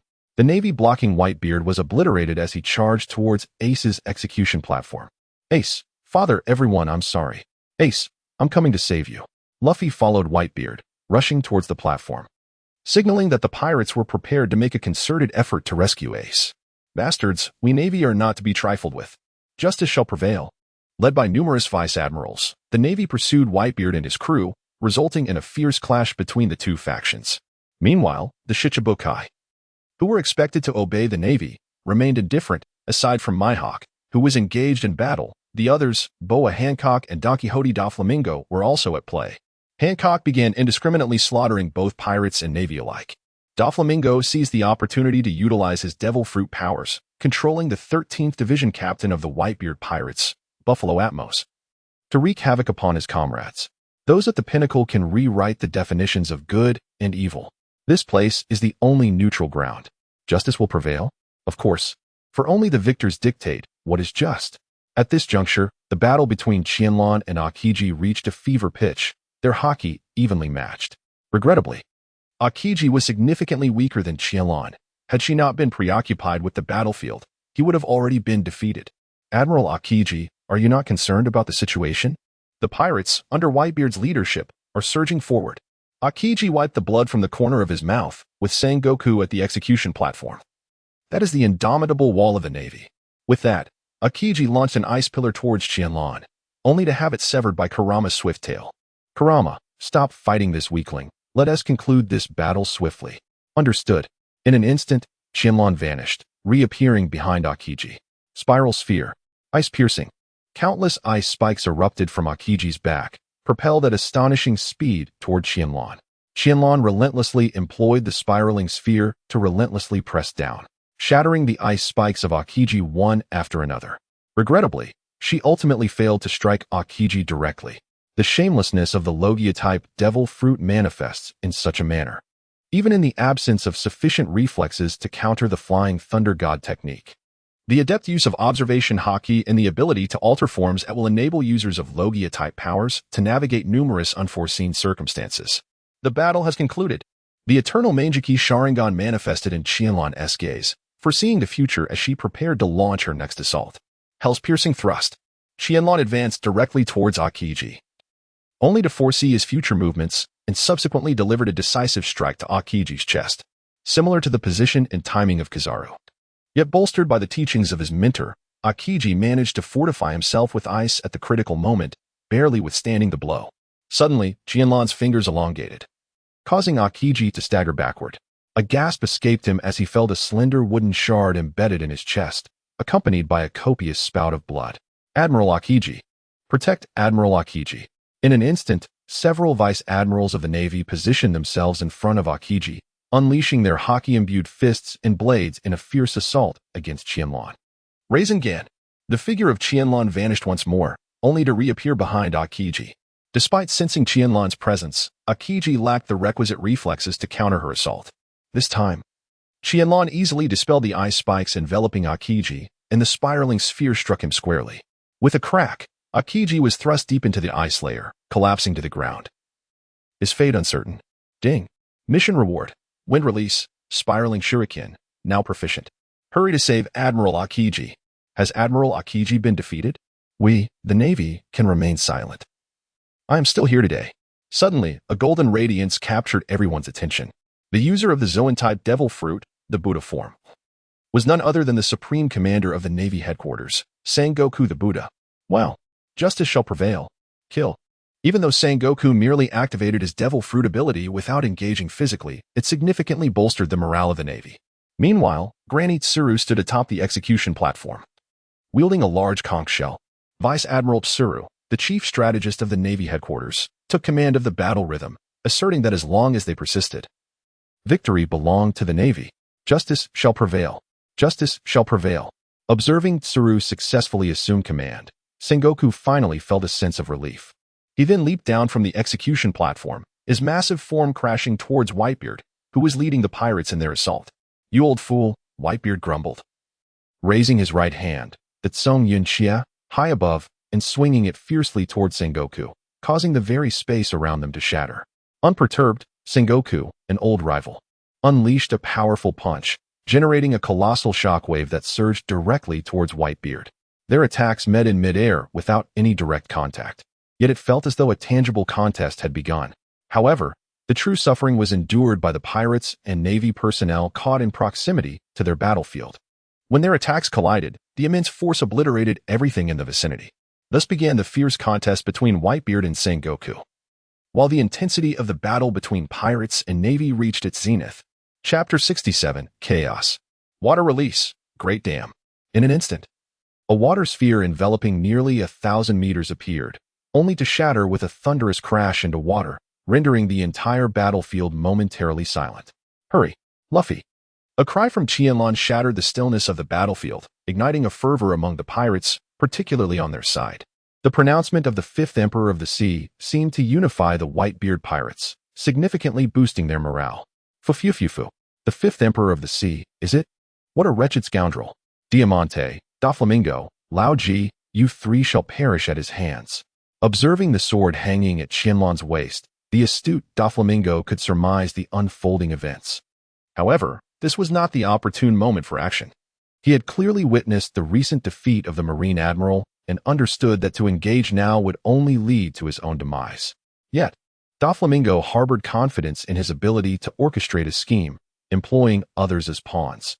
At that moment, Qianlan's figure vanished, and the Marines on the execution platform appeared as mere wooden effigies. After considerable time had elapsed, Qianlan's wooden clone, accompanied by the flying thunder god Kanai, finally reached the execution platform. The execution platform had been breached. Damn that cunning ninja Qianlan. Are we Marines destined to lose? All eyes on the battlefield were drawn to the execution platform, fixated on Qianlan's impending actions. In a swift motion, Qianlan unsheathed his blade, cleaving downward with two decisive strikes that shattered the chain's binding ace. Fire Fist. In an instant, a massive blaze swept forth, carving a path as Ace began to move relentlessly towards Whitebeard. Upon witnessing this, Qianlan felt a sense of relief. Whether Ace lived or perished, or if he managed to escape, was of little consequence. However, it was now the moment for the Navy to exert their utmost effort. Qianlan understood that, given Kazara's animosity towards him, he would not hold back any longer. Otherwise, the Navy's authority would be utterly diminished. Luffy exclaimed, Ace, Ace, we have come to rescue you. Charge out of the Navy headquarters. Upon witnessing this, Whitebeard raised his arms in a triumphant call, My sons, we are returning home. Suddenly, a golden laser pierced through Whitebeard's shoulder, blood cascading down his arm. Old man, Marco cried out, filled with urgency, and then launched a powerful kick towards Desarro. Seeing this, Sengoku stepped forward, resolute that Whitebeard and Ace must not escape. He wagered the Navy's honor on the triumph of justice. Justice will prevail. Justice will prevail. At this moment, Sengoku, Garp, Akainu, Kizaru, and even Granny Tsuru abandoned their command to join the fray. It was evident that the battle had reached its climax. Either Whitebeard and Ace would perish here, or the Navy would allow them to escape, ushering in an even more chaotic era. Timan asked, Qianlan, what shall we do next? Observing those aiding Barrett in their assault against Garp, Qianlan felt utterly helpless. Had it not been for Bartolomeo, Perona, Zoro, and Kuro, Barrett would likely have already succumbed to Garp's might. Let us unleash Garp's formidable power and let him contend against the Whitebeard pirates. Qianlan was acutely aware that Garp would not fight at full strength, but his presence would undoubtedly stall a significant portion of the high-level combatants from the Whitebeard pirates. With this thought, Qianlan instantly appeared before Garp, blocking his attack with his right fist. The impact sent Qianlan staggering back several steps. One could not deny that this old man was indeed among the pinnacle of power in the world of pirates, exhibiting terrifying strength. Barrett, witnessing the scene, shouted in anger, Qianlan, why are you interfering with my battle? To which Qianlan replied, Barrett, you should step back and take a breather. Bartolomeo, you and the others should regroup with Timan. Understood, Master Qianlan, came the prompt response. Zoro and the other three promptly withdrew, while Barrett shot a glare at Qianlan before making his exit. Barrett was acutely aware that it was only with the assistance of the four that he had managed to hold his ground against Garp. In his weakened state, he would be no match for Garp alone. You little brat, I never expected you to gain enough strength to stand before me so quickly. It seems I underestimated your potential. You are indeed a prodigious talent, Garp remarked, his expression shifting to one of anger. But aren't you a pirate hunter? How did you suddenly become a pirate yourself? Qianlan could only smile wryly at this. Well, initially, I didn't redeem the bounty after defeating several high-profile pirates. Furthermore, your headquarters has a rather lax grip on the four seas, allowing many traitorous marines to exist. Garp paused, taken aback by the boy's keen observation regarding the issues within the Navy. The vast expanse of the four seas necessitated a large naval presence. Yet a significant portion of the budget was allocated there, leaving the Navy on the Grand Line powerful but unable to effectively control the four seas. This was one of the reasons the Navy was suppressed by the world government, which funded this colossal force. All right, old man Garp, our idle chatter ends here. If you continue talking, the Whitebeard pirates will surely escape, Qianlan declared, utilizing the Flying Thunder God technique to reunite with his comrades. Garp, shifting his focus back to the battlefield, felt the tension rise. Justice will prevail. Eliminate these marines. The battle had reached its final phase. With both sides utterly consumed by fury, the Navy's numerical advantage began to surface as their superior training, nurturing, and retirement system allowed high-level combatants to step back yet remain available for crucial moments, giving the Navy a significant edge over the pirates. The captains of the Whitebeard pirates were engaged in fierce combat with all the Navy's vice-admirals, but they were regrettably overpowered. Yellow Monkey and Akainu found themselves obstructed by several top-ranking captains from the Whitebeard pirates, with Ace, recently freed, joining the fray, resulting in an impasse. However, Whitebeard was faced with the combined assault of Garp and Sengoku. Even if Garp did not unleash his full strength, Sengoku's presence alone was enough to press Whitebeard relentlessly. Qianlan, are you just going to let me watch without participating in the battle? Barrett exclaimed. You are indeed a war fanatic, but the battle is not yet concluded. Our opportunity to take the stage is not now. The members of the Akatsuki had gathered together, relaxing, as neither the Whitebeard pirates nor the Navy would dare to target them at this moment. Meanwhile, Zoro anxiously focused on the duel between the sword gods, Ryuma and Mihawk. As their clash had reached its final stage, Mihawk bore numerous injuries, while Ryuma, having been resurrected through the impure world reincarnation, remained largely unscathed, though the outcome of their battle remained uncertain. Chapter 68, The Collision of New and Old Sword Masters. This era is named Whitebeard. Whitebeard, your time has passed. Consider this place your grave. Gururara, I am the strongest man in the world.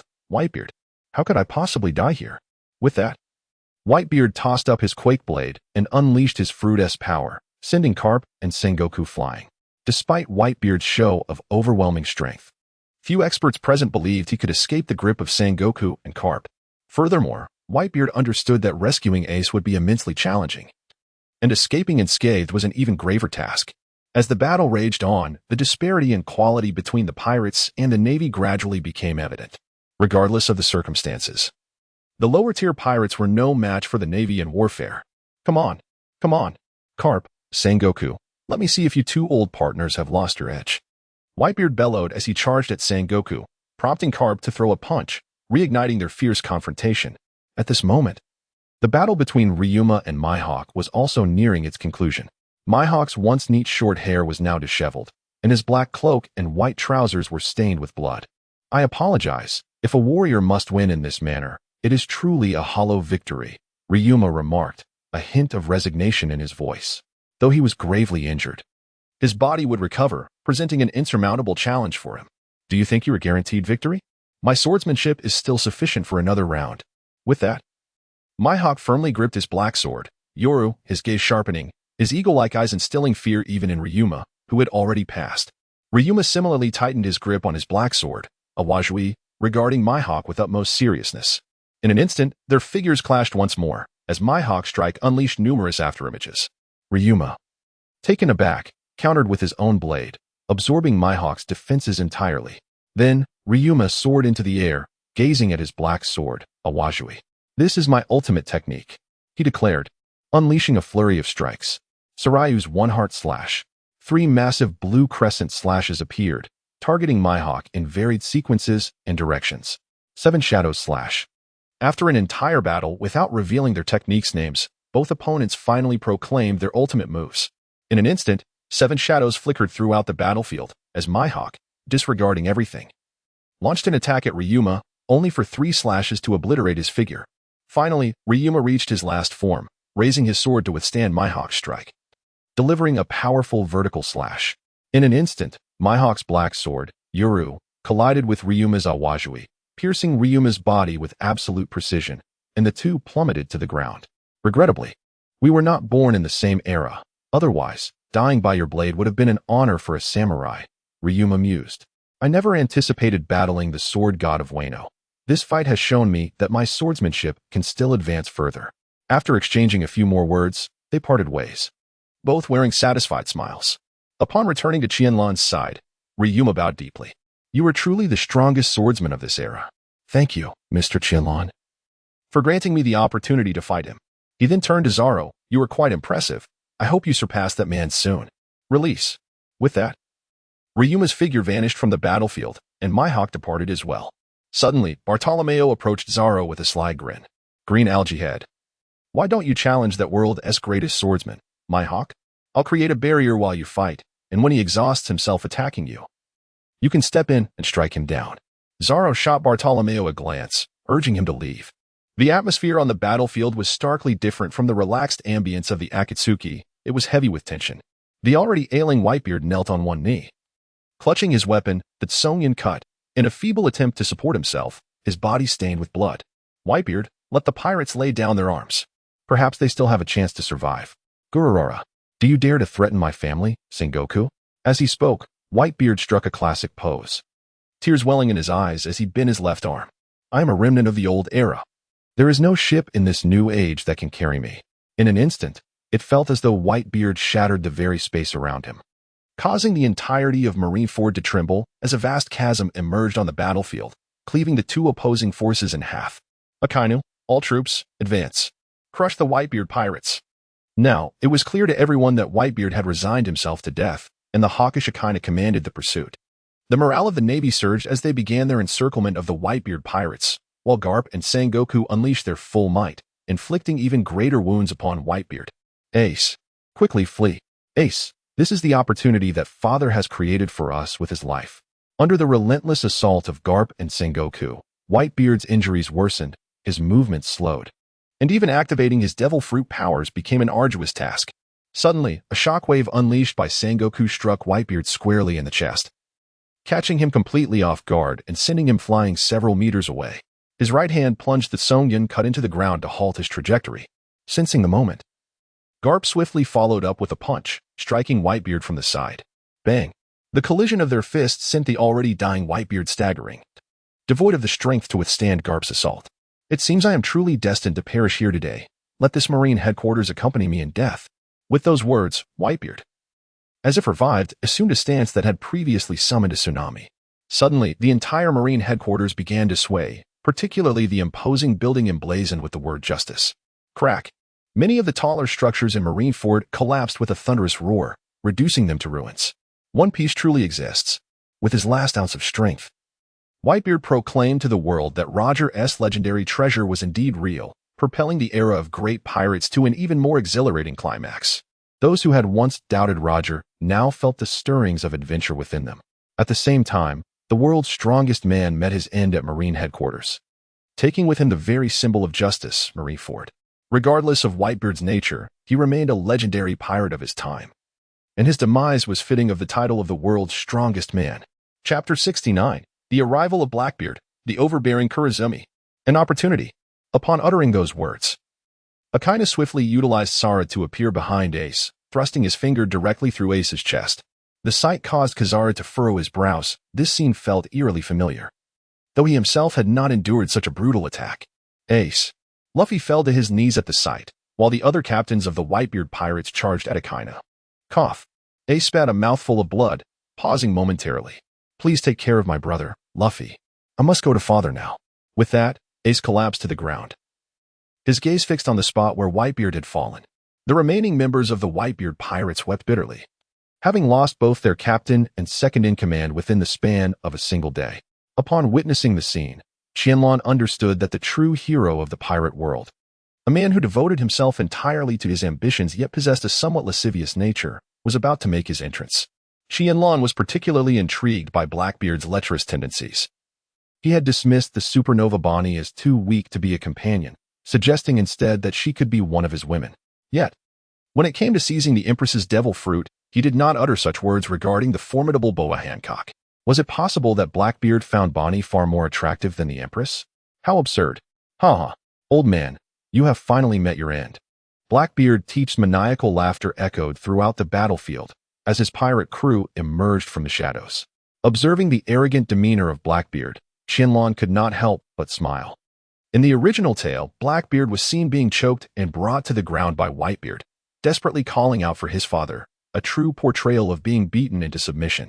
Qianlan felt as though she had salvaged Blackbeard's dignity, yet it was highly probable that he would soon find himself on the receiving end of a thorough beating. Jaws, traitor, what are you doing here? Ha ha ha, I'm here to see Pops. Had that fruit not appeared back then, I might have called him Pops for a lifetime, Blackbeard replied, a trace of melancholy flickering across his face before it quickly vanished. Let us approach as well. Then an eerie scene unfolded on the battlefield. Both the Akatsuki and the Blackbeard pirates were inching closer to Whitebeard's lifeless body, tension thick in the air. However, upon spotting Barrett, Blackbeard abruptly halted, seemingly contemplating the necessity of engaging in combat. After all, at this moment, it wasn't only the remnants of the Whitebeard pirates that wished to extinguish him. The Navy would likely not hesitate to join in the fray to quash the newly established Blackbeard pirates. Titch, I am aware that you covet the Tremor fruit, yet you may seek it at your leisure. It is absolutely unacceptable to seize it on the battlefield. Despite Qianlan's commanding tone, Titch dared not retort, considering the formidable record of having severely injured 2 admirals. Marco, Qianlan, what are you saying? Titch has already consumed the dark fruit. How could he possibly acquire the Tremor fruit from Pop's corpse? This world harbors enigmas beyond your understanding. Some individuals are even capable of consuming 3 devil fruits. At that moment, the fighting champion Bounties leaped into action, launching a punch at Qianlan from the air. Brat, who do you think you are? What gives you the right to command the Blackbeard pirates? Qianlan had long harbored a disdain for this individual, but she was taken aback when he dared to make a direct move against her. In an instant, she deftly maneuvered to stand before Bounties, swiftly affixing several explosive talismans to his form. Mutual detonation of the explosive talismans.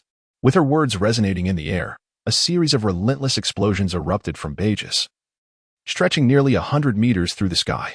When the chaos finally subsided, Bounties was left utterly dismembered, with not even a shred of clothing remaining. Seeing this, Qianlan turned to Blackbeard Teach and asked, "Do you have any objections if I eliminate him in this manner?" The thief laughed heartily, exclaiming, "Ah, this is fate." Teach, however, could only seethe in silence, resorting to his familiar doctrine of fate. As for the others, there was no need for further elaboration, devoid of any sentiment. They had no words to spare. The Tyrant King Pizarro remarked, "You are the one who appeared on the 6th level of Impel Down a couple of days ago. Are you aware that all the prisoners on the 6th level wish to escape and slay you?"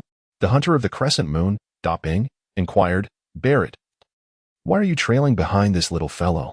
Have you truly been defeated and joined his pirate crew?" Listening to their words, Qianlan felt nothing but disdain. It was merely the howling of the vanquished. Displeased, Qianlan swiftly advanced, prompting Pizarro to raise his weapon and aim it at him. Wind release, spiraling shuriken. In Qianlan's hands, small blades of wind began to coalesce incessantly, and with great force, she hurled them towards Daipeng. "That wretched brat dared to launch a sneak attack on me." As she spoke, Daipeng transformed into the mythical beast form of the Inu Nomi, a nine-tailed fox, raising his arms as if to withstand Qianlan's spiraling shuriken. In an instant, the two forces collided, and Daipeng's arms were utterly shattered. The spiraling shuriken then struck him directly, extinguishing his vitality. Simultaneously, Qianlan directed her attack at the tyrannical King Pizarro. Darkness technique. Pizarro began to flail chaotically in place. For those afflicted by the darkness technique could only perceive themselves in an obsidian void. Consequently, Pizarro unleashed a frenzied barrage of strikes, sending the surrounding members of the Blackbeard pirates fleeing in terror, desperate to avoid becoming targets. Wood release. Wood dragon technique. In an instant, a colossal wooden dragon materialized in Qianlan's grasp, swiftly ensnaring the frenziedly attacking Pizarro. With a firm grip of his right hand, Qianlan crushed Pizarro to death. He then effortlessly dispatched the Tyrant King Alvaro Pizarro and the moonlit hunter Catarina Devon, instilling a profound sense of awe among the onlookers. "What pitiful creatures dare to bark madly before me?" Qianlan proclaimed, arrogantly spitting to the side. The pirates and navy alike stood in stunned silence. Witnessing the effortless annihilation of two notorious pirates, none dared to utter a word against Qianlan. Meanwhile, Barrett ignited with fierce fighting spirit. Realizing that the man before him might indeed be worthy of his allegiance, destined to become the strongest in the world. Conversely, Blackbeard Teach was filled with despair. Having recruited 4 pirates from Impel Down, and with Shiri's not truly counting as a pirate, he had effectively lost half of his crew to the formidable figures standing before him, including the loss of 1 buyers. Qianlan observed that the crowd was paralyzed with fear, and boldly approached Whitebeard. With a swift motion, he severed a substantial piece of flesh from Whitebeard's body, deftly catching it in his hand. "You scoundrel!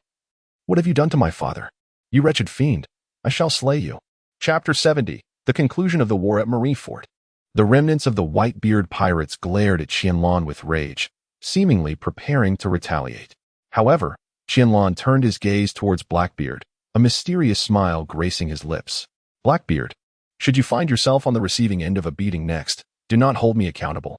In an instant, Qianlan struck again, seizing an unfortunate naval officer nearest to him. Impure world resurrection. The hapless naval officer was enveloped, and soon a figure that was all too familiar to those present emerged. "Father, has he been resurrected? Is this even possible? Are we to engage in battle with Whitebeard once more?" The sight bewildered everyone. Witnessing a recently deceased individual come back to life was a tremendous shock to Marineford and indeed to the entire world.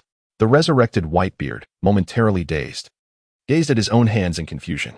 He even turned to look at his own lifeless body, an indescribable strangeness washing over him. Only upon noticing Qianlan standing beside him did Whitebeard begin to comprehend the situation. He had likely been resurrected, much like the samurai of Wano. "Gururara, to think I could be resurrected so soon after death. I am truly grateful." Qianlan merely shook her head, then gestured toward the nearby, expressionless Blackbeard. "Teach."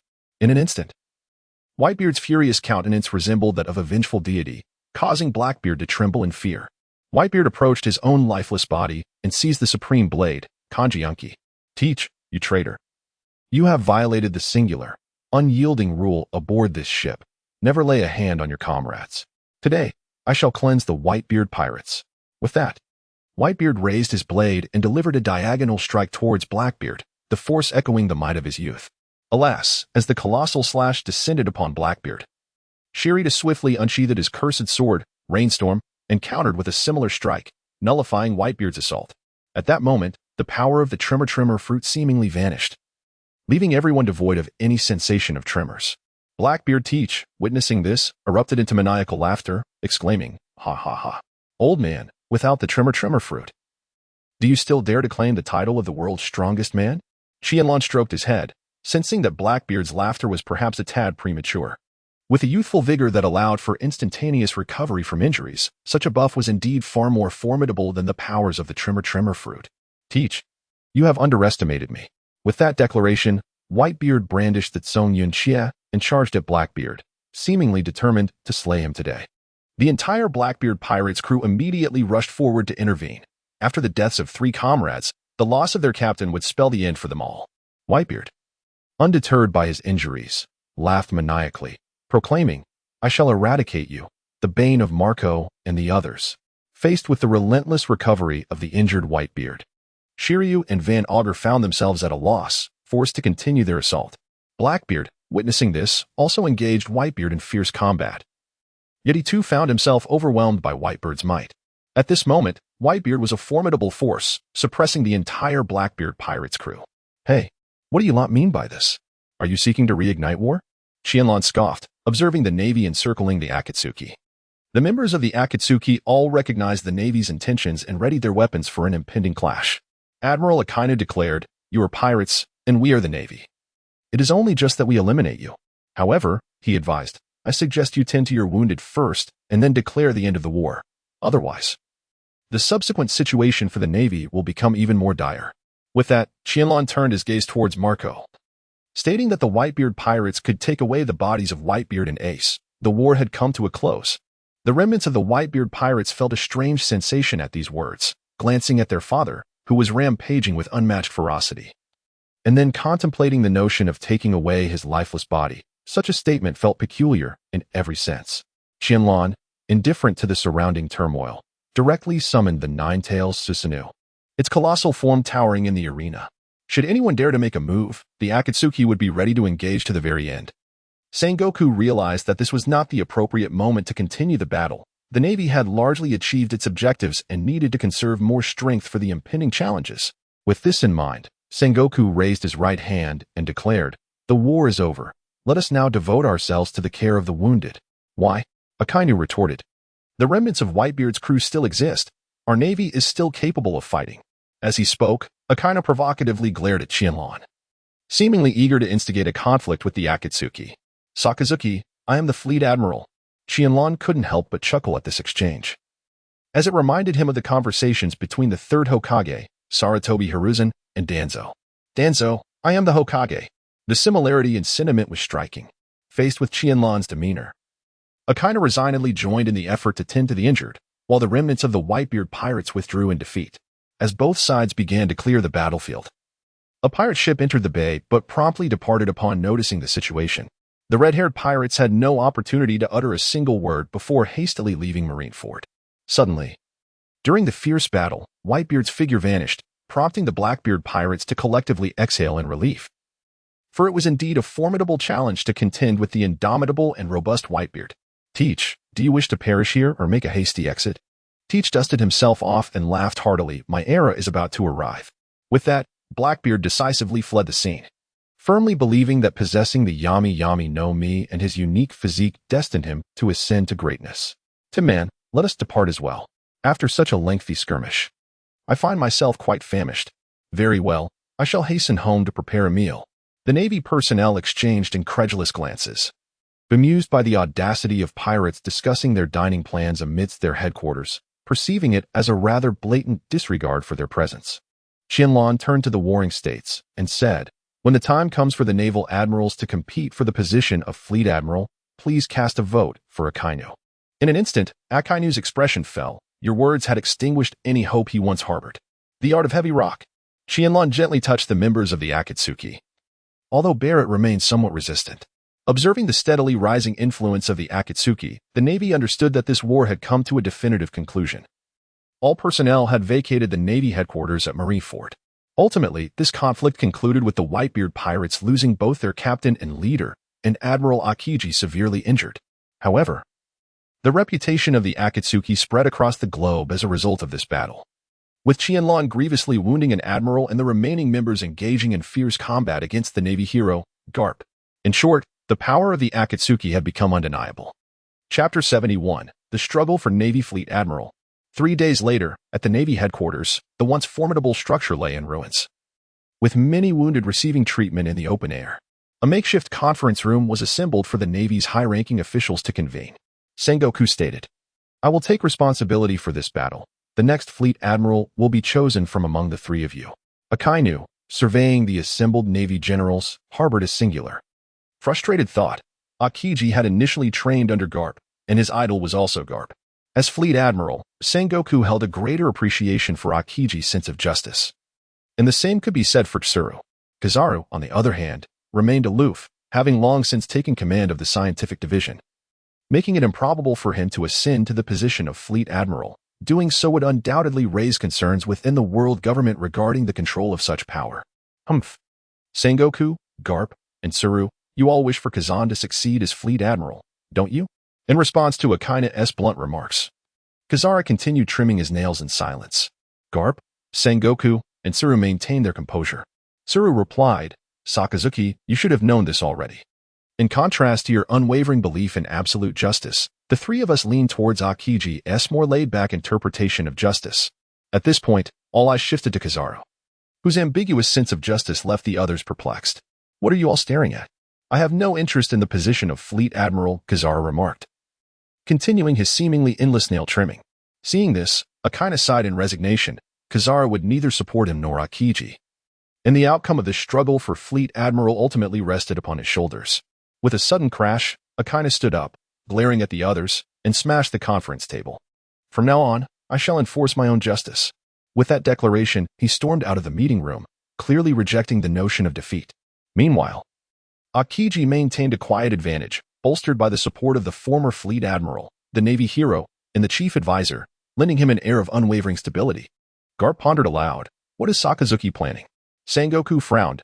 "I'm not sure, but he is likely heading to Mariewa to consult the five elders." At this juncture, Sengoku and Tsuru exchanged knowing glances. If that were the case, Akiji's advantage could swiftly transform into a significant disadvantage. "I must speak with Fleet Admiral Kong." "Wait, Garp."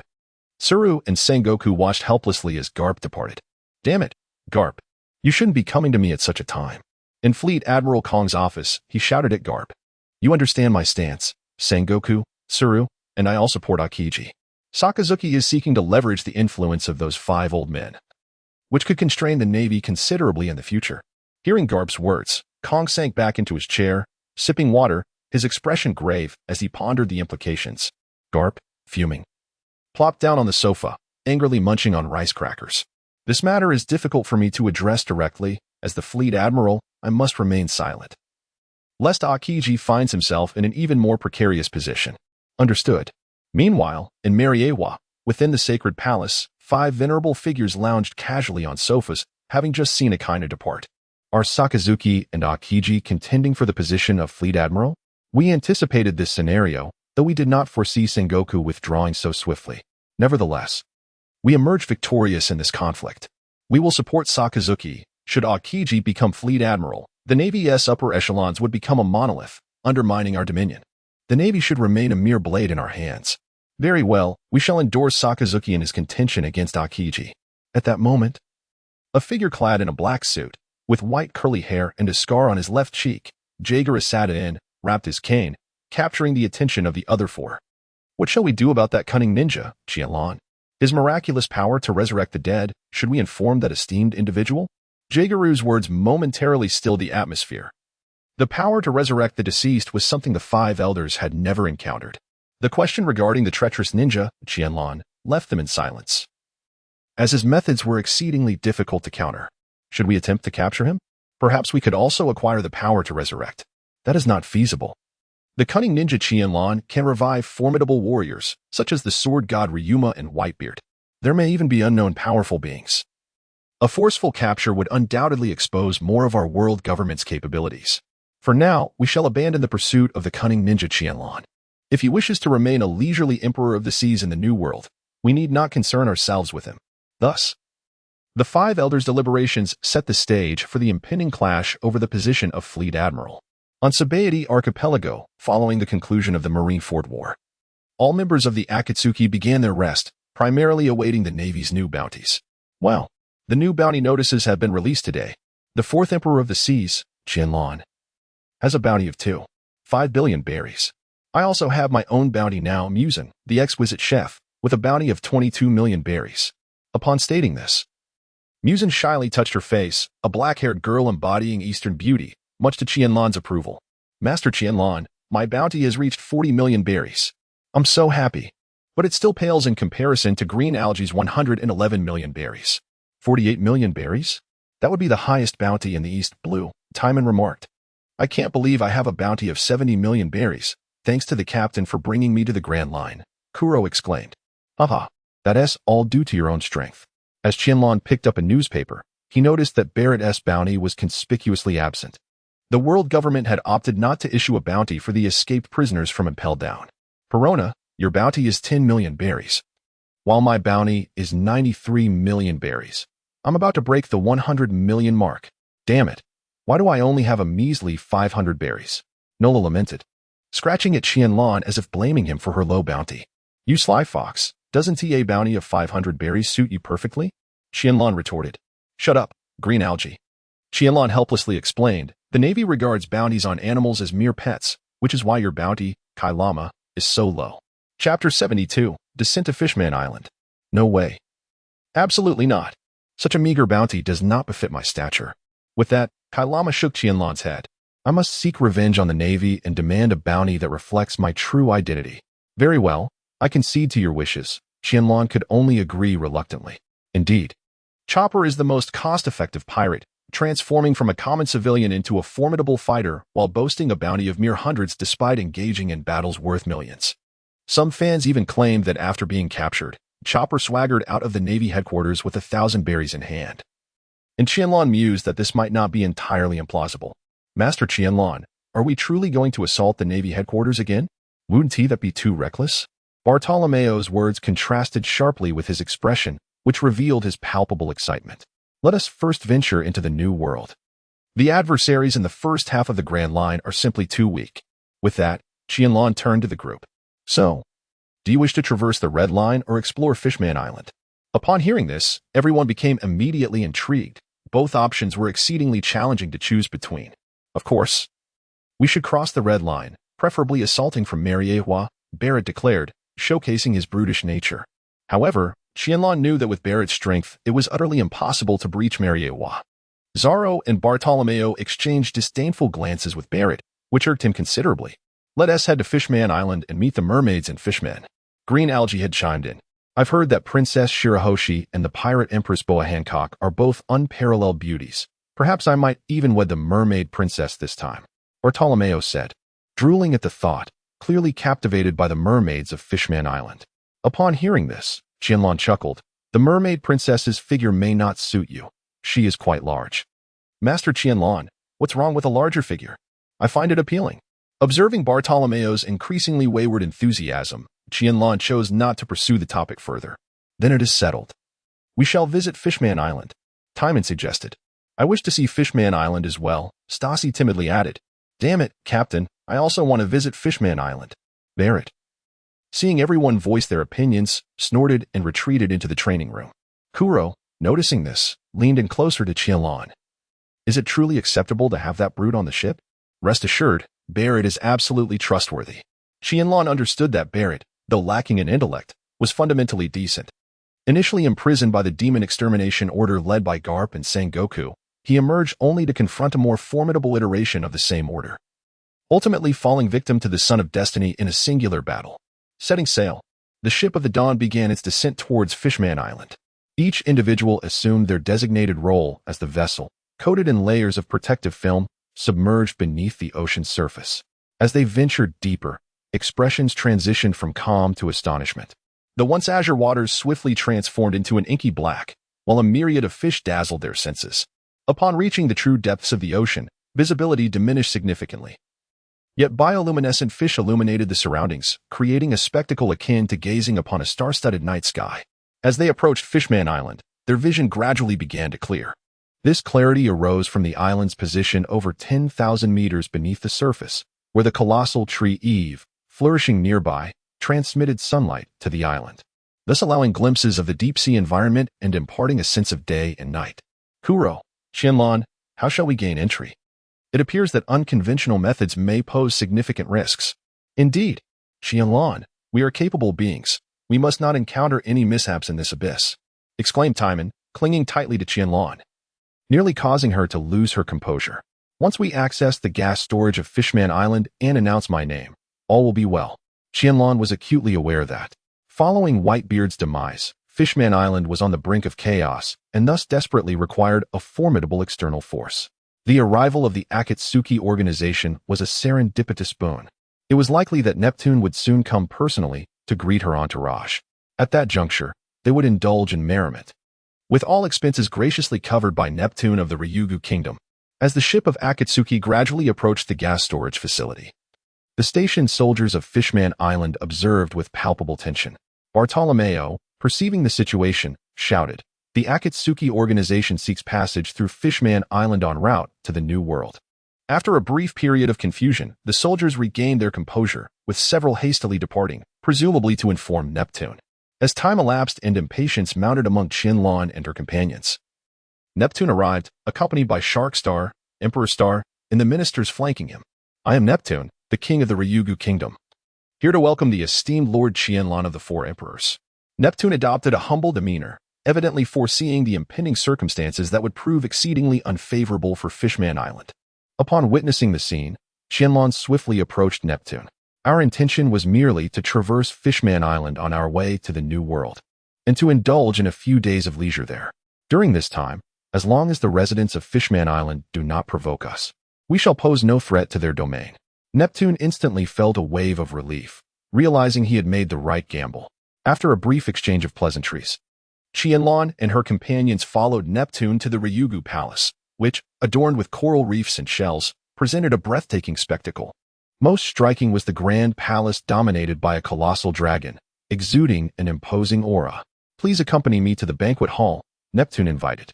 "Ryugu Palace has prepared an array of exquisite delicacies and performances for you." The warm hospitality of King Neptune was greatly appreciated. Soon, they arrived at the banquet hall, featuring a massive stage shaped like a shell, where singers and musicians stood ready to perform. The tables were laden with a variety of dishes, the aroma of fine wines wafting through the air. "Please, indulge yourselves," Neptune proclaimed. No sooner had he spoken than Desarro dashed forward, seizing a cup of wine and downing it in one gulp.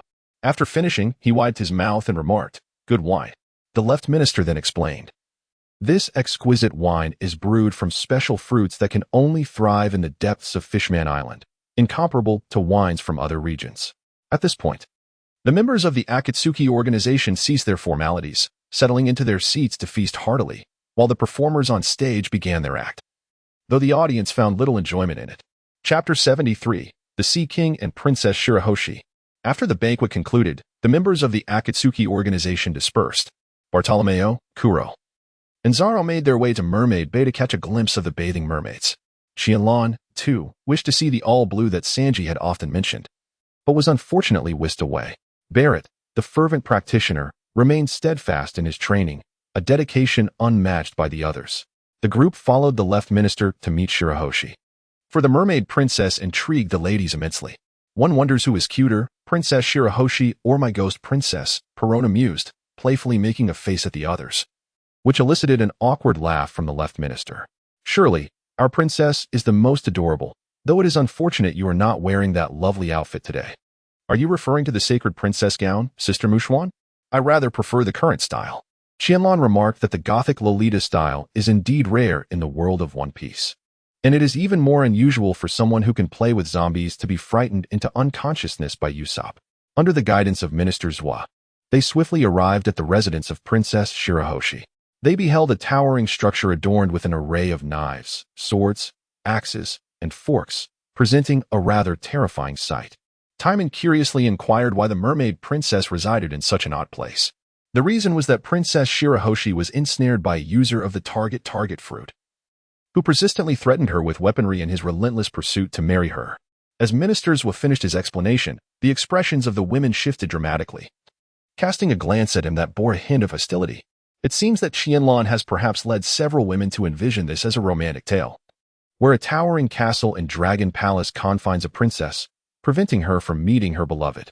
Suddenly, a colossal hammer hurtles through the air from a distance, striking the solid tower with great force. Boom! In an instant, Sita's figure vanishes, only to be replaced by a foot enveloped in the aura of armed color, which deftly sends the hammer flying away. Qianlan, the ability of the target fruit allows objects cast by its user to pursue their target relentlessly, traversing to the ends of the earth unless intercepted or obstructed along the way. To safeguard White Star, the hard shell tower was erected in Dragon Palace.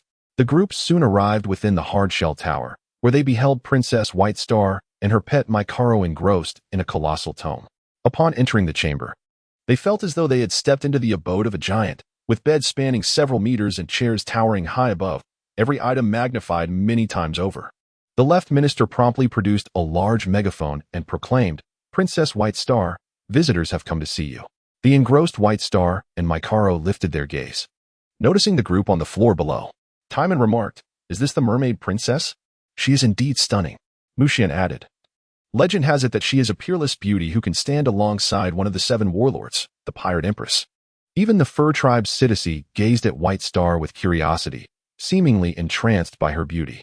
Qianlan gazed uniquely at Shirahoshi's bosom, pondering if this was the very trampoline that Luffy once leapt upon. Oh, how she longed to experience it herself. Naturally, such thoughts remained unspoken, otherwise her stature as one of the 4 emperors would be utterly compromised. After a brief introduction by Minister Zwa, Shirahoshi, cradling the group as if they were mere toys, placed them atop the table. Upon this close encounter, Qianlan felt an overwhelming surge of emotions. "Lord Qianlan, could you regale me with tales of the outside world?" Qianlan gazed at Baixing and murmured, "It's vast, truly exceptional in its vastness." "Is it merely vast?" Baixing pondered, having never had the opportunity to explore the heights above and unaware of the forest's splendor. The other girls, upon hearing this, displayed expressions of heartfelt sympathy. They were at an age ripe for adventure, yet she had never even laid eyes on a forest. "Princess Baixing, do you not have even a sliver of a chance to venture outside?" Baixing timidly replied, "You may simply call me Baixing. My father and several elder brothers believe it too perilous to take me out, which is why I seldom indulge in play, not even having the chance to visit the Sea of Forest to pay homage to my dear mother." As she spoke, Baixing rubbed her eyes, tears unwittingly cascading down her cheeks. The large teardrops resembled silver bowls, and to Qianlan and the others, this was a true display of tears falling like rain. "Then let us go today to honor your mother. We will protect you," Sataki declared. "Haha, let that wretched captain deal with that devil fruit user," Perona chimed in, taking to the air, her delight evident as she teased Qianlan. Baixing, witnessing this, gazed at Perona with curiosity, surprised that this little girl could soar through the skies. Baixing too yearned to fly. Qianlan chuckled and said, "Then let Princess Baixing experience the sensation of flight as well." Qianlan leaped gracefully onto the enormous trampoline of White Star. With a swift motion, she invoked the Earth Release, ultra-light heavy rock technique. In an instant, the colossal form of White Star floated several meters above the vast bed beneath her. Minister Zwa gazed at this spectacle, increasingly astonished by the might of the Sea Emperor. Soon after, the group set off towards the Forest of the Sea, effortlessly fending off the sporadic attacks that emerged along their path. At the Navy headquarters, the atmosphere in the Marshal's office was notably tense. "Spandane, what gives you the audacity to stand in the Navy's conference room?" The reprimanded Spandane remained unfazed. "Vice Admiral Garp, I am here on behalf of the esteemed Gorosei to ascertain the future position of the Navy's Admiral. Why does the world government intervene in the appointment of the Navy Admiral?" "Admiral Akiji is universally acknowledged for the role," Crane interjected. "That is merely the perspective of a select few. I contend that Admiral Akainu is equally qualified to be the next Navy Admiral. Indeed, Admiral Akainu deserves consideration," echoed his supporters among the hawkish vice admirals, as Akainu's unwavering justice had garnered considerable endorsement within the ranks. Conversely, the dovish vice admirals who favored Akiji rose to counter, asserting that many among them preferred Akiji over Akainu's absolute justice. Seeing the escalating conflict, Sengoku slammed his hand on the conference table. "Are you intent on fracturing the Navy?" The previously heated factions abruptly cooled, exchanging glances before resuming their seats. This internal discord was one of the reasons the Navy could not fully mobilize against pirates. Although these factional struggles often transpired in the shadows, they undeniably hindered the Navy's progress. With a clap, Spandane drew everyone's attention. Sengoku noted that a significant number still favored Admiral Akaina, thus Akiji could not claim unanimous support. Meanwhile, Akaina remained silent, pondering whether leveraging the world government's power was the right course. However, in pursuit of his unwavering justice, he deemed every effort worthwhile. The prospect of a confrontation between the two admirals loomed, for only the strongest could adeptly lead the Navy through the impending era of chaos.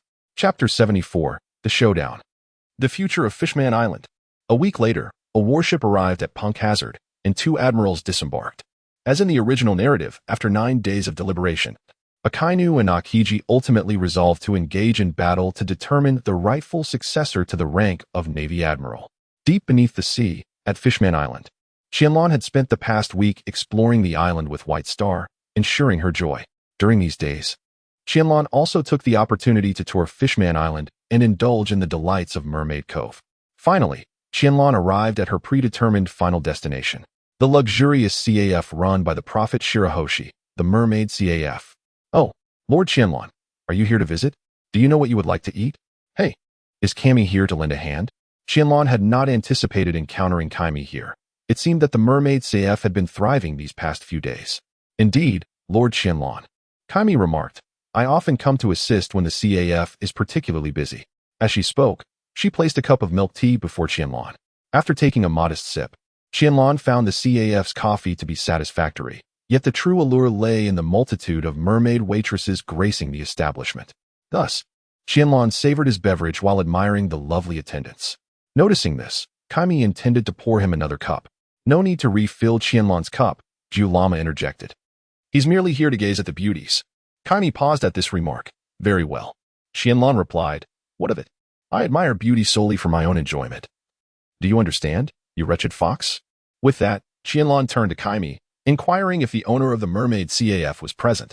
Kami nodded and proceeded toward the kitchen. Before long, a figure larger than the average mermaid, Madame Shayley, settled across from Qianlan. With black hair obscuring her right cheek, striking blue eyes, pale skin, and a notably ample bosom, Madame Shayley was undeniably a unique beauty among merfolk. Madame Shayley of Fishman Island, Qianlan began, your half-brother Aaron met his demise at my hands. I killed him in the East Sea. Upon hearing Qianlan's calm declaration, Shayley took a measured drag from her cigarette and exhaled slowly. Aaron, you say? His death saddens me. Though I cannot say it was unexpected. I wonder, what business does a Yonko like you have with me? Is it merely to inform me of my brother's passing? Jiu Lama leaned closer to Qianlan's ear, whispering, I sense malice in her heart. Qianlan maintained her usual demeanor.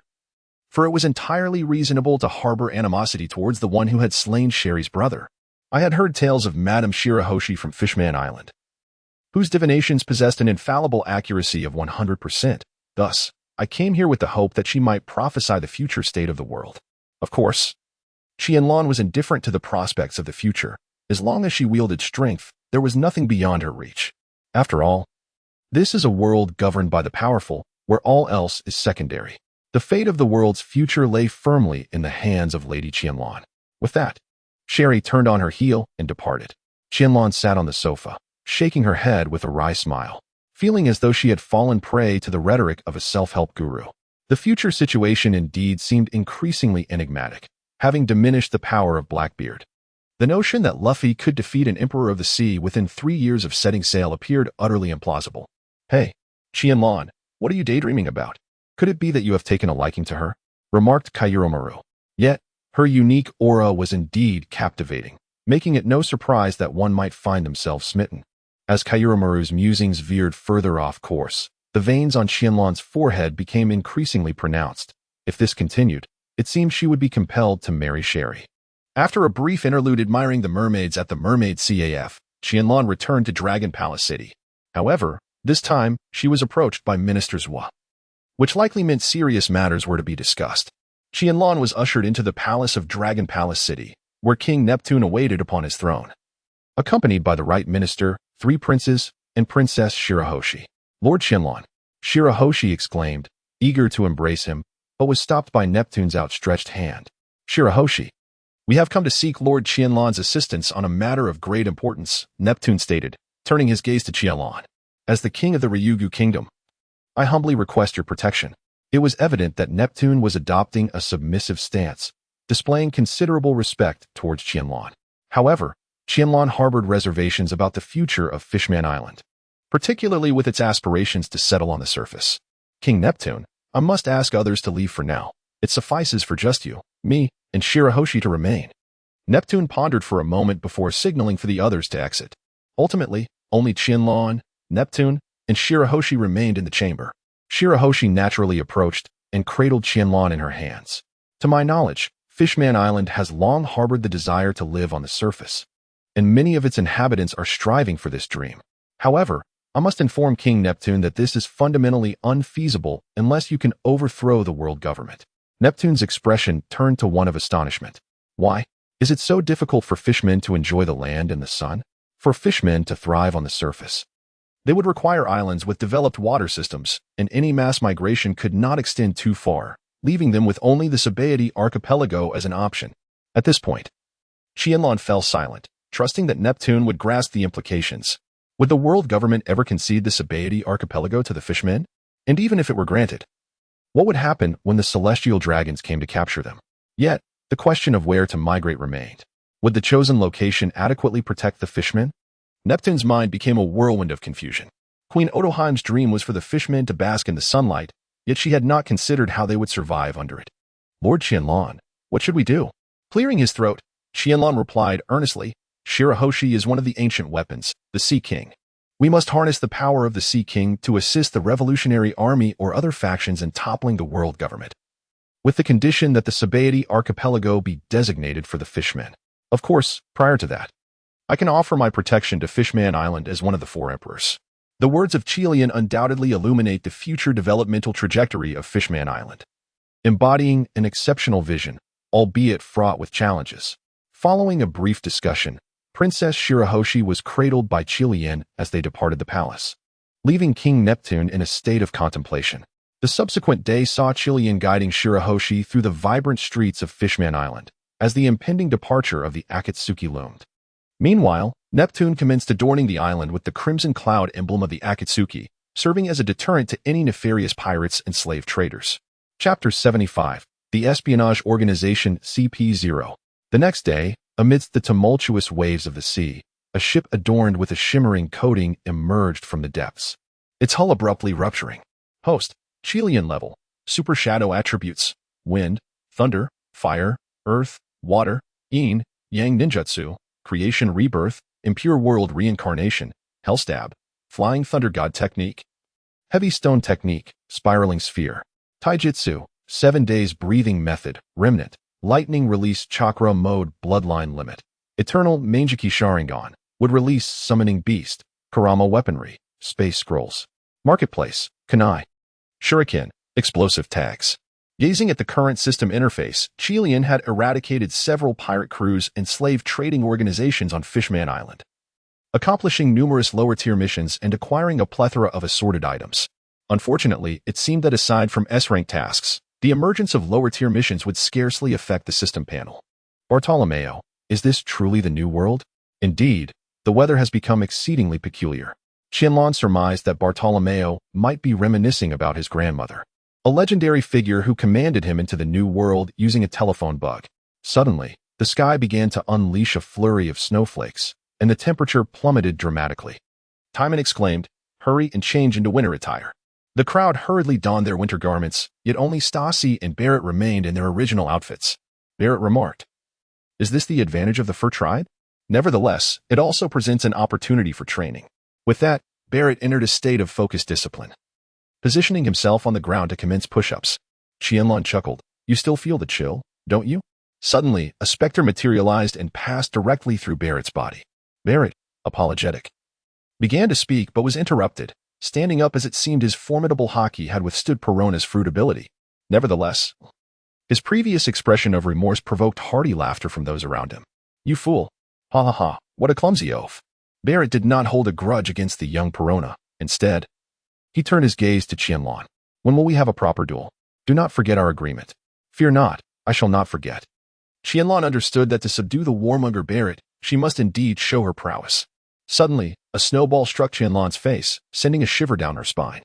"You wish to play, do you? Come assist me, Kaibai." In an instant, several tails of the 9 tails manifested behind Qianlan, aiding her in crafting a colossal snowball. "That's cheating," Mu Shan exclaimed in astonishment. Qianlan recklessly hurled the snowball into the air. In an instant, Satasia's figure appeared, swiftly slicing the snowball apart, scattering its remnants across the ground. Amidst their playful antics, a large ship emerged in the distance. Desarro remarked, "A large vessel approaches, but it does not appear to be a pirate ship." The group lifted their gazes, beholding a mighty ship with 5 interlinked circles coming into view. This was a transport vessel of the world government. Though the nature of its cargo remained uncertain, perhaps celestial gold, or even slaves. The seasoned pirate, Barrett, immediately recognized the ship as belonging to the world government, articulating his assessment. Curiosity piqued, Kuro inquired, "Qianlan, shall we?" Just then, the distant ship abruptly altered its course, swiftly retreating as if to evade Qianlan and her companions. Nonetheless, this spectacle ignited the interest of Qianlan and her crew, for they were indeed pirates. "Let us pursue." At the command of Qianlan, the crowd surged forward with fervor, as if fueled by an invigorating elixir. Earth release, light heavy rock technique. In an instant, the vessel of the dawn grew significantly faster, swiftly closing the distance to the world government ship. Suddenly, several cannonballs hurtled toward their craft. Boom, boom. The sound of explosions echoed relentlessly, as Bartolomeo erected a barrier to intercept them in midair. In a flash, 6 slashes were unleashed. Zorro, witnessing the chaos, stepped forward with his sword to counter the attack. "Looks like there are indeed a few formidable foes aboard the world government ship. It's tempting me to join the fray," remarked Kuro. As the 2 vessels drew nearer, Qianlan finally discerned the figures on the deck. 3 members of CP0, clad in white garments and cloaked in capes, donned masks that concealed their identities, evidently responsible for escorting the ship. Suddenly, the tallest among them stepped forward, locking eyes with Qianlan on the deck.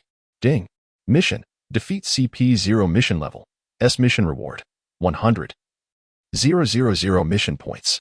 Gazing at the mission panel's points, Qianlan realized that completing this task would allow him to exchange for 6 pads level ninja tools. For Emperor's Qianlan, this is the escort ship of the world government. If you do not retreat, then, before CP0 could finish, Bartolomeo charged forward, brandishing an explosive blade. The CP0 member on the right leapt from the deck, unleashing 2 slashes aimed directly at Bartolomeo. Boom. Following the explosion, the engaged CP0 members managed to retreat successfully. "We have thoroughly studied the intelligence on your Akatsuki organization. Your devil fruit is the barrier fruit, and that blade is a special weapon that explodes upon contact. Without your weapon, your strength is rather limited," sneered the CP0 agent, underestimating Bartolomeo. "You bastard. Let us have a proper fight." The 2 figures continued to leap and chase across the sea, with the CP0 member persistently evading Bartolomeo, occasionally launching slashes in retaliation. "I shall join the fray," Timan growled, transforming into the mightiest beast human form, then charging toward the CP0 member on the left. Bang! Their fists, enveloped in haki, collided with tremendous force, sending the CP0 member crashing into the ship's hull. Indeed, the strength of the ancient Zoan dragon fruit, Skywing Dragon, was extraordinary, perhaps only slightly inferior to that of the mythical Zoan types. It seemed that today's battle was unavoidable. As he spoke, the tallest CP0 member began to shed his garments. "I am the Zoan-type mouse fruit, great armadillo form user. Come and face me." As he proclaimed this, his body underwent a transformation, sprouting sharp claws and a hardened shell, resembling a suit of armor equipped for both offense and defense. Qianlan realized she had once again encountered a simpleton, who had immediately divulged personal information. Just as Qianlan was poised to take action, a figure darted past her. "Leave this to me." Barrett unleashed a punch infused with the power of armament haki, directly striking the transformed CP0 member. Boom. The freshly transformed CP0 was sent crashing into the ship's hull. Chapter 76. Unexpected Heist of Celestial Gold. 6 pads, level ninja tools. To her astonishment, she completed the task without needing to lift a finger. In an instant, an aura reminiscent of Ashura enveloped the scene, as Qianlan's conqueror's haki incapacitated the remaining Navy personnel. Of course, her prowess did not yet reach the level of the red-haired Shanks, who could intimidate a vice admiral of the Navy into submission. However, she was capable of precisely controlling the elimination of lesser foes. "Let us go take a look," Perona said, transforming into a ghost to enter the ship's interior, while Kuro smashed through the wall with a single punch. Once they entered the control room, they found a dozen officials sprawled haphazardly on the floor. "Safe," Makushin remarked, eyeing the safe in the corner. She lifted it and placed it on the table. The safe, nearly a cubic meter in size, was decidedly unappealing, far too large to suit Qianlan's aesthetic sensibilities. Qianlan extended her right index finger and activated her would-release technique, effortlessly prying open the safe. In an instant, a deluge of currency cascaded throughout the control room, while Bailey floated in the air as if money were of no consequence. Haha. Chloe found himself reflecting on how utterly absurd he had been, scheming for years over a meager sum. Now, observing the bills raining down like a torrential downpour, he felt an unexpected tranquility within. Before long, the bills that erupted from the safe settled on the ground, and the onlookers resumed their original postures. This could very well be the celestial gold being transported for the world government's affiliated nations. It seemed to be a matter of considerable significance, warranting the interrogation of a suspect. Upon hearing this, Satasai effortlessly lifted the world government official clad in a black suit from the ground, her claws piercing deep into his flesh. The previously slumbering official was jolted awake by the pain, and his beady eyes began to survey the scene. Upon spotting Qianlan, he trembled uncontrollably. Please, let me go. As Satasai released her grip, the official collapsed to his knees, fervently pleading with Qianlan. Lord Qianlan, spare my life. I am but an ordinary person. I implore you, grant me mercy. The others raised their eyebrows at this, regarding the pitiful figure on the ground with disdain. In an instant, Qianlan drew his firearm and aimed it at the forehead of the man before him. What ordinary person could possibly be in this place? Reveal to me everything you know, or you shall meet your demise. I am Dealspur, the secretary to Shilal. We were in the process of escorting the heavenly gold from the great Desarro, only to be ambushed by Lord Qianlan, he replied, his words capturing the attention of those present. As the Golden Emperor of the New World, wealth was an obvious attribute. However, it was the great Desarro that truly piqued interest. Renowned as a veritable den of iniquity, the great Desarro boasted the potential to fulfill every desire one might harbor. This entertainment vessel featured an enormous casino, amusement park, winding racetracks, and palatial halls adorned in gold. Ha ha ha, you wretched captain. Let us make our next destination the Great Desarro for some exhilarating amusement. Perona's suggestion met with unanimous approval, and several pairs of eyes fixated intently on Qianlan. Curiosity about the Golden Emperor Teselos stirred in Qianlan, as he sought an encounter with the man, alongside an opportunity to experience the fabled luck fruit. Very well. Let us eliminate this individual who possesses knowledge of our voyage. Upon hearing this, Dealspur's countenance fell into despair. Was he truly to be slain after divulging so much? It seemed profoundly unjust. Understanding the gravity of his situation, Dealspur promptly prostrated himself upon the ground, wailing in distress. Fear not, my lord. The great Desarro is under the protection of the world government. The Navy cannot intervene. With that, he produced an eternal pointer. This is the eternal pointer to the great Desarro. A gift for you, Lord Qianlan. Qianlan casually seized the eternal pointer and swiftly rendered it unconscious, an act that could be deemed as sparing its life. It must be said that the officials of the world government are significantly inferior in this regard compared to the Navy. It is likely that most officials of the world government are not much stronger than the individual before him. Subsequently, the group ventured outside to observe the battle, where they beheld Timan and Bartolomeo having subdued 2 members of CP0, while the individual engaged in combat with Barrett was still struggling. It seems that these 2 were merely ordinary members of CP0, lacking in strength, while the one still fighting was presumably of a higher rank, perhaps a captain. Would release, great force technique. In an instant, branches appeared in Qianlan's hand, ensnaring the last CP0 member and binding him firmly to the ship's bow. Ding. Mission reward, 100,000, has been granted. Why are you interfering in my battle? Barrett glared at Qianlan, his fury palpable, seemingly eager to confront him. According to their agreement, Qianlan indeed had no right to meddle in Barrett's fight. Let us settle this in a duel. We will leave this matter as it is for now. With that, Qianlan disregarded Barrett and turned his attention to the system panel. Host, Qianlan level, super shadow attributes, wind, lightning, fire, earth, water, yin, yang ninjutsu, creation rebirth, impure world reincarnation, hell stab, flying thunder god technique, light heavy rock technique, spiraling sphere taijutsu, 7 days of breathing method, remnant, lightning release chakra mode bloodline limit, eternal Mangeki sharingan, would release summoned beast, 9 tails weaponry, space scroll marketplace, kunai, shuriken, banana fan. Upon observing the 6-path level ninja tools located at the end of the system, Qianlan couldn't help but feel a surge of excitement. Yet, he was uncertain which item to exchange for. Opting for a 6-path level ninja tool that could easily be tracked for intelligence would be rather unwise. Ding. Congratulations. Host has acquired the amber purification bottle.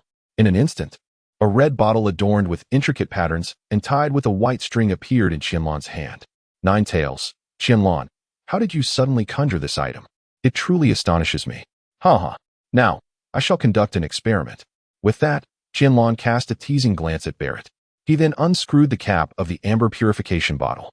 Grinning as he addressed Barret, "Are you not the one I rescued from impelled down? Well, what is the point of bringing this up now?" Barret replied, maintaining his composure. While the amber purification bottle in Qianlan's hand showed no sign of reaction. Ding. The amber purification bottle in the host's possession can only capture individuals of one level lower. The system's response left Qianlan at a loss. For in both One Piece and Naruto, the power dynamics are rather unreliable. The strength of individuals is influenced by numerous factors. For instance, if you were to place Crocodile and Doflamingo on a plank in the sea, the airborne Doflamingo could easily eliminate Crocodile by simply destroying the plank, thus causing Crocodile to drown. In a similar vein, the Naruto universe also displays relationships of counteraction, albeit within the realm of ninjutsu. Undoubtedly, the powerful remain powerful, and the application of the amber purification bottle would require careful consideration on Qianlan's part. Nine Tails, it seems this item of yours is a counterfeit. Although it's a rather good imitation. Qianlan approached the restrained CP0 member, undeterred, and resolved to make another attempt. "Are you one of the CP0? She inquired, a hint of disdain in her voice. In an instant, Qianlan felt the amber vial in her hand begin to manifest its power, and the CP0 member before her was drawn into the vial. Barret, witnessing this, recalled a previous moment and pondered whether Qianlan had intended to employ the same method on him. Kurama remarked, "It seems your amber vial is indeed functional, though its efficacy leaves something to be desired." Qianlan is indifferent to such trivial matters. As she grows increasingly formidable, she will be able to choose whomever she desires. While Qianlan was experimenting with the amber cleansing bottle, the others were busy organizing and packing the 500 million berries worth of heavenly gold. Bartolomeo exclaimed, "Master Qianlan, this haul is quite impressive. We can indulge ourselves now. Well, you all return to the ship first. I will momentarily depart with Barret." After instructing the group, Qianlan placed her right hand on Barret's shoulder, and in an instant, their figures vanished from the ship. Sataki inquired, "Do you think Captain Qianlan can emerge victorious? After all, Barret was once the right-hand man of the Pirate King, Roger." Timan reassured, "Rest assured. With Qianlan around, I am filled with confidence. She will not be defeated." The first half of the Grand Line.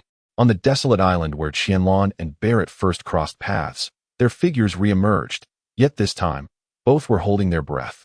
The atmosphere growing increasingly tense between them. Mission. Defeat Barret mission level. SSS mission reward. Perfect immortal mode. Qianlan never anticipated that Barret would trigger an SSS level mission. In an instant, she found the individual before her far more agreeable. "Barret, there's no need for us to test each other any longer. Let us unleash our full power."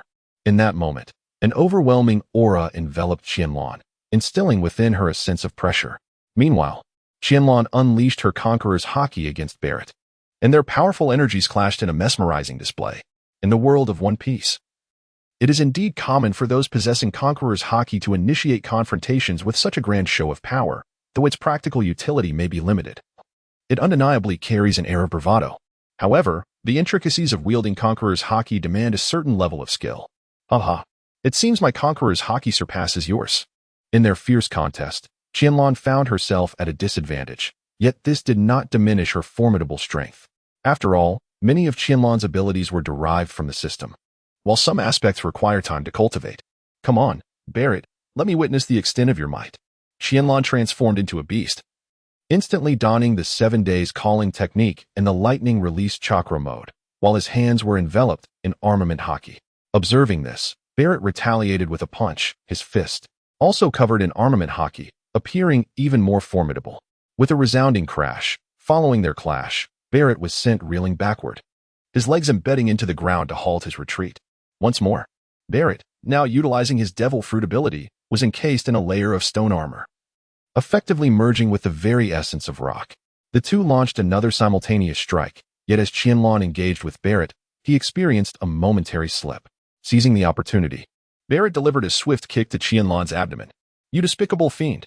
You intentionally coated your hand with the smoothest stone, causing me to suffer a covert loss. Barrett chuckled. All is fair in war. This is merely the capability of my merged devil fruit, hardly excessive. Then I shall not hold back any longer. Qianlan's gaze sharpened, revealing the eternal kaleidoscope of the sharingan. Barrett was acutely aware of Qianlan's extraordinary abilities and felt a surge of inner vigilance. Come again. With a furious roar, Qianlan charged forward, while Barrett also lunged at him. Bang! A casual strike sent Qianlan's fist crashing into Barrett's face, as if he had been flung away. Unwilling to concede, Barrett surged forward once more, yet his efforts appeared utterly futile before the all-seeing, eternal kaleidoscope sharingan. Bang! The same sensation, the same spot. Once again, Barrett was sent flying by Qianlan's punch. Such an eerie tactic. No wonder the Navy dubbed you the cunning ninja. Will you attempt once more? Observing the swollen half of Barrett's face, a smirk involuntarily crept across Qianlan's lips. In truth, Qianlan possessed the means to conclude the battle swiftly. But he was determined to vanquish Barrett in a fair confrontation. Wiping the blood from the corner of his mouth, Barrett spat forth a mouthful of crimson. Again, Barrett swung his fist in a relentless assault, persistently pursuing Qianlan's figure. The two engaged in a flurry of punches and kicks, with Qianlan maintaining the upper hand throughout. An hour later, the already desolate island had become even more ravaged, dotted with craters left in the wake of their fierce battle. At this moment, both Qianlan and Barrett were gasping for breath. Combat of such intensity at their level was undeniably exhausting. In the world of pirates, it was a fallacy to believe that powerful beings could clash for days on end. Typically, a full-force confrontation concluded within mere hours.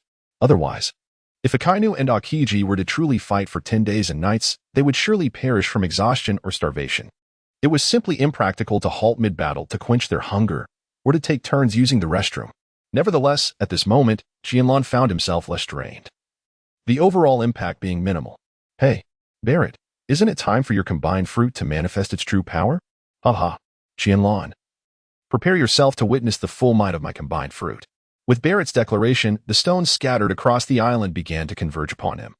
And soon a colossal stone giant, nearly 50 meters tall, loomed before Qianlan. You claimed my combined fruit should not solely strive for grandeur. Now, I stand in the ultimate form where its power can be fully unleashed. Upon hearing this, Qianlan shook his head with a bitter smile. In the theatrical version, Barrett's final awakened form towered above the clouds, reaching at least 1,000 meters in height. Such a colossal figure enveloped in the armament haki would be insurmountable for any formidable opponent. Although Barrett's current stature of 50 meters is considerably smaller, it possesses a significant enhancement in strength. Come on, Kurama, merge with me. Kurama retorted, you idiot, that sounds oddly peculiar. Despite his words, Kurama chose to fuse with Qianlan's Susanoo. Now, the two extraordinary giants were poised for battle. The nine tails enveloped in Susanoo versus the colossal stone giant. Chapter 78. Official Member Barrett. Bring it on. I am the strongest. Despite his 50-meter frame, Barrett's speed was not to be underestimated. Complemented by his exceptional mastery of armament haki, the giant, originally composed of stone, was now entirely shrouded in a black coating of haki. Boom. The stone giant moved with astonishing swiftness, landing a punch toward the nine tails encased in Susanoo in the blink of an eye. Qianlan and Kurama, having endured the blow, felt the impact acutely. They had not anticipated that Barrett's speed would remain unaffected by his 50-meter stature. Use your tail, Kurama.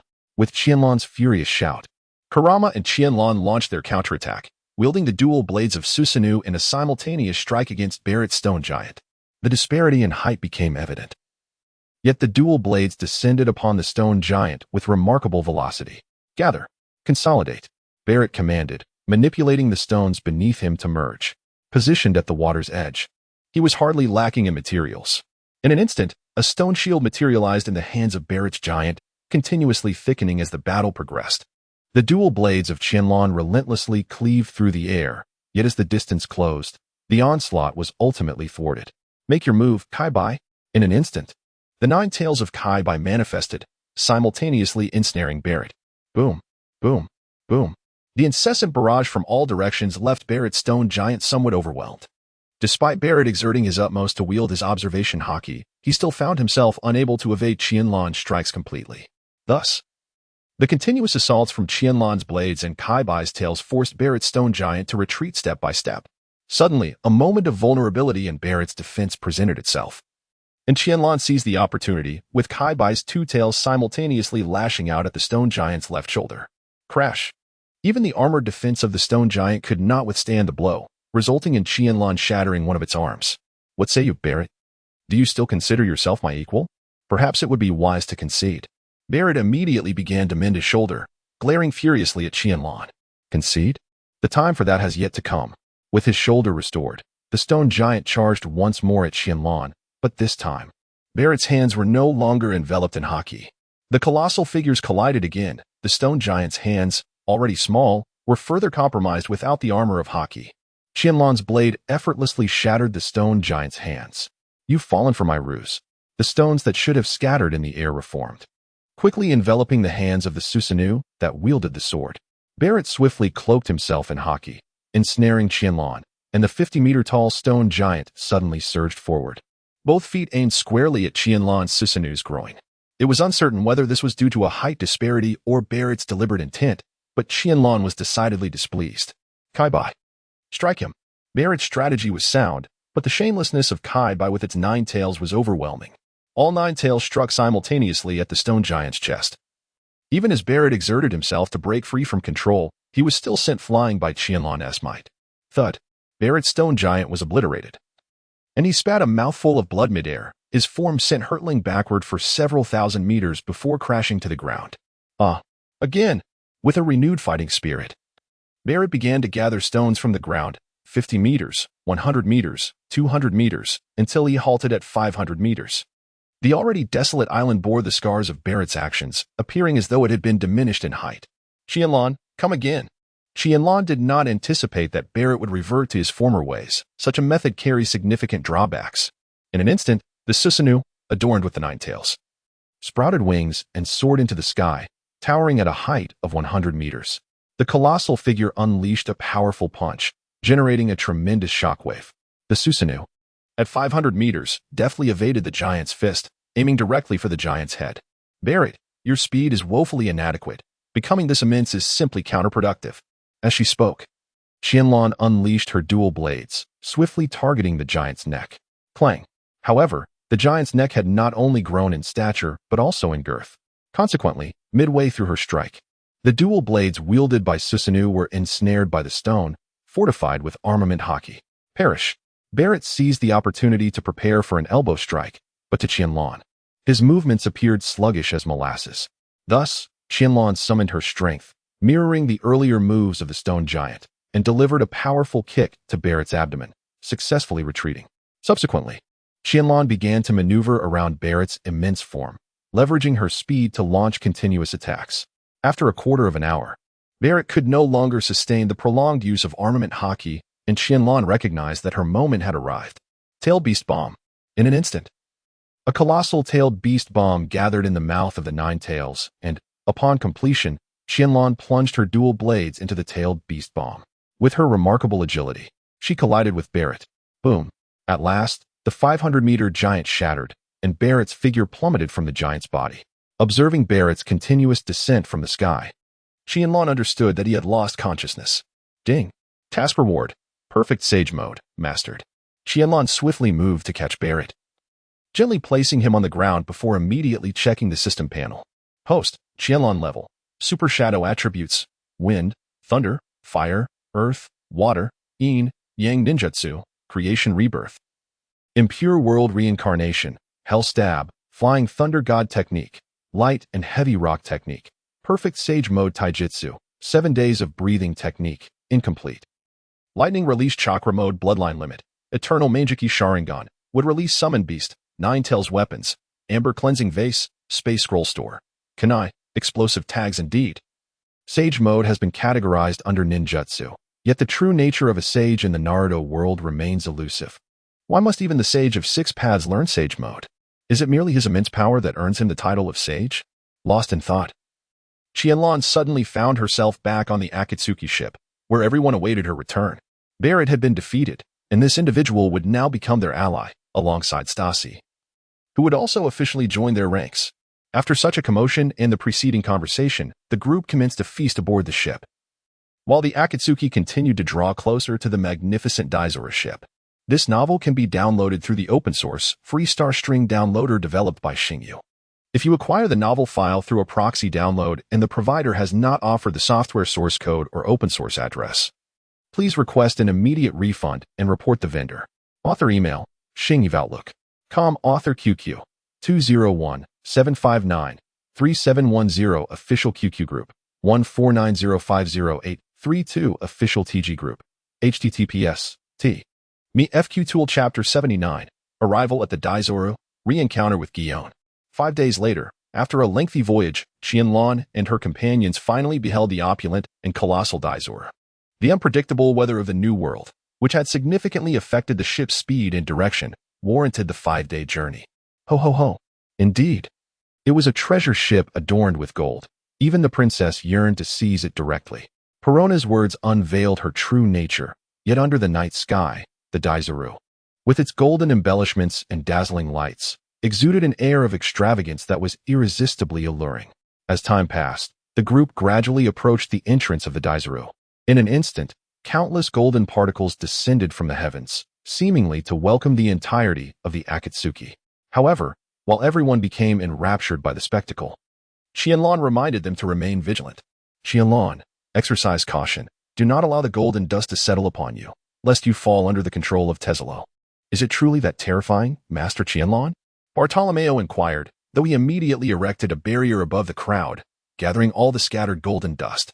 Once everyone had passed through, Bartolomeo had collected a considerable amount of gold, thus earning a substantial profit before even paying the entry fee. Timan, how impressive. Even the interiors are adorned in gold. Are these decorations all made of gold? It certainly appears so, as the Golden Emperor Desarro, a user of the gold fruit, rightfully commands a fortune equivalent to 1/5 of the world's belly. Mushin, having sailed from the flower country for quite some time, is well-versed and knowledgeable about various matters in the New World. The Great Desarro ship is lavishly decorated in gold. Aside from the greenery displayed at the entrance of the shops, every other establishment and street is embellished with gold. Qianlan, the Navy, Clotho discreetly indicated to Qianlan, his posture already on high alert. Upon witnessing this, Qianlan stepped forward and gently patted Clo on the shoulder, signaling him to relax a little. Have you forgotten? This is the peaceful zone governed by the world government, where neither the Navy nor pirates will engage in conflict. Clo nodded in acknowledgement of Qianlan's reminder. However, he remained vigilant, scanning the surroundings.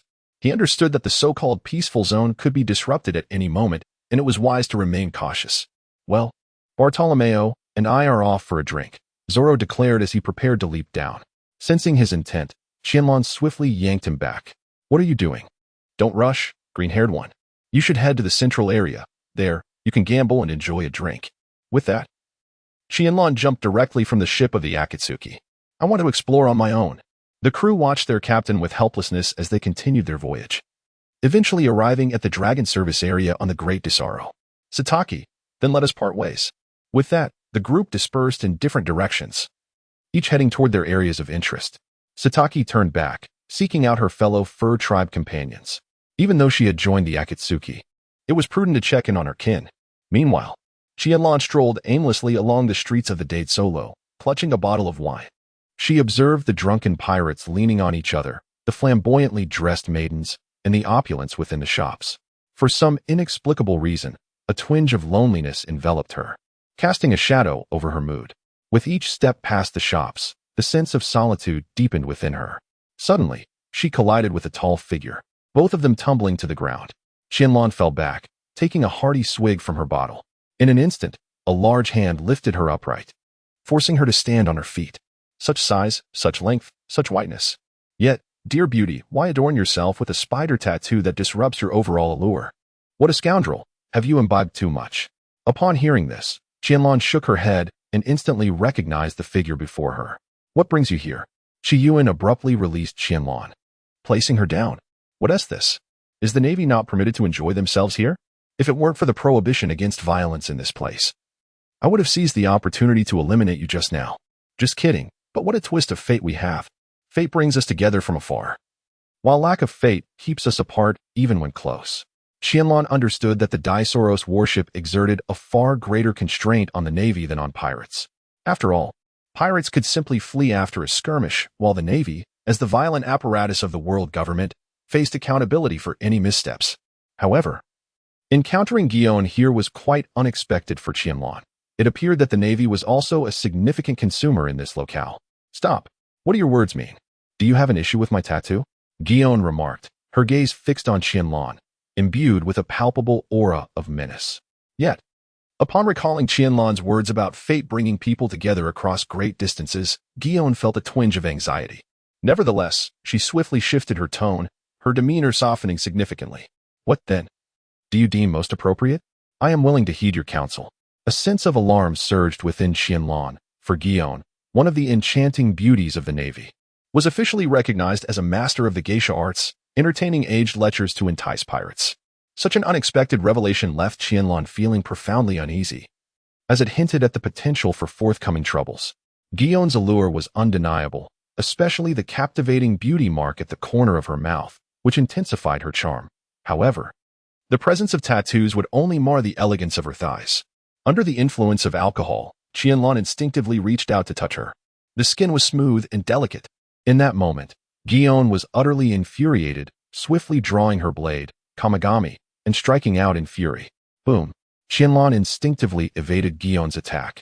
Yet the building behind her was cleaved in two. Do you believe me when I say it was unintentional? I asked.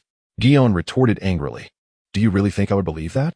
Upon hearing this, Qianlan lowered her head and murmured to herself, well, I haven't suffered any loss. At that moment, a beautiful woman holding a glass of wine positioned herself between the two. Fighting is strictly prohibited here. I kindly ask both Sir Jonin and Lord Qianlan to refrain from any altercations. Your expenses for tonight will be entirely waived. As she spoke, Bakara glanced at Qianlan. Lord Taizolo is awaiting your presence. I hope you will meet with him. Very well, I shall go now. With that, Qianlan followed Bakara as they walked side by side toward the center of the Grand Desarro. Suddenly, Qianlan turned back and made a face at Jonin, only to receive a response of him biting his lip, clearly quite upset. Chapter 80, The Golden Emperor Taizolo. Once they were completely out of Jonin's sight, Qianlan let out a sigh of relief, puzzled by her own nervousness. It was rather strange to feel intimidated by Jonin. Greetings, I am Bakara, your VIP concierge. I will now escort you to meet Lord Taizolo. Bakara extended her right hand, seemingly wishing to shake hands with Qianlan. Never mind, my dear. I am well aware of your fruitability. I would rather not tempt fate. Upon hearing Qianlan's words, Bakara chuckled, her beautiful visage taking on a rather intriguing expression. Yet, it did not annoy Qianlan. Could it be that the luck fruit also possessed an alluring charm? What a shame that such a powerful ability was being wasted. Rest assured, Lord Qianlan.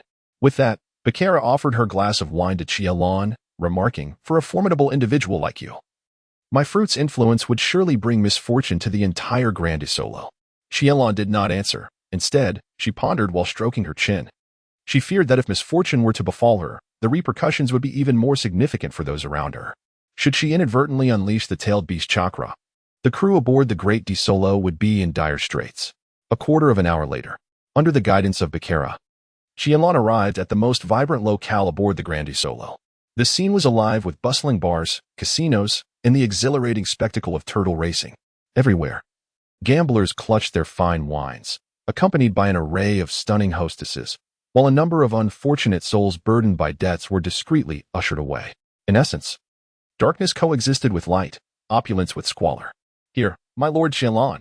Qianlan continued to follow Bakara inside, soon being led to a wall adorned in gold. Suddenly, a peculiar figure resembling a doll, with an oversized head, emerged from the wall. This peculiar design undoubtedly reflects Oda's quirky sense of humor. While such an eccentric character may be charming in the realm of 2 dimensions, it becomes rather unsettling in 3 dimensions, evoking a sense of discomfort. Bakara gestured invitingly, and thereafter, Mr. Tanaka escorted the esteemed Qianlan inside. Upon hearing this, Qianlan gazed at the uniquely featured Tanaka. As a user of the puncture fruit, it was evident that this individual had squandered the potential of the fruit, rendering its capabilities virtually undeveloped in his hands. There is no need for such complexity. You may proceed to your destination first. I shall follow shortly, Qianlan stated. Mr. Tanaka nodded and then vanished into the metallic wall. After a brief moment, Qianlan utilized the Flying Thunder God technique to appear beside Mr. Tanaka. At that moment, within a chamber adorned with gold, the purely enclosed environment exuded a sense of discomfort. A tall figure sat upon an opulent sofa, with 9 fingers bedecked in golden rings, save for the ring finger of the left hand, which remained unadorned for you. Golden Emperor Taizolo, I wonder what business you have with me. In the depths of her mind, Qianlan couldn't help but scoff. Were the formidable beings in the world of One Piece all products of hormonal enhancement? Each towering figure stood at 2 or 3 meters tall. Even the recently encountered Gion loomed over her significantly. I have summoned you, Lord Qianlan, for a matter of great urgency. With this, Taizolo knelt before her, tears streaming down his face. I beseech you, please resurrect Stella. I shall agree to all your conditions. Whether it be 1/5 of the world's berries or the forces I command, they shall be yours, Lord Qianlan. I simply wish to see Stella once more. Qianlan had anticipated Taizolo's display of desperation. However, she held no interest in such matters. Taizolo, you must first comprehend that this is not resurrection in the truest sense. Furthermore, it requires the sacrifice of a living being and a certain quantity of flesh from a deceased monarch. Taizolo's demeanor shifted to one of acute anxiety, as he spiraled into a state of frenzy. The enormity of Qianlan's demands seemed insurmountable, especially considering that when Stella perished, Taizolo had merely been a subservient slave to the celestial dragons. And this as well. With a flicker of regained composure, Taizolo gestured towards the wall. Instantly, a box materialized within the once golden wall. Trembling, he approached it, cautiously opening the box to reveal a scarf. Would this suffice? A strand of hair? Taizolo clutched the hair nervously, his gaze fixed on Qianlan, who found it difficult to decline his earnest plea. Uncertain of how to respond to this infatuated man, Qianlan remained silent. Very well, now we must procure the living sacrifice. With a swift motion, Taizolo pointed downward, and a gaping 5-meter chasm appeared beneath them. Within lay a realm scattered with gold, where numerous defeated souls lay languishing on the ground, helplessly gazing at the bounty before them. Suddenly, a colossal hand made of gold emerged, lifting one slightly conscious individual from the depths below. Qianlan took the strands of hair from Taizua's hands and solemnly gazed at him. Impure world reincarnation. In an instant, the figure lying on the ground was enveloped, and a stunning silhouette emerged. As a character who existed solely in memories, Stella's beauty was undeniably captivating. Stella! Taizua exclaimed with fervor, rushing forward to embrace her. At that moment, he lost his usual composure, his expression transforming into one of sheer ecstasy. However, Stella had yet to grasp the situation, her face displaying a look of bewilderment, unaware that she had been temporarily resurrected. Where am I? As the two reunited, Qianlan had no desire to be a mere bystander, and in an instant, she executed the flying thunder god technique to depart from the scene. At the bar, she wondered, where's that green-haired fellow?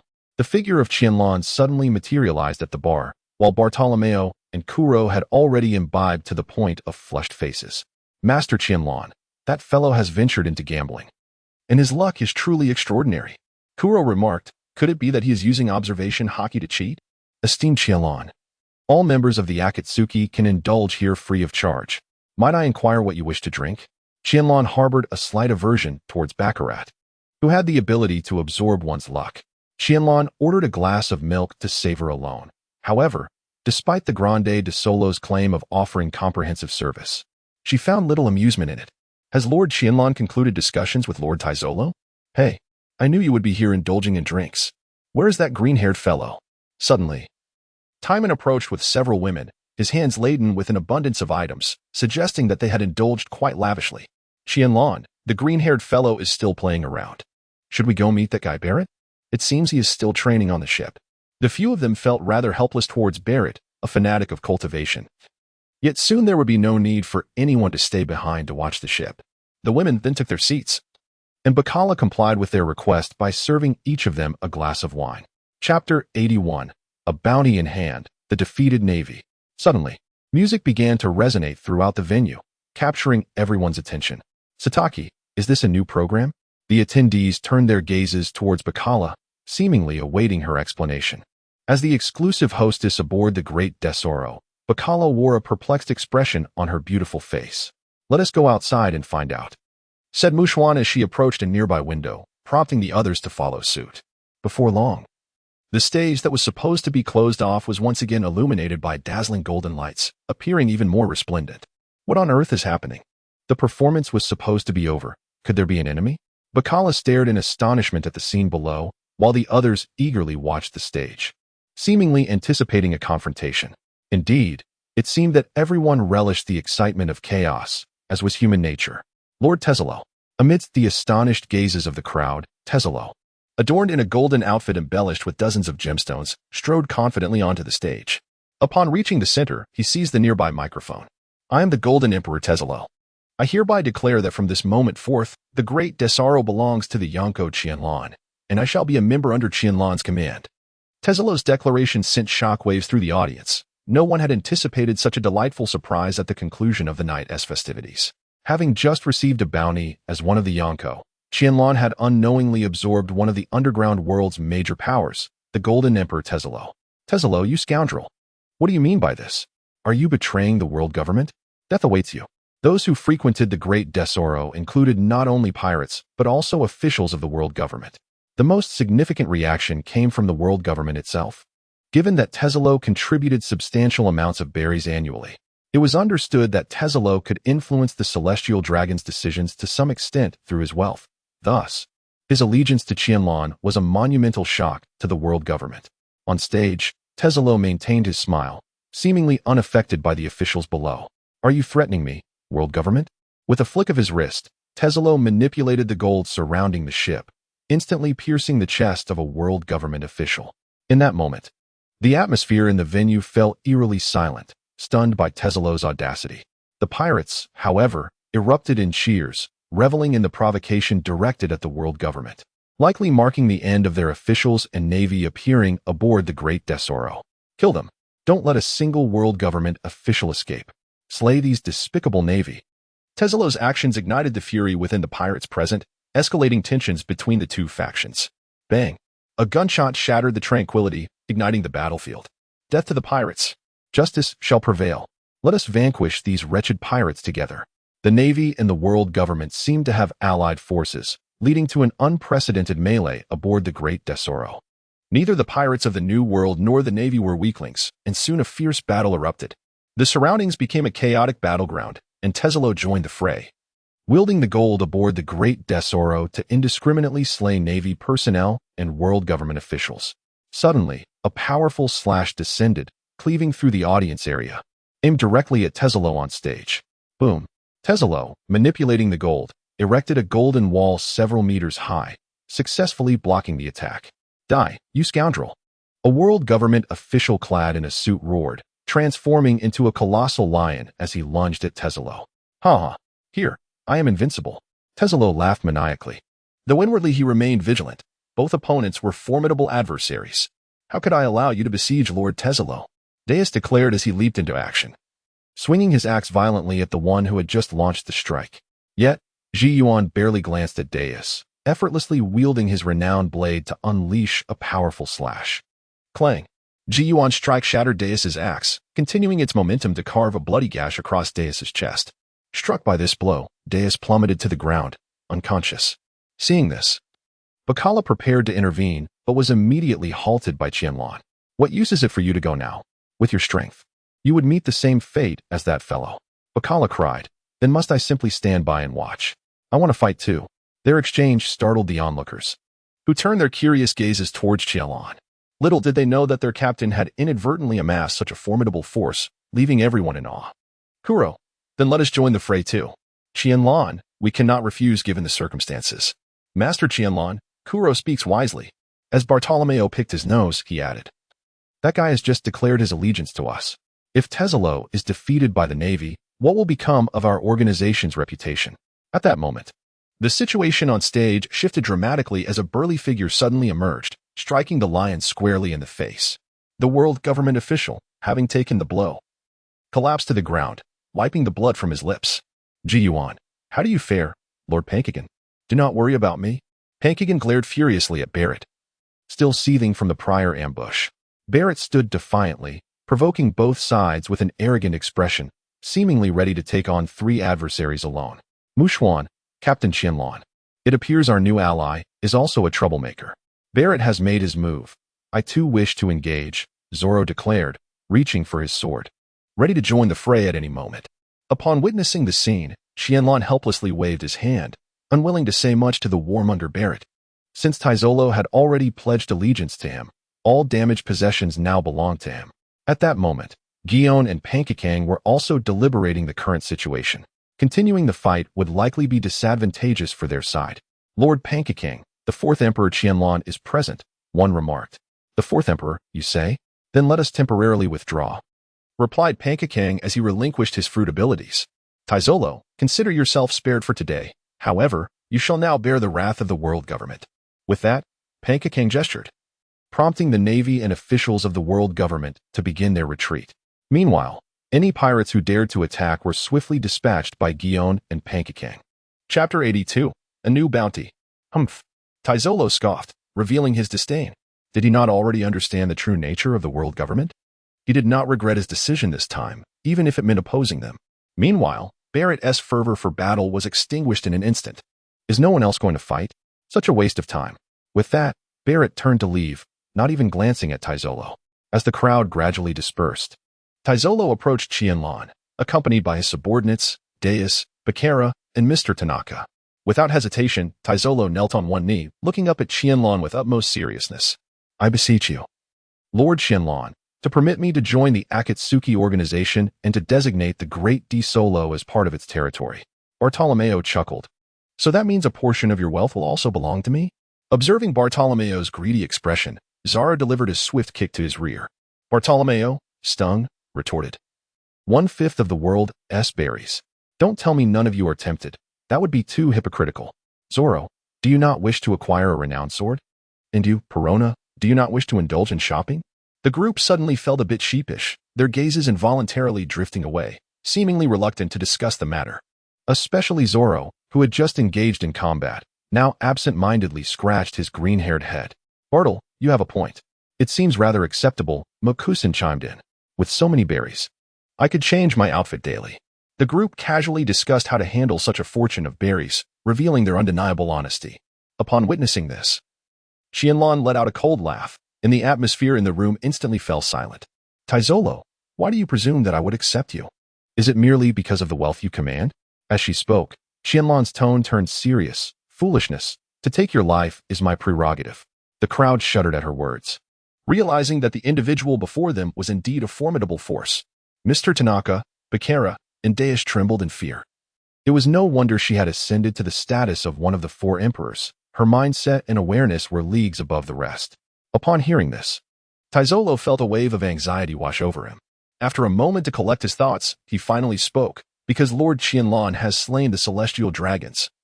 She stands as an enemy of the world government, and I too harbor a deep-seated hatred for the celestial dragons.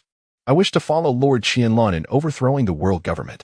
Qianlan stroked her chin and mused, overthrow the world government? That seems rather appealing. In that case, the Great Desarro would fall under the influence of the Akatsuki organization. Upon hearing this, a smile graced Taizolo's face, for he had achieved his objective. Qianlan found herself pondering deeply, unknowingly having integrated Fishman Island and the Great Desarro into her own realm of influence. Indeed, she was now not much different from the other emperors of the sea, save for perhaps a slightly smaller territory. However, as night fell, the few idle companions exchanged a few words before parting ways. The night passed in silence. The following day arrived. The gathering commenced with a warm welcome for Taizolo, accompanied by Stella. At that moment, Taizolo adorned only his left ring finger with a ring, having removed all other adornments. Cheers. Barrett made a rare appearance among the crowd, continuing his customary way of dining while occasionally toasting with others. Just then, Bakera entered, habitually holding a glass of wine. Haha, it seems I arrived just in time. Taizolo turned to inquire, what is the matter, Bakera? Is something amiss? The day aboard the Desarro was relatively tranquil, as most indulged in the delights of the nightlife. Taizolo could scarcely anticipate what might transpire now. Perhaps I should show it to Lord Qianlan. Upon witnessing the scene, Qianlan took the newspaper from Bakala's hands and began to elucidate the intelligence contained within. The contest for the position of Fleet Admiral has concluded, with Admiral Akainu ascending to the esteemed rank, while another Admiral, Akiji, has defected. This turn of events was, one could say, anticipated by Qianlan. It was reasonable to assume that Akiji and Akainu were evenly matched. However, Akiji's character lacked a certain resolve, which ultimately led to his defeat in the contest for the Fleet Admiral position. Furthermore, during the Paramount War, Qianlan had inflicted an injury upon Akiji's chest, which likely had not fully healed by the time of his confrontation with Akainu, thereby hindering Akiji's ability to perform at his full potential. Kuro exclaimed. The defection of a Marine Admiral signifies a tremendous weakening of their forces. Bartolomeo erupted into gleeful laughter, exclaiming, "Who would have imagined that the highest combat power of the Marine headquarters would choose to defect?" Qianlan was acutely aware that Akiji was likely infiltrating the Blackbeard pirates. After all, one cannot so easily forsake justice after decades of adherence. In light of this, the Navy commenced a grand recruitment drive to fill the impending vacancy of Admiral. Any individual who harbors a sense of justice and possesses sufficient strength could ascend directly to the rank of Admiral. Directly becoming an Admiral? Timan sighed, for the Navy's strength had not diminished in essence. The implication of Timan's words was clear to all. With Garp and Sengoku stepping back, their prowess remained undiminished. The Navy, in terms of talent, surpassed the pirates significantly. Even if Akiji had truly defected, recruiting 2 new admirals could potentially bolster their strength. Master Qianlan, it appears we have new bounties. The observant Bartolomeo noticed another section of the newspaper where the bounties of the group had been updated once more. Qianlan, it seems that our scheme to plunder the celestial gold has been exposed. However, it has indeed been several days. Bartolomeo, noticing this, snatched the newspaper from Qianlan's hands and began to read aloud. Green algae head, 120 million berries. Timan, 68 million berries. Kuro, 90 million berries. Master Qianlan, 51 billion berries. Muxian, 32 million berries. Perona, 111 million berries. Stasi, 20 million berries. Giolama, 1,000 berries. As for myself, a mere 60 million berries. Regrettably, Barrett and Tesalo currently have no bounty. Giolama, these scoundrels, we must retaliate against the Navy. Given the chance, I shall ensure they pay for their insolence. Do they not perceive my might? How infuriating. Nevertheless, Barrett and Tesalo, lacking bounties, remained remarkably composed, seemingly unperturbed by the situation. Stella, however, gazed at Giolama with curiosity, pondering why the fox was capable of speech. May I embrace you? Upon hearing this, Giolama promptly leaped onto Stella's head, inciting laughter among the onlookers, suggesting that Giolama harbored no aversion to those who had been reincarnated. Chapter 83, An Undercover Agent Among Us. Since Tesalo declared the Desarro to be under Qianlan's command, the influx of pirates visiting has notably diminished, likely in anticipation of future developments. Quite impressive. Few possess the ability to awaken their devil fruit powers. Aboard the Desarro, 2 colossal figures were engaged in a fierce battle. Thus, Barrett and Tesalo, the 2 giants, commenced their contest, indulging in the thrill of combat. Bang! Their enormous fists collided, generating shockwaves that toppled nearby saplings. It was evident that Tesalo was at a disadvantage, his mastery of haki significantly inferior to Barrett's. "Ha! Come at me with another punch," Barrett exclaimed, raising his fist for yet another clash. The 2 giants reverted to primal instincts, abandoning all technique in their struggle. However, this was Tesalo's domain. Despite Barrett's transformation into a giant through his fruit's power, he was unable to harness his full potential in this environment. Qianlan, do not allow them to continue. Otherwise, the entire Desarro will be in jeopardy. Kuro leaned against a nearby wall, his expression betraying his discomfort. The titanic clash between the 2 giants caused the Desarro to sway precariously, indeed creating a sense of unease. Qianlan, just wait a moment. The sensation of Autuman battling small monsters is something Qianlan does not wish to miss, even if it means allowing the 2 to continue their duel a while longer. It is of no concern. The Ice Age. In an instant, the immense Desolado, stretching 10 kilometers, was encased in ice upon the ocean, while the fierce confrontation between Barrett and Tesalo raged on. Yet, this time, the spectators felt no tremors. Clo, Admiral Akiji of the Navy headquarters. Ah no. I am no longer an admiral. Just a few days ago, I withdrew from the Navy. Akiji appeared atop the roof, exuding an air of nonchalance and comfort. But why do powerful individuals favor lofty perches? Is it particularly windy up there? Especially during battles, do they ascend merely to flaunt their prowess? In Qianlan's eyes, the eternal kaleidoscope of the sharingan swirled, activating her ability to alter the past. As the figure of Akiji materialized on the rooftop, his words were yet to escape his lips when Qianlan unleashed a powerful kick, fortified by her armed haki. Caught off guard, Akiji hastily attempted to defend himself, managing only to envelop his waist with the protective haki just in time. Boom. The nearly 3-meter-tall Akiji was sent flying by Qianlan's strike, crashing through several buildings and stirring up a cloud of dust. As the dust settled, Akiji, appearing somewhat disheveled, rose from the rubble, his expression reflecting considerable discomfort. Kazan, Admiral Akiji of the Navy Headquarters. I am no longer an admiral of the Navy Headquarters. Just a few days ago, I resigned from the Navy. Akiji mused, a peculiar sensation stirring within him, as if this scene seemed oddly familiar. Qianlan observed the perplexed expression on Akiji's face and couldn't help but smile. How could the admiral appear here? Was he sent by the world government to hunt us down? And where was the justice cloak that once adorned Akiji's back? Was he no longer bound by the ideals of justice? Akiji took a sip of his drink to ease his emotions, as someone who had come under cover. He felt somewhat bewildered by the questions posed. It seemed he still needed further training. I have resigned from the Navy, as a defeated man. I merely seek refuge in a formidable pirate crew, he lamented, his face etched with melancholy. Coupled with the occasional sip of alcohol, he indeed exuded an air of world weariness. Unfortunately, Qianlan was already aware that the admiral before him was an undercover agent and could not allow Akiji to remain. Even though she had no secrets that he could uncover, there existed a classified special unit within the Navy known as SWORD, seemingly engaged in activities akin to espionage. However, it remained uncertain how much Akiji knew about this organization. The teasing tone of Qianlan caused a tightening in Qingji's heart. He had not anticipated that the Navy's intelligence had been leaked to such an extent. Qianlan continued, the Admiral Akiji must be an undercover agent for the Akatsuki organization. However, I recommend that you approach Blackbeard instead. His level of danger far surpasses mine. My threat level is quite minimal. I merely engage in the occasional slaying of celestial dragons and seize a bit of treasure from the heavens. Akiji was left utterly speechless. How many individuals in this world would dare to rob celestial treasures or slay celestial dragons, yet he still claims to pose a lesser threat? Of course, Akiji harbored a profound awareness of the Blackbeard pirates, yet due to Qianlan's interference during the Marineford War, Blackbeard's true strength remained obscured. Thus, at present, neither the Navy, the pirates, nor the world government grasped the extent of Blackbeard's peril. Akiji remarked, it is likely that the entirety of the Blackbeard pirates does not pose as significant a danger as you do, Qianlan.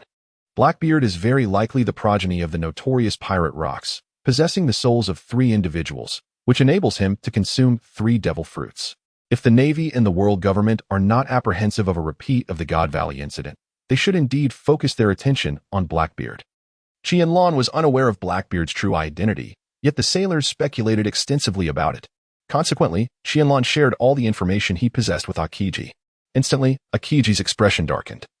As an admiral, although he had not participated in the Battle of God Valley, he had the authority to access more information.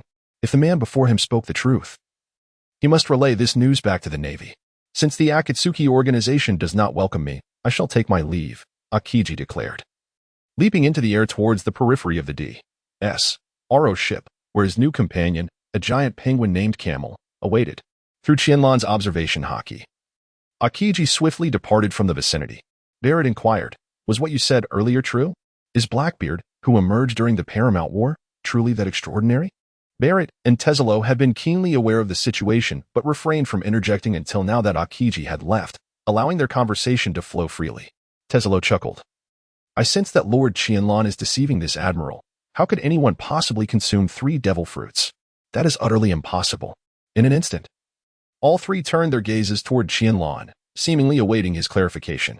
Qianlan couldn't help but chuckle bitterly as he looked at the 3 individuals, remarking, how can I ascertain the truth of my words? Regardless, I have relayed all the information I possess to the Navy. Whether they choose to believe it or not is entirely up to them. With that, Qianlan turned on his heel, offering no further opportunity for conversation. Doubts lingered in his mind regarding Blackbeard's true identity, prompting him to fabricate a story merely to deflect the inquiries. Preparations were underway. For tomorrow they would set sail. Chapter 84, Boarding Winter Island. Farewell, Bakara. It is regrettable to depart after only a few days of enjoyment. The women waved goodbye to Bakara. For throughout their time aboard the Great Desarro, it was Bakara who had served as their guide, indulging them in various expenditures. Qianlan swiftly hurled a kunai imbued with the Flying Thunder God technique, which Taizolo promptly caught. And thus, they departed. Qianlan gracefully leaped onto the ship, prompting several others to follow suit immediately. Only Bartolomeo gazed longingly at the grand structure of the Desarro, a look of reluctance etched upon his face. 1/5 of the world berries, I must bid you farewell. Desarro remarked, if you are so reluctant, you might as well stay. How could I? With that, Bartolomeo jumped aboard the ship, declaring, I am a man destined to follow Master Qianlan. Nothing shall hinder my journey. Set sail, with Qianlan's call. The dawn slowly departed from the Desarro. Meanwhile, at the Marine headquarters in New Marineford, since Akainu assumed the role of Fleet Admiral, the headquarters had relocated from its previous position to the former G1 branch, adopting its new name. This relocation was a clear indication from Akainu that the Navy aimed to tighten its grip on the new world, reflecting his uncompromising style. Kazan had failed. Sengoku, upon hearing this, stuffed a piece of senbei into his mouth, and the serious conference room soon filled with the sound of chewing. Granite Tsuru snatched the senbei from his hand, exclaiming, Old fool, do not create noise at this moment. What exactly happened? Sengoku wiped the corner of his mouth, pondering whether Kazan had clashed with the dawn. As the chief of staff of the Navy, Tsuru and Sengoku both looked curiously at Akainu. At this moment, the room was devoid of others, as the selection of new admirals was underway, and Kazuru was preoccupied with managing the scientific division. Kazan had reported that Qianlan had rejected him, asserting that Blackbeard was the most dangerous individual, capable of consuming 3 devil fruits simultaneously, and was indeed a child of rocks. How is that possible, Sakazuki? Granny Tsuru stared at Akainu in astonishment, then lowered her head.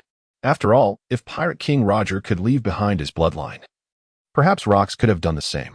Sengoku inquired, what arrangements will be made for Kazan? Shall we send him to the Blackbeard pirates? Akainu found himself in a quandary. Qianlan's resurrection ability seemed more ominous than Blackbeard's consumption of 3 devil fruits, and both were lawless beings. Observing Akainu's furrowed brow, Sengoku felt a sense of delight and snatched the senbei from Tsuru's grasp. Sakazuki, you are the fleet admiral. This is a moment for you to make a decision. Muttering under his breath, Akainu solemnly addressed them. Do I have a choice? At this juncture, I must allow Kazan to join the Blackbeard pirates. I suspect Blackbeard will not refuse this time. The allegiance of a vice admiral level fighter would be welcomed by any pirate crew, and they could merely remain vigilant. Only Qianlan, an anomaly, had outright declined Kazan's offer of allegiance. Hey, everyone, an island has appeared. Upon hearing Stassi's voice, everyone hurried outside to investigate. A small island, cloaked in silver, materialized before them, hinting at a rare winter isle. I'm going to change clothes. It's been dreadfully dull these past few days. With that, everyone retreated to their quarters, leaving only Barrett standing in place. Mr. Barrett, don't you need to change? Barrett glanced in the direction the others had departed, declaring, only the weak fear the cold. Soon, the others emerged, ready for the journey to the small island. However, as Qianlan wandered aimlessly through the new world, he remained unaware of what lay ahead. Thus, the group stepped onto an unfamiliar island, while Qianlan left a wooden clone to watch the ship. The sound of crunching snow echoed as they ventured deeper into the island. Ah, could this be a deserted isle? Not a soul in sight, Timan remarked. Though the fur-clad tribe had the advantage of facing the frigid weather without needing to change. As he spoke, Timan began to explore Stassi's attire, seemingly in search of warmth. Seeing this, Qianlan expressed her desire to seek warmth as well. Suddenly, a gunshot rang out, startling everyone. A bird fell from the sky, landing squarely on Barrett. Out of the forest emerged a figure clad in a white cloak, aiming a shotgun at Qianlan and her companions. Intruders. Who are you? Qianlan, Ko-wai, who are we? We are but outsiders.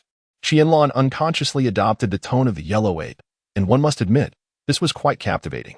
Suddenly, a rugged middle-aged man with a scarred face emerged, forcefully lowering the hunting rifle of his companion. Jia, do not aim a gun at others so recklessly. Yes, Niufeng. Their exchange seemed perfectly ordinary, yet the inflection imbued Qianlan with an odd sensation. Niufeng stepped forward, approaching Qianlan with a warm smile adorning his face. I presume this is your first visit to Dunlaw Island. I am Niufeng, the village's appointed constable, and beside me is the villager Jia. Welcome to our humble abode. Ha.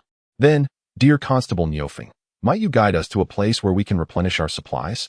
Otherwise, we shall find ourselves unable to continue our voyage. Qianlan responded with a light-hearted laugh, attempting to deflect the unusual atmosphere that enveloped the group. Everyone sensed an underlying strangeness. Could such benevolent villagers truly exist?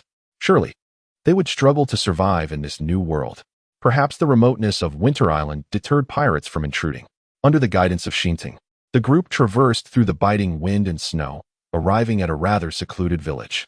Along the rural path, men occasionally passed by, carrying hunting rifles, seemingly on patrol. Suddenly, Barrett leaned closer to Qianlan's ear, noting that his observation haki had not detected any anomalies. I too had not sensed anything, yet it would be prudent to exercise caution. Qianlan believed that her observation haki was formidable, yet she could not perceive any powerful aura. Could it be that she was merely being overly cautious? Before long, the group arrived at the village's sole inn and restaurant, where they decided to temporarily take shelter. At last, she could unwind. Upon entering the room, Qianlan immediately reclined on the bed, for traversing through the wind and snow had indeed exhausted her. Ninetails, be cautious. I sensed a profound malice emanating from that individual we encountered earlier. Qianlan gently patted the head of the nine-tailed fox, realizing that you are indeed a mere alarm. Get lost, be careful, don't capsize in the gutter. After saying that, the nine-tailed fox found a warm spot on the bed and lay down. Chapter 85. The Man Who Educated the Entire Navy. As night fell, they raised their glasses. The few gathered around the table drank heartily.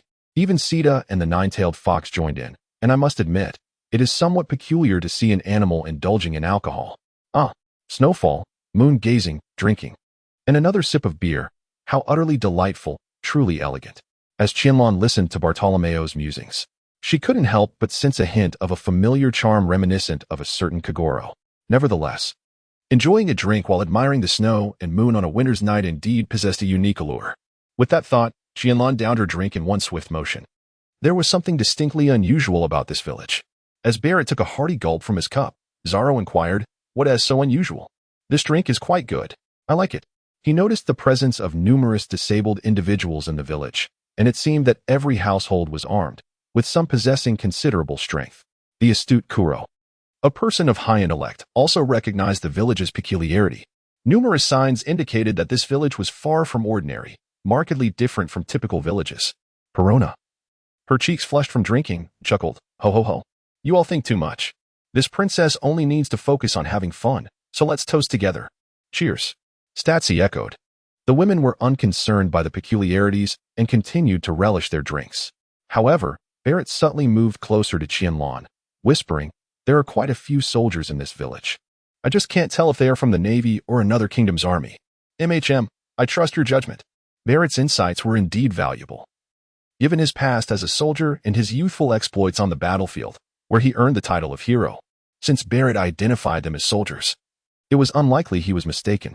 As night fell, after a night of revelry, everyone returned to their respective quarters, quickly succumbing to slumber under the influence of alcohol. Meanwhile, in a secluded cottage within the village, several figures sat around a table, the atmosphere thick with tension. What should we do? Should we let them stay here? They are the four emperors, a significant threat to the villagers. Do not worry, our teacher will return in 2 days, and those wretched pirates will meet their end. We just need to endure for a few more days. Thus, the Akatsuki organization and the villagers coexisted for 2 days without interference. During this time, the group indulged in wild adventures, hunting, enjoying the snow, drinking, and savoring delectable meals, while the villagers' feelings remained a mystery. Qianlan and her companions reveled in their joyous holiday spirit. That evening, the familiar banquet commenced once more. For several nights, the group had gathered to eat and drink together, forming a delightful habit. At that moment, a girl with deep green hair approached, carrying a large jug of wine, naturally pouring a cup for each person. "This is a gift for everyone. I hope you enjoy your time here." Bartolomeo raised his cup and took a sip, exclaiming, "Joyful, very joyful." The others smiled widely at the sight, unreservedly consuming their drinks. The girl then sauntered over to Qianlan and Barrett. Suddenly, with a resounding thud, Barrett's robust figure shrank considerably, while Qianlan remained largely unchanged. The transformation astonished everyone, revealing an unexpected twist. Just then, 4 figures burst through the door, surrounding the members of the Akatsuki organization in an imposing manner. Qianlan hesitated for a moment, then remarked, "It appears we have been rather careless this time. However, I did not anticipate that the Enyo Navy would establish a stronghold in this new world. The tranquility of these past few days was likely a mere prelude to your arrival." Zifa interjected, "The 4 emperors? Merely wretched pirates."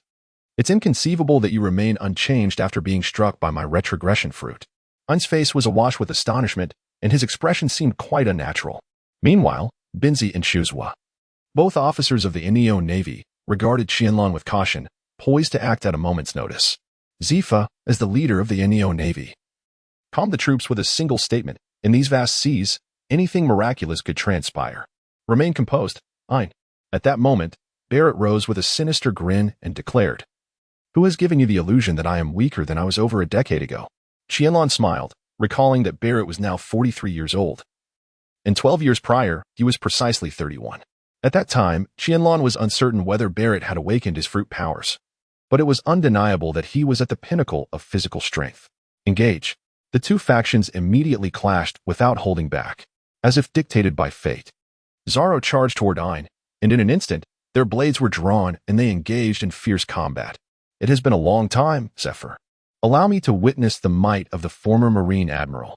Barrett, I shall send you back to impel down once more. In that fleeting moment, Barrett's fist, enveloped in armament haki, collided with Zephyr's mechanical arm, resulting in an equal exchange, despite Zephyr's arm being equipped with sea stone. The two then commenced a pure physical contest. For invoking their fruit abilities at that juncture would be ill-advised. Earth release, great earth collapse. Under Crocodile's command, several massive stones emerged, swiftly engulfing the giant plants created by Bins. The Paramecia fruit user, Bins, began to twist his body, resembling a peculiar dance. This was a rather bizarre requirement for him to activate his fruit power. Tree trunk slide. Instantly, the surrounding flora began to grow wildly, spreading rapidly. Bins leapt onto the vegetation, his katana cloaked in armament haki, striking toward Crocodile. The destructive nature of their combat styles prompted Qianlan and the others to flee outdoors. Boom. A laser cannon pierced through Qianlan's body, only to reveal it was merely a wooden clone. Timan, the white pacifists. 15 individuals clad in white surrounded them outside, their garments blending seamlessly with the snowstorm. As Qianlan and the others burst through the window, the white pacifists launched a decisive attack, unleashing another barrage of laser cannons. Absolute defense. Bartolomeo swiftly erected a barrier around his companions, as the laser cannons detonated violently upon impact with the shield. Qianlan, the humanoid weapon of the Inyo Navy. The white pacifist White Bear bears a striking resemblance to the pacifist developed by the world government. Upon finishing her words, Qianlan unsheathed the golden dragon ink sword from her waist and, in an instant, appeared before a White Bear. With a swift vertical slash of the golden dragon ink sword, she effortlessly cleaved the high-strength alloy White Bear in half, as if slicing through paper. Chapter 86. The battle rages on. You scoundrel. With that, Shozua issued commands to all the white pacifists to encircle and annihilate the Akatsuki organization. Leave not a single wretched pirate alive. Under Shozua's orders, all the pacifists sprang into action, their weapons aiming menacingly at the crowd.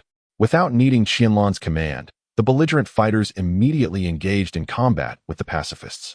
Qianlan, witnessing the situation, chose to strike once more. In an instant, the pacifist capable of effortlessly slaughtering nearly 100 million Bailey pirates was easily obliterated by a single fist from Qianlan. Leave this fellow to me, Timan declared, hastening towards Shozua, his form swiftly transforming into the perfect hybrid of man and beast.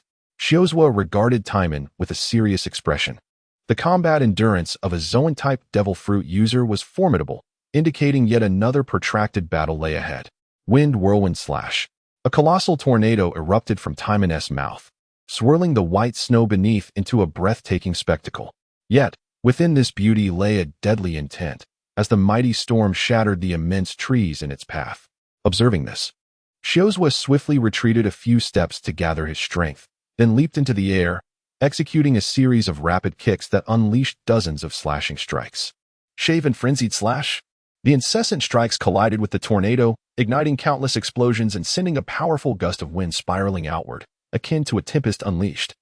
As a master of martial arts, Shozua decisively charged towards Timan's figure. Iron block, razor. Utilizing the iron block technique from the Six Powers as a foundation. With shave as the primary technique, Shozua's legs instantly became harder than steel. In a flash, he arrived before Timan and unleashed a fierce kick. Boom. The snow beneath erupted violently, sending flurries of white powder into the air. Despite the formidable force of his strike, it regrettably met only empty air. Observation haki. Shiozua realized that his attack had nearly succeeded, narrowly evaded, likely due to Timan's precognitive abilities granted by observation haki. Timan, however, scoffed derisively, clearly believing that the individual before him had yet to awaken such powers. Shave. In an instant, Timan vanished from sight, reappearing before Shiozua, delivering a powerful punch. Come on. With no time for a reaction, Shiozua could only envelop his right hand in armament haki and retaliate. Their fists collided with a resounding impact, sending Shiozua flying backward for several meters, where he finally came to a halt. Mushan remarked, what was he thinking? Daring to confront a Zoan-type ancient devil fruit user head-on? The members of the Akatsuki organization had essentially resolved their battles, as the pacifist who could barely contend with over 100 million pirates was hardly a match for them, serving merely as a warm-up exercise. At that moment, a figure crashed out from inside a building, rolling for several meters before joining Shiozua on the ground. The inn where everyone resided suddenly exploded into ruins, as a gigantic silhouette broke through the roof and landed against the wall. Zifa, you old fool. There's no place for you in these seas any longer. Zifa, leaning against a tree, rose, wiping the blood from his mouth, his expression filled with melancholy. Yet, his tone quickly regained its resolve, though I have aged. The justice of the Marines shall not falter. Even if I perish here today, I shall do so for the sake of justice. Seeing this, Shiozua immediately pulled Zifa back and stood protectively in front of him. Teacher, grant your student a chance to uphold justice. It is not yet your time to pursue justice. Zifa retorted, delivering a swift chop that rendered Shiozua unconscious. Benz. At Zifa's call, Ben swiftly emerged from the building, taking over for Shiozua. Suddenly, Zoro, carrying Ein on his shoulder, stepped out, having also easily concluded his own battle. Green Algae Head, hurry and knock this woman out. Although his body was that of a youthful 12-year-old, Barrett still felt somewhat unaccustomed. Heeding the command, Zoro struck Ein's neck, causing her to fall unconscious before she could utter a word. The situation was decidedly unfavorable for Zifa and his companions, especially as the Akatsuki's fighting force remained largely unscathed. Benz seized the opportunity. Zifa commanded, charging swiftly at Barrett, raising his mechanical arm to aim. Crush Blaster. The mechanical arm erupted with brilliant sparks, unleashing a straight laser beam towards Barrett. Haha, bring it on, old man Zifa. Barrett, with his arms enveloped in a pitch-black armament haki, opted to withstand the blow. Boom. An explosion resonated around Barrett, engulfing him in a cloud of dust. Zifa did not cease his assault, employing Shave to approach the epicenter of the explosion. Master Qianlan, do you wish to? Qianlan calmly stated, trust him, Bartle. Suddenly, a pair of large hands emerged from the swirling smoke, seizing Zephyr's fist. Is that enough, old man? Not nearly. With that, Zephyr raised his mechanical arm and swung it towards Barrett, only to have it caught once again, making it seem as though his efforts were in vain. Crush him.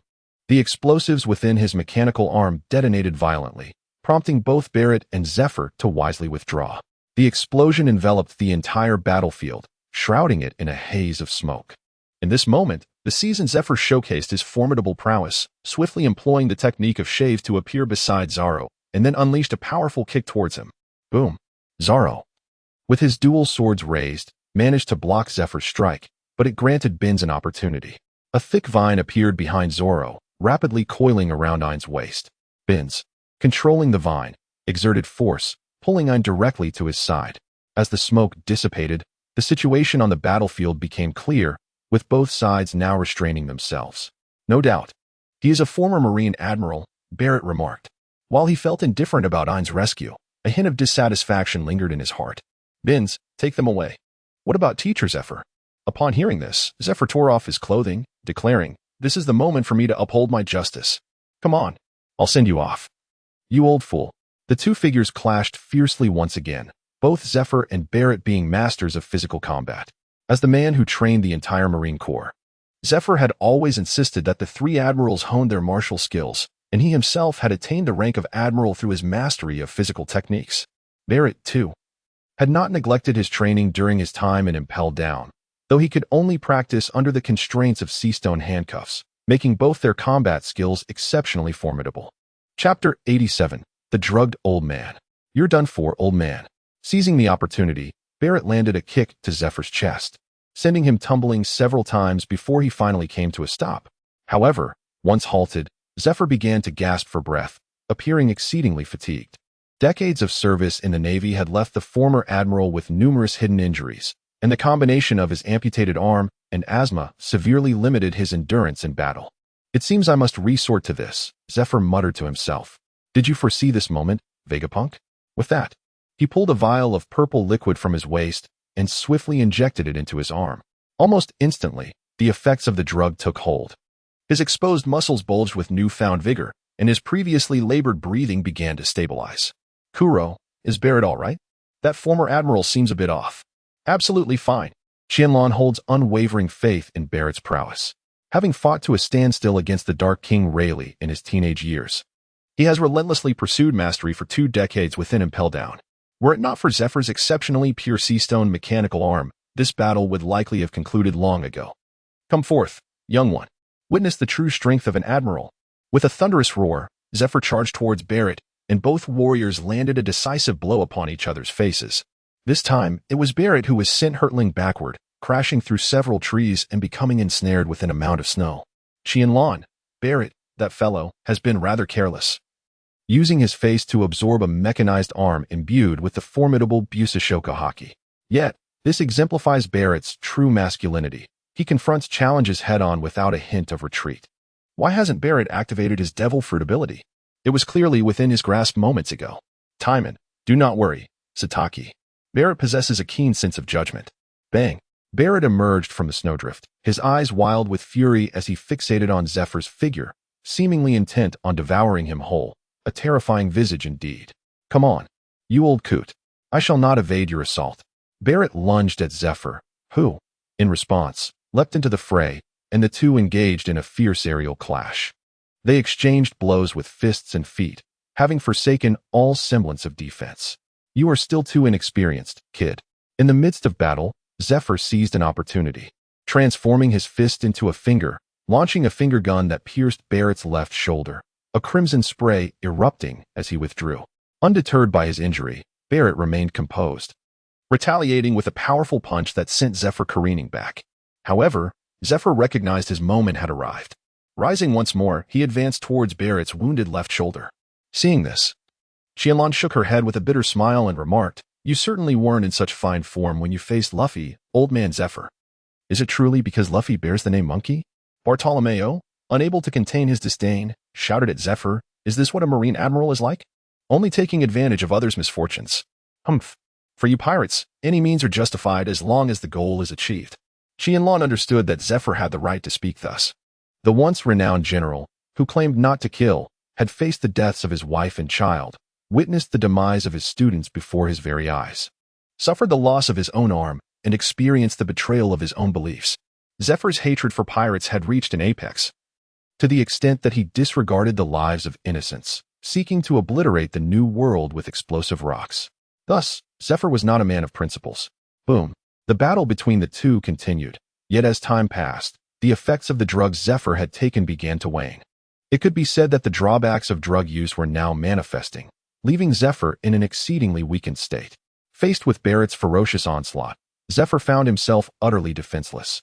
Soon, his figure collapsed onto the snowy ground, and the pristine white snow was rapidly stained crimson with his blood. Suddenly, a green vine reappeared before the onlookers, swiftly ensnaring Zephyr. "Go." With a low command from Benz, the vine tightened around Zephyr, seemingly intent on facilitating their escape. Zephyr coughed up a mouthful of blood and remarked, "Benz, weren't you supposed to take Sora and Ain away?" "Do not worry, teacher. I have already sent them aboard the ship." As the two conversed, Qianlan took a couple of steps forward, a mocking smile adorning her face as she gazed at them. "If I were to let you escape, wouldn't that be quite a disgrace for me?" In an instant, Qianlan vanished from sight, and a flash of golden light revealed that Benzi's vines had been severed by Qianlan's blade. Zfa's figure once again descended upon the snowy ground, and he coughed up a mouthful of blood. "Teacher Zfa." Benzi immediately dashed out from the woods, brandishing his sword to shield Zfa.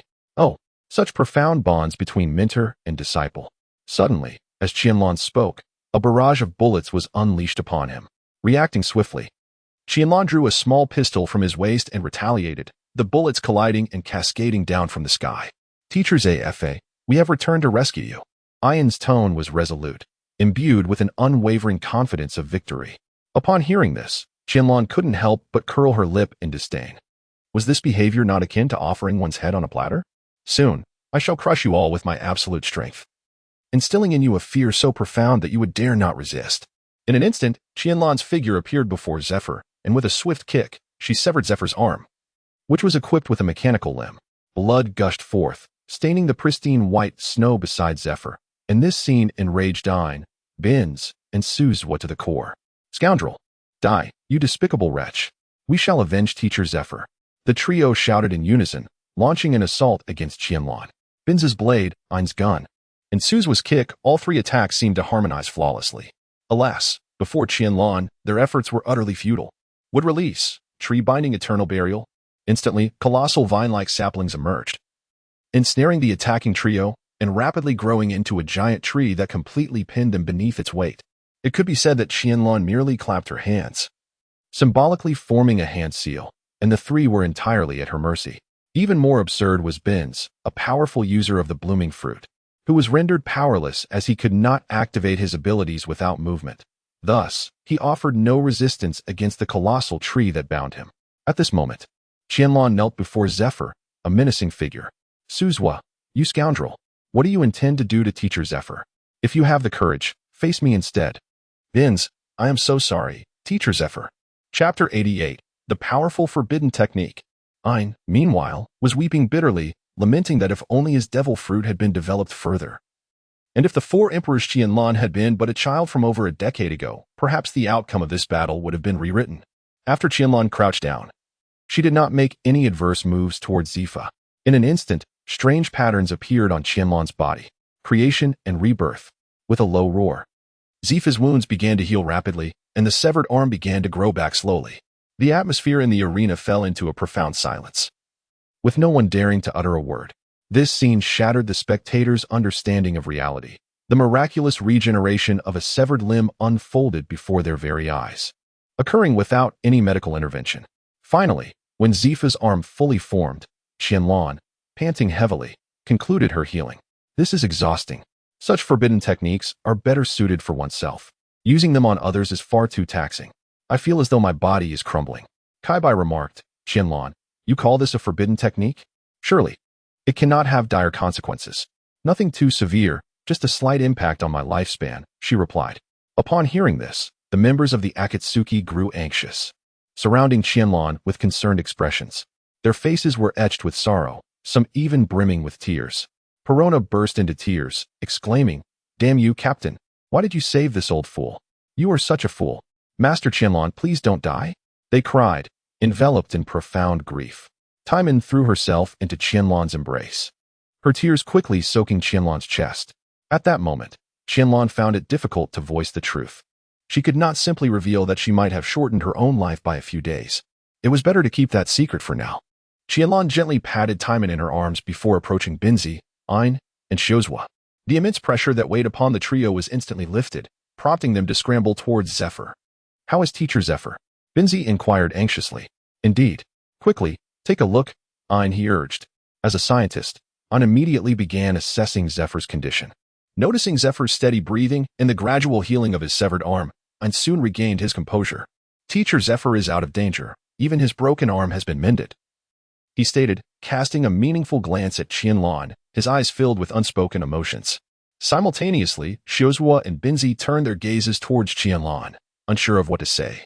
The once adversarial factions had now transformed, with the victors becoming the benefactors of the vanquished.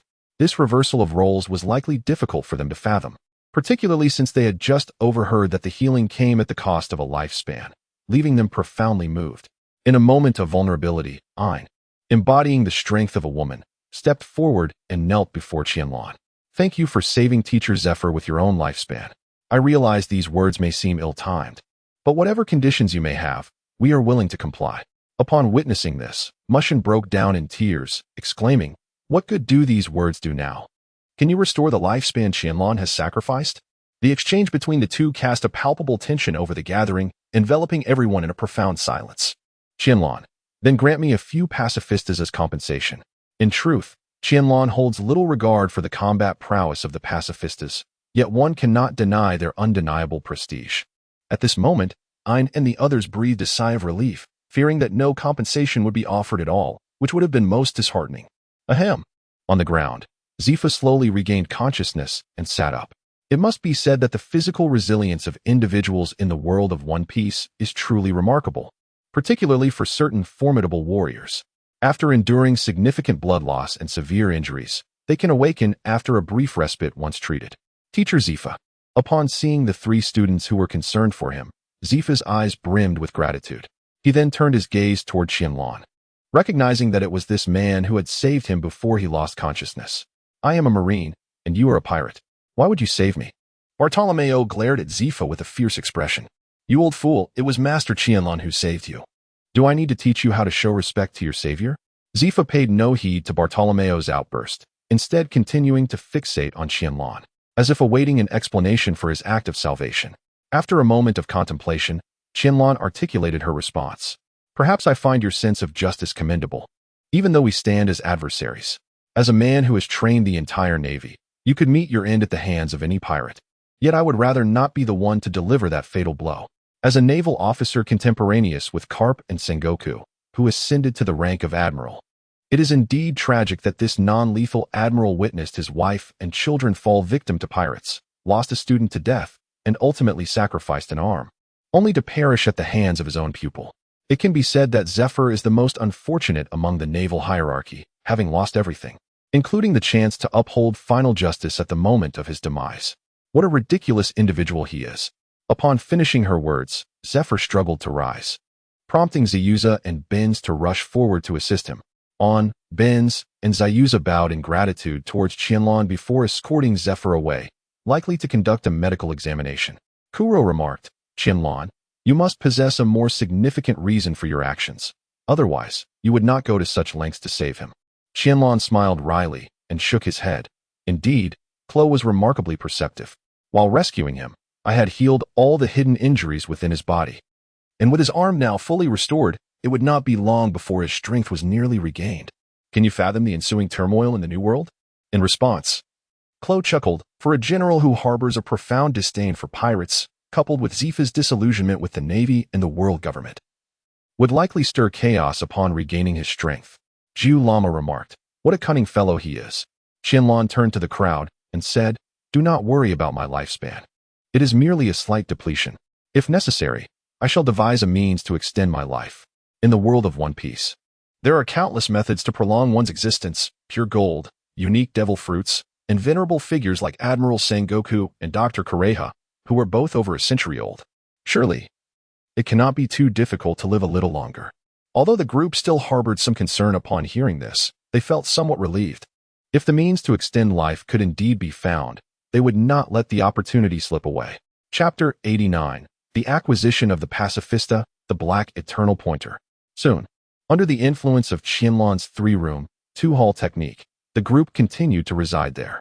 In the ensuing days, a peculiar equilibrium was established between the Navy and the pirates, with neither side interfering in the other's existence, and thus they coexisted for over a month.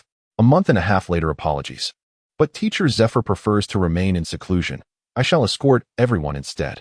During this period, I served as the bridge for communication between both parties, while at that moment, the 6 Pacifista had already been installed on the ship of the Akatsuki.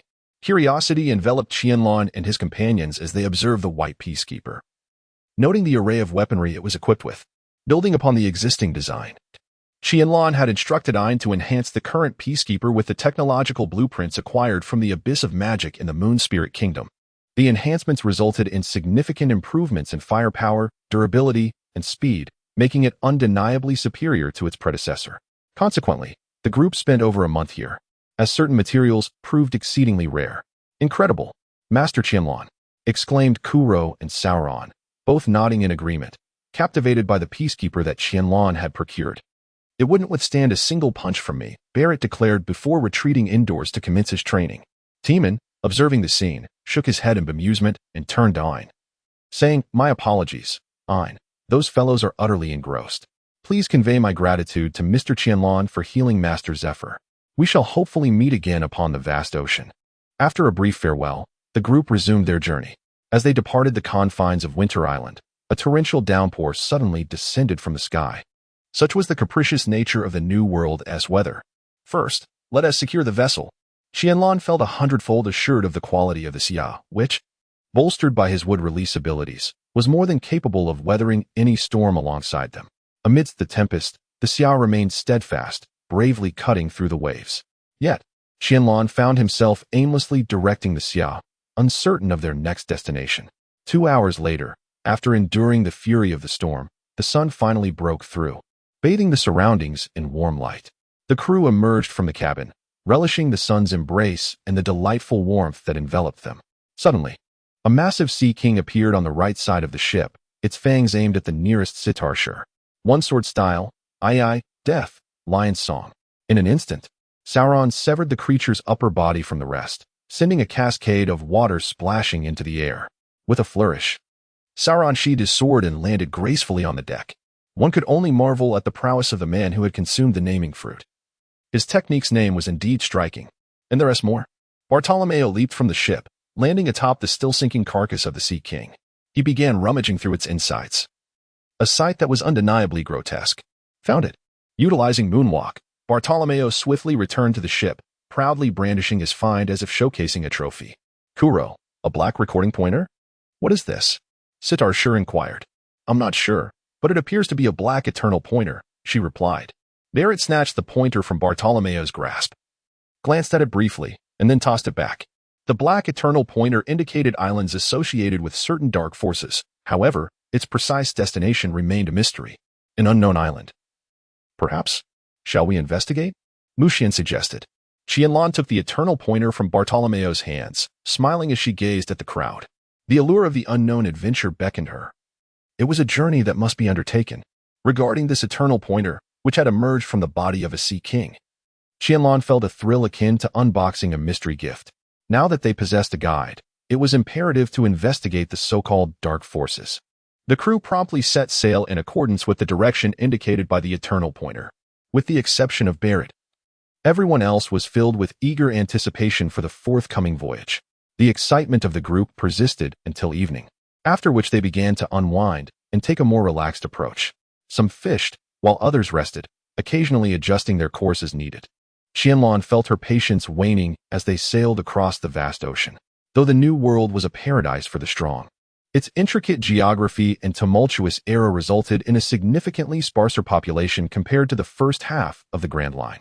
After a day of navigation, apart from the birds soaring in the sky, they had not encountered a single soul. Just then, a voice from the lookout tower broke the silence. It was Starsea, announcing the approach of a pirate ship. The crew's spirits instantly lifted as they gazed into the distance, spotting a vessel sailing to their starboard. Inside the lookout, Starsea quickly perused the bounty posters, realizing that the ship appeared somewhat familiar. It was the Big Eater Bonnie's pirate crew, one of the supernovas previously seen at Sabaody Archipelago. Upon hearing this, Zoro leaned over the railing, urging to steer closer. Inspired by Zoro's commanding tone akin to that of the ship King Jack, Qianlan promptly maneuvered the ship, Xia, in pursuit of Bonnie's vessel.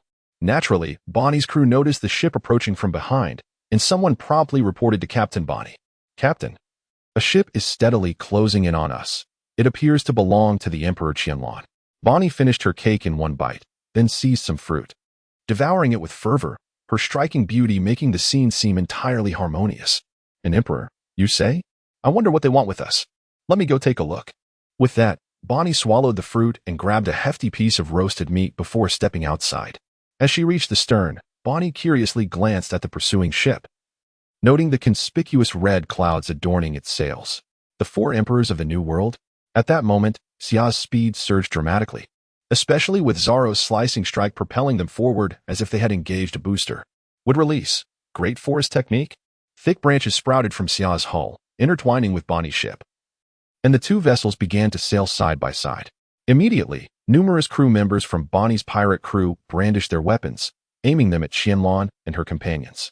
You bastards! Do you seek death? How dare you obstruct the Bonnie pirate crew? Yes, don't think you're so great just because you're an emperor. Other pirates aboard began to shout, clearly a bunch of rookies who had just entered the New World without facing any real challenges. Their prior experiences in the smoother waters of the first half of the Grand Line had perhaps led them to mistakenly perceive the four emperors as weaklings. However, The members of the Xia organization remained unfazed, as they regarded such threats as utterly laughable, akin to facing unarmed foes. Yet, the modified pacifista, White Bear, raised its arm, preparing to unleash its laser cannon. This sight sent shockwaves through Bonnie's crew, reminding them vividly of the earlier chaos at Sabaody Archipelago, where the pacifista had wreaked havoc, leaving a haunting memory in their minds. Realizing that the situation had escalated, Bonnie's crew began to tremble, their weapons wavering in their grasp. Bonnie, however, paid little attention to their fear, her gaze filled with tears as she looked at the white pacifista. With sorrowful eyes, Bonnie addressed Qianlan. How could you possess these? Are you collaborating with the world government? If so, then trade your intelligence. I am quite curious about your identity and that of Bear, and even more intrigued by your affiliation with the Revolutionary Army. Qianlan's words detonated like thunder in the ears of the crowd. As the foremost adversary of the world government, the Revolutionary Army has always maintained an air of mystery. To their astonishment, one of the supernovas, the gluttonous woman Bonnie, is indeed a member of the Revolutionary Army. Her fellow pirates, equally taken aback, gazed at their captain in disbelief, seemingly struggling to accept Qianlan's revelation. Wiping away her tears, Bonnie stated, I am not a member of the Revolutionary Army. I am merely intrigued by the former warlord of the sea, Bartholomew Kuma. Timan interjected. Is that the warlord who was subjected to human modification by the chief scientist of the world government? Many fans speculated that Bonnie might be Kuma's daughter. However, Qianlan was not particularly interested in such conjectures. Rather, he was curious about the current magnitude of the Revolutionary Army's influence. Given their portrayal in the anime, one would doubt their capacity to overthrow the world government, let alone the Navy. It seems that in the present world, the Revolutionary Army has concealed a significant power. Then, based on your insights, enlighten me about the Revolutionary Army's strength. Let us exchange intelligence, he proposed. Upon hearing this, Bonnie felt relieved, but had no intention of deceiving Qianlan. Approximately a dozen nations are under the control of the Revolutionary Army, she confessed. Qianlan speculated that the number of nations truly under the control of the Revolutionary Army is at least double what Bonnie has claimed, considering Bonnie's relatively low standing within the organization. However, the territories governed by the Revolutionary Army are predominantly weaker states, or rather, nations that the world government has no desire to dominate. This is a technological product disseminated by Vegapunk. I rescued an individual who gifted it to me. And perhaps we shall meet again by fate. After Qianlan finished speaking, she detached the large tree connecting the two ships. Although Bonnie possessed considerable beauty, Qianlan was not one to fawn. After exchanging information, the ship of the Akatsuki began to depart, swiftly vanishing from the sight of Bonnie's pirate crew. The members of Bonnie's crew gathered around her, anxiously observing their captain. Captain, Bonnie said, taking a bite of roasted meat and grinning broadly. No matter what my identity may be, I am still your captain. Long live Captain Bonnie. As time passed, darkness quickly enveloped the sky. The members of the Akatsuki gathered on the deck, all eyes fixed on Qianlan, including the ever-persistent Barrett. Master Qianlan, let us have a bonfire feast at sea. Mushin, hurry up. Captain Qianlan, I'm all set. Today SC King meat is just perfect and incredibly fresh. Seeing the eager faces above, Qianlan could only comply reluctantly. This was a new idea conceived by Kuro, utilizing Qianlan's wood manipulation abilities to create a vast wooden platform on the ocean's surface. On this platform, they would drink, barbecue, and admire the night sea and starry sky, truly a delightful experience. Moreover, celebrating feasts was a customary practice among pirates, especially for Shanks, who often sought reasons to host gatherings. This habit frequently led to complaints from Beckman, the red-haired pirate's chief steward. Would Vine entwined. Upon Qianlan's command, she struck the hull of the ship, and instantly, a massive platform entwined with vines materialized. With a cheer, the crew began to unload equipment, while Muxuan commenced the grilling of sea kings. Under the ink-black expanse of the ocean, the night barbecue ignited a spirited enthusiasm among all. Cheers! Just as the group took their first sips of wine, they noticed a light shining upon them, and in an instant, everyone set down their cups, bracing themselves. In this treacherous sea of the new world, the threat of combat loomed at every turn, even for Qianlan and her companions. Zoro remarked, "What are those daylight intruders doing here again?" In a flash, a figure leapt from the ship, aimed directly at the freshly grilled Sea King. Bang! The assailant collided with an almost invisible barrier and tumbled to the ground. It must be noted that the night made Bartolomeo's barrier fruit all the more elusive. And Bonnie, oblivious, crashed right into it. Hey, are you following us? Girl, do you have a death wish? Qianlan's tone was decidedly unkind, exuding an aura of strength that instantly terrified the other members of the Bonnie pirates. How could we dare to follow the ship of a Yonko? In truth, we might all be on the same course. Indeed. Captain Bonnie was merely roused from hunger, seeking something to eat. Please do not hold it against Lord Qianlan. All the members of the Bonnie pirates began to plead for their captain, as if Qianlan were a fearsome beast. Bonnie, meanwhile, gingerly touched her swollen forehead. Her face contorted in pain, clearly indicating that the impact had been quite severe. Qianlan, unfazed by the circumstances, stepped forward and positioned the golden dragon ink sword against Bonnie's throat. Give me a reason not to kill you. Bonnie replied, we merely crossed paths on the same route. Are you not here to attend the auction on Voyage Island? Upon hearing this, Qianlan was momentarily taken aback. She had followed the eternal pointer to this place. Could it be that this eternal pointer was directing her to the so-called Voyage Island? Turning her head, she noticed that the others were equally bewildered, having never heard of this island. In response, Timan stepped forward to Bonnie and insisted, then please share what you know, or your journey ends here. Bonnie continued to rub her forehead, explaining that this was an auction held by the underground world S-Emperor, the Lone Shark King, Rufield. Many had been invited, as it was said that world-shocking information would be auctioned. Upon hearing this, Mushrin's expression changed abruptly, possibly recalling her brother. Qianlan sheathed her sword and turned to Muxin, saying, it appears we must embark on our journey to fulfill my promise. Then, Qianlan's expression shifted once more, but why have we not been invited this time? Is it possible that our organization lacks sufficient weight? It should not be the case. As he spoke, Barrett took a substantial bite of meat, adding, perhaps our lack of a fixed territory has resulted in no news being conveyed to us. Chapter 91. The news of the ancient weapon, Hades. If you wish to dine, you are welcome to stay. We can journey together. Bonnie replied, very well, I shall not hold back. Unbeknownst to her, Qianlan was planning to confront Rufield. Otherwise, she might not have agreed to accompany them. Soon, under the influence of alcohol, the atmosphere between the two parties began to warm. The others, curious about Bonnie, who was dubbed the gluttonous girl, wondered how she managed to consume so much without gaining weight, or rather, how she had accumulated weight in all the right places.